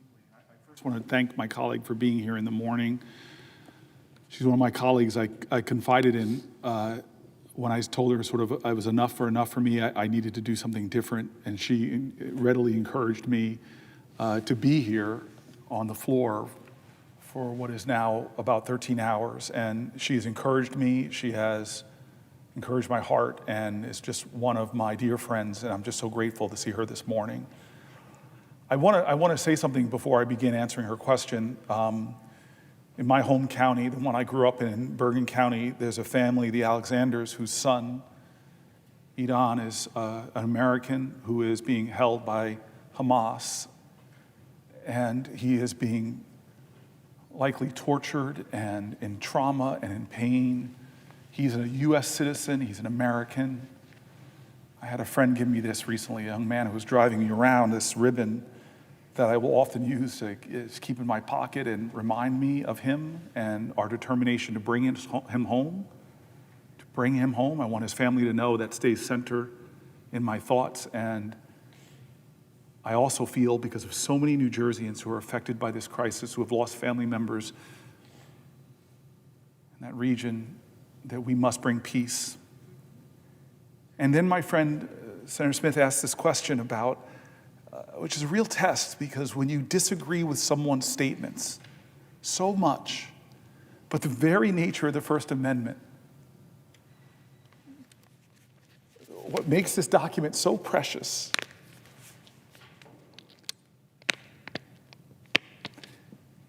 is that it says that no matter how reprehensible your speech is,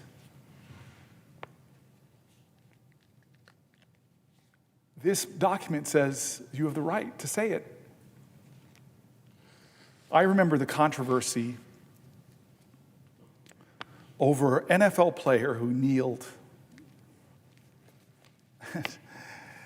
And one of the voices that just sticks into my hand is a man who was a white guy from the military who just said, I fought battles, I think it was Afghanistan,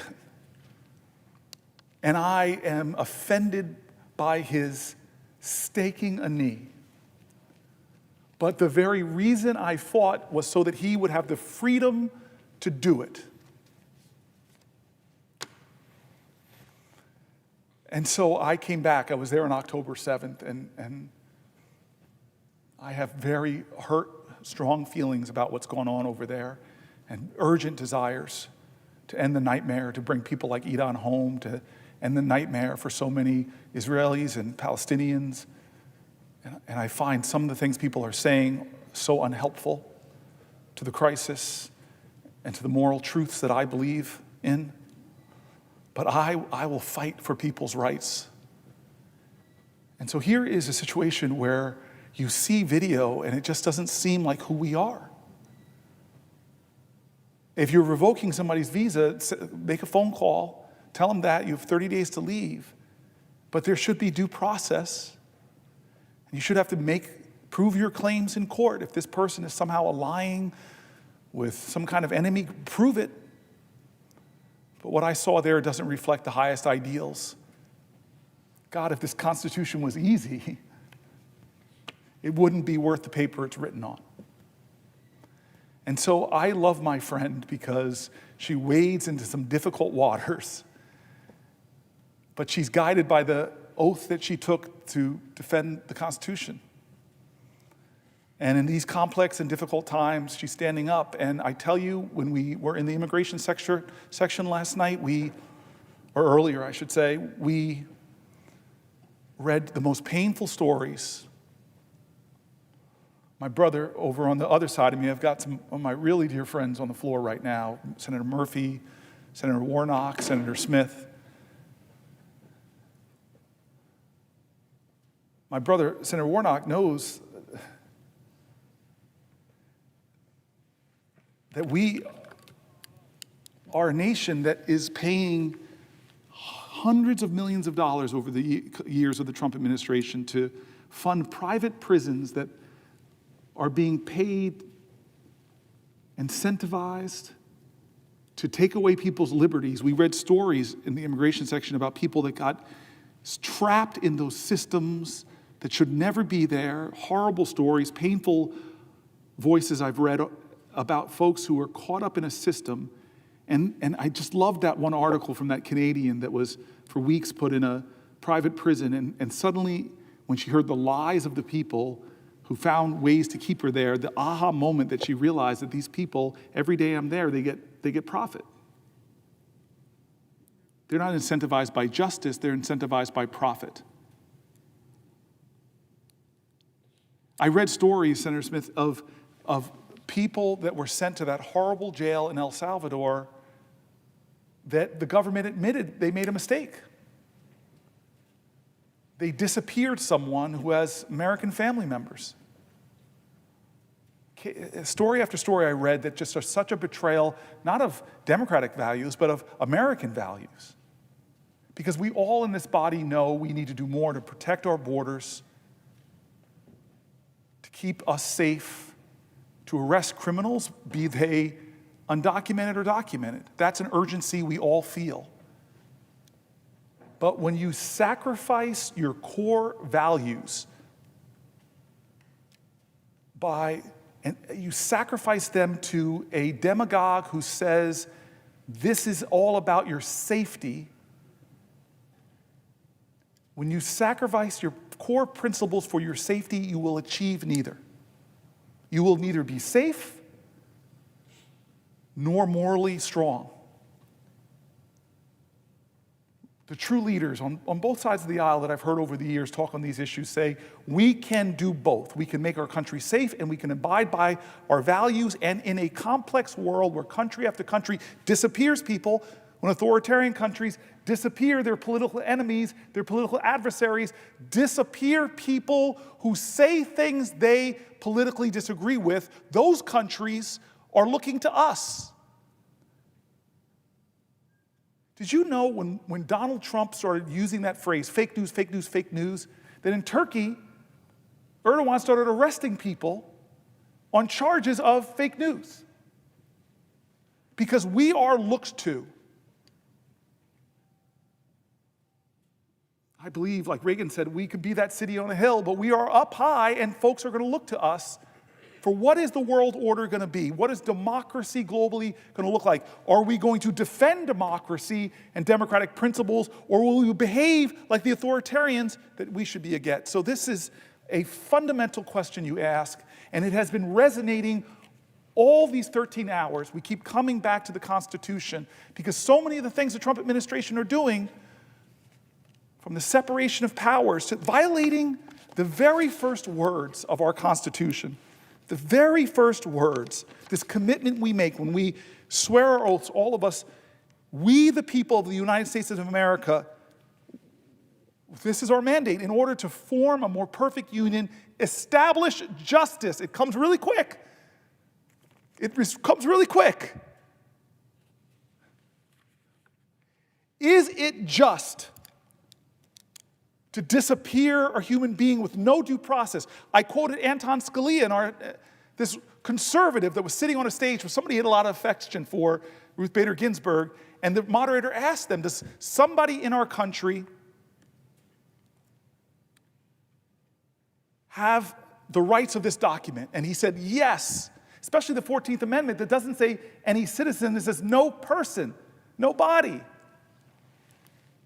And so where do we stand when our founders, those imperfect geniuses, say, we the people, in order to form a more perfect union, we the people of the United States, in order to form a more perfect union, establish justice, ensure domestic tranquility, provide for the common defense, promote the general welfare, and secure the blessings of liberty to ourselves and our prosperity. What nation are we turning over to the next president, to the next Congress, when this Congress is sacrificing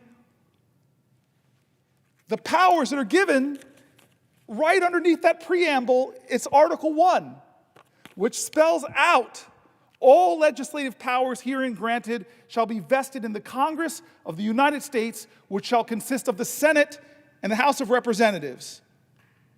And then it goes on to talk about what we have the power to do. We set the laws. This president is invoking emergency powers like the Alien Insurrection Act, a 1790, 1780-something law that the last time was used in World War II to detain Japanese Americans, something so shameful, to put them in concentration camps here in America. He wants to take power from our Congress. And the thing that is killing me, that is actually breaking my heart, Brother Warnock, the thing that's actually breaking my heart is that we're letting them. That we're letting him take our power. If Elon Musk was a Democrat and Joe Biden said, hey, go after the spending power of Congress, all the things that they approved. It's hard to do bipartisan things here. God bless Patty Murray and Susan Collins coming together and getting spending bills, hard worked, hard done. Lord knows, I sometimes play a little Motown in here, I ain't too proud to beg. I go to the appropriations leader and say, hey, my New Jerseyans in this county need this, and this county. We work on all this. I fight for programs with Lindsey Graham and USAID, with the now Secretary of State, Marco Rubio, programs that he approved. The Department of Education, I've worked with Republicans to put things in Department of Education. There are people here that worked in a bipartisan way to try to simplify the FAFSA forms. I could go through all the work we've done that now this body, the Article 1 branch of Constitution, right under the mandate of the United States of America, as Tina Smith is telling us, right after we, the people of the United States, in order to form a more perfect union, establish justice, as the senator, my friend. And so that's why we're here. That's why now the Senate is filling up. It's friends galore. We got Amy Klobuchar now on the floor. That's why we're here. No business as usual. No business as usual. We're not doing the usual order. We're talking about these things. We're making the case. We talked about immigration. We talked about Medicaid. We talked about Medicare. We talked about health care. We talked about medical research. We talked about Social Security. We're marching through. 13 hours. I got more in the tank. And so I thank you for that question. It brings up very emotional things for me, I'll be honest. It brings up pain and frustration and hurt. It brings up me the pain of so many New Jerseyans that have reached out, the Palestinian doctors in my state who've worked with my office to get Palestinian babies into America for care.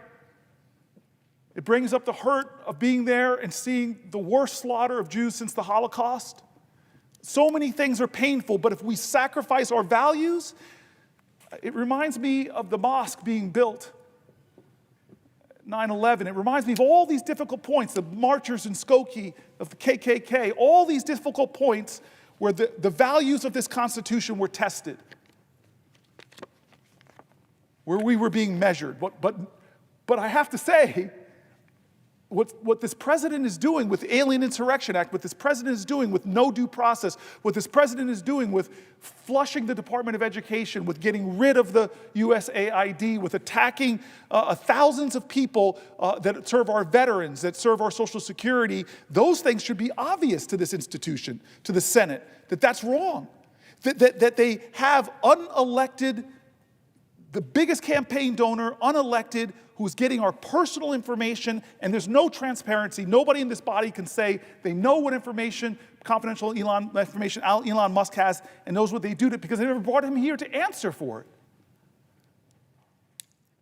So I thank my colleague for the question, and I know Reverend Warnock is going to ask me one. I just want to take a couple pages into this for a second. The American people alone, our approach to foreign policy practiced by the president, what the president has done is left our allies feeling abandoned, feeling degraded and insulted.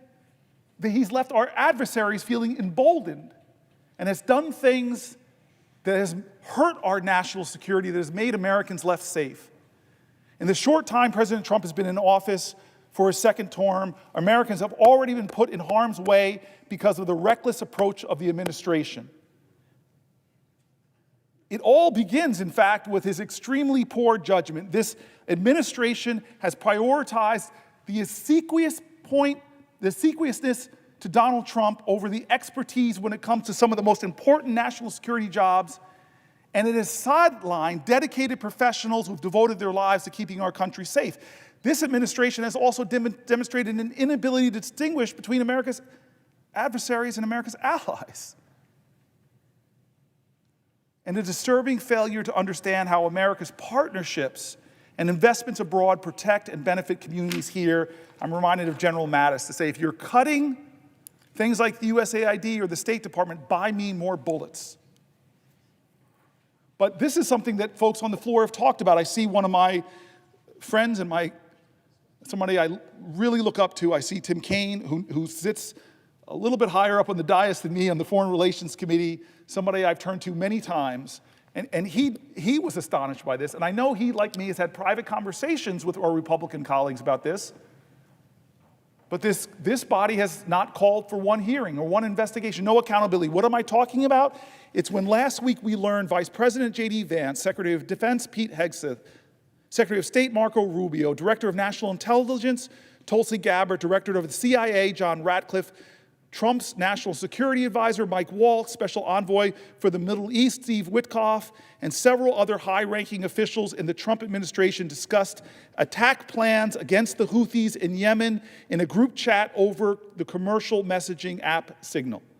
We learned of this because the president's National Security Advisor mistakenly invited the editor-in-chief of The Atlantic, Jeffrey Goldberg, on the text chain. And after Jeffrey Goldberg published a story describing this jaw-dropping national security failure where they could have broken at least 2 laws that I'm aware of, just by doing that, from the preservation of public records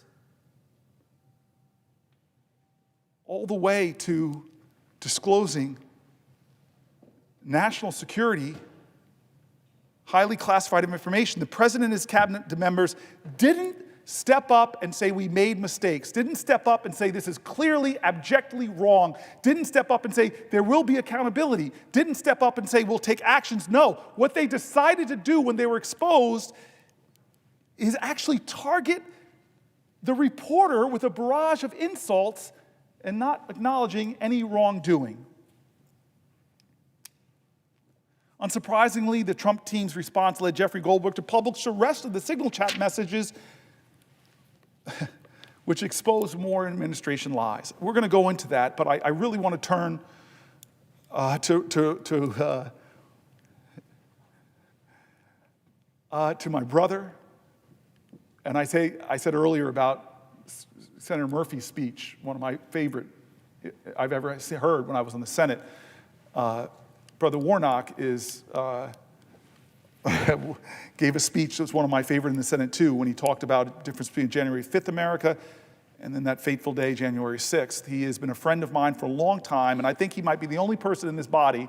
I started this talk 13 hours ago by talking about getting into good trouble. I think you might be the only person in this body that was arrested in this building for protesting before you came to serve in this building as a United States Senator. I'm going to stick to what I'm told to say. If you ask me that you'd like to speak, you have to say that I'd like to ask you a question. I think that's how this goes. Will the senator from New Jersey yield for a question? Why, yes, I will yield for a question while retaining the floor. Well, good morning, and let me just say, Cory Booker, how very, very proud I am of you. It's a real honor to serve in this body.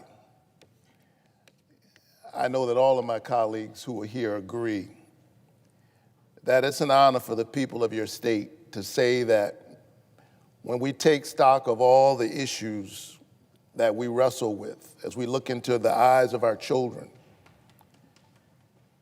and consider what we want for them, and in the eyes of our aging parents as they deal with the blessings and the burdens of getting older, that since all of us can't go to Washington, we're going to send you. And we're going to trust that in rooms of power,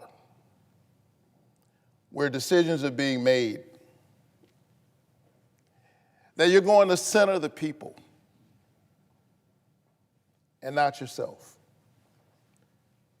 You're going to be thinking about ordinary people. And so, Cory Booker, I want to thank you for holding vigil.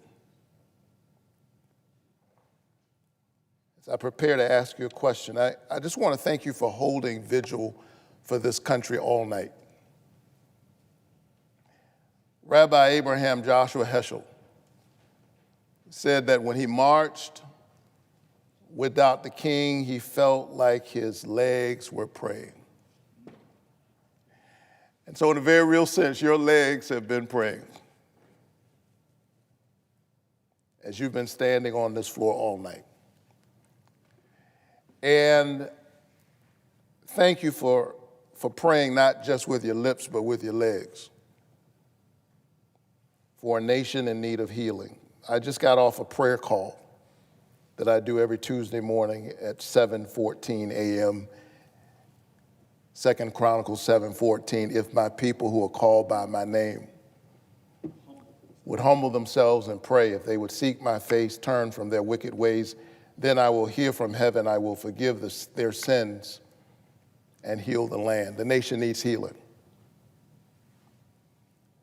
And we need spiritual healing, we need moral healing, but literally there are people all across our country who need healing, who need health care.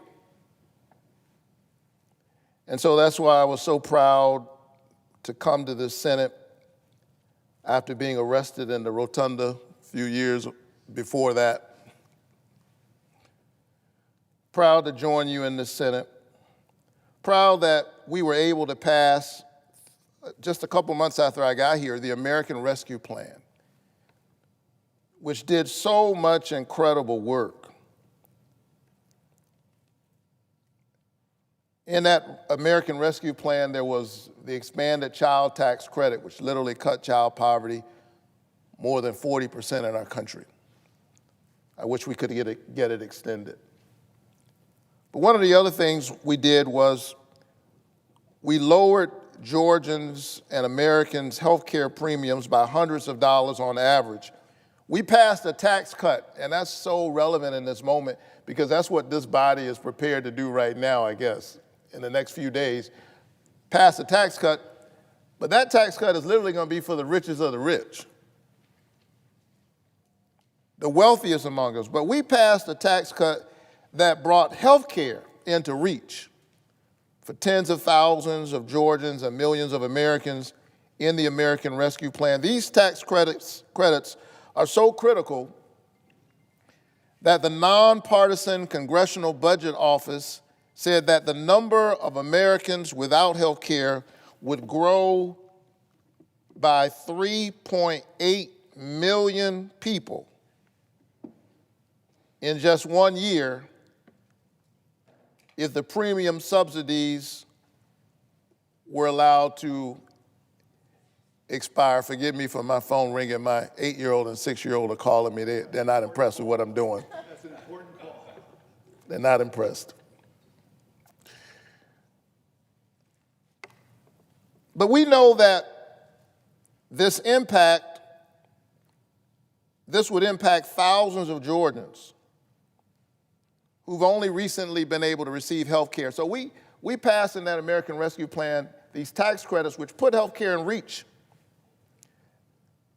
And now they're set to expire if we don't do our work.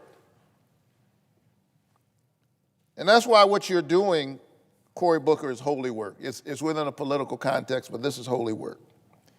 If these tax credits are allowed to expire, a 45-year-old in Georgia with $62,000 annual income would see premiums go up by $1,414 a year. A 60-year-old couple in Georgia with an $82,000 annual income would see premiums go up by a staggering $18,157 a year.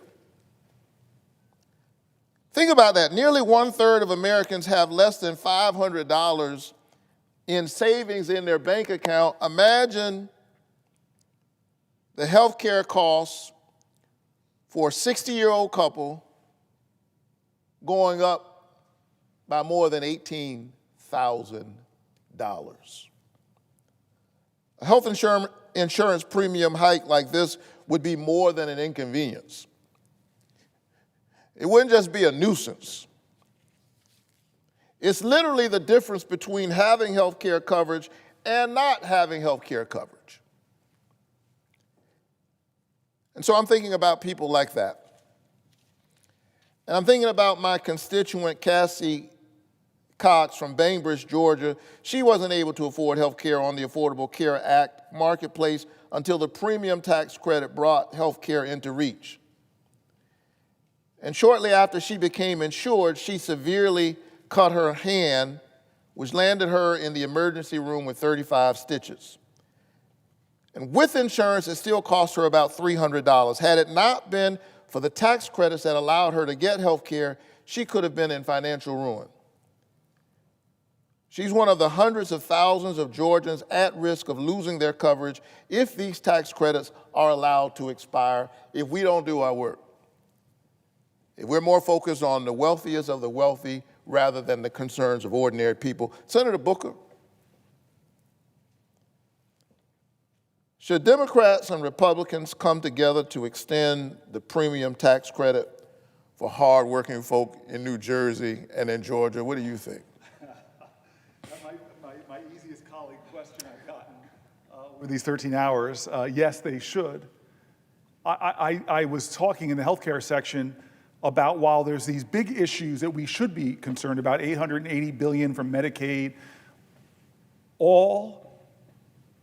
cutting all of that out to give the wealthiest, as you said, God bless them, they don't need our help. They don't need more tax cuts, to give them tax cuts and explode the deficit. This is literally taking from working Americans, the letters we read, the voices of Americans, the fear, the anguish, the hurt, the worry, people who were suffering from Parkinson's, who had children with disabilities, who had elder parents living with them, so many people telling them, not $880 billion they were saying, that their whole financial well-being was hanging on a thread and just cutting the transportation programs involved.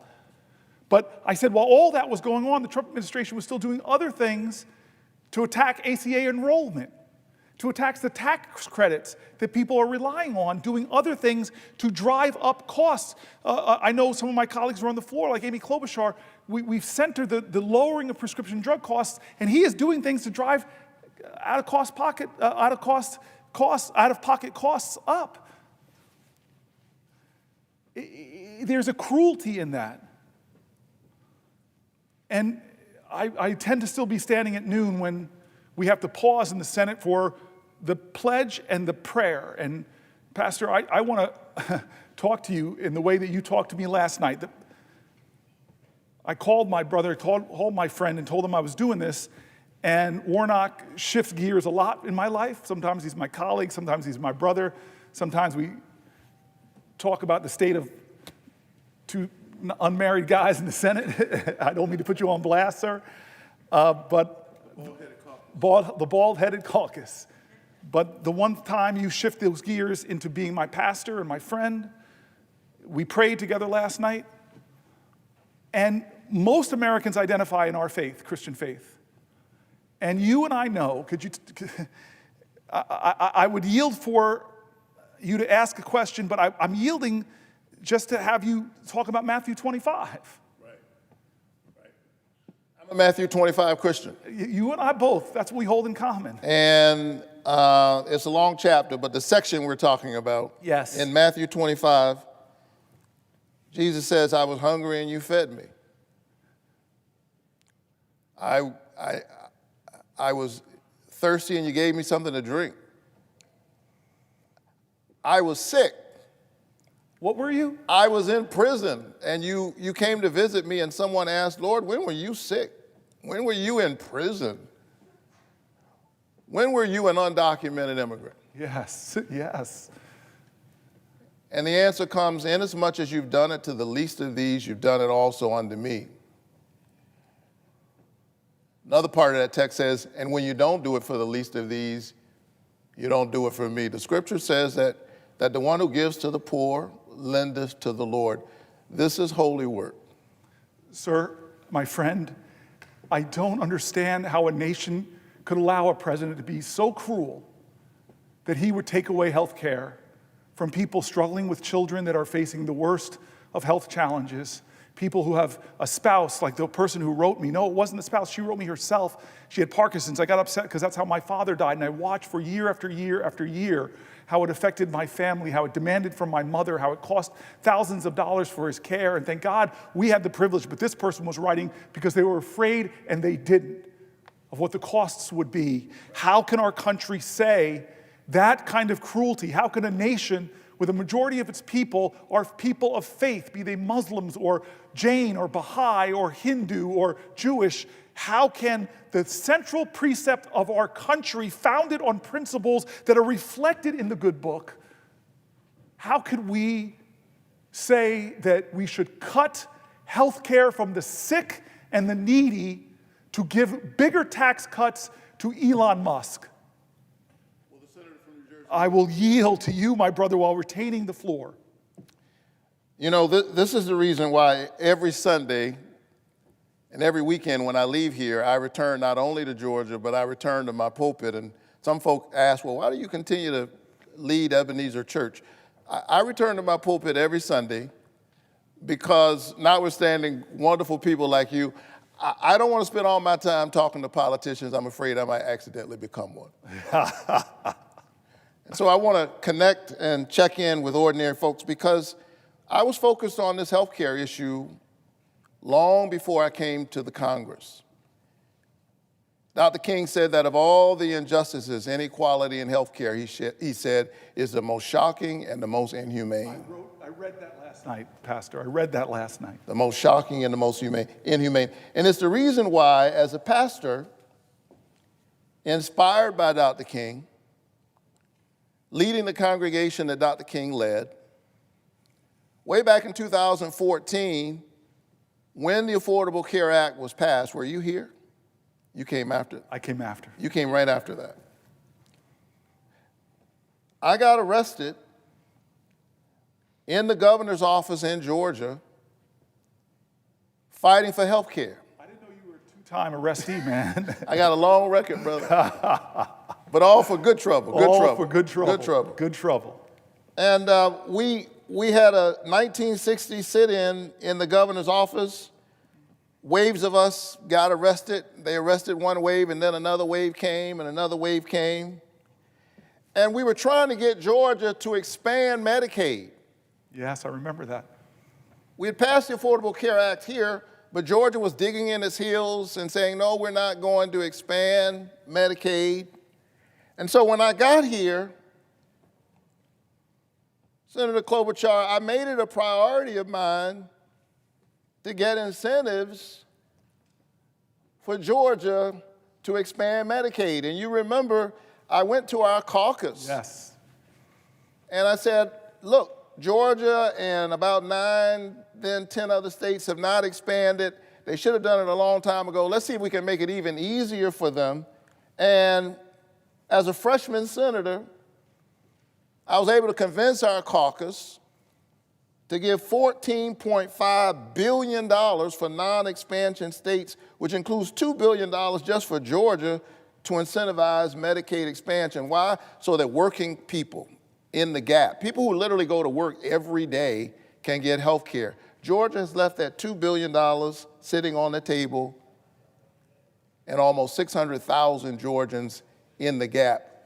The governor's plan has literally enrolled a whopping 6,500 people in health care. But we've got nearly 600,000 people in the gap. And this is not theoretical stuff. Every time I talk about this, I have to talk about Heather Payne. Because Heather Payne is a resident of Dalton, Georgia. She spent her career taking care of others. She's a traveling nurse.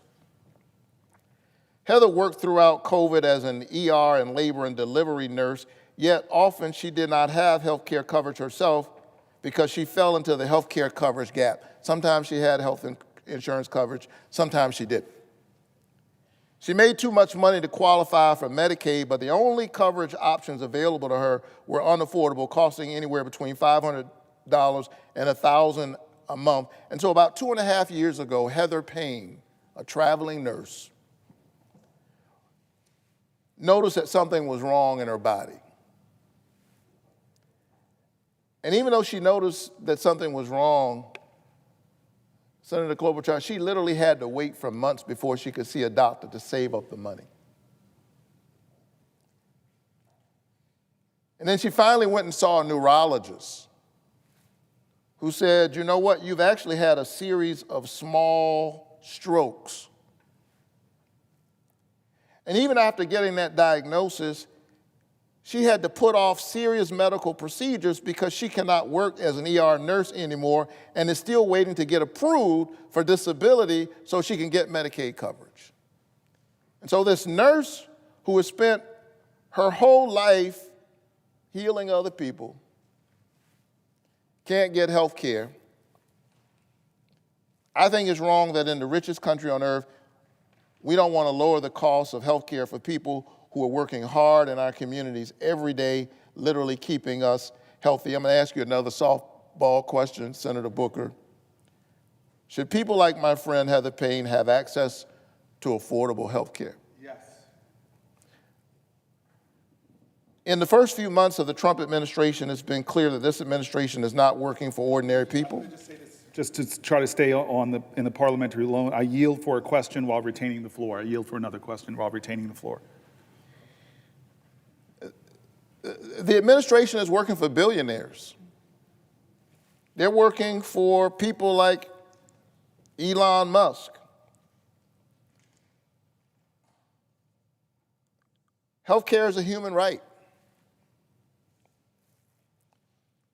Healthcare is basic. And while we're speaking about health, we've got to cheer on our federal workers who are keeping us healthy.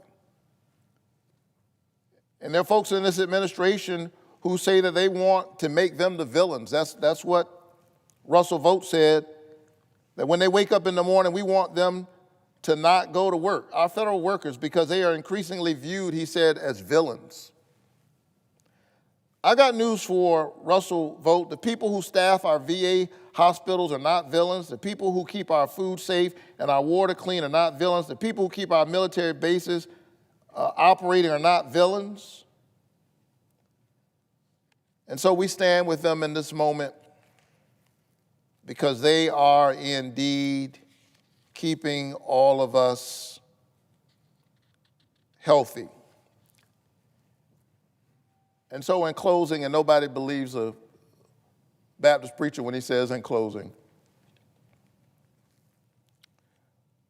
let me say that, again, you're doing holy work here, brother, by holding this floor. You are literally holding vigil for our nation. We are beset by the politics of fear. The scripture tells us that perfect love casts out all fear. We are witnessing again this ugly game, the politics of us and them. And there are a lot of folk who, because so much of what has been going on in our nation across Republican and Democratic administrations, let's be honest, has not been working for ordinary people.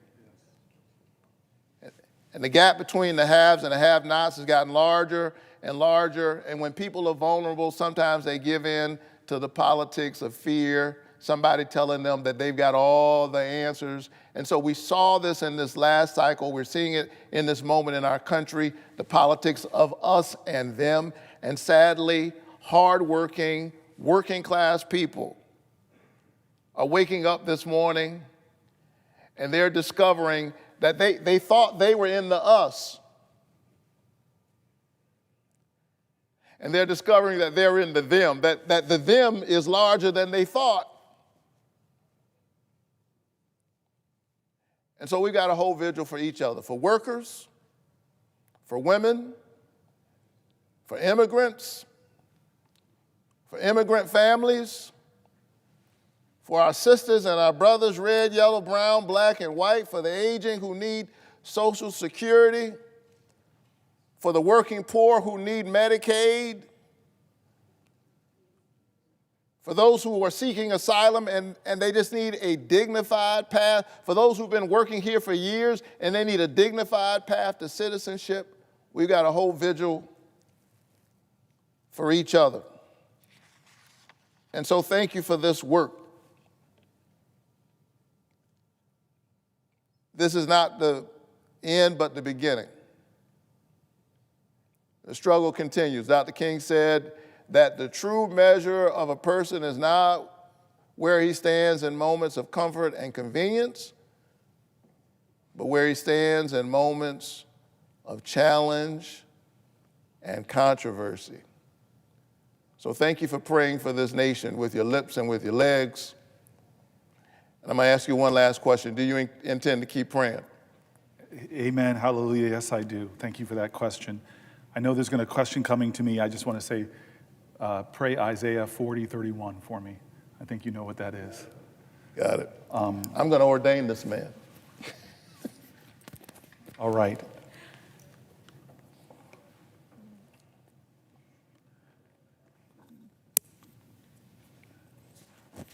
The article I was going to start reading. Senator Booker. I yield for a question while retaining the floor. If the senator has a question, I yield for a question while retaining the floor. So you'll yield for a question? Yes, while retaining the floor, yes. Very good. I want to, first of all, thank you. Thank you for waking us up this morning, literally. All night, as Reverend Warnock would tell you, I know you were in here doing your work, but it was raining, there was thunder, it was really bad. And then when we woke up this morning, you were still talking. You were still talking and the sun was out and you're giving people hope. When I think about what you're doing, you're like an alarm clock right now for this country. And slowly but surely, we've seen people realize this isn't just a bunch of campaign rhetoric that's going on. This is actually happening. And people are stepping up. They're fighting it in the courts. They're fighting it in Congress with what you're doing today, with what, as you know, last week when we got the horrible news that the Defense Secretary of the United States was using an unauthorized line to just talk with his friends like he was spiking a football about putting the lives of our service members at risk. People stood up. Democrats stood up. They asked the tough questions. And one of the things that bothers me is that it is so hard to see your way out of it. A lot of people feel like we're just wallowing right now. But what you're telling us today is there is another way. Because if we just wallow, these guys are going to continue to cut kids' cancer treatment. If we just wallow, they're going to cut Medicaid when 1 out of 2 seniors in my state who are in assisted living are on Medicaid. Or they're going to continue to mess around with these tariffs, which really are national sales tax, something like $2,500 for every single family. They are going to continue to be callous. I had someone say to me last night, do they care?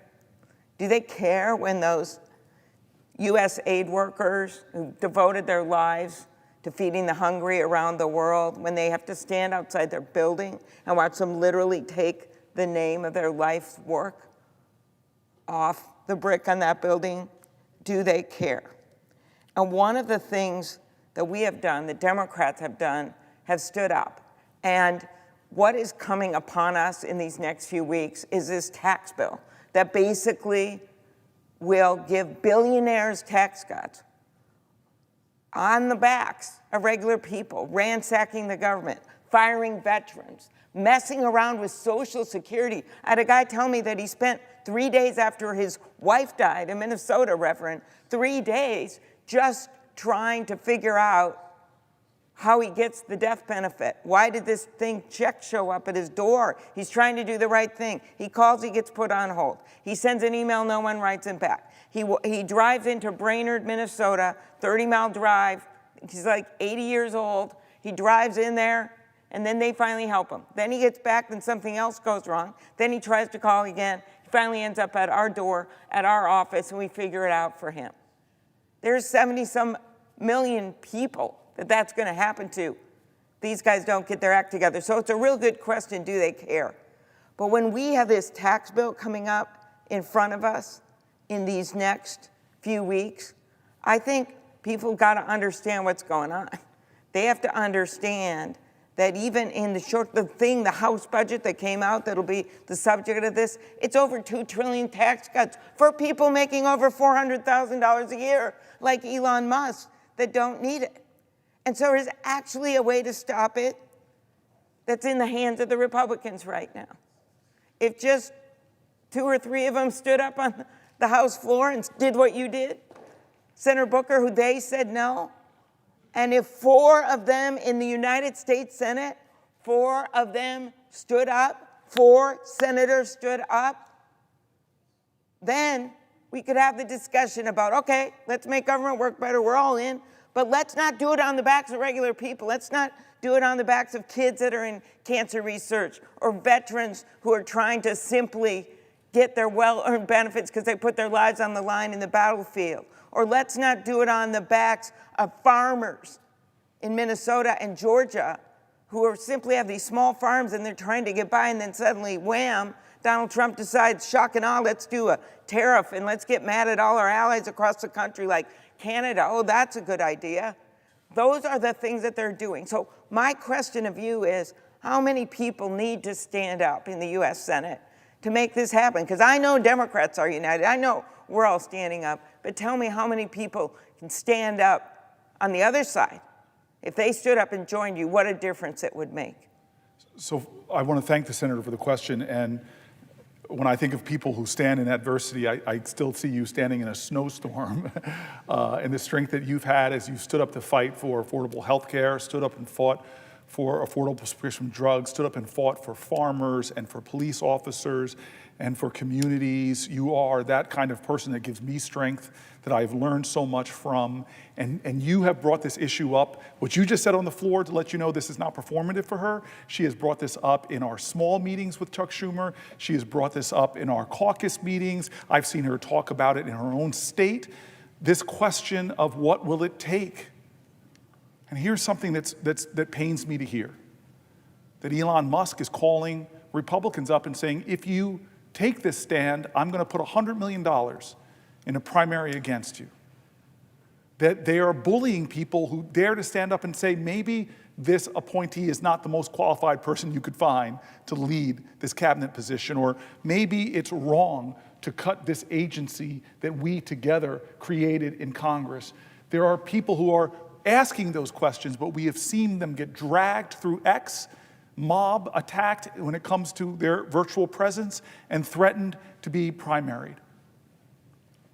But we know, because you're somebody that works on both sides of the aisle, that there are really good people of conscience on both sides of the aisle. And as the great pastor said, there are enough sins in this body to go around for all of us. But this is not a partisan moment. It is a moral moment. This is not a left or right moment. It is a right or wrong moment.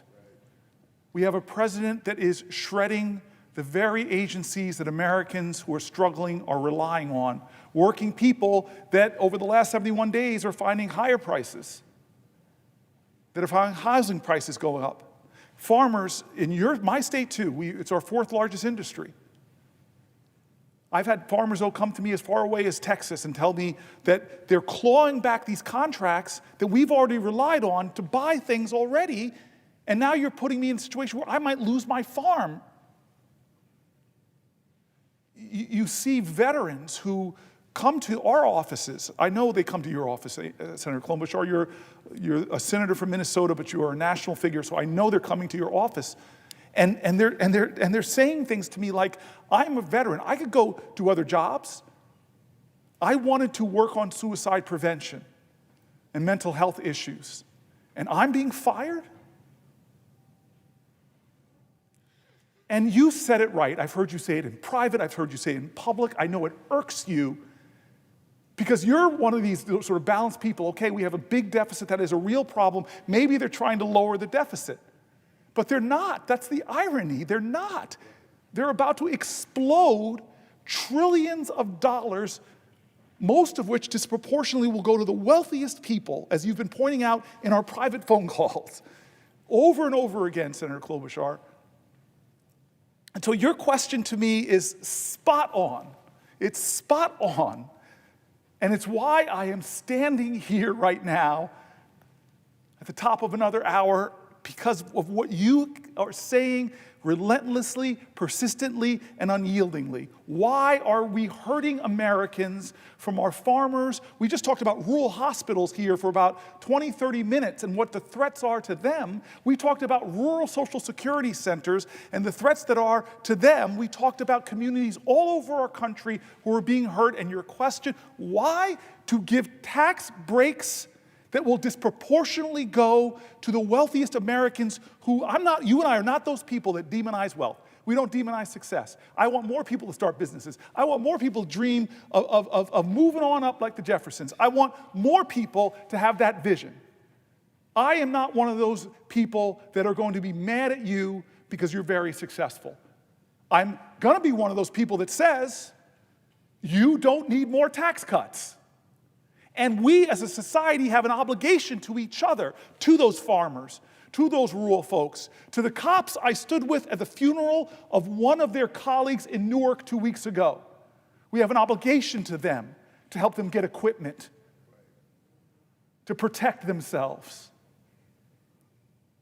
This country cannot do something that is so monumentally, fiscally irresponsible. Who was the one person in the House that voted, a Republican that voted against it, a guy named Massey? And I watched it. I had to smile and laugh because he said the quiet part out loud. He's sitting there looking at something. I saw him in an interview, and he says, by their own numbers, this doesn't add up. They're adding to our deficit by the trillions. He stayed true to his principles. What happened to all those mighty deficit hawks in the House of Representatives on the Republican side that caved to the pressure of a president? I'm so happy you asked it in the right fashion, as I yield for a question while retaining the floor. Very good. That was perfect. So I think one of the things you talked about was just this deficit and what's happening and what we're seeing with their proposal right now that's going to come right before us. By some estimates, it's going to add $37 trillion, $37 trillion in 30 years as we go ahead. I mean, I literally cannot believe that when in fact we could step back now and we could say, what things can we do? What things can we do on the tax code? Because there's a whole lot of things we can do to strengthen Social Security, strengthen what we have in our government. And what really, when you step back and look at the economy, and I heard this the other day on a business channel, just about a month or two ago, man, we were coming out strong. We are a country that came out of the pandemic in a stronger way than so many other countries did around the world. We're ready. Inflation was at least steady, and it was starting to come down here. And now all of a sudden, we see chaos is up, corruption is up, and yes, costs are up. Ask anyone at the grocery store. And one of the problems when you look at what we could be doing to address the debt is that the proposals out there are just going to make it worse. That means more interest payments. That means more interest payments on the backs of regular people, and that means less we can do to help them as we look at what's happening right now. And one of the things you raised, Senator Booker, which I appreciate how much you know about this, is just this prescription drug negotiation and Medicare. So what do we finally do? So decades before you or Senator Murphy or Senator Warnock got here, before I got to this place, they made a sweetheart deal with the pharmaceutical companies, and they actually baked in so that they didn't have to negotiate prices for 73 million people. And anything. They could just charge whatever they wanted for these prescription drugs. What happens? Well, guess what happens? Suddenly, the drugs for our seniors are 2 to 1 what they are in places like Canada, our neighbor, our friend. 2 to 1 what they are over there. You got people driving up to Canada from Minnesota because we can see Canada from our porch. And they are like going up there trying to get less expensive drugs. And then they figured, what's going on? So a whole bunch of people started to say, let's look at this. It took years to get this done. Finally, we passed a bill it said they've got to negotiate. And we took the first 10 drugs. And the last administration got to pick those drugs, and they picked blockbuster drugs. Drugs like Eliquis, drugs like Xarelto, drugs like Januvia, Jardiance. I memorize them because I can always find people that take them. I don't make them raise their hand, say they take them. But these are blockbuster drugs. And they reduced the price by like 70% for our seniors. That's going to kick in soon. But not if this administration messes it up. And for we have seen from everything from, giving signal lines about secret battle plans to reporters to deciding they're going to shut down the people that worked on protecting our nuclear facilities, and oops, we made a mistake. Or how about when they said, okay, we want to do something about avian flu, but we're going to fire all the people that work at, oh, no, we're going to fire them back. We're going to hire them back. That's what's been going on right now. So when I look at this really complicated prescription drug negotiation where you're taking on some of the biggest companies in the world, I say to myself, okay, so our Secretary of Health, Kennedy, he won't even agree, and when he's asked under oath if he's going to keep this up. They fired a bunch of people that would work on it. They haven't shown they're going to keep this negotiation going. Meanwhile, we've got put in place a $2,000 cap for our seniors out of pocket on drug costs under Medicare. That's really good. We put in place that insulin limit on $35 a month, and we thank Reverend Warnock, and we thank you, Senator Booker, Senator Murphy, everyone that worked on that. We got that in place. So now we got the big thing, which is the negotiation of all these drugs, because 15 more drugs are coming their way for negotiation. Again, blockbuster drugs, Ozempic, blockbuster drugs. Those drugs are coming their way for negotiation, but they have not committed to do that. They have not committed to do that. And even if they did commit to do it, do they even have the people to negotiate to take on these major companies? So my question of you, Senator Booker, after being up all night, after getting us through the storm of last night and into the bright sunshine of today, after holding the floor all this time, I can't even imagine how much your feet must hurt, but those feet hurting is nothing compared, which is why you're doing it, to how the rest of the people in this country right now feel and how they're hurting. My question is, how can they move forward without trying to save money for the people of this country? Because what I see happening, and there's so many signs, you see it every single day, when they are getting rid of some of these people that work on it, then you're not going to be able to get the Social Security for my friend that I met from Cross Lake, Minnesota. Then you're not going to be able to get that stuff done. But I think as we look at those cuts, it's not just the word cuts. What effect does it have on real people when they can't get their services? When our veterans, who also have complex ways that they've got to deal with the government, when they have no one answering the phone, when they've gotten rid of veterans who've actually done the work. So my question here is, for people to translate this into the real world, is what is all this going to mean for people in the real world, what they're doing right now? I love, thank you for the question, Senator Klobuchar. I love that you're bringing back to real people and what effect it's having. And what you're spelling out is something that's really important. There's a strategy that they have expressly said they want to overwhelm you, not us. They want to overwhelm the American people. They want to flood the zone. And so I see a whole bunch of doing things to distract us. Gulf of Mexico, Gulf of America, Greenland, all these things to try to whip us up and not pay attention to what most Americans are concerned with, is can they make ends meet? Even the big reconciliation bill that they're going to try to do, that we have to find a way to appeal to a small group of Republican congresspeople to stop, of cutting $880 million out of Medicaid. We went through in great detail at length last night why that's bad, but you are pointing to something even more insidious. As that big thing is going on, they actually are cutting the support to get more people signed up with the ACA. Already happened. Make it harder to sign up for the ACA. They've already cut the tax credits that are helping people that are in the ACA get resources to help with their health care costs. They're going after these things. Here's one that you know really well. They're going after, as we talk about all of these parents struggling with children and family members with chronic diseases, we know one of the things that help people with chronic diseases is having access to fresh, healthy foods, but they're cutting access to that for our kids going to school. This administration has not only overseen in 71 days a rise in inflation, a rise in the cost of groceries, a lowering of people's 401ks with the stock market going down. It's not only bringing economic chaos, but they are already hurting people on their basic delivery of their services, from taking thousands of jobs out of Social Security, making it harder for people who have some problem to get it solved, to the VA, to the ACA.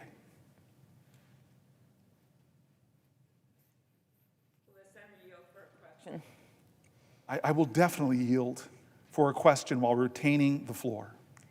I was thinking as you talked about the Affordable Care Act and all the work that went into it and what came out of it, I was remembering the constant attempts to repeal that bill. I was remembering when Senator John McCain, I think you were here for this, came in and kind of did the unexpected, right? He went in here, he bucked his party, and he said no. He didn't agree with Donald Trump about this. He didn't agree with his leaders on this. He did what he thought was right. And my issue is that we all have those moments where we have to make decisions about what we think is right. And I think about Donald Trump, and that's just this week, he said he wanted to violate the Constitution, which he says practically every single hour, but he said that he would try to serve another term, that he would do this, he would do that. He is literally treating this presidency like he's the king, and I guess Elon Musk is thus the court jester at his side, or the White House IT guy. But the point is that he's treating this like a king, and you serve on the Judiciary Committee. You are a student of history. You're also a scholar in terms of understanding this government and how it works. And I think one of the things that's most unsettling for people that they just don't understand is how you could have a president in place that doesn't respect that democracy. I remember when we all gathered for the inauguration, and I had 4 minutes because of my job with the Rules Committee to address those gathered in that rotunda. And I noted that our democracy can be a hot mess right now, but it's still the best form of government that we've got, that our democracy is truly our shelter in the storm. It's our shelter in the storm, to quote a great songwriter from the state of Minnesota. That the reason that we don't have, I know you may have a few songwriters from there, if the Senator could yield for one question, who is your best songwriter and singer from the state of New Jersey, just to make clear who is. Oh, is that your will question? Will you yield for a question from me? I will. Yes. I will answer that question by avoiding it, because in New Jersey there are so many great patron saints, from the great Bon Jovi to the great Bruce Springsteen to the incredible Queen Latifah, the chairman of the board from New Jersey, the great Frank Sinatra. So I'm not going to pick. We have so many great singers, rappers like Redman. We are just a thriving state of Count Basie. There's just too many. I would not force you to do that. Of course, it's Prince, I think, from your state. Prince. Bob Dylan. But that aside, I am very impressed, Senator Booker, that after 12 hours now, 13 hours, that you still are able to make sure that you mention every songwriter. But that aside, Bob Dylan once had that great line, "Shelter in the storm." Our democracy is shelter in the storm. And then I noted that day that in some countries, presidential inaugurations, they're held in gilded palaces, not in the United States of America. In the United States of America, it's held in the People's House. That's what you're doing right now, Senator Booker, because the People's House is where the action should be. That's Article 1. And the Constitution specifically says here, we have equal branches of government. And the final thing is that the power in that rotunda that day, and this is where we get into Donald Trump thinking he's king, the power of that rotunda didn't come from the people in there, it came from outside, came from the people. So that's why you see the people standing up right now, our constituents, going to these town halls, standing up, breaking the phone lines in the US Senate, sending in the emails with their stories that we are able, that you've heard the senators and you have read on the Senate floor about things that have happened to your constituents. So that's the power from the outside. So the question that I ask of you is just tell me what you think people can do when you've got a president in there that, he thinks he is king, and he thinks that a democracy is just something that he can just shove aside and say whatever he wants and break whatever rule that people depend on, that they depend on to be able to vote, to be able to participate and have their case made. Tell me what you think. What's the answer to that? Thank you, Senator. I'll answer that. And I see Ron Wyden has come to the floor, who's, for both Amy and I, one of the chair people or at this point ranking members of one of the great committees. To Amy Klobuchar's question, I read a lot of angry letters People who are demanding of me to do something to stop them, do something different. Stand up, speak up, Senator. I'm afraid. Stand up, speak up, Senator. I'm so angry. Stand up, speak up, Senator. The services for my disabled child are threatened. Stand up, speak up. So it's one of the reasons why I'm doing this, why my staff and I talked about this for so many days, to do something to let our constituents know, to elevate their voices on the floor, to read their letters, to read their statements, not just New Jerseyans, but like you, the hundreds and hundreds of people that are calling us from other states. But I am most moved by the letters who tell me about their pain or their challenges or their fears, but they end that question with your question. But I am here to help. Tell me how I can help. I am here to help. Tell me I can help. And you said it, Senator. I read the letter of John McCain last night. His letter explaining his vote. It was so beautiful. It was tough like he was. It was hard on the whole body. But he called to principles. Senator Schumer was here when I read it. It was eerie because he was describing what went wrong then, which is the same thing here, that we do need to make our country better. We do need to have a bolder vision for healthcare, a bolder vision for Social Security. We need to make them work for the people, but we're not doing it here in this body. And this man who's not acting like a president, but is trashing our constitutional traditions, is violating our laws as he's getting tied up in court, but ignoring court orders, and when he gets a decision he doesn't like, he trashes the judges so badly that the Supreme Court itself finds that it has to go out and tell him to stop it. What stopped health care from being taken away in the last time wasn't the persuasive powers of anybody in this side of the political aisle in the Senate convincing anybody over there.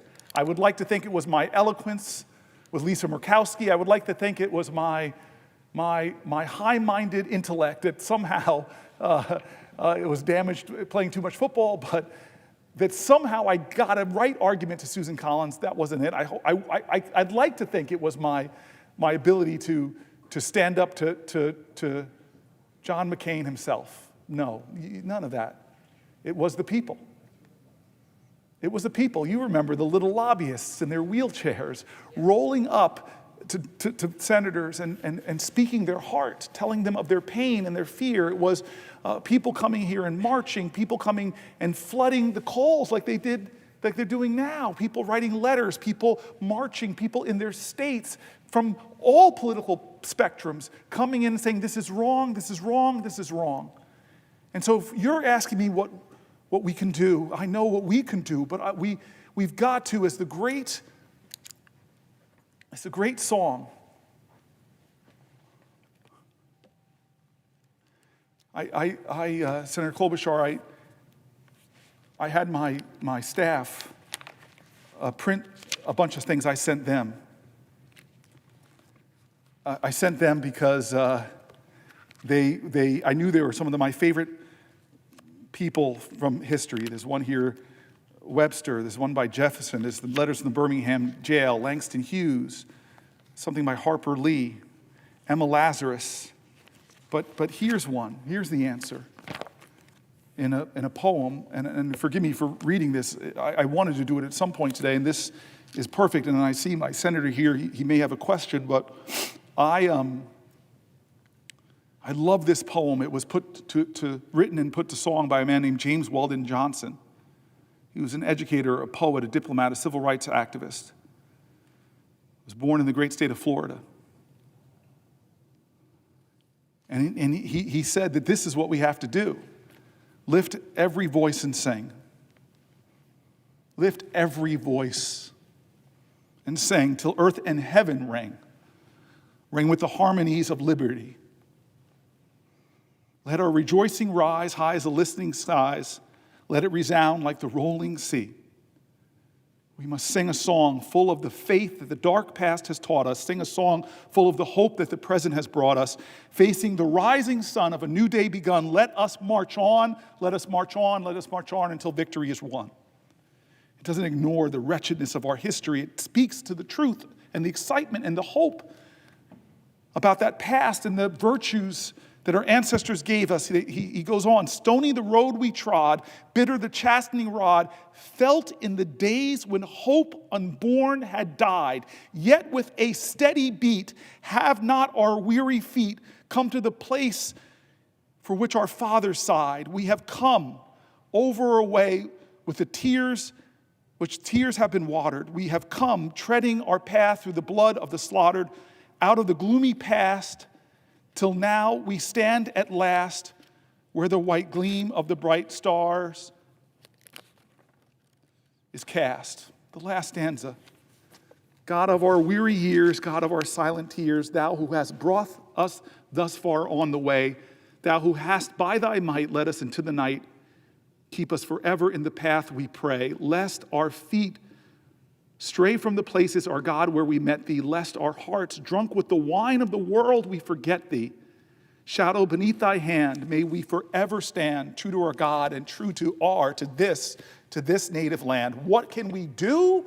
Is do like our ancestors did. What can we do? Do like the people who never gave up, who, even when this country that they loved didn't love them back, they kept fighting and kept pushing. And we know that, Senator Klobuchar, because we've witnessed that. In my time in the Senate with you, we've seen the most amazing, shocking moments within a Bergefeld case at the Supreme Court, recognizing the humanity, the dignity, and the equal rights of LGBTQ Americans to have love and marry. We've seen fights in this time that we've been here, where we've seen victories on health care that made such a difference in people's lives. We've seen the fights while we've been here, some of the most painful moments where we've seen the arc of the moral universe bent, not by the people here, not by the people in this body.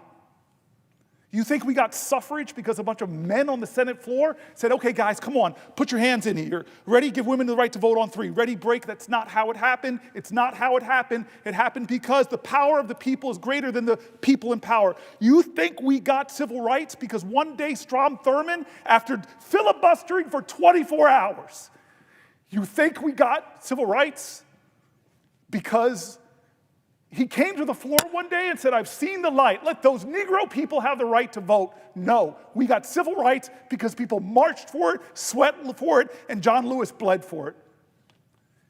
And so I'm scared too. But fear is a necessary precondition to courage. I am angry too. But my mom told me, never let your anger consume you. Channel it, fuel it, so it can help your love be greater and stronger. Amy Klobuchar, that's what this moment needs. And our job in this body is to be truth tellers. Our job, just as you said so brilliantly, is to elevate the voices of the people of the country, because you're right, Amy Klobuchar, this is the people's house. It's Article 1 of the Constitution, and it's under assault. Article 1 is under assault. Our spending powers, our budgetary powers, the power to establish agencies like the Department of Education and USAID, it's under assault by a president that doesn't respect this document. And how do we stop them? I'm sorry to say we hold powerful positions, we are elected by great states, but we're in the minority right now, and you spelled it out at the beginning of your questions to me. It will take 3 people of conscience on that side. It will take 4 here. I'm going back to my book because there's somebody that you know, I don't know if my staff put it in at the last moment. Yes, they did. Margaret Chase Stevens, who you know. Margaret Chase Smith, excuse me. A U.S. Senator from Maine, a Republican. When a demagogue had rose in the land exploiting people's fear, deporting Jews who were not citizens of this country because they were accusing them of being communists, at a time that this body was being twisted and contorted to the will of a demagogue, where nobody had the courage to stand up. It was a woman from the Republican Party that stood, I don't know, somewhere in this body. Her feet might have been tired, her heart might have been hurt, she might have been afraid of the consequences to stand up to people preaching the Red Scare. But this woman in this body, rare thing in those years, this woman in this body who are founders, those imperfect geniuses that wrote this Constitution, the woman in this body who wasn't imagined by our founders, thank God they called upon us to make a more perfect union. and generations of activists finally made it real that women could serve in this body, she had the courage, the audacity to call her own party to task. I read her words. She said, "I don't believe that the Republican Party is any sense a party of fear, but I do believe that the Republican Party has made an alliance with the four horsemen of fear. The fear of communists, the fear of labor unions, the fear of the future, the fear of progress. I think it's high time that we remembered that we have sworn to uphold and defend the Constitution," she continues. "I think it's time that we remembered that the Constitution, as amended, speaks not only of the freedom of speech, but also the freedom of trial by jury." This great senator, this great Republican said, whether it is criminal prosecutions in a court or character prosecution in the Senate, there is little political distinction when the life of a person has been ruined. Those of us who shout the loudest about Americanism in making character assassinations all too frequently, those who, by our own words and acts, ignore some of the basic principles of what it means to be an American. The right to criticize without thinking the president is going to drag you from the Oval Office for criticizing him. The right to hold unpopular beliefs. That if you have beliefs that I find contemptible, it doesn't mean that I can disappear you from a city street. She goes on, the right to protest, that just for assembling and speaking up, that's not a right to cut hundreds of millions of dollars to that university's science funding. The right to independent thought. The exercise of these rights should not cost one single American citizen his reputation or his right to a livelihood, nor should he be in danger of losing his reputation or livelihood merely because he happens to know someone who holds unpopular beliefs, like a law firm that represents suing the president and now has their very firm, their very livelihoods, the legal secretaries and others, come after them.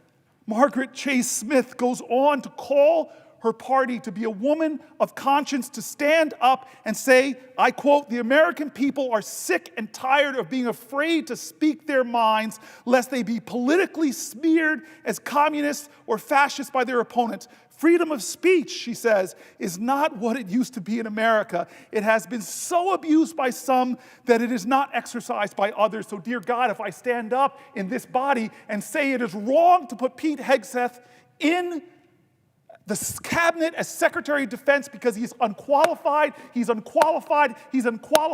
look at a Signal chat to see how unqualified he is."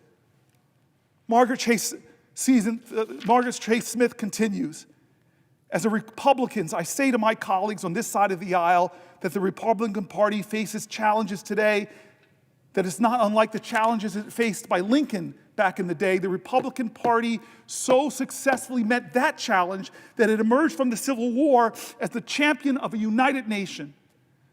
In addition to being the party which unrelentingly fought loose spending and loose programs. I doubt if the Republican Party could do so simply because I do not believe the American people will uphold any political party that puts political exploitation above the national interests. Surely we Republicans are not so desperate for victory. I do not want to see the Republican Party win that way. While it might be a fleeting victory for the Republican Party, it would be a more lasting defeat for the American people," she says. "Surely it would ultimately be suicide for the Republican Party and the two-party system itself that has protected American leaders' liberties from the dictatorship of a one-party system." You ask me, Amy Klobuchar, what do we need to do? We need to call to the conscience of our comrades in the People's Branch and say, how could you go along with a reconciliation that will put trillions of dollars of debt on our children and our children's children? How could you go along with cutting $800 billion from Medicaid only to give tax cuts to the wealthiest, that disproportionately go to the wealthiest, how can you in good conscience, if you're a fiscal hawk, if you're a Christian conservative, how could you hurt the weak to benefit the rich and powerful? That is the answer to your question. The people of the United States of America, all of us, have to stand up and say, no, not on my watch. I'm a Republican, I'm a veteran, I'm a police officer, I'm a firefighter, I'm a teacher. Not in America. We won't allow this. We won't allow this. We won't allow this. Will the senator yield, the senator from New Jersey yield for question? I will yield for a question while retaining the floor. I thank my colleague, and I have been listening to this, and a Herculean presentation for hours and hours, and your remarks reflect the urgency of our times, Senator Booker, and I thank you for it. Let me frame the question this way. I hold open to all town hall meetings in every county in my state each year. I've had more than 1,100 of them, and since Donald Trump took office, what we have seen in these town hall meetings is fear and terror, and I might add, record turnouts. You know, I was in a small town in Central Oregon recently, Sisters. We had almost 1,400, people here. And what people asked about, and you've touched on this morning, is of course Medicaid and Social Security, because these are programs involving health care and retirement that are really the connective tissue between the government and our people. And these programs make it possible for people to pay for essentials. They're not going to fancy places. They're buying groceries, they're paying rent, they're buying medicine. We had one separate town hall meeting, I say to my colleague, just with federal employees whose goal is to get out in the woods and help prevent fire in Oregon. I organized this meeting. They too are terrified. They've dedicated their lives to trying to help. Now, we serve the American people. And I'm telling you, I've seen service in action over the last few hours with your reflecting the urgency of our times. Our salaries are paid for by taxpayers, and I'm particularly troubled by the fact that we're getting all these reports that many senators are saying, I'm not going to do town hall meetings. They're on the other side of the aisle. As I said, I've had 1,100 of them, 10 of them so far this year. Seems to me that's refusing to answer to constituents. And you've been here all night, and you're setting a very clear example about what it means to push back against authoritarianism.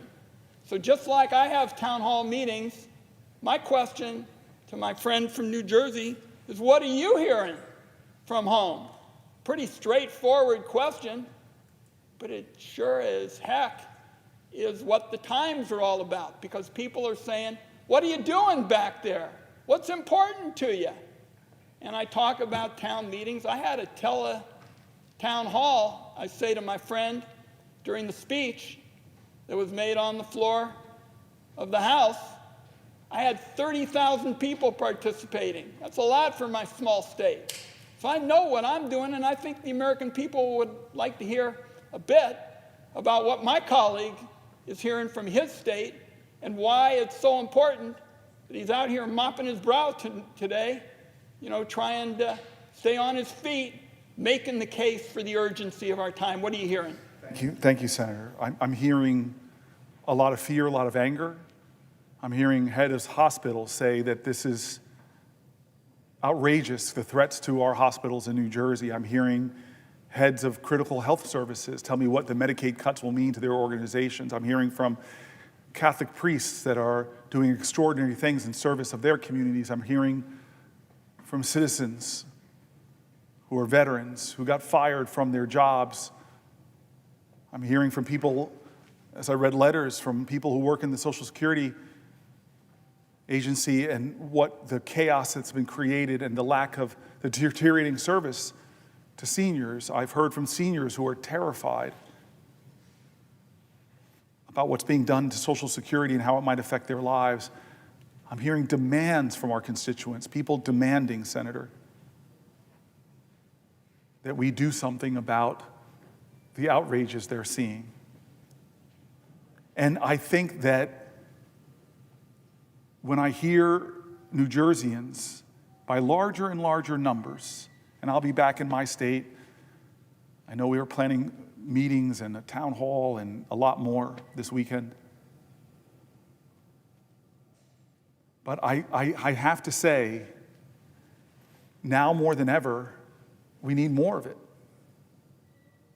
We need more of it. And one of the reasons I'm here is because I want to elevate those voices of my constituents. I want to tell the stories that my constituents are writing in about, and lift their voices and tell them that they're seen, they're heard. I've been going through section by section, as you pointed out, Social Security, section on healthcare, section on education and the Department of Education and the work that it does. I've been going point by point through. This is the agenda. I didn't know how much of I can get through. But we laid it out. We have binders for each one of these issues. Immigration, we went through. We have housing, the environment, farmers and food, veterans, the corruption that's been normalized by this president, the rule of law, public safety, all of the ways that we know that there is a crisis in our country, and we as a nation need to be more attuned to it and doing more to meet this crisis, to rise up and defend our country, defend our well-being. And all while things are happening that you know. You're the chairman of the Finance Committee, and you have these insights. We've talked about them, about what's about to happen in this reconciliation process. I mean, that's one of the most stunning things. It's almost immediate on this floor. I think we're going to see about the tariffs tomorrow and see how far the president will go, but we do know whatever it is, it's going to affect prices that are going to continue to go up for Americans, as inflation has continued to go up for Americans. As the stock markets continue to go down, as people's 401ks have lost so much money, the uncertainty I'm hearing from businesses in New Jersey, the chaos that they feel about the economy, the consumer confidence in this country has gone way down. If you ask the question, are you better off than you were 71 days ago? Not many Americans would say that they're better off. Their costs are higher, their groceries are higher. They're soon to see everything from car prices to food go higher.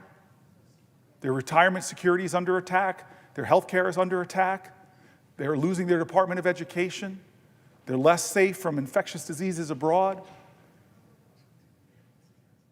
There's so many things that we have to talk to and try to stop. And you're our leader on the Finance Committee, and you know that the tax thing they're trying to run through this now, I'm trying to get my head wrapped around these wacky parliamentary things that even the podcasts I listen to in the morning to inform me say they even spoke about this years and years ago, but they said, oh, this is too crazy, we can't do this.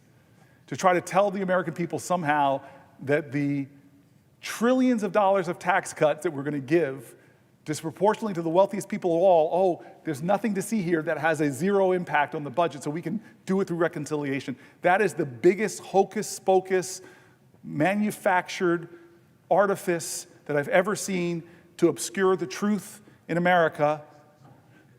That what the Republicans are trying to do is cut massively into health care for Americans in order to give tax cuts to the wealthiest, disproportionately to the wealthiest who don't need it, and to drive up the deficits, making our children and our children's children have a more dangerous economy and higher debt payments to make, debt payments that will skyrocket higher than any expense the government makes. We are literally about to see something go through reconciliation that threatens to sacrifice our children's future so the richest of the rich can get richer. And so I know there's a lot of people who are angry, who are worried, who are feeling overwhelmed, who are struggling to make ends meet, but I know of only one way to do this, and I'm trying to do it myself, is to do things differently, to stand up, to speak up, to not act like this is just normal in our country. There's not a president from Eisenhower to Reagan to Bush on the Republican side that could ever imagine a day where in a UN vote, we side with Russia and China against the Western democracies that we saved in World War II, that we stormed beaches of Normandy for, that we did the Berlin airlift for, that we did the Marshall Plan for. We designed the world order, and now we're turning our back on it. We designed the rules-based world order, and we're turning our back on those organizations. From trashing NATO to getting out of the World Health Organization to getting out of the group of countries coming together to deal with climate change. We're not leading the planet Earth anymore. Our allies are saying openly they can't trust us. The quotes are unbelievable by our allies.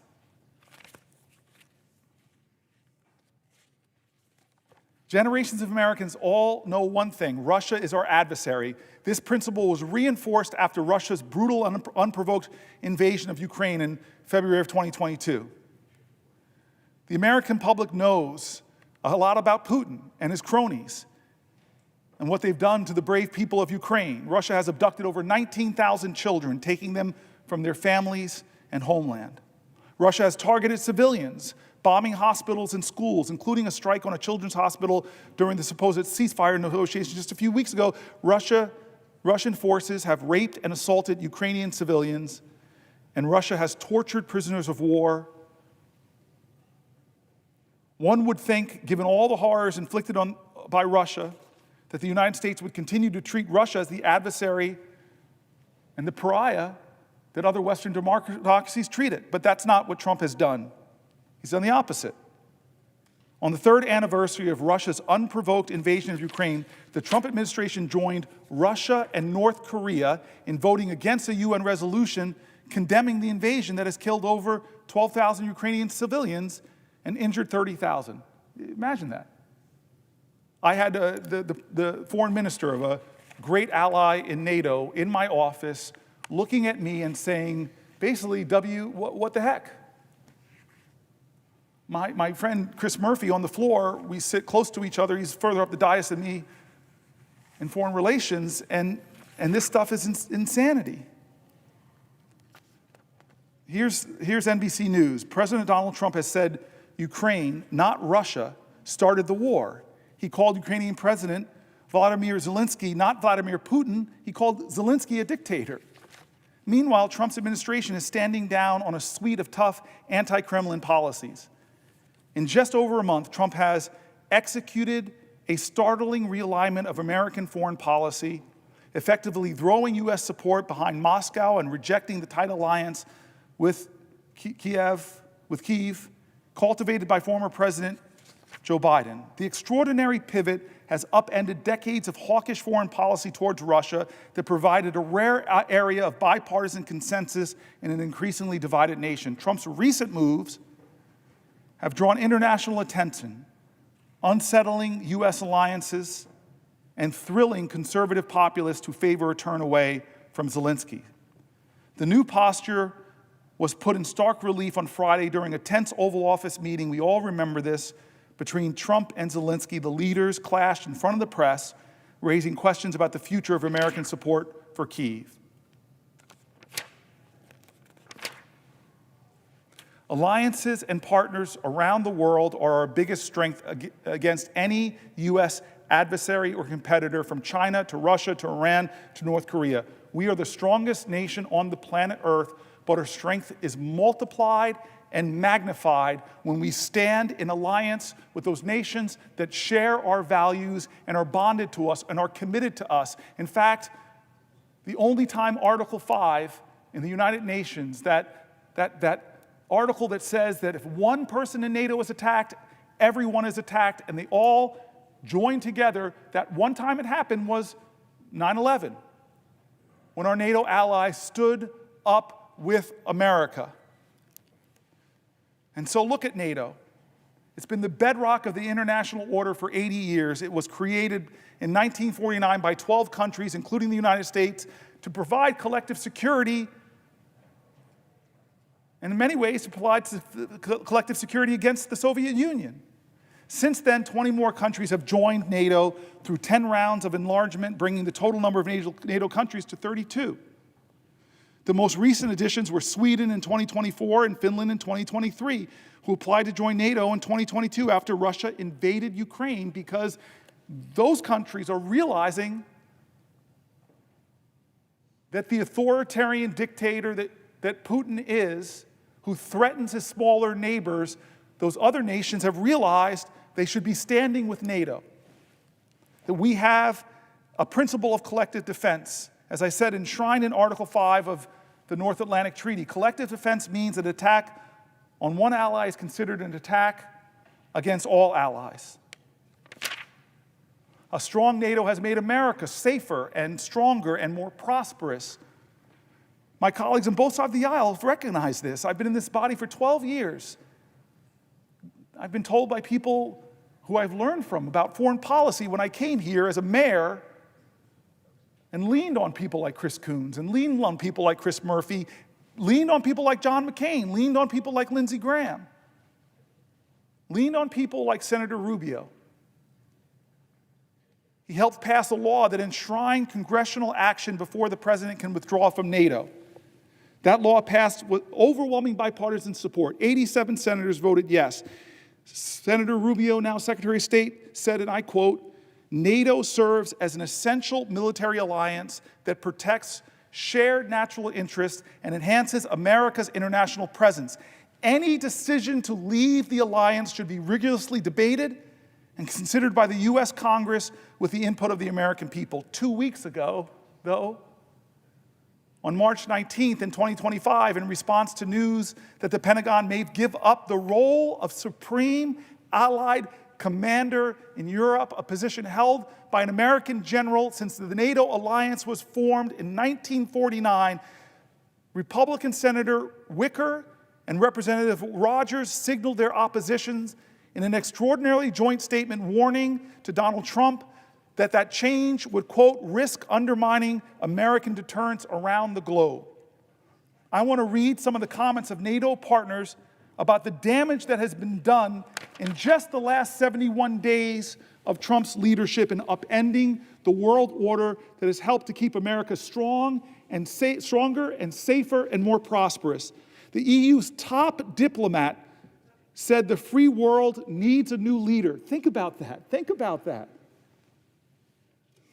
The EU's top diplomat has said in response to Donald Trump that now the free world needs a new leader. Every president of my lifetime was seen as the leader of the free world, and now the rest of the free world, its top diplomat is saying it's time for that to change. The new German chancellor said, "My absolute priority will be to strengthen Europe as quickly as possible so that step by step we can really achieve independence from the USA." He went on to say, "I never thought I would have to say something like this on a television program, but after Donald Trump's statements, it is clear that the Americans, at least this part of the Americans, this administration, are largely indifferent to the fate of Europe. Our ancestors saved Europe. Our ancestors stormed beaches in Normandy, paratrooped into Europe, liberated concentration camps. Our ancestors sacrificed blood and treasure for Europe. It turned Germany from one of history's worst despotic states into a global economic power and a democracy. We were there at the Berlin airlift. We were there for the Marshall Plan. And now Europe is saying it is clear that the Americas, at least that part of the Americas, this administration, are largely indifferent to the fate of Europe. That is not true. That is not true. And as long as I have breath in my body and blood in my veins, I will join with the other people on both sides of the aisle. God bless you, Roger Wicker, for standing with the understanding that America is the strongest nation in the world, but our strength is multiplied and magnified when we stand with our allies from Germany to Japan, from Australia to Iceland, that when our country stands up, we don't bully our neighbors like Canada, we don't threaten our allies like Iceland, like Greenland, we don't threaten smaller, weaker nations like Panama, we don't upend the world order. Donald Trump does not speak for me. He does not speak for the traditions of this body. He doesn't speak for the people that are buried, Americans that are buried in fields in Germany and in France and all over Europe. Here is former Secretary of Defense Lloyd Austin's speech at NATO and the Atlantic Council. On April 4th, 1949, 12 democracies came together in the wake of 2 world wars and the dawn of a new Cold War, and they all remembered, as President Truman put it then, the sickening blow of unprovoked aggression. That's what Truman said. They were coming together against the sickening blow of unprovoked aggression. You hear that, Putin? And so they vowed to stand together for their collective defense and to safeguard freedom and democracy across Europe and North America. They made a solemn commitment declaring that an armed attack against one ally would be considered an attack against all. Now, that commitment was enshrined in Article 5 of the North Atlantic Treaty. It was the foundation of what NATO, of NATO, and it still is. And on that bedrock, we have built the strongest and most successful defense alliance in all of human history, and I'll say one of the most prosperous blocs of democratic countries. Throughout the Cold War, NATO deterred Soviet aggression against Western Europe and prevented a Third World War. In the 1990s, NATO used air power to stop ethnic cleansing in Bosnia and Herzegovina and in Kosovo. And the day after September 11th, 2001, when al-Qaeda terrorists attacked our country, including slamming a plane into the Pentagon not far from here, NATO invoked Article 5 for the first and only time in history. Will the senator yield for a question? I yield for a question while retaining the floor. I yield to one of my best friends in the Senate. I yield to one of the smartest guys I know. I yield to the guy who handed me the chairmanship of the committee that oversaw world public health and Africa, and still reminds me that he knows more Swahili than I'll ever know. I yield to the guy who, when he speaks up in the Senate, people on both sides of the aisle listen. I yield to my friend who has real friendships, who when I came to and said, we are seeing the worst famines on the planet Earth, that Joe Biden didn't put enough money into the world feeding programs, he went to another appropriator over there, another friend of ours, Lindsey Graham, and together we got billions of dollars of more that saved hundreds of thousands of lives. You are a prince of a man. You are my friend. You are somebody that is a hero who folks don't know their name in the countries that you have affected with your strength on foreign policy. Dear God, my friend, I yield the floor for a question while retaining the floor. I ask my friend... Excuse me, I'm going to say that correctly. I yield for a question while retaining the floor. I do not yield the floor. I ask my friend and colleague from New Jersey if he is familiar with Psalm 30, verse 5. Not at this moment. And if not, I offer to repeat it because I think it speaks to this moment. Weeping may endure for a night, but joy comes in the morning.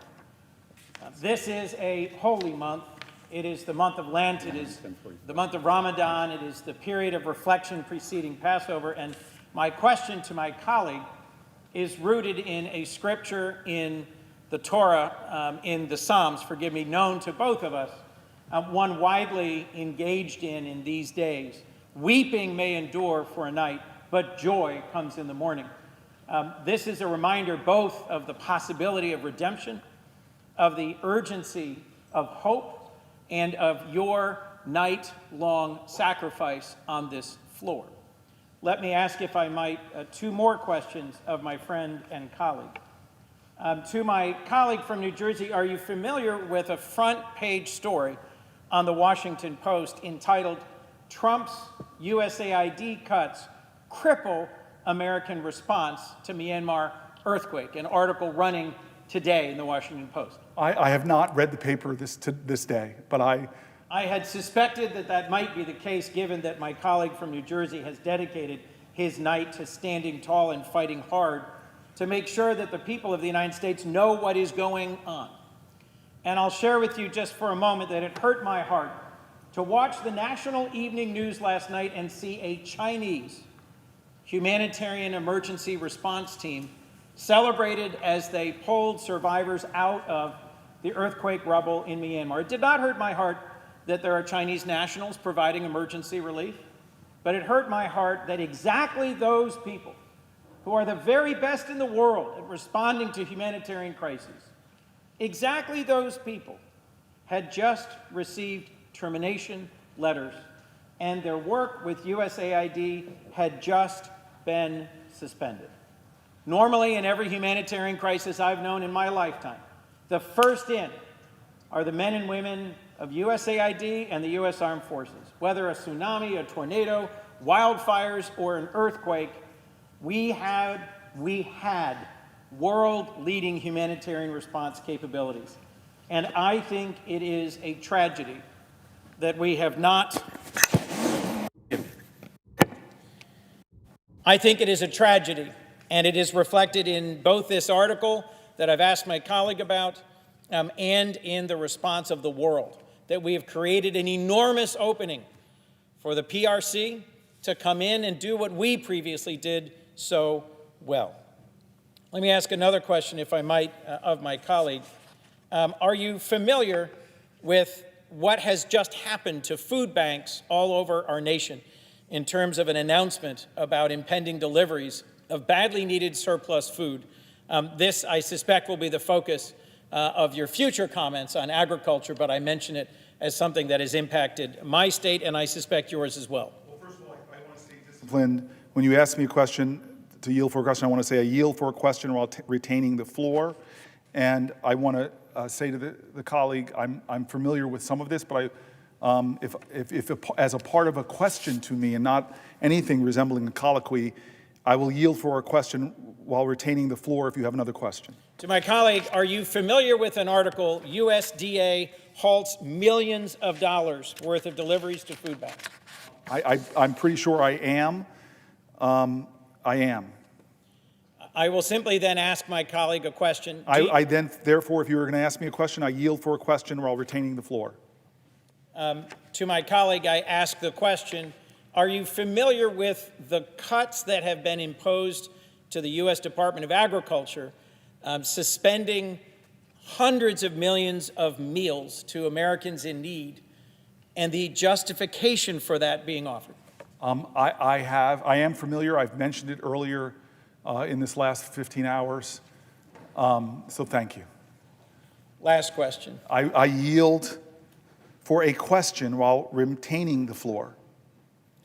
To my colleague from New Jersey, I ask the question, are you familiar with when, whether, and why NATO has invoked Article 5 and how the service and the sacrifice that followed reinforces exactly the point I believe my colleague was beginning to speak to, which is the common cause and the common purpose shown by all of our NATO allies in America's greatest moment of need in recent decades after the attacks of 9/11. I am very familiar with that.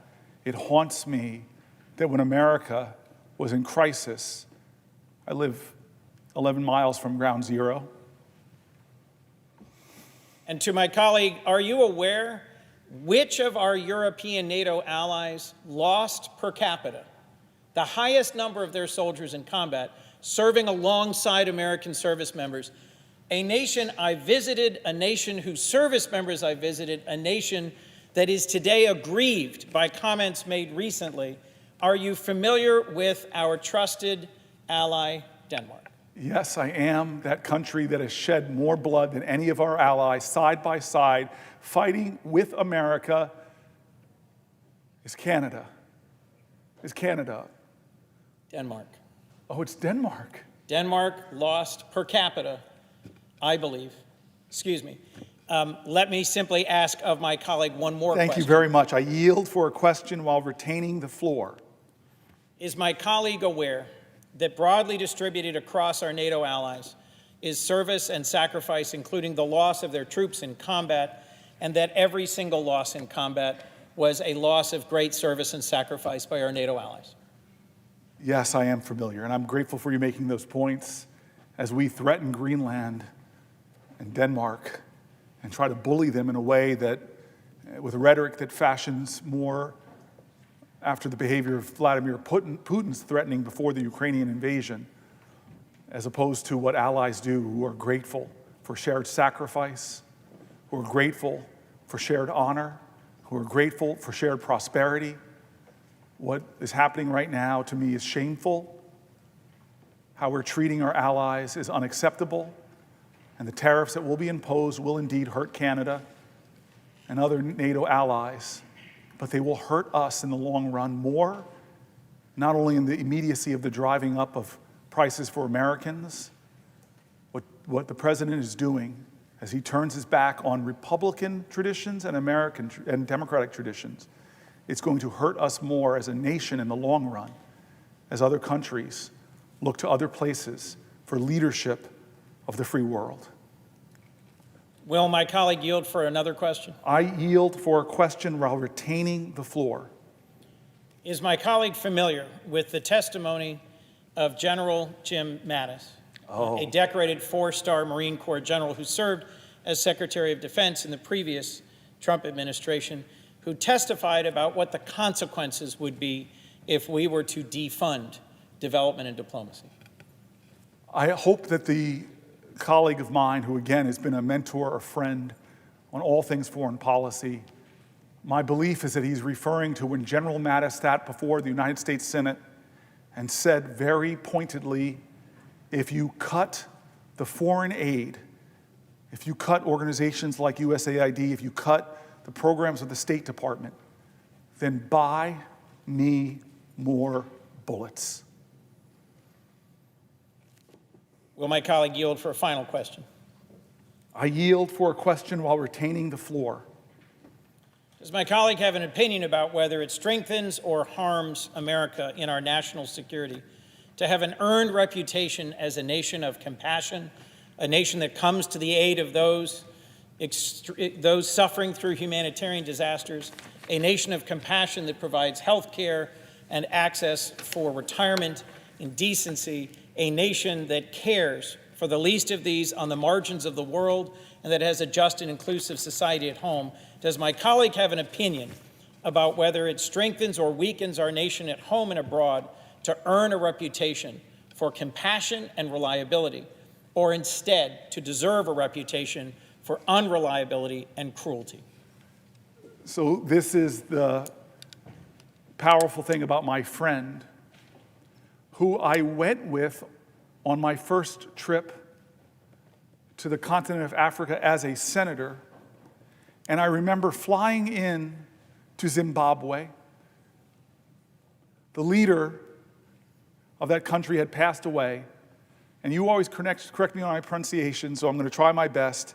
Mnangagwa. Mnangagwa, yes. Mnangagwa, thank you, sir. Mnangagwa. The alligator, it was his reputation, had taken over as his leadership. And we, this bipartisan merry group of senators, were going there to sit in a unified, bipartisan way and say to this new leader, you need to honor democratic principles, you need to honor free and fair elections, that we want to be your partner, we want to be your friend, but it's time for a new, peaceful, democratic Zimbabwe. And as we landed, I don't know if you remember, he was landing too. in the airport, and he was coming from China.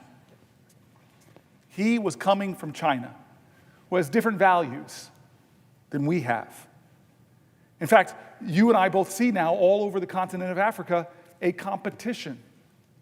We come with USAID, we come with PEPFAR, we come with a program called AGOA, helping with economic development. We come with scientists that stand in the breach against the worst infectious diseases. One of the most courageous things I saw Chris Coons do in my life was when the Ebola scare was happening about 8 years ago, and was starting to show up on our shores. You did something that people were afraid to do. You went to Africa to visit with the people from our country that are there fighting Ebola. You had to come in quarantine when you came back to make sure you didn't have it.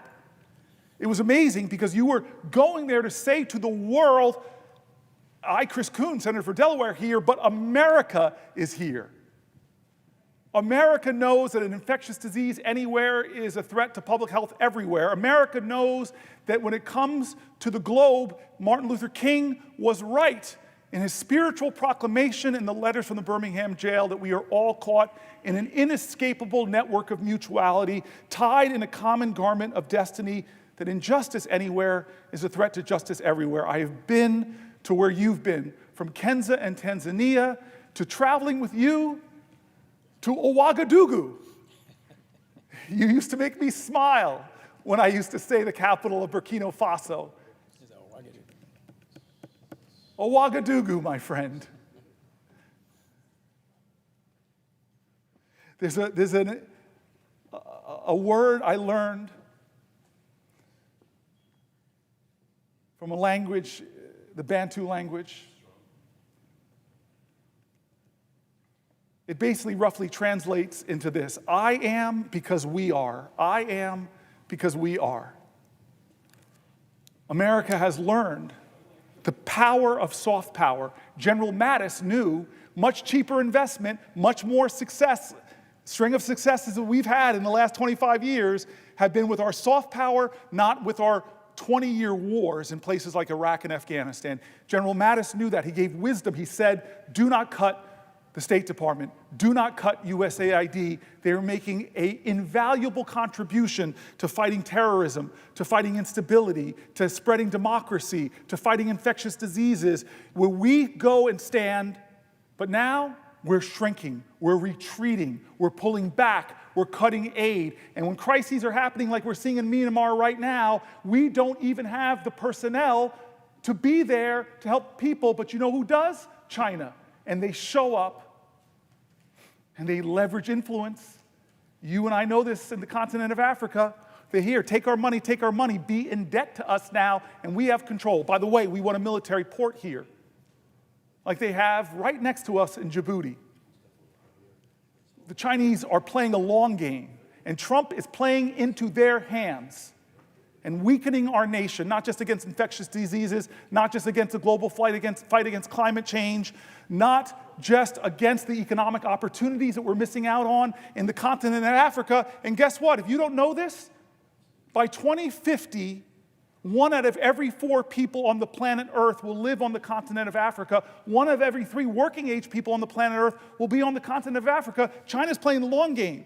Not only critical rare earth minerals, but the economic power of the most populous continent on the planet. And what are we doing with Trump? We're doing Michael Jackson. We're moonwalking away from that continent, saying, China, go ahead.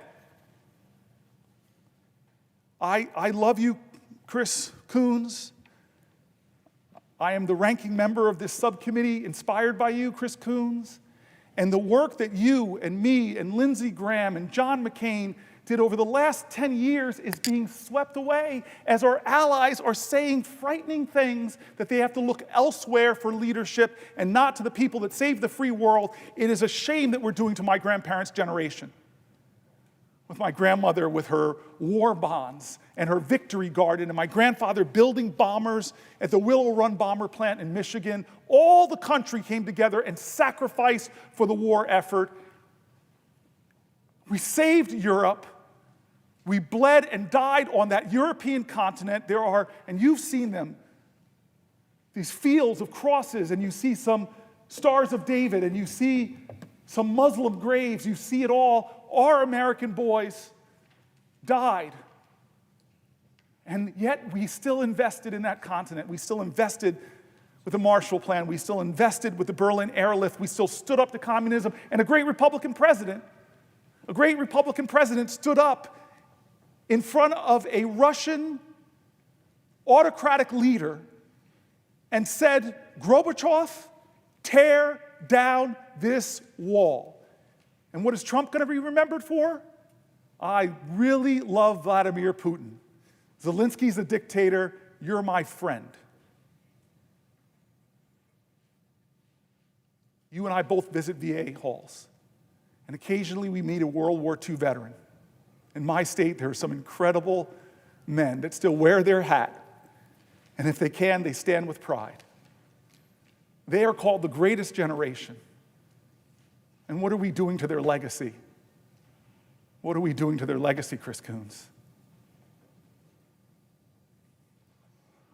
I'm going to keep talking unless somebody wants to say, will the senator yield for a question?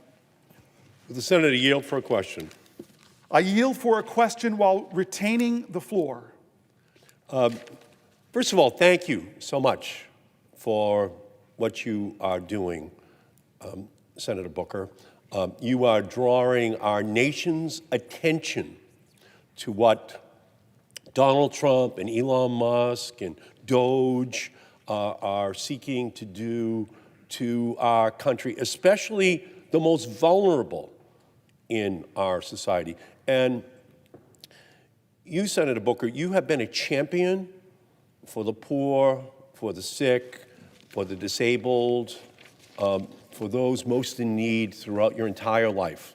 That is who you are. You are absolutely a champion for those who need help the most.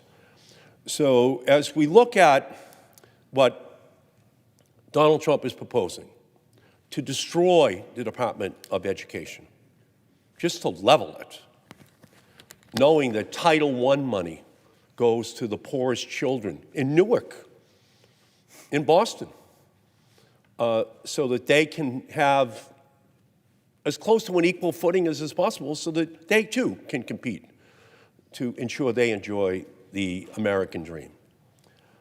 To gut Medicaid, knowing that there's 338,000 people just in Massachusetts alone who are on disabilities, who need Medicaid in order to deal with those afflictions which their families need a little bit of help to deal with.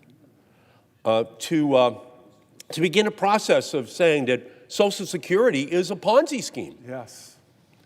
And knowing that ultimately they need the billions of dollars for the tax breaks for millionaires and billionaires. And they have to get it out of education. They have to get it out of Medicaid. They have to get it out of veterans benefits. They have to get it out of Social Security. We know what their plot is. The plot is to get $2 trillion out of the programs that affect ordinary people in order to have tax breaks for the wealthiest people in our nation. And most of it will come out of health care. It'll come out of Medicaid, ultimately out of Medicare, out of the Affordable Care Act, out of veterans benefits, health care, health care, health care, health care for every family, for the wealthiest in our society who don't need a tax break. The one thing they don't need right now is a tax break, especially when Elon Musk and Jeff Bezos and Jeff Zuckerberg now control more wealth than the bottom 50% of our nation combined. Do they really need a tax break? I mean, I know the president put him right behind him at his inauguration, but oh my God, the cabinet sits behind billionaires? The founding fathers are spinning in their graves, thinking about how they've inverted what is supposed to be the way in which our government, our country works. So I thank you for your incredible leadership. You are putting the spotlight on what is going wrong in this country right now, this oligarchy seeking to take over our nation. So I thank the senator for what he is doing. It is just so consistent with his whole life, what he stands for. What he stands for on the floor of the Senate today, a conscience for the nation. So can the senator tell the Senate today, the nation, what this could mean if we continue down this path of Donald Trump and Elon Musk and Doge for those families who need help the most in our society? I so appreciate the senator, and I want to tell folks, when I wrote my book, I thought I knew this man here, but I did a lot about environmental justice in my book. I did about a lot of these toxic chemicals out there that are threatening our people.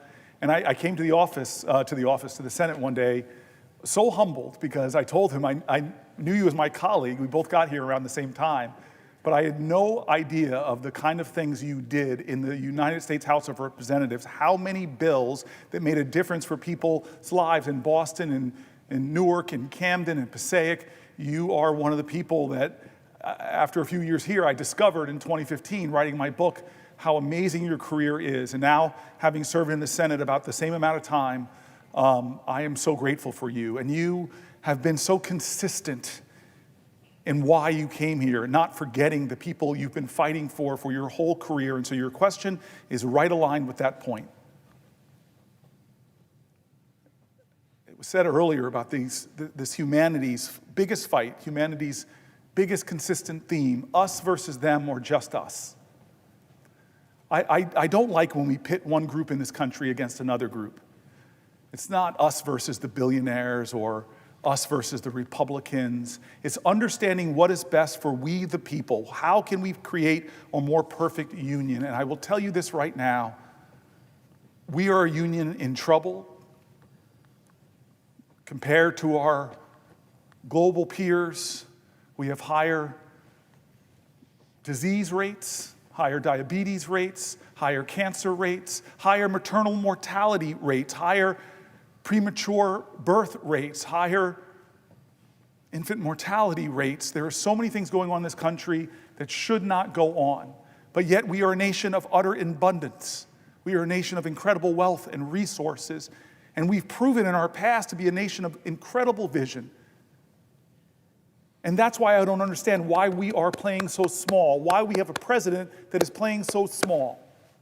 It's not coming here like presidents of the past and saying, we together, from Reagan to Clinton to Obama, there's a big challenge, America. We together are going to get into the room and do sausage making, Republicans and Democrats, and we're going to find a way to write great legislation. Whatever you want to say about Joe Biden, he was a big president because he didn't try to do things by executive fiat, or as a quote of Donald Trump's I put here, the primacy of the executive, ignoring our Constitution.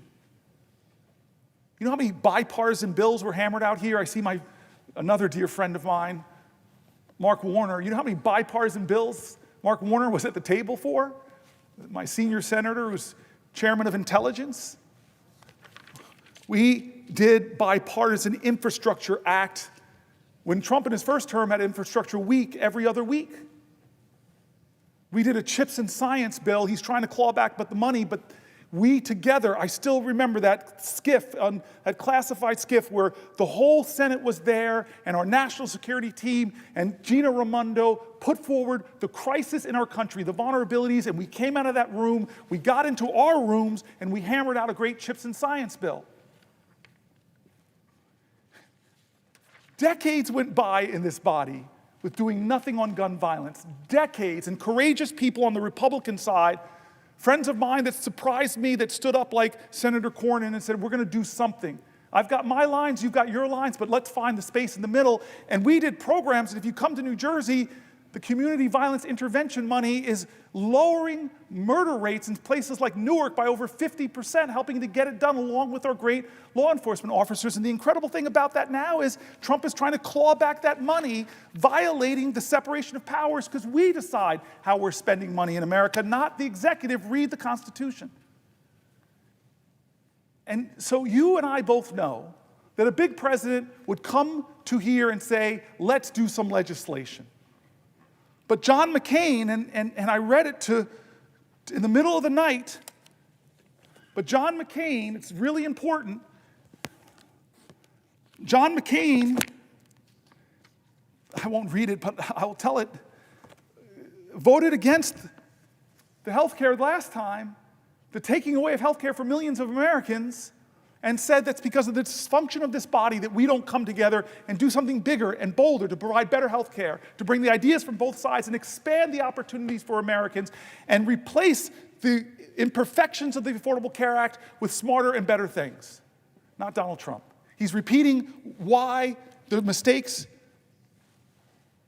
but not with the ACA, which affects tens of millions of Americans, with Medicaid, that affects 70 to 100 million Americans. Why? You ask why? Well, we know why.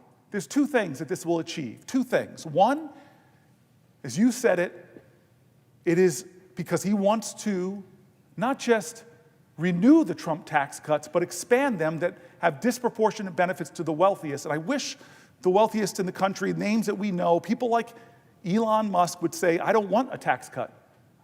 I wish he would say the truth. I don't need a tax cut. But no, that's one of the reasons. He wants to renew a program that gave disproportionate money, but that's not the only reason. There's a cruelty in what he's doing. It's so offensive. He seems to have no respect for people with disabilities. He made fun of a journalist with a disability once. He seems to have no respect for people who are working hard and struggling but still can't make ends meet. No respect for people that are afraid of his language, of his threats. They think that what he's doing to Social Security might mean they don't have it, that what he's saying to Medicare and Medicaid are lies because he's got more registered lies than any president of my lifetime. They don't think they can trust this president not to hurt them because he already is. And so I was told by my parents what defines you as a person is not what happens to you, but how you choose to respond.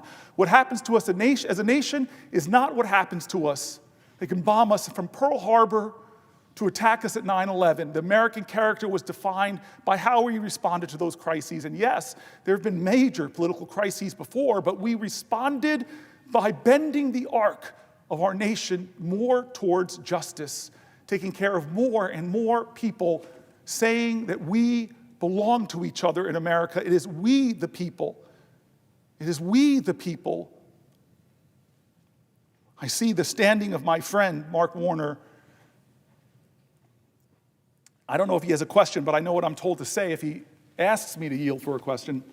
Will the senator yield for a question? I yield for a question while retaining the floor. Well, Mr. President, let me join my friend and colleague from Massachusetts. One, to celebrate the senator from New Jersey's endurance, his willingness to continue to make this case in as clear terms as possible.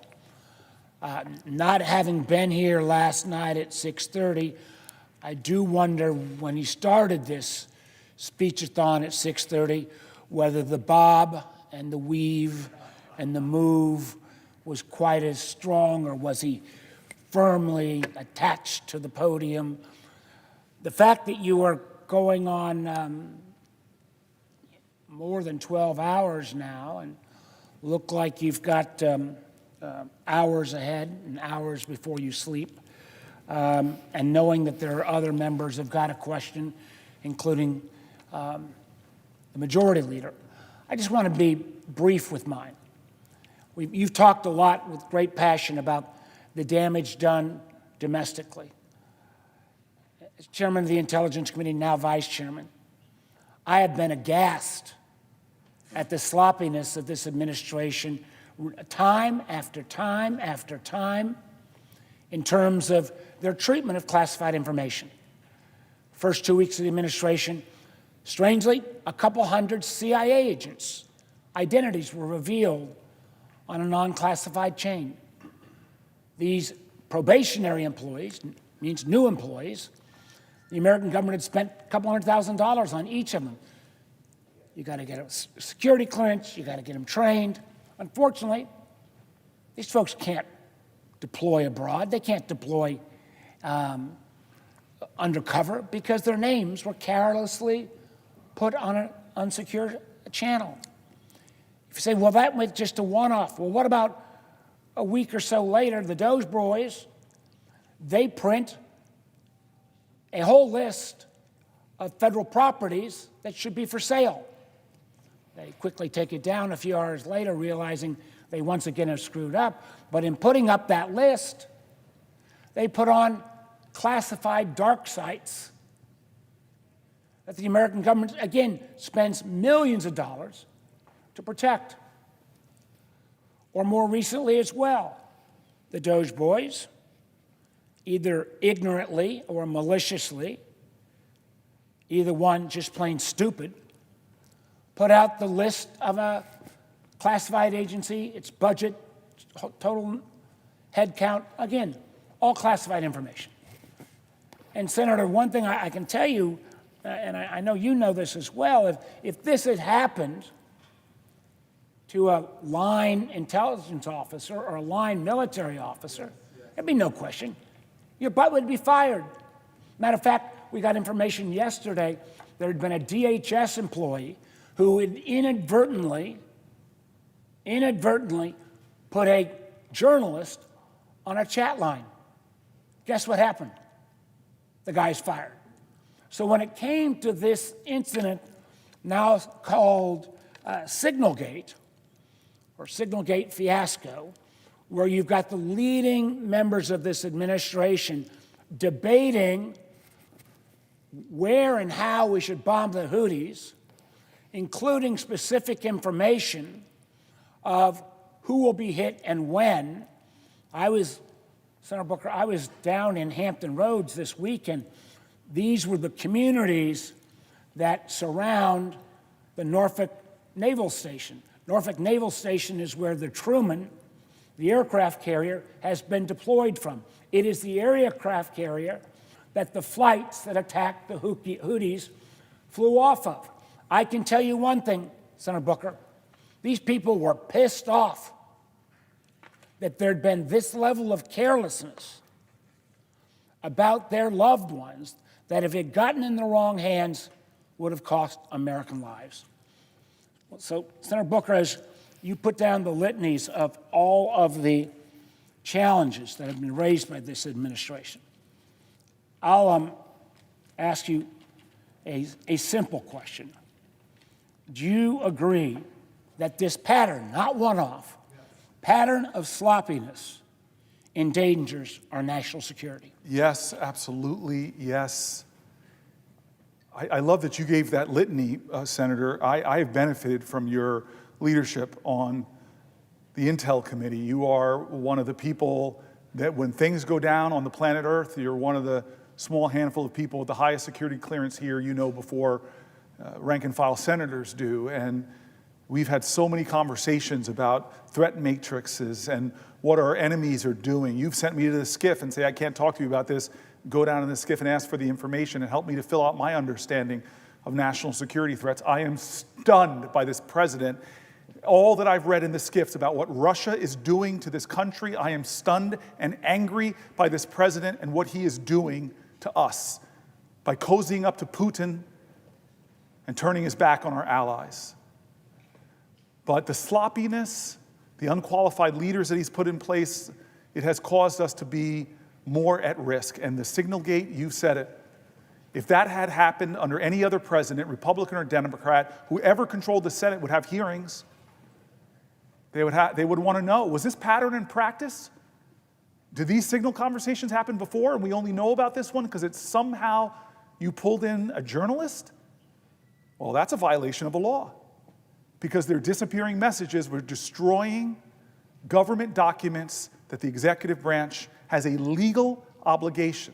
And the classified materials, putting it out there, first saying, oh, there was nothing classified about that, lying, and then they put out the actual, said, okay, if there's nothing classified, they release the whole thing. And to the wisdom of people like you, and again, more wisdom and experience at Intel than me, it's clearly that was sensitive, probably classified, but we should be having hearings and accountability. I keep going back to how this document is being undermined and attacked by this president. And one of the powers and responsibilities that we swore to uphold every one of us, swore to uphold this was that we are to be a check on the administration. Before I yield to the next question from Senator Schumer, I want to talk about Senator Schumer. I just want to say something, get it off my chest. Senator Murphy, we've passed the 15-hour mark. I want to thank Senator Murphy in particular because he's been with me the whole night. He hasn't left my side. And in some ways, the debt's repaid. We passed 15 hours because we called Chuck Schumer 9 years ago. 9 years ago. I remember exactly where I was standing when three of us were on the phone, and we asked Chuck to help us for you to take the floor right down there and do a filibuster. We didn't know how long it was going to last, but I committed to you that I would be your aide de camp. 15 hours you stood, Chris Murphy, saying that this nation shouldn't do business as usual for the Pulse massacre. And the leader of the Senate 9 years ago said, I support you guys, go ahead. And so one of the first people I called, Senator Schumer, and talked to about this actually was Murphy. And he did full circle for me and has been with me the whole 15 hours. His debt is paid, but I got fuel in the tank, man. And the only reason you stopped wasn't because you couldn't go on anymore. It was because we got a concession from Mitch McConnell. We got a concession to get 2 votes on common sense gun safety that Republicans had put forward, like universal background checks in the past, but we lost that vote. But in both occasions, 9 years apart, once where Murphy was the principal, and now here, we had a leader that said, yeah, how can I help? And so I want to thank Senator Schumer before I suspect he might ask me to yield for a question for being a friend, a partner, and one of the first people I turned to with this idea and that encouraged me to go for it, Cory. And so thank you, Chuck Schumer. Would the senator yield for a question? I yield for a question while retaining the floor.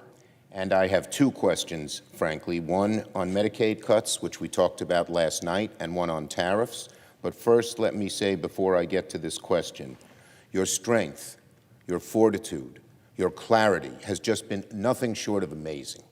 And all of America is paying attention to what you're saying. All of America needs to know there's so many problems, the disastrous actions of this administration in terms of how they're helping only the billionaires and hurting average families. You have brought that forth with such clarity. People from one end of America to the other admire you. Our whole caucus is behind you, and we admire your stamina, your strength, your passion, your intelligence. The list of adjectives could go on. My question first relates to the Medicaid cuts. As we talked about last night, I visited three Republican districts, one in Staten Island, one right on the border of 2 Republican districts in Long Island yesterday, to talk about Medicaid cuts. I went to nursing homes, and it was clear that the Medicaid cuts that are proposed in this proposal, $880 billion in the House, would be devastating. On Staten Island, the nursing home we visited, they love it, Silver Lake Nursing Home, would close. 300 people would lose their jobs, hundreds would be thrown out, and most of them said their children can't take care of them. It's their needs are more advanced. And even some who said their children might be able to take care of them didn't have room in the house, et cetera.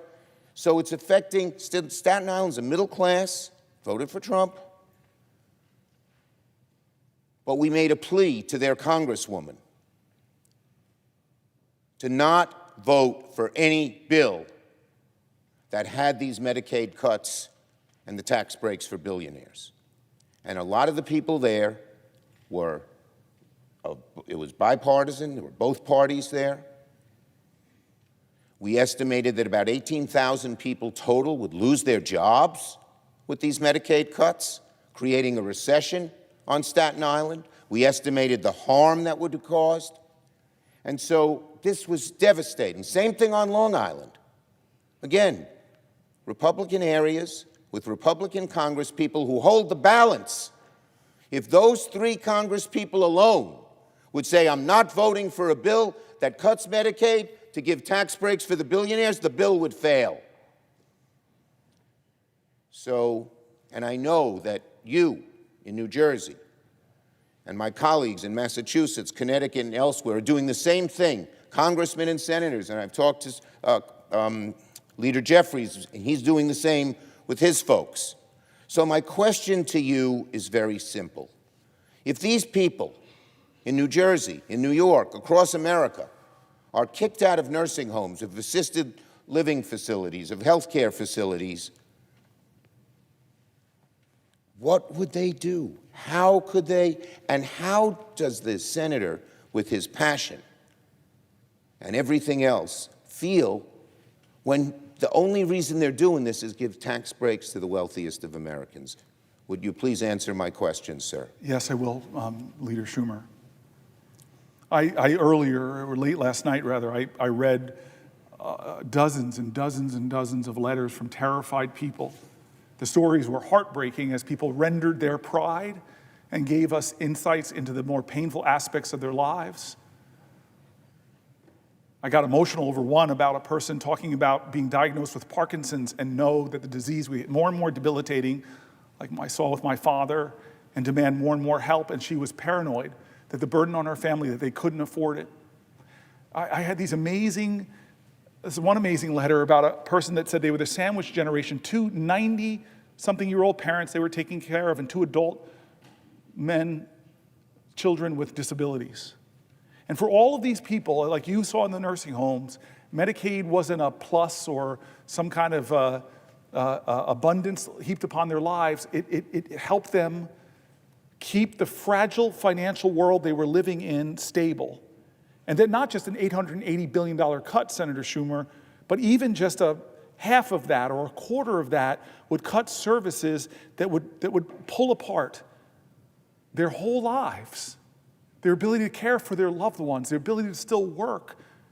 One person just said, just the transportation we get through Medicaid for my disabled child is the link that holds it all together. And callously and cruelly, they're talking about this, not in any kind of insightful way, not any kind of, well, here's we can make it more efficient and actually help keep, none of that kind of thought or logic of bringing in experts, because we read page after page after page of rural hospital leaders, of urban hospital leaders, and more and more and more. So your question is clearly that it is this crazy scheme right now to expand the Trump tax cuts that overwhelmingly, disproportionately go to the wealthiest of us in America who need not our help, that would still yet expand the deficit by trillions of dollars, which means your children, and I know how proud of a grandfather you are, your grandchildren would have to pay for that debt. They're stealing from your grandchildren so that the wealthiest amongst us could get bigger tax cuts, and at the same time taking away medical coverage from the most vulnerable. What is that? It's not who we are. It's not who we are, America. And as much as people, thousands descended on this to save the ACA, Medicaid affects millions and millions of more people. Wake up. They're coming after a vital program for American expectant mothers, for American children, for American disabled, for the seniors like the ones you visited. No, I have one more thing to get off my chest, sir, and this is a little lighter. You heaped so many kind things on me. I don't know if you realize that never before in the history of America has a man from Brooklyn said so many complimentary things about a man from Newark. But I would remind my colleague that we are both New York Giants fans. Who play where? In New Jersey. This is not a colloquy. I hold the floor. I do not yield. Brooklyn stole the Nets. It's an injustice from Newark.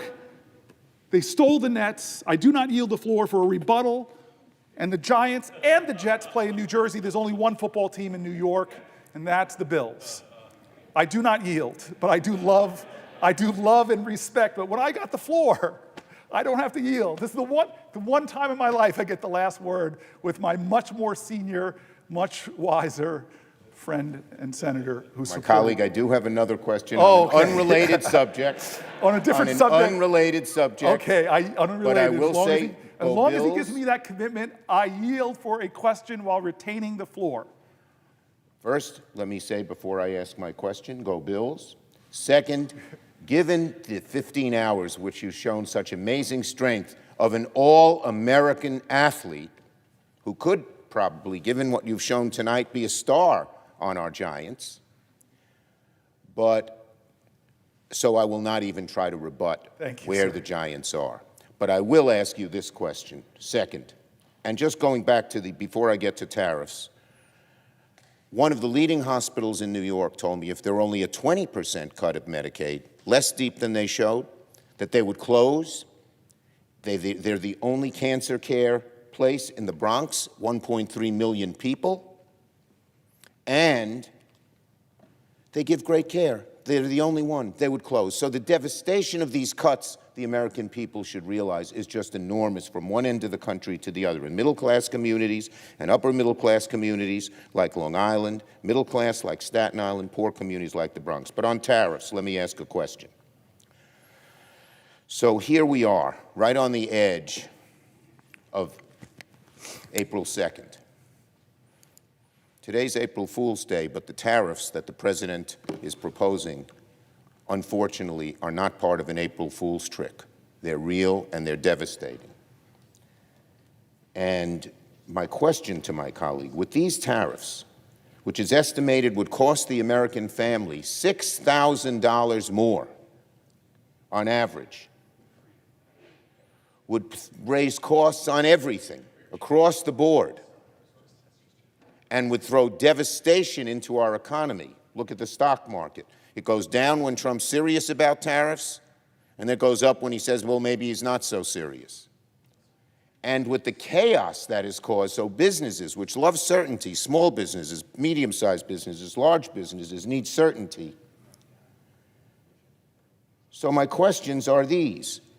Does the great senator and great Giants fan from New Jersey agree that prices could go way up, all the way up to as much as $6,000? And does he agree that the chaos from Trump's tariffs is discombobulating the economy in very serious ways? And again, does he agree that the reason that they seem to be doing this, they count the revenues? This guy Navarro seems to have no sense of reality, and yet he seems to be in charge. And they count the revenues to help them get more tax cuts for the wealthy. Almost everything they do, including tariffs, it seems to me, is aimed at getting those tax cuts for the wealthy, which, God bless the wealthy, as I've heard you say last night when we spoke. We're not against people who make a lot of money. God bless them, but they don't need a tax break. No, they don't. They should realize the beauty of America helped them become or stay billionaires. The money we invested in education, in roads, in schools, in helping kids get food makes a better workforce. So my question to my colleague on these tariffs, A, does he agree that it could raise the price on an average family thousands of dollars? It's estimated $6,000.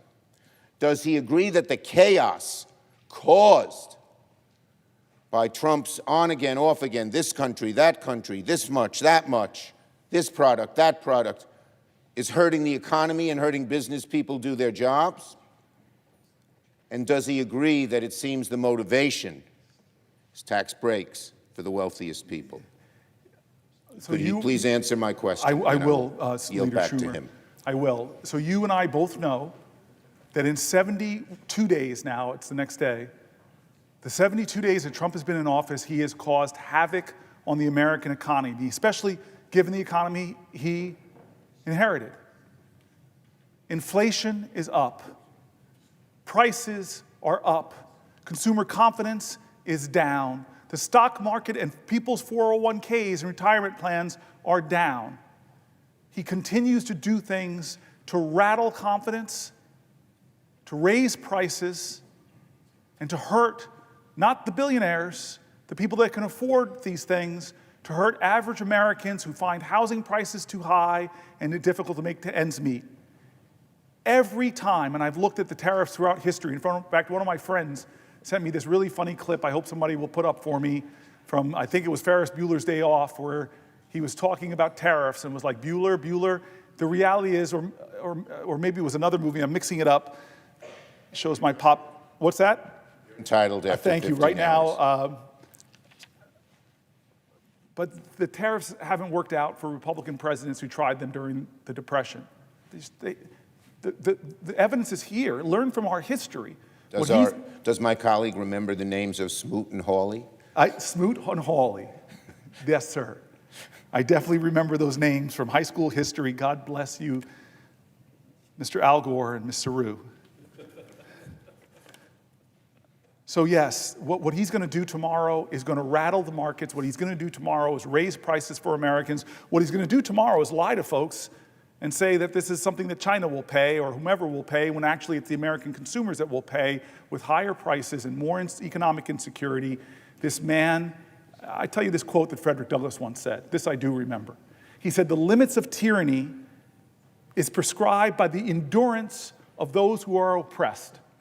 How much more will we take of this? How much more will we as America say, cut our Medicaid to give tax cuts to the billionaires? Take the Affordable Care Act and take away tax credits, take away enrollment support. Hey, come after Social Security, cut thousands of people, make customer service get worse, as said the Wall Street Journal. How much more of these indignities will we take as he turns our back on our allies? How much more? How much more of a person that is doing tyrannical things as he takes our Constitution and continues to trash it, as he's running into judge after judge after judge that's trying to stop him, but we've already seen that he wants to ignore judges, or if he gets real rulings he doesn't like, he trashes the judges, and even the Chief Justice appointed by a Republican says to him, no, this is not right, this is not who we are, this is not how we do things in America. How much more can we endure before we, in a collective chorus of conviction in our country, say enough is enough? Enough is enough. You're not going to get away with this.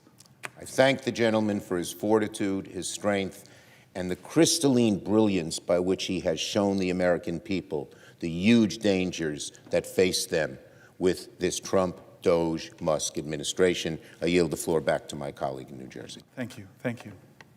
Mr. President. I recognize the senator from Massachusetts, but I think you have to ask him for a question.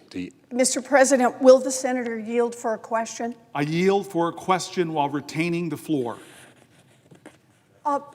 Thank you. I am very grateful to the senator from New Jersey for coming to the floor for such an extended period of time to give voice to all of those around this country whose voices evidently are not heard by the Republicans in the United States Congress. And I wanted to ask a question for the 73 million people who are beneficiaries of the Social Security system and for their families, for the people whose grandma is getting Social Security, for the people whose cousin, whose dad died, who is getting Social Security benefits, about what's happening right now between Donald Trump and Elon Musk, our current co-presidents, and what they're trying to do to the Social Security system. So I start this question with just a basic observation. Social Security is not charity. It is not something we give away to those who are less fortunate, and we do this out of the goodness of our hearts. Social Security is a contract that people who work in America pay into the system for all of their working lives, and when the time comes that they retire or something happens to them and they are not able to do that work, that they can count on the Social Security system and the payments that they are legally entitled to. I want to underscore here, legally. Now, if America wanted to change that contract, the place they have to go is right here to Congress. Yes. They have to come to the United States Senate, or they have to go to the House of Representatives, and they have to say, we actually want to change benefits for Social Security recipients. And by the way, that has happened dozens and dozens of times in our history up through the late 1980s, where we made adjustments in the Social Security benefits. For example, for the fact that people lived longer, for the fact that people worked longer. And so we made minor adjustments in the system. We also made adjustments to make sure that there were cost of living changes in how much Social Security would pay out. So anyone who wants to change the benefits that people are legally entitled to has to come here to Congress and make that happen. But it appears that Elon Musk and Donald Trump have tried to figure out an end run. And the end run is to say, okay, we can't directly change benefits, but what we can do is we can effectively cut off benefits. Now, how can they do that? Well, one way is fire all the people who help people get their Social Security benefits. And think of it this way. Someone who wants to collect Social Security, let's just say at age 66, they decide, okay, I'm ready. It's time for me to retire. I can't do this anymore. I want to collect my Social Security benefits. And they try to fill out the form. Turns out it gets rejected. There's a number off somewhere in the system. Somebody's got a confusion over what the name is or where somebody worked, or an employer from decades back failed to fill out the right form. So now there's a problem in the system. So what does the person do? Well, first they might try calling. But if you fired the people who answered the phones, that's not going to work. Okay, so what's the next thing you do? You go to your local Social Security office. Oh, but if they've closed the Social Security office near you, that's not going to work. So what do? You go to the Social Security office that you can find. 2 hours away, 3 hours away, 4 hours away. Finally, get to that Social Security office, and when you get there, if they fired most of the people, you may encounter, 2 people working the desk to help straighten out problems, and a line that's 50 people long. By the way, these come from real stories. People are telling what's happening out there. So, by the time the day is over, our example here hasn't even made it to the front of the line. So, doesn't get the question answered, doesn't get the problem resolved. Has to go back home again, has to find somebody who can maybe take him to the Social Security office that's hours away and start this process over and over and over. If this person, let's just say, for example, takes 3 months to get this problem ultimately resolved by the Social Security Administration, they don't get the money. That money is lost. It just simply is gone. They do not get the money they are legally entitled to, and they have no right to go back and collect it, even pointing out that it was Social Security's error. So failure to correct these errors, or to give people an opportunity to correct these errors, is effectively the same as having cut their benefits. And you do that for 1% of the people, drive up your error rate. You do that for 5% of the people. You do that for 10% of the folks who are getting Social Security.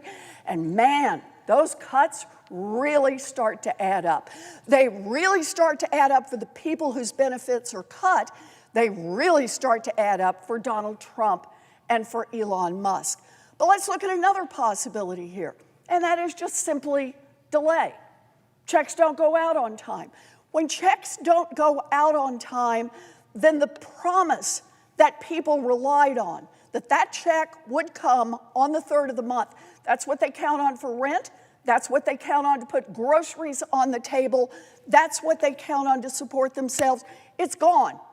So maybe they'll get the check next month. Another billionaire Republican, Howard Lutnick, said, don't worry about it. His mother-in-law would simply count on the fact that they'd straighten the problem out, and maybe next month she would get her payment. I suppose if your son-in-law is a billionaire, you can count on the fact that somebody will make sure your rent gets covered and groceries on the table. But for the 70 million Americans relying on that check coming in every month, not so clear what you're going to do. So what do you do? Do you borrow money to make rent? Do you call on relatives if you've got them? Who do you go to be able to make it to the end of this month, and if the problem persists, to the next month and the next month? Where do you go? That is, in my view, as much a benefit cut as Congress having voted to say we're just going to give a 10% across the board cut to everyone who receives Social Security benefits. There are a lot of ways to cut benefits, and breaking your promise to 73 million Americans is a benefit cut. It is not a legal benefit cut, but it is an effective benefit cut. And I admire the senator from New Jersey for being here today to speak out for those Americans who face these kinds of cuts and have no recourse. I admire him for standing up and saying to the Republicans who won't go do town halls, who won't go out and meet with these people and listen to them, listen to their concerns, listen to their fears, listen to their stories about what happens as thousands and thousands more Social Security employees are fired, and correcting problems, straightening out your benefits gets harder and more out of reach for more and more Americans. That is what we face right now. So the question that I want to pose to the senator from New Jersey is this. At a time when Donald Trump and Elon Musk are looking for an indirect way to cut Social Security benefits. And let's just pause here, if I can, to say, why? Yes. Why go out of your way to cut Social Security benefits? Come on now. 73 million Americans rely on this. This has been the backbone of America's promise to its own people, that you did the work, you put in the money, and now you're entitled to the benefit on the other side.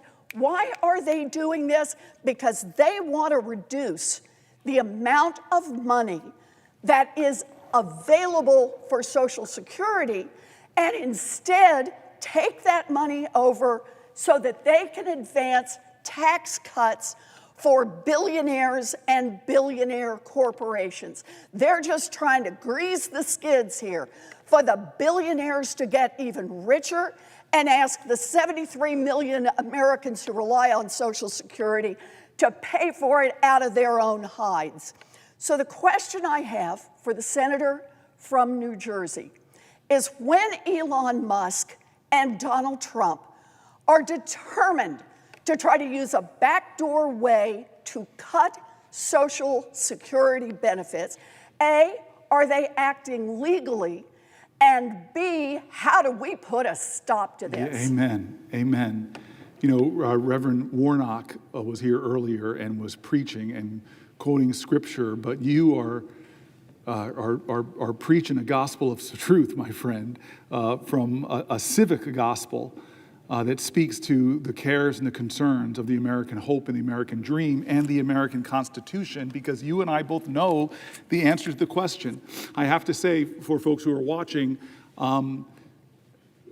she is the great senator from Massachusetts, but she used to be a professor in New Jersey.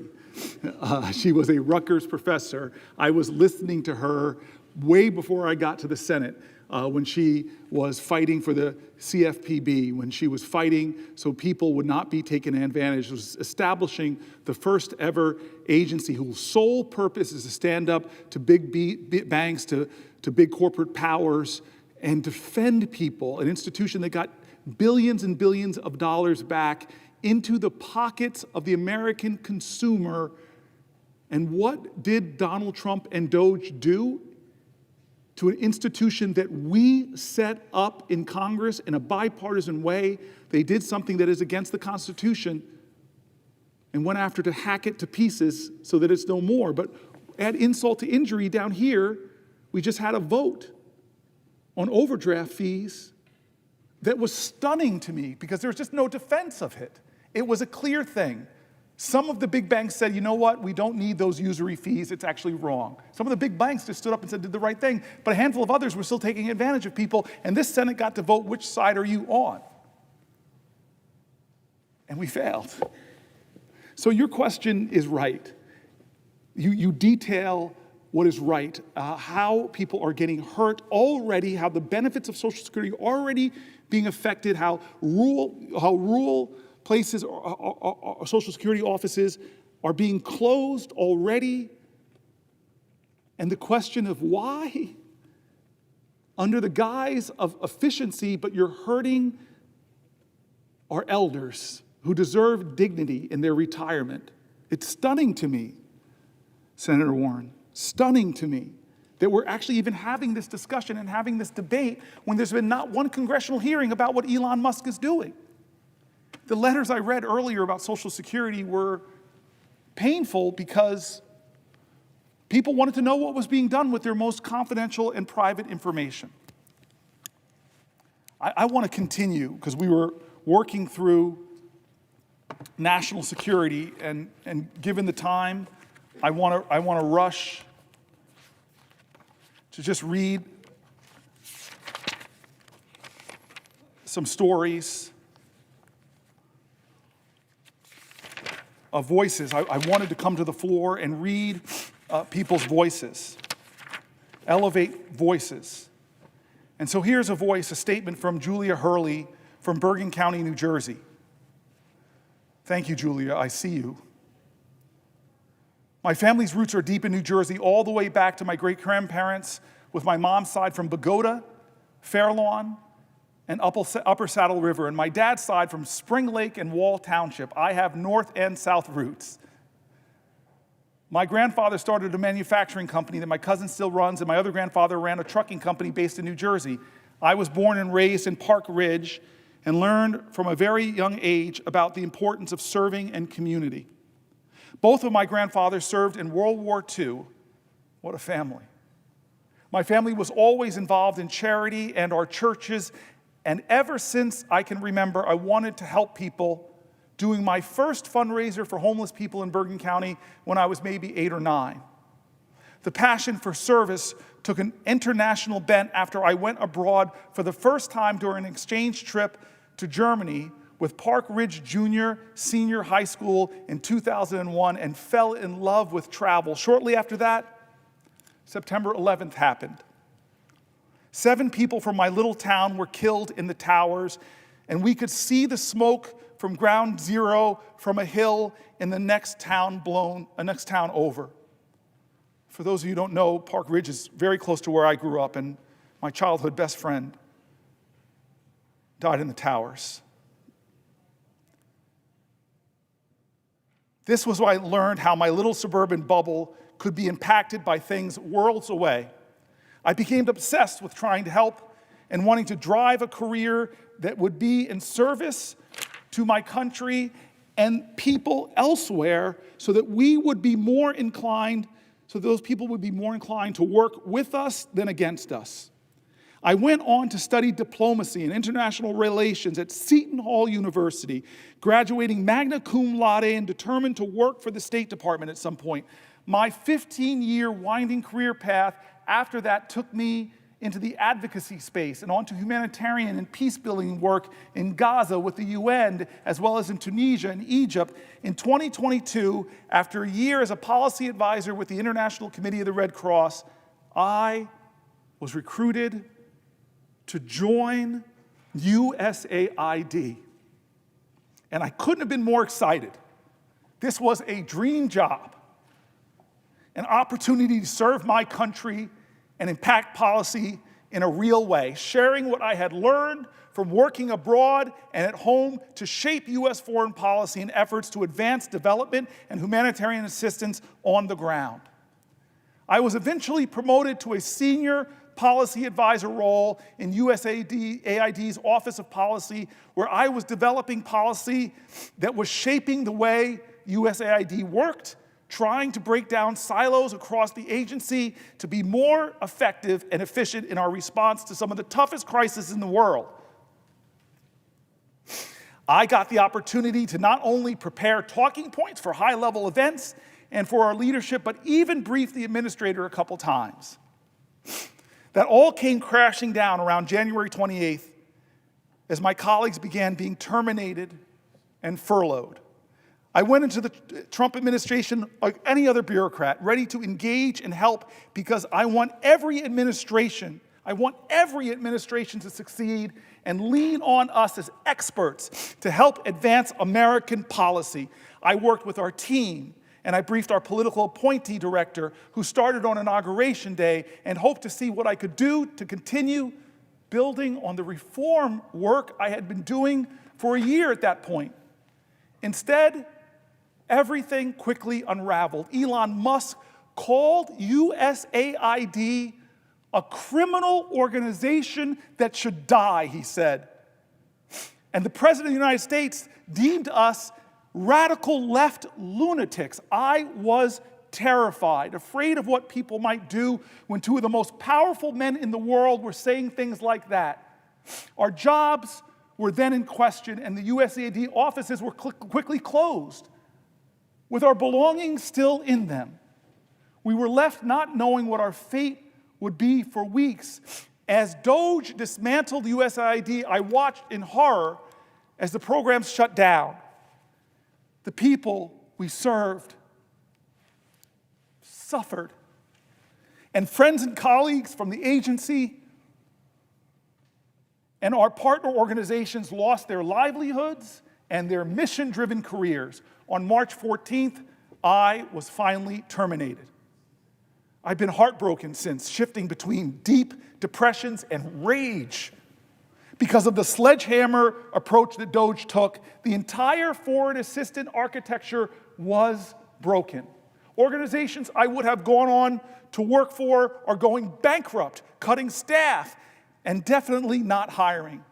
I spent 15 years building up this career that I loved beyond words. Every time I would leave my late father while he was dying in a hospital in 2012, he would tell me to go save the world. This wasn't just a career. It was a calling to serve. I have no idea what I will do next. In some ways, I feel lucky because I got married last May, God bless you, and am on my husband's health insurance, thank God. But he also works for the government, and he could be riffed with a moment's notice. I also have a supportive family who will help me if it really gets bad. But the uncertainty has probably been one of the most painful parts of all of this. Not knowing what will come next and just fearing it will be worse than the day before. All we wanted to do was serve. I want to say thank you to Julia Hurley from Bergen County, my home county in New Jersey. Thank you for your voice. Thank you for laying your pain plain and your anger, making it real in my heart as I know it's in yours. I stand for you today. Personal statement from Catherine Baker from Neptune, New Jersey. I have been furloughed from my job at USAID implementing partner since February 14th, 2025. I have 13 years experience supporting USAID contractors in business development and recruitment efforts, mostly in conflict and post-conflict settings. The following is how I got here today. I was born in Neptune and raised there until I went to college. My father is a lifelong Neptune resident whose Jersey roots date all the way back to the early 1700s. Wow. When my Scottish ancestors came here in search of religious freedom and economic opportunity to help build much of what is Gloucester and Mercer counties. My mother is an immigrant born in Coro, Venezuela, to refugees escaping fascism bombs and economic ruin in Spain and Sicily. Every summer, my mom and I traveled to Venezuela to see her mother, my aunts and uncles, and countless cousins. Coro, the capital of Venezuela's state, responsible for most of oil refining, sits on the Caribbean coast and is about 15 minutes plane ride from Aruba, surrounded by sand dunes. Our family friends lived in homes with dirt floors, corrugated aluminum roofs, and a hose out back you would use to shower while fending off the chickens that roamed freely. Coro is a city in constant drought. We would get water every other day, and you'd use a trash bin filled with water and a ladle to shower on your non-water days. Coro, as you could imagine, couldn't be more different from Neptune, New Jersey. I went to high school I went to St. James Elementary and Red Bank Catholic High School in Red Bank from kindergarten through 12th grade. If 13 years of Catholic school teaches you anything, it's the importance of taking care of one another, especially those that are suffering from poverty, famine, and disease. I remember being given small cartons when we were tasked with filling with spare change so that we could ship them off to some faraway place where we were told stories of children just like us who were facing unimaginable hardships. I was so moved by the notion that a child, not so different from myself, didn't have enough to eat or had lost their parents in a conflict I couldn't begin to understand. My senior year at RBC, I took a class called Globalization and Social Justice. The class was taught by a longtime family friend, Mary Logan, herself a former nun. Miss Logan taught us about the Rwandan genocide and had us watch Hotel Rwanda as a class. She made sure we knew the reasons why this happened, understood how dehumanization and hatred can lead to mass torture and executions, and critiqued the international response to the genocide that led to nearly 1 million deaths in 100 days. That year, Miss Logan took us to Keene University to see Nick Kristof speak about Darfur and made sure we knew the signs of genocide when we saw it. How can we let this happen again, we asked her. I wore my Save Darfur green rubber bracelet and t-shirt everywhere I went. What could I, a kid living at the Jersey Shore, do to help? During this period of enlightenment led by Miss Logan, the Mary Knoll Missionaries funded school in Kibera, Kenya, that we were supporting was threatened by electoral violence in December of 2007. We received letters from the nuns there. We were Miss Logan's personal friends. We received letters from nuns there who were Miss Logan's personal friends about how the fires nearly reached the school and the children who were already living in Africa's largest slum stood poised to lose the little they had, including their lives. Upon returning from Christmas break, Mary Knoll Affiliates Club sprang into action. We raised awareness and funds and proudly sent money from bake sales and door knocking to our friends in Kenya. We received media attention from WCBS in New York, and our story got picked up by other channels and newspapers. I was amazed that my efforts in Monmouth County were having such meaningful and real impact on a crisis happening thousands of miles away. I was passionate about this work. I was seemingly good at it, or as good as an 18-year-old could be. Could I actually turn this into a career? Could I help even more people across the world? I'd like to think I did that.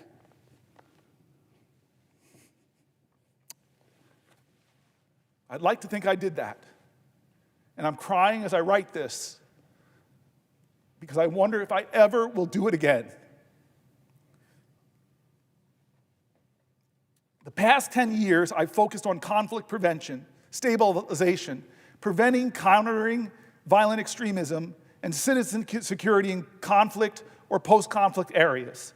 Not only did I conduct desk research and analyze problem sets from behind a desk, but I got to travel to those countries and meet with local governments, civil society organizations, and advocacy groups to hear from them about the issues and discuss solutions. I spoke with survivors of the devastating 2004 tsunami in Sri Lanka and Tamils whose fathers and brothers disappeared during the Civil War and are likely burned in unmarked graves somewhere on the island.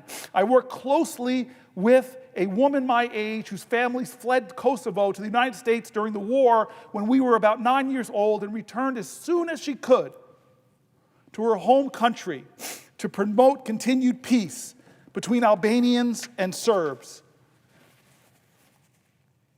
My recent trips to Kosovo were so illuminating, not because of the pain or struggle of these people, but because of the respect and admiration and gratitude they had towards the United States of America. Anyone who has been to Pristina knows of the Bill Clinton and Bob Dole statues. I didn't know about that. As well as the Hillary Boutique. A few years ago, when I was negotiating an employment offer with a Ghanaian candidate for a USAID-funded Preventing Violent Extremism program, I couldn't meet his salary expectations. He said to me, "That's okay. I will take whatever you can give me. If the United States will make sacrifices for the people of Ghana in support of this program, I'm willing to make a sacrifice too with a pay cut." He proudly accepted the offer. The recognition of these funds could be spent elsewhere was not lost on him. Generosity and kindness are always more greatly appreciated by those who have less. All but one of my company's USAID contracts, which totaled nearly $400 million, were terminated almost overnight by DOGE. Over 80% of our Virginian-based office was laid off or furloughed. I bought my first condo last year, a milestone we all strive for, but too few people my age are able to achieve. I applied to 60 jobs in 1 month, all of which I'm qualified for. I have received 2 interview requests. This after being a sought-after professional in my industry with a strong network cultivated through years of hard work. This has ruined me. My mortgage payment isn't what makes me cry, though.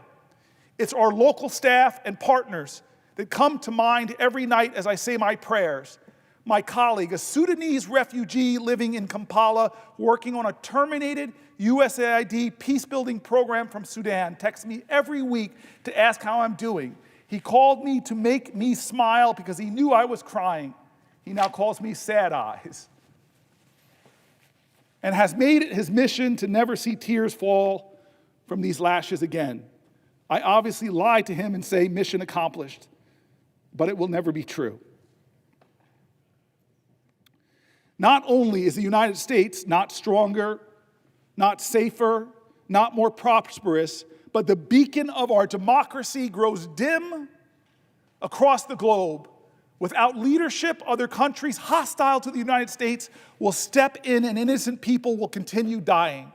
When I close my eyes, the specter of very real people from my travels and projects appear, and I hear the echoes of suffering they shared with me. Suffering they were sure to note was alleviated, however temporarily, by the United States of America through USAID. And wherever they could, they would thank me. Whatever they could, they would thank me and America. They would thank me and America for it. Thank you, Catherine Baker from Neptune, New Jersey. And Catherine, I see you. I see you, Catherine. I hear you. I stand for you. But I want to share something with you. One of the most extraordinary trips I've had as a United States Senator was to Chad, to go up to the border of Chad and Sudan and see the horrors. I've been to refugee camps all around the globe, but see the horrors of what was happening again in Sudan. You wore that Save Darfur t-shirt in your earlier days, but the ethnic cleansing is going on right now. I've never seen so many malnourished babies, barely able to hold up their heads, people fleeing tyranny, and they fled across the border to meet Americans, because we were there. With less than 1% of the American budget, we were there, standing for our values, our highest ideals, our faith traditions, the understanding that when we are out there making the world safer, responding to crises, not only were people seeing the help they need, but they saw the light and the beacon of this democracy. And it pains me that Chris Coons comes down here and shares the headlines from today's newspaper that in Myanmar, in this horrific earthquake, the agency that used to respond to that tragedy, that human tragedy,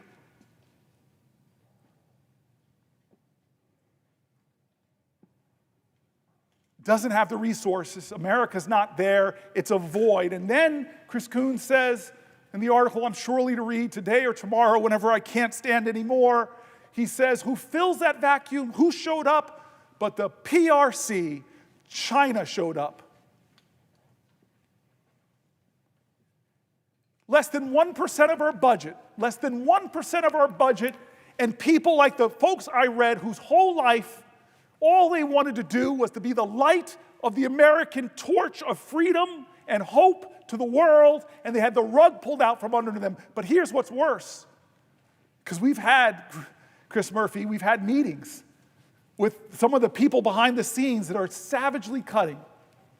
And the stories are horrible. People in dangerous places that we sent there having their emails cut, having their phones turned off, pregnant women who don't know how they're going to get out of those areas. And James Mattis, as we discussed, said, if you cut these kind of programs, buy me more bullets, because there'll be more instability. There'll be more political democracies being overthrown. There'll be more terrorism. There'll be more violence. And we are old enough as a nation in 250 years to know that if we don't meet these terrors abroad, they will visit us at home. As Chuck Schumer said, I was there watching the towers come down. And in the Sahel, before I do this in Africa, that's the threat. In Togo, in Ghana, in Benin, the northern parts of the country, they're fighting terrorism. Oh, God, yes, I will. I yield for a question while retaining the floor. Chris Murphy. We have a few more colleagues who are going to join us before the top of the hour. But I just wanted you to round this out and ask you the question this way. Often when we talk about the withdrawal of USAID from the world, the withdrawal of the United States from international bodies like the WHO, the beneficiary is China. But I think you were hinting, as you talked about the African continent, that the threat is much broader than that, because USAID is not just doing counter-China programming, it's also doing counter-extremism programming. In Lebanon, for instance, it's doing the primary work to push back against Hezbollah's political influence there. It's doing work to counter Russian influence around its periphery. And so isn't it the case, Senator Booker, that as USAID is pulled off the playing field, for reasons we still don't understand, that it is all of our adversaries, state adversaries and non-state adversaries, who are tragically celebrating at this opening that we have given them to gain additional influence? Senator Murphy, that is correct. You've been one of the most articulate voices for this decision. I shouldn't even call it decision, this reckless trashing of USAID, this vilification of the proud men and women that stand in Ebola outbreak, that stand against terrorism, that stand against hardships and ethnic cleansing, that stand against malnutrition. You're so good at pointing out that those are American interests, and that not to do that makes this a more dangerous and unsafe world. A world where countries like ours want to lob missiles into Yemen, post facto of crises. So I hear you, Chris Murphy, and I answer your question with a simple understanding that what you're saying is right, and I'm going to tell you that I've got so many other to read, but we are way behind the schedule of where we wanted to be at this point. We're way behind at about 16 hours and 24 minutes. And so to obey my staff, as senators are told to do, I want to move quickly to just the housing issues. Oh, I'm sorry, unless, of course. So I want to move quickly to housing and start really with the theme of affordable housing. Again, we keep returning to the economy and how the Trump administration is making things worse in every area, especially for people struggling.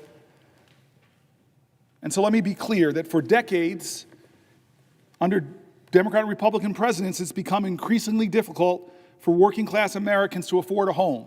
In recent years, this nationwide housing affordability crisis for so many Americans has nearly reached a breaking point.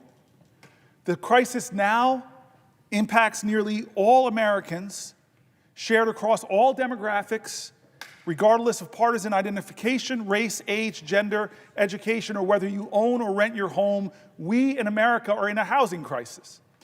According to the Center for American Progress, 80% of Americans living in rural communities believe housing affordability is getting worse, while 72% of residents in urban areas feel the same way. In October 2024, the Center for American Progress found no matter your zip code, the goal of home ownership in America is drifting further out of reach all across the country. Over the past 2 decades, housing costs have dramatically outpaced income growth in the United States, increasing the rent burden, heightening barriers to home ownership. The Housing Price Index, a gauge of how selling prices for single-family homes have changed over time, was more than 50% higher in July 2024 than it was in July 2019. According to the Brookings Institution, the U.S. housing market was short 4.9 million housing units in 2023 relative to the mid-2000s. Decades of policy at the federal, state, and local level have all contributed to this reality. Let's not blame some rank partisanship. It's been decades in the making. There are far too homes in the United States, and there are far too homes being built in the United States. The cost of housing keeps rising, rents continue to skyrocket, median home prices are on the rise, which makes it harder and harder for families to make ends meet. The vast majority of young Americans are hard-pressed to save for the chance of one day having enough for a down payment to buy a home. Almost half of all renters in America struggle to pay their rent. Almost half of all renters are struggling to pay the rent, devoting more than 1/3 of their income to housing costs. Since the pandemic, rents have jumped more than 12% year over year. Hidden rental fees and other expenses on already cost-burdened tenants continue to mount as landlords assume more and more power and leverage, leaving tenants and prospective homebuyers with nowhere to turn. Last year, NPR methodically walked through the supply shortage that's impacting our country. But before I read this article, I see that my colleague, my friend, extraordinary leader from Maryland is here, and I think he has a question for me first. Will the senator yield for a question? I will yield for a question while retaining the floor. Well, I want to thank my friend, and I want to start by thanking the senator from New Jersey, the senior senator of New Jersey, for shining a spotlight on what is happening in our country at this moment, and specifically what is going to be happening here in the United States Senate later this week or next. And I have a question for the senator, but I want to take some of the threads of what you've been saying as I put this to you, because you are shining a light on the Great Betrayal. And that is candidate Trump went all over the country saying that he was going to be a president for the forgotten Americans, that he was going to be a president that looked out for working people. And he said he was going to focus on bringing costs down and prices down in the United States of America. And yet, ever since he was sworn in, he has done just the opposite. Prices are going up, including, as the senator was talking about, housing prices. Affordable housing is a crisis in this country. And yet we see Elon Musk and his Doge cronies cutting deeply into affordable housing programs over at the Department of Housing and Urban Development. We see also, and tomorrow he calls it Liberation Day, it's actually going to be sales tax increase day. There was testimony that we've got in the Banking and Housing Committee that when you increase these tariffs on Canada, as he's proposed to do, not in a targeted way, but in an across-the-board way, according to the National Association of Home Builders, that will increase housing prices for Americans up to 10% more at a time we're already facing an affordable housing crisis. And of course, the folks who benefit the most are those billionaires who are part of his cabinet and others in the hedge fund industry who are going out and buying up a lot of houses, not because they need the house for their family, but because they want to flip it at a big profit, making it even less affordable to the American people. So the housing crisis is one part of what is getting even worse because of the actions of Donald Trump and Elon Musk. And it's part of this greater theme of the Great Betrayal. And later this week, Republicans here in the Senate say they're planning to bring to the floor what we call a budget resolution, which is a framework that will be providing for very big tax cuts for the ultra-rich Americans, tax cuts for big corporations, some of which are offshoring all of their profits. Senator Wyden and I were on the floor just last week talking about how Pfizer has half of its sales revenues here in the United States, but books none of its profits here, and therefore by this scheme called round tripping, where you sort of push your money around the world, they lower their taxes, which means the American people get shortchanged. So all of this is part of a scheme to provide tax cuts for the very wealthy at everybody else's expense.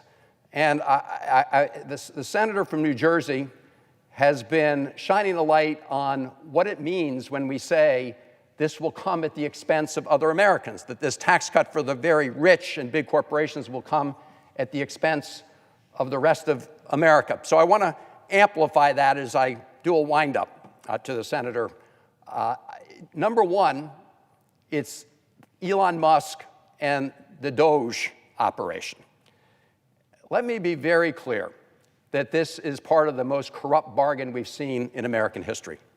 Elon Musk spent $280 million to help elect Donald Trump president, and Donald Trump has turned the keys to the federal government over to Elon Musk, not for efficiency, but to rig the government in favor of people like Elon Musk. That's why they want to get rid of the Consumer Financial Protection Bureau. This is a bureau that has returned billions of dollars to Americans who were cheated by scam artists. And they are coming in to dismantle the CFPB because they want to be on the side of the scam artists and deny American consumers the benefit of getting their dollars back when they've been cheated.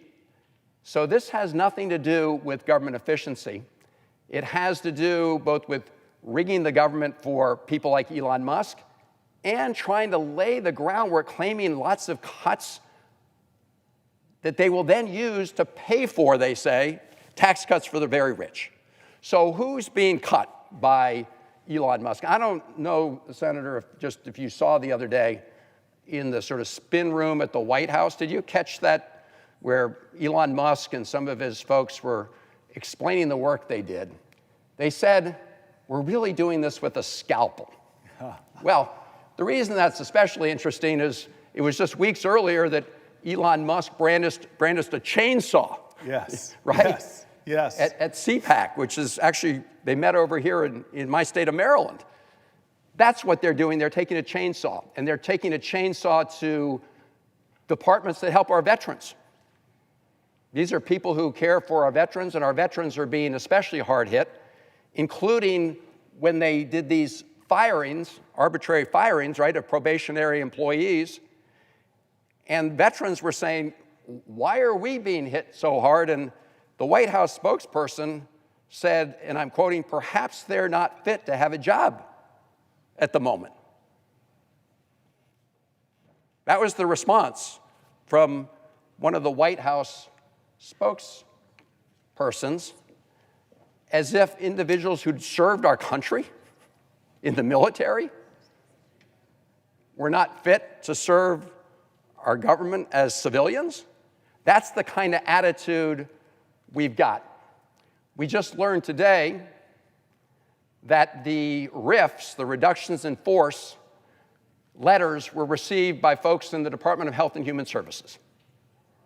So these are people who help with the public health of all Americans. And they do important work at FDA, the Food and Drug Administration, right? They make sure that the foods that we eat and the medicines we take are safe, and that they do what they say they're going to do in the case of medicines. They do work at NIH, the National Institutes of Health, to develop cures and treatments for diseases that hit every American family, and they're cutting there. They're cutting in these places not for government efficiency, but to create what they believe is the space for tax cuts for the very rich. We talked about what they're doing over the Department of Health, the Department of Housing and Urban Development. At the Social Security Administration, which, by the way, has its headquarters in my state of Maryland, we have thousands of workers who are there to deliver hard-earned benefits to the American people. And the reality is that the Social Security Administration operates incredibly efficiently. You know, the former Commissioner for Social Security, Martin O'Malley, reminds us that Allstate Insurance Company operates at an 11% overhead. Liberty Mutual operates at a 23% overhead. The Social Security Administration, 0.5% overhead. The Social Security Administration workforce is now at a very low level in terms of personnel compared to what it was years ago, and yet they're serving a record number of Americans, 73 million Americans, and they've never missed a payment. Never missed a payment. So this talk about going after Social Security and they're going to somehow make it more efficient, and of course Elon Musk called it a Ponzi scheme, when the senator and I know it's not a Ponzi scheme, it's a promise to the American people. So first they discontinued telephone service, as if all the seniors could somehow just connect, you know, with by Wi-Fi or whatever it may be. A lot of people, of course, rely on telephones, so they cut that. They said, well, if you have trouble, go to one of the local regional Social Security offices. Well, they're cutting regional Social Security offices, lots of them. And then when you go there and you don't find many people there, well, you know, whoops, we just cut 7,000 people from Social Security. So a benefit isn't meaningless if you can't actually access the benefit. And what they're doing is making it harder for Americans to get those benefits. So when we hear about the Musk Doge operation, make no mistake, not about efficiency. It's about trying to put together some kind of savings that they then want to use to at least partially pay for tax cuts for the very rich. Another way they're doing that, we've heard a lot about that, and the senator's spoken about it, is cutting Medicaid and food nutrition programs. In fact, I think we recall a number of weeks ago, we had a couple of amendments here on the floor of the Senate saying, okay, if you're going to do these tax cuts, at least don't cut Medicaid or Medicare or food and nutrition programs. Every Republican senator voted against those amendments. In other words, not to protect those programs, meaning they're fair game for big cuts to pay for tax cuts for the very wealthy. So that's another area where they're very focused, which is cutting important programs that benefit millions and millions of Americans.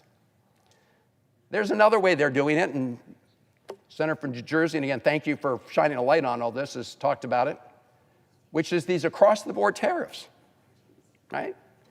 So I think all of us know that strategically targeted tariffs, they can be useful at certain points in time to protect strategic American industries. I'm for those. But across-the-board tariffs, and across-the-board tariffs on a friend and ally like Canada or Mexico, all that is a tax increase on the American people. Let's be clear. So these are the areas where Donald Trump, having said that he was going to be there for working people, is doing the opposite, right? These across-the-board tariff cuts are going to increase costs and prices for the American people. cutting Medicaid and food nutrition programs is going to hurt the very people that Donald Trump on the campaign trail said he was fighting for. And the Doge Musk operation is taking a chainsaw to important services and important consumer protections that benefit all Americans in order to claim that they're providing some savings for tax cuts for the rich. So it wasn't that long ago that just down the hall here, Donald Trump was sworn in as president. And I remember what he said. He said, this is going to be a golden age for America. And who was sitting right behind him? Elon Musk, the richest person in the world, and other billionaires in the Trump cabinet, including one who just said not that long ago that Americans on Social Security wouldn't miss one of their Social Security checks. Only the fraudsters would notice that. Say that to the 73 million people who get Social Security. But that's the attitude of the billionaires in this Trump cabinet, the people he's really looking out for. And so when he says a golden age for America, that's who he means. He means Elon Musk and the billionaires, Elon Musk who's rigging the government for the billionaires, and all the others in the cabinet who don't think Americans would miss a Social Security payment that they earned. So my question to you, and I want to, again, thank the senator from New Jersey. I know it's been a long day's journey into the night, but it's important that we address these issues in the courts, and the courts are upholding the rule of law, that we address these issues and fight them in Congress, and that we do so in communities across the country, and people need to understand what's happening. So the core issue here, is it not, my friend, that Donald Trump really is betraying the people he said he was going to fight for. And at the end of the day, and we're going to see that later this week in the Senate, the goal is to provide these big tax breaks to wealthy people at the expense of everybody else in America. That is the big betrayal. So if you could just zero in once again on the central narrative that we're seeing play out during the Trump administration. Well, you're putting it right. Donald Trump made commitments to America. We have quotes of him at rally after rally. I'm going to bring your, he used to say, oh, grocery, that's a really great word, I think he said. I'm going to bring down grocery prices.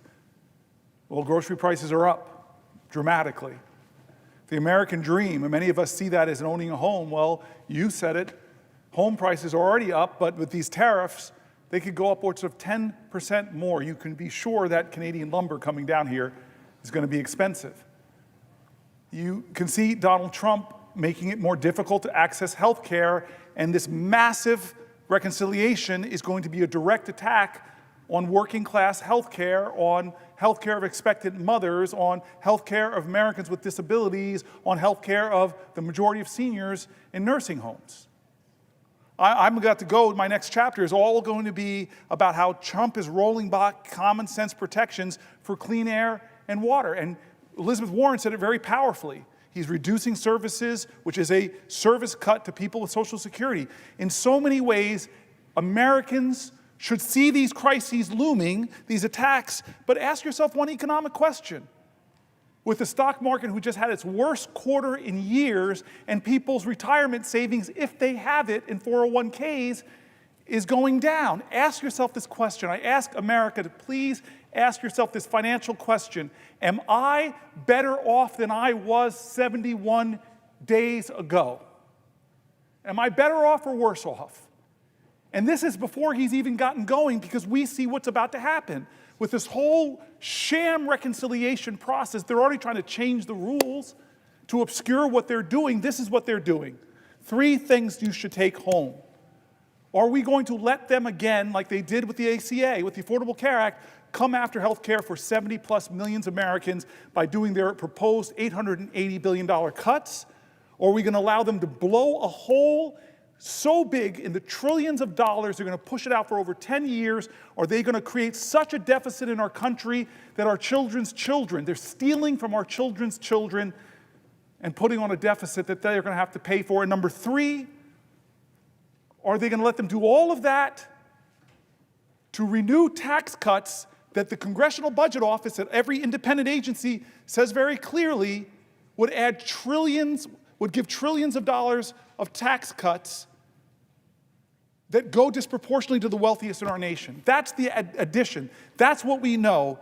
And it doesn't account for the things that he's doing to our allies. It doesn't account for how he's turning his back on NATO. It doesn't account for how he's praising Putin and calling Zelensky a dictator. It doesn't account for how he's giving advantage to China around the world, from the region in Southeast Asia all the way to Africa. It doesn't account for how he's already made it harder to enroll for the Affordable Care Act. It doesn't account for all the other things he's doing that we wake up and hear every day, not to mention trying to threaten Greenland, trying to threaten Panama, trying to change the name of the Gulf of Mexico. All these things he didn't tell us he was going to do, didn't promise. He promised to lower your grocery prices, they're higher. He promised, I'll be a better steward of the economy. It's worse than we inherited. Over and over, he's breaking promises and doing outrageous things like disappearing people off of American streets, violating fundamental principles of this document, invoking the Alien Enemies Act from the 1700s that was last used to put Japanese Americans in internment camps? Do we see what's happening? How much is enough?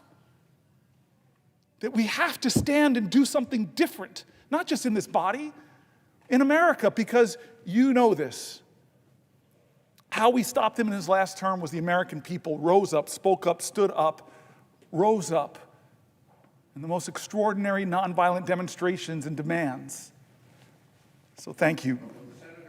Yield for another question. Yes, I will yield for a question while retaining the floor. And I see that my friend and colleague, Senator Alsterbrooks from the great state of Maryland, is on the floor. So I'm going to be very brief with this question. And I want to thank you for reminding us, of course, of the other great betrayal that's been going on over the last 70-plus days. There's the betrayal against the American people and working people here at home, but then there's the betrayal of our allies, like the Ukrainians, who Donald Trump is throwing under the bus as we speak, and other close partners and allies around the world. And I have to depart here for a moment because we have a hearing in the Senate Foreign Relations Committee, and I'm privileged to serve on that committee with the gentleman from New Jersey. And one of the people before the committee is their nominee to be our ambassador to Turkey. Now, of course, Erdogan just locked up his major opponent, the popular mayor of Istanbul. We've not heard a peep from the Trump administration about the question of how this undermines democracy. But I want to close on the point that you just raised. It's kind of hard for Donald Trump to complain about Erdogan disappearing people when right here in the United States of America, you had a Turkish student at Tufts disappeared by people who showed up without any identification, some with hoods on, and sent her apparently to Louisiana because she spoke out on an important issue of national concern. And the First Amendment is pretty clear. You can engage in controversial speech that someone may like or dislike, but you're protected, and that includes everybody here in America, because that's an important value to us. Apparently, it's not an important value to Donald Trump, who, like Erdogan, essentially wants to whisk away anybody who disagrees with him. I thank, again, the senator from New Jersey and just ask him to elaborate on that. But I also see my friend and colleague, the senator from Maryland. Answer to your question, then, which is the irony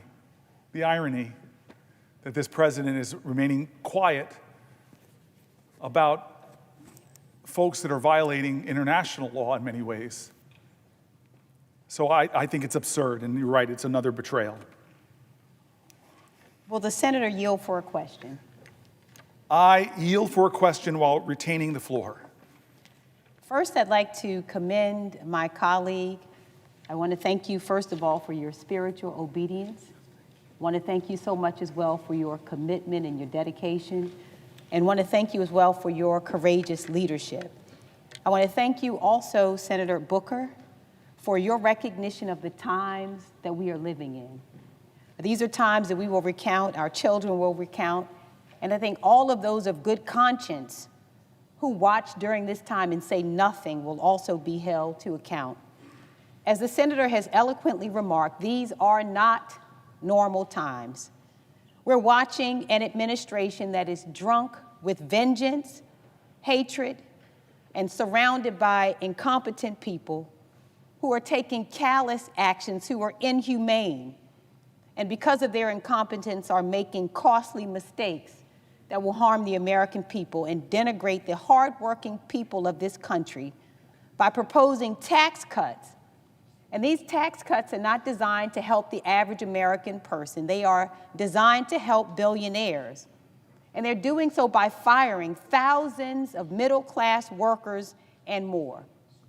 What we are seeing before our eyes is not only unconscionable, we know as well that it is deeply immoral, that it is inhumane, it is wicked.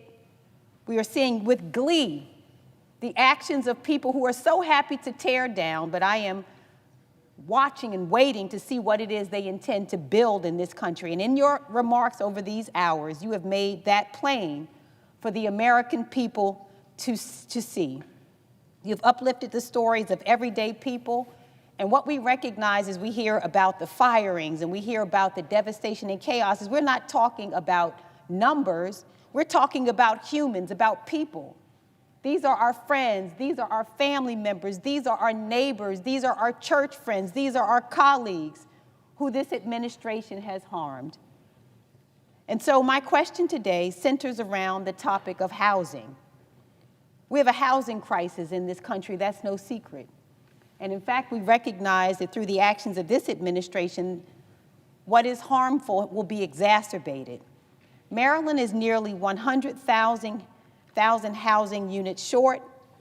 And as you know, it is both about an affordability and a supply problem.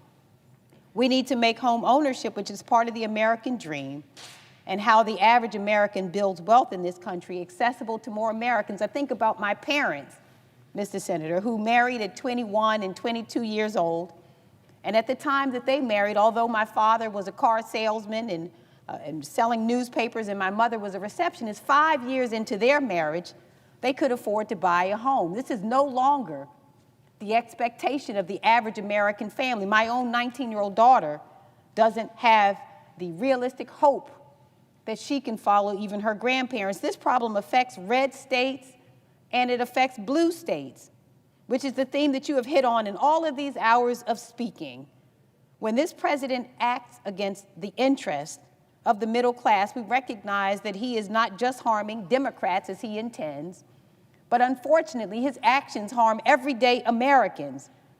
It affects those who voted for him, it affects those who didn't vote for him, and it affects those who did not vote at all. He's harming Republicans too. He's harming Americans. And so this administration is slashing funding and personnel at the very agencies that are tasked with addressing this crisis. He is illegally firing HUD employees. And this administration has stalled millions of dollars in previously allocated funding intended to help those who need affordable housing. And again, his actions are so indiscriminate, so immoral, so callous, so heartless, that he is impacting the very people who supported him, as well as those who didn't. This administration has effectively ended enforcement of the Fair Housing Act, one of the most important American civil rights laws. This administration is considering privatizing the Federal Housing Finance Agency, which guarantees over half of the U.S. mortgage market. And to make matters worse, this administration is proposing sweeping tariffs on our allies, driving up the cost of home construction. And let's be clear, absolutely none of this will help to build homes. None of this will make home ownership more accessible to Marylanders or Americans. And in fact, we understand that it is not the intention of this administration to do so. It's for the billionaires to be able to afford their tax cuts. And so I've heard from people all across my state, blue areas, red areas, purple areas, every area, who are concerned about this. And so I have a question for you, and I want to thank you as I ask the question for sacrificing your own body today to bring attention to this. What are you seeing in the state of New Jersey about how this administration's unconscionable actions are making housing less affordable and home ownership less accessible? The Senator, I want to thank her for the question. I want to thank her for being my colleague, but more important than even being my friend, she is a spiritual sister of mine and was very kind to me when I was telling her that I was going to do this, and gave me so much encouragement and prayer, and I just love you and I'm grateful.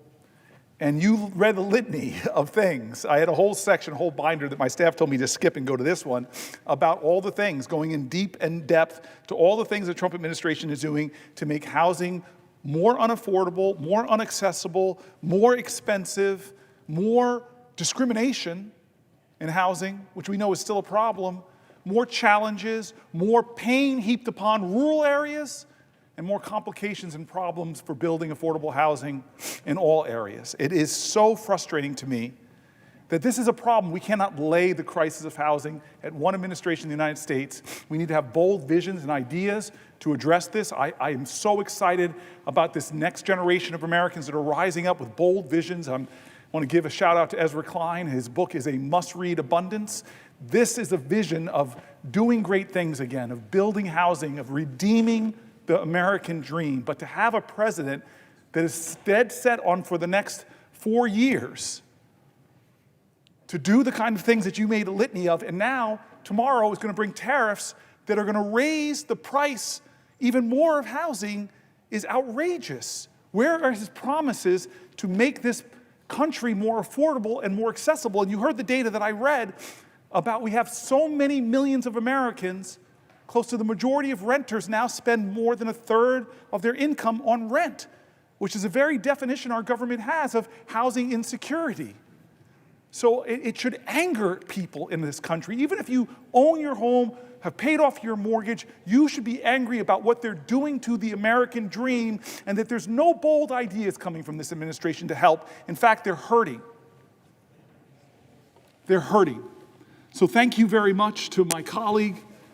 Thank you for giving me strength as you did in prayer. And I just thank you for the question that should anger people, that should inspire people, that should activate people, that should engage people, that should demand from us that we take our country away from those who want to do so much harm. I want to start by reading until someone, I know the prayer. I'm going to keep going.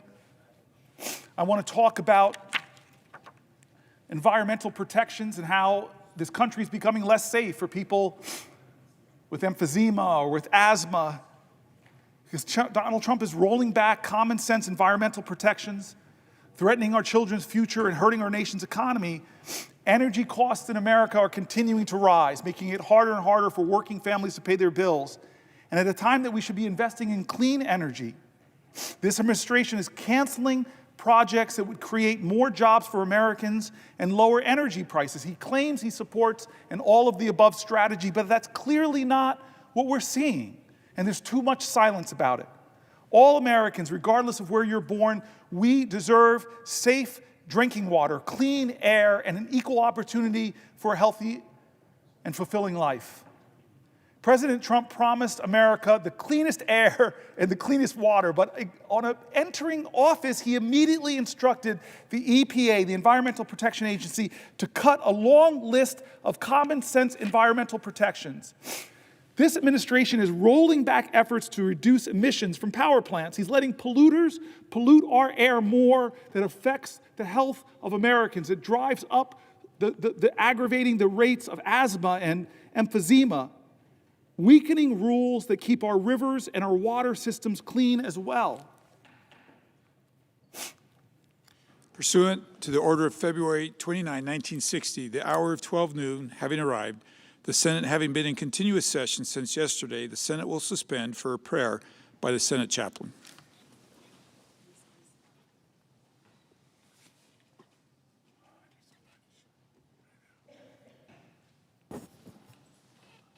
Let us pray. Lord of hosts, you have done great things for us, filling our hearts with determination to do your will. You protect us from unseen dangers, supply us with wisdom, and direct our steps. Today we are grateful for the efforts of the floor staff, the Capitol Police, the stenographers, the pages, and all those who have worked through the night. We pray you give them the strength they need for this day. Today, give our senators the assurance of your presence. Inspire them with a calm faith, a steady peace, and a firm resolve to do your will. Let no weapon formed against them prosper. We pray in your omnipotent name. Amen. I'm going to continue. The senator from New Jersey is recognized. Thank you. I'm going to continue until one of my colleagues asks me a question. Senator, yield for a question? One of my heroes in the Senate, a living legend, my partner on some bills that I'm so passionate about expanding IVF, someone that is just freaking awesome. I yield for a question while retaining the floor. Thank you, Senator Booker, for taking this important stand and for doing so much to make it clear how much pain Donald Trump and Elon Musk are inflicting on the American people in every sector of our society. I'm going to be asking you a question about what you've heard from agricultural businesses in your state about the damage that this administration is doing and the jobs that either have been or will be lost as a result. But I thought I would give you some background on what I'm hearing as well. I want to focus this body's attention on our nation's farmers and ranchers who seem to be getting punched day after day, week after week by the Trump-Musk oligarchy. Whether it's their harmful tariffs that hurt our soy and corn farmers, canceling and freezing more than $1 billion in funding for schools and food banks to purchase food from local farmers, or halting reimbursement and contract payments that our farmers are already owed. The senator from New Jersey and I are both working together to undo some of the most harmful impacts of these disastrous decisions, including joining forces on to push his Honor Farmer Contracts Act forward. We're also starting to hear reports from farmers about just how damaging the Musk-Trump dismantling of USAID is. Jobs and businesses right here in America. For example, I don't know if the senator has heard, but in North Carolina, they had $2.2 billion in USAID awards, including for 27 large-scale farmers who were fulfilling orders for humanitarian food assistance, and 4 universities who were receiving agricultural research funding. More than 300 North Carolina workers have lost their jobs as a result of this freeze. In Georgia, they had over $389 million in USAID awards, including 9 large-scale farmers fulfilling orders for humanitarian food assistance and 6 universities receiving agricultural research funding. Arkansas had over $210 million in USAID awards, including purchases of rice, grain, and beans from our farmers. Florida has lost $91 million in USAID awards, including $38 million to the University of Florida to improve livestock productivity and food security in developing countries. Texas lost over $48 million in USAID awards, including 9 large-scale farmers fulfilling orders for humanitarian food assistance and 8 universities receiving agricultural research funding. The list goes on and on. My neighbors in Iowa over time now have lost over $4 million in USDA food commodity sales. They have gained they had a total of over $149 million in purchases through USDA and other programs for USAID.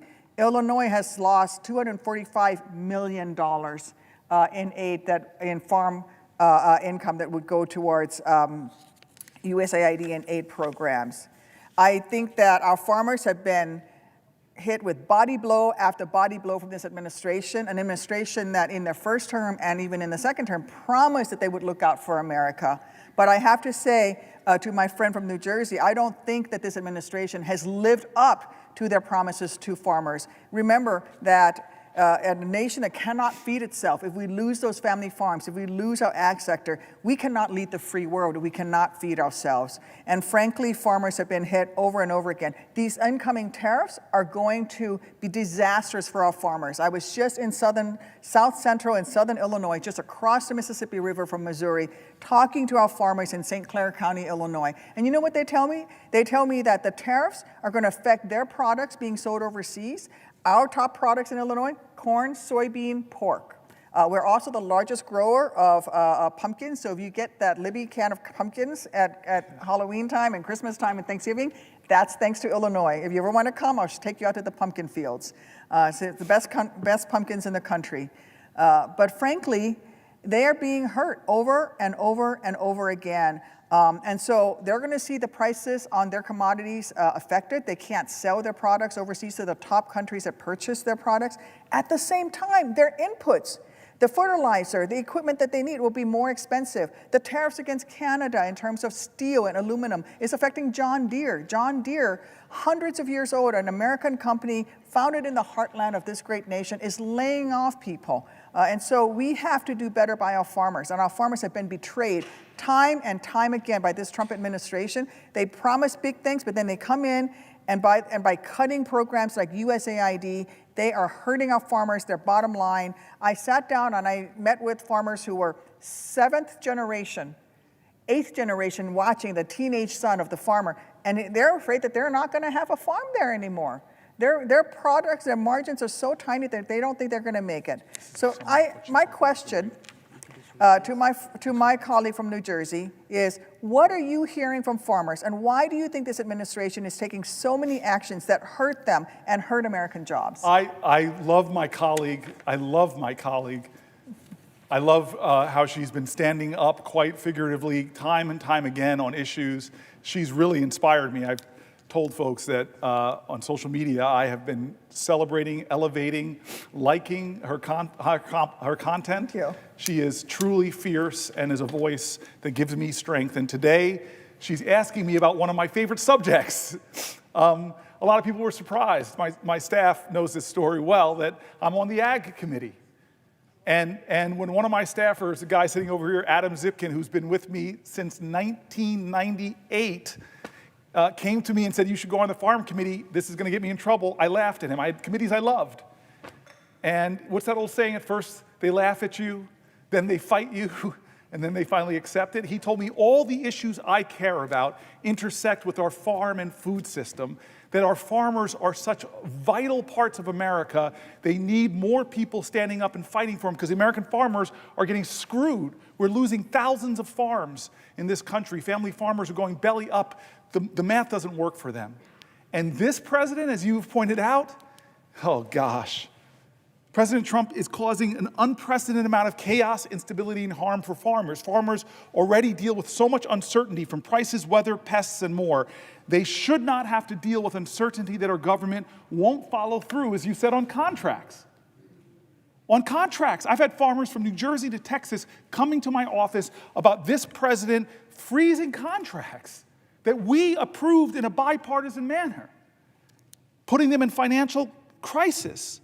One of the first things that Trump and Musk did is freeze thousands of contracts and agreements that have been already made with our farmers.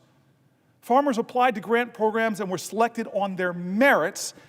They made legally binding contracts, yet starting in late January, farmers found themselves not getting reimbursed, sometimes reading in the news that a particular grant was frozen, or sometimes no information at all, other than that they were not getting their payments processed. I yield for a question while retaining the floor. Thank you. I think the issue of contracts is especially important because so much of these cuts are claimed to be to cut waste in government spending. You know, we have a law in the books that says that if we don't make payments according to existing contracts, then we have to pay the interest on those payments that we are late in providing. And so if we, for example, cut $2 billion in or freeze funding payment on $2 billion in contracts as we did with USAID, that means that we're going to have to pay, say, 2% interest rate, $60 million in interest. I don't see where that is a savings for taxpayers. That is a waste of taxpayer dollars. I think that is something that we should be talking about. And I also think that, as you were mentioning, the issue with our farmers, they are important to our national security. The SNAP program is a good example of it. That program was instituted after World War II. We had the very famous example of Audie Murphy, who was the most highly decorated soldier coming out of World War II. He could not pass the initial test to enlist into the Army during World War II because he didn't weigh enough due to malnutrition post the Great Depression. And so we created the SNAP program to make sure that America's young people were fed, were no longer malnourished, so that they could get food in our schools while they were going to school. Because it was good for the United States military to have a workforce that could enlist in the military and meet the standards. That is the origin of the SNAP program, and that has been a program that has sustained our farmers over time. And I think that we are losing sight of that. And so my question to the senator from New Jersey is to hear a little bit more. Have you heard about the SNAP program and also the work that the farmers in New Jersey have been doing in terms of organic and sustainable farming, which is really where the beginning of the organic and sustainable farming movement has begun in this country? Yeah, I'm aware of another one of my colleagues. I just want to say, yes, I'm aware of that. The way that Trump, I'm just going to summarize, contract freezes, this is one of the ways Trump and Musk are causing havoc. Program cuts. They've eliminated programs, as you said, that support local food systems, including those that connect farmers with food banks and schools and promote regenerative practices. It's stunning. USDA destabilization. Trump and Musk have laid off USDA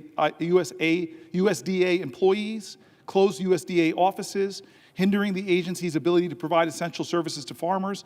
Tariff policies. Trump's tariff policies implemented without consultation with or support from farmers will increase farmer costs and consumer food prices. And finally, general chaos, which seems to be something, as you're pointing out, that they're very good at. Farmers already deal with so much uncertainty from prices, weather, pests, and more. They should not have to deal with uncertainty from Donald Trump's administration that will undermine everything that they do. The question for the senator from New Jersey. I will yield for a question while retaining the floor. I would like to ask the senator from New Jersey a question pertaining to the Farm Bill. You speak to uncertainty. One of the things that I've heard from my agricultural sector and my farmers, Farm Bureau in Illinois, is the desperate need for this body to pass a Farm Bill, especially when it comes to crop insurance, the crop insurance program, as well as, again, retaining SNAP benefits. I do think that crop insurance is something that our farmers care deeply about. It is a tool that they use to make sure that they are able to survive when there are bad crop years, whether that is through disease, whether that is through drought or floods. Our farmers certainly, this is a program for them to sustain themselves and be able to look out for themselves. So it is a personal responsibility on the part of farmers. It is especially important for young farmers who are just starting out. Those margins are so tiny. And when you take away the commodity program and the USAID, when you take away SNAP program, and then you don't provide them with crop insurance, you're going to lose those family farms. And what's going to happen? Large agribusinesses are going to take over, and they don't have the well-being of the American people at their heart. And so, I would love to hear from the senator from New Jersey would you agree that what we should be doing right now is not attacking farmers and cutting commodity programs and cutting and freezing funding for USAID that it provides a market for farm products, but instead we should be working on passing a farm bill? Yeah, I love you. I love you. I love you for bringing these things to point, because by the way, with Adam's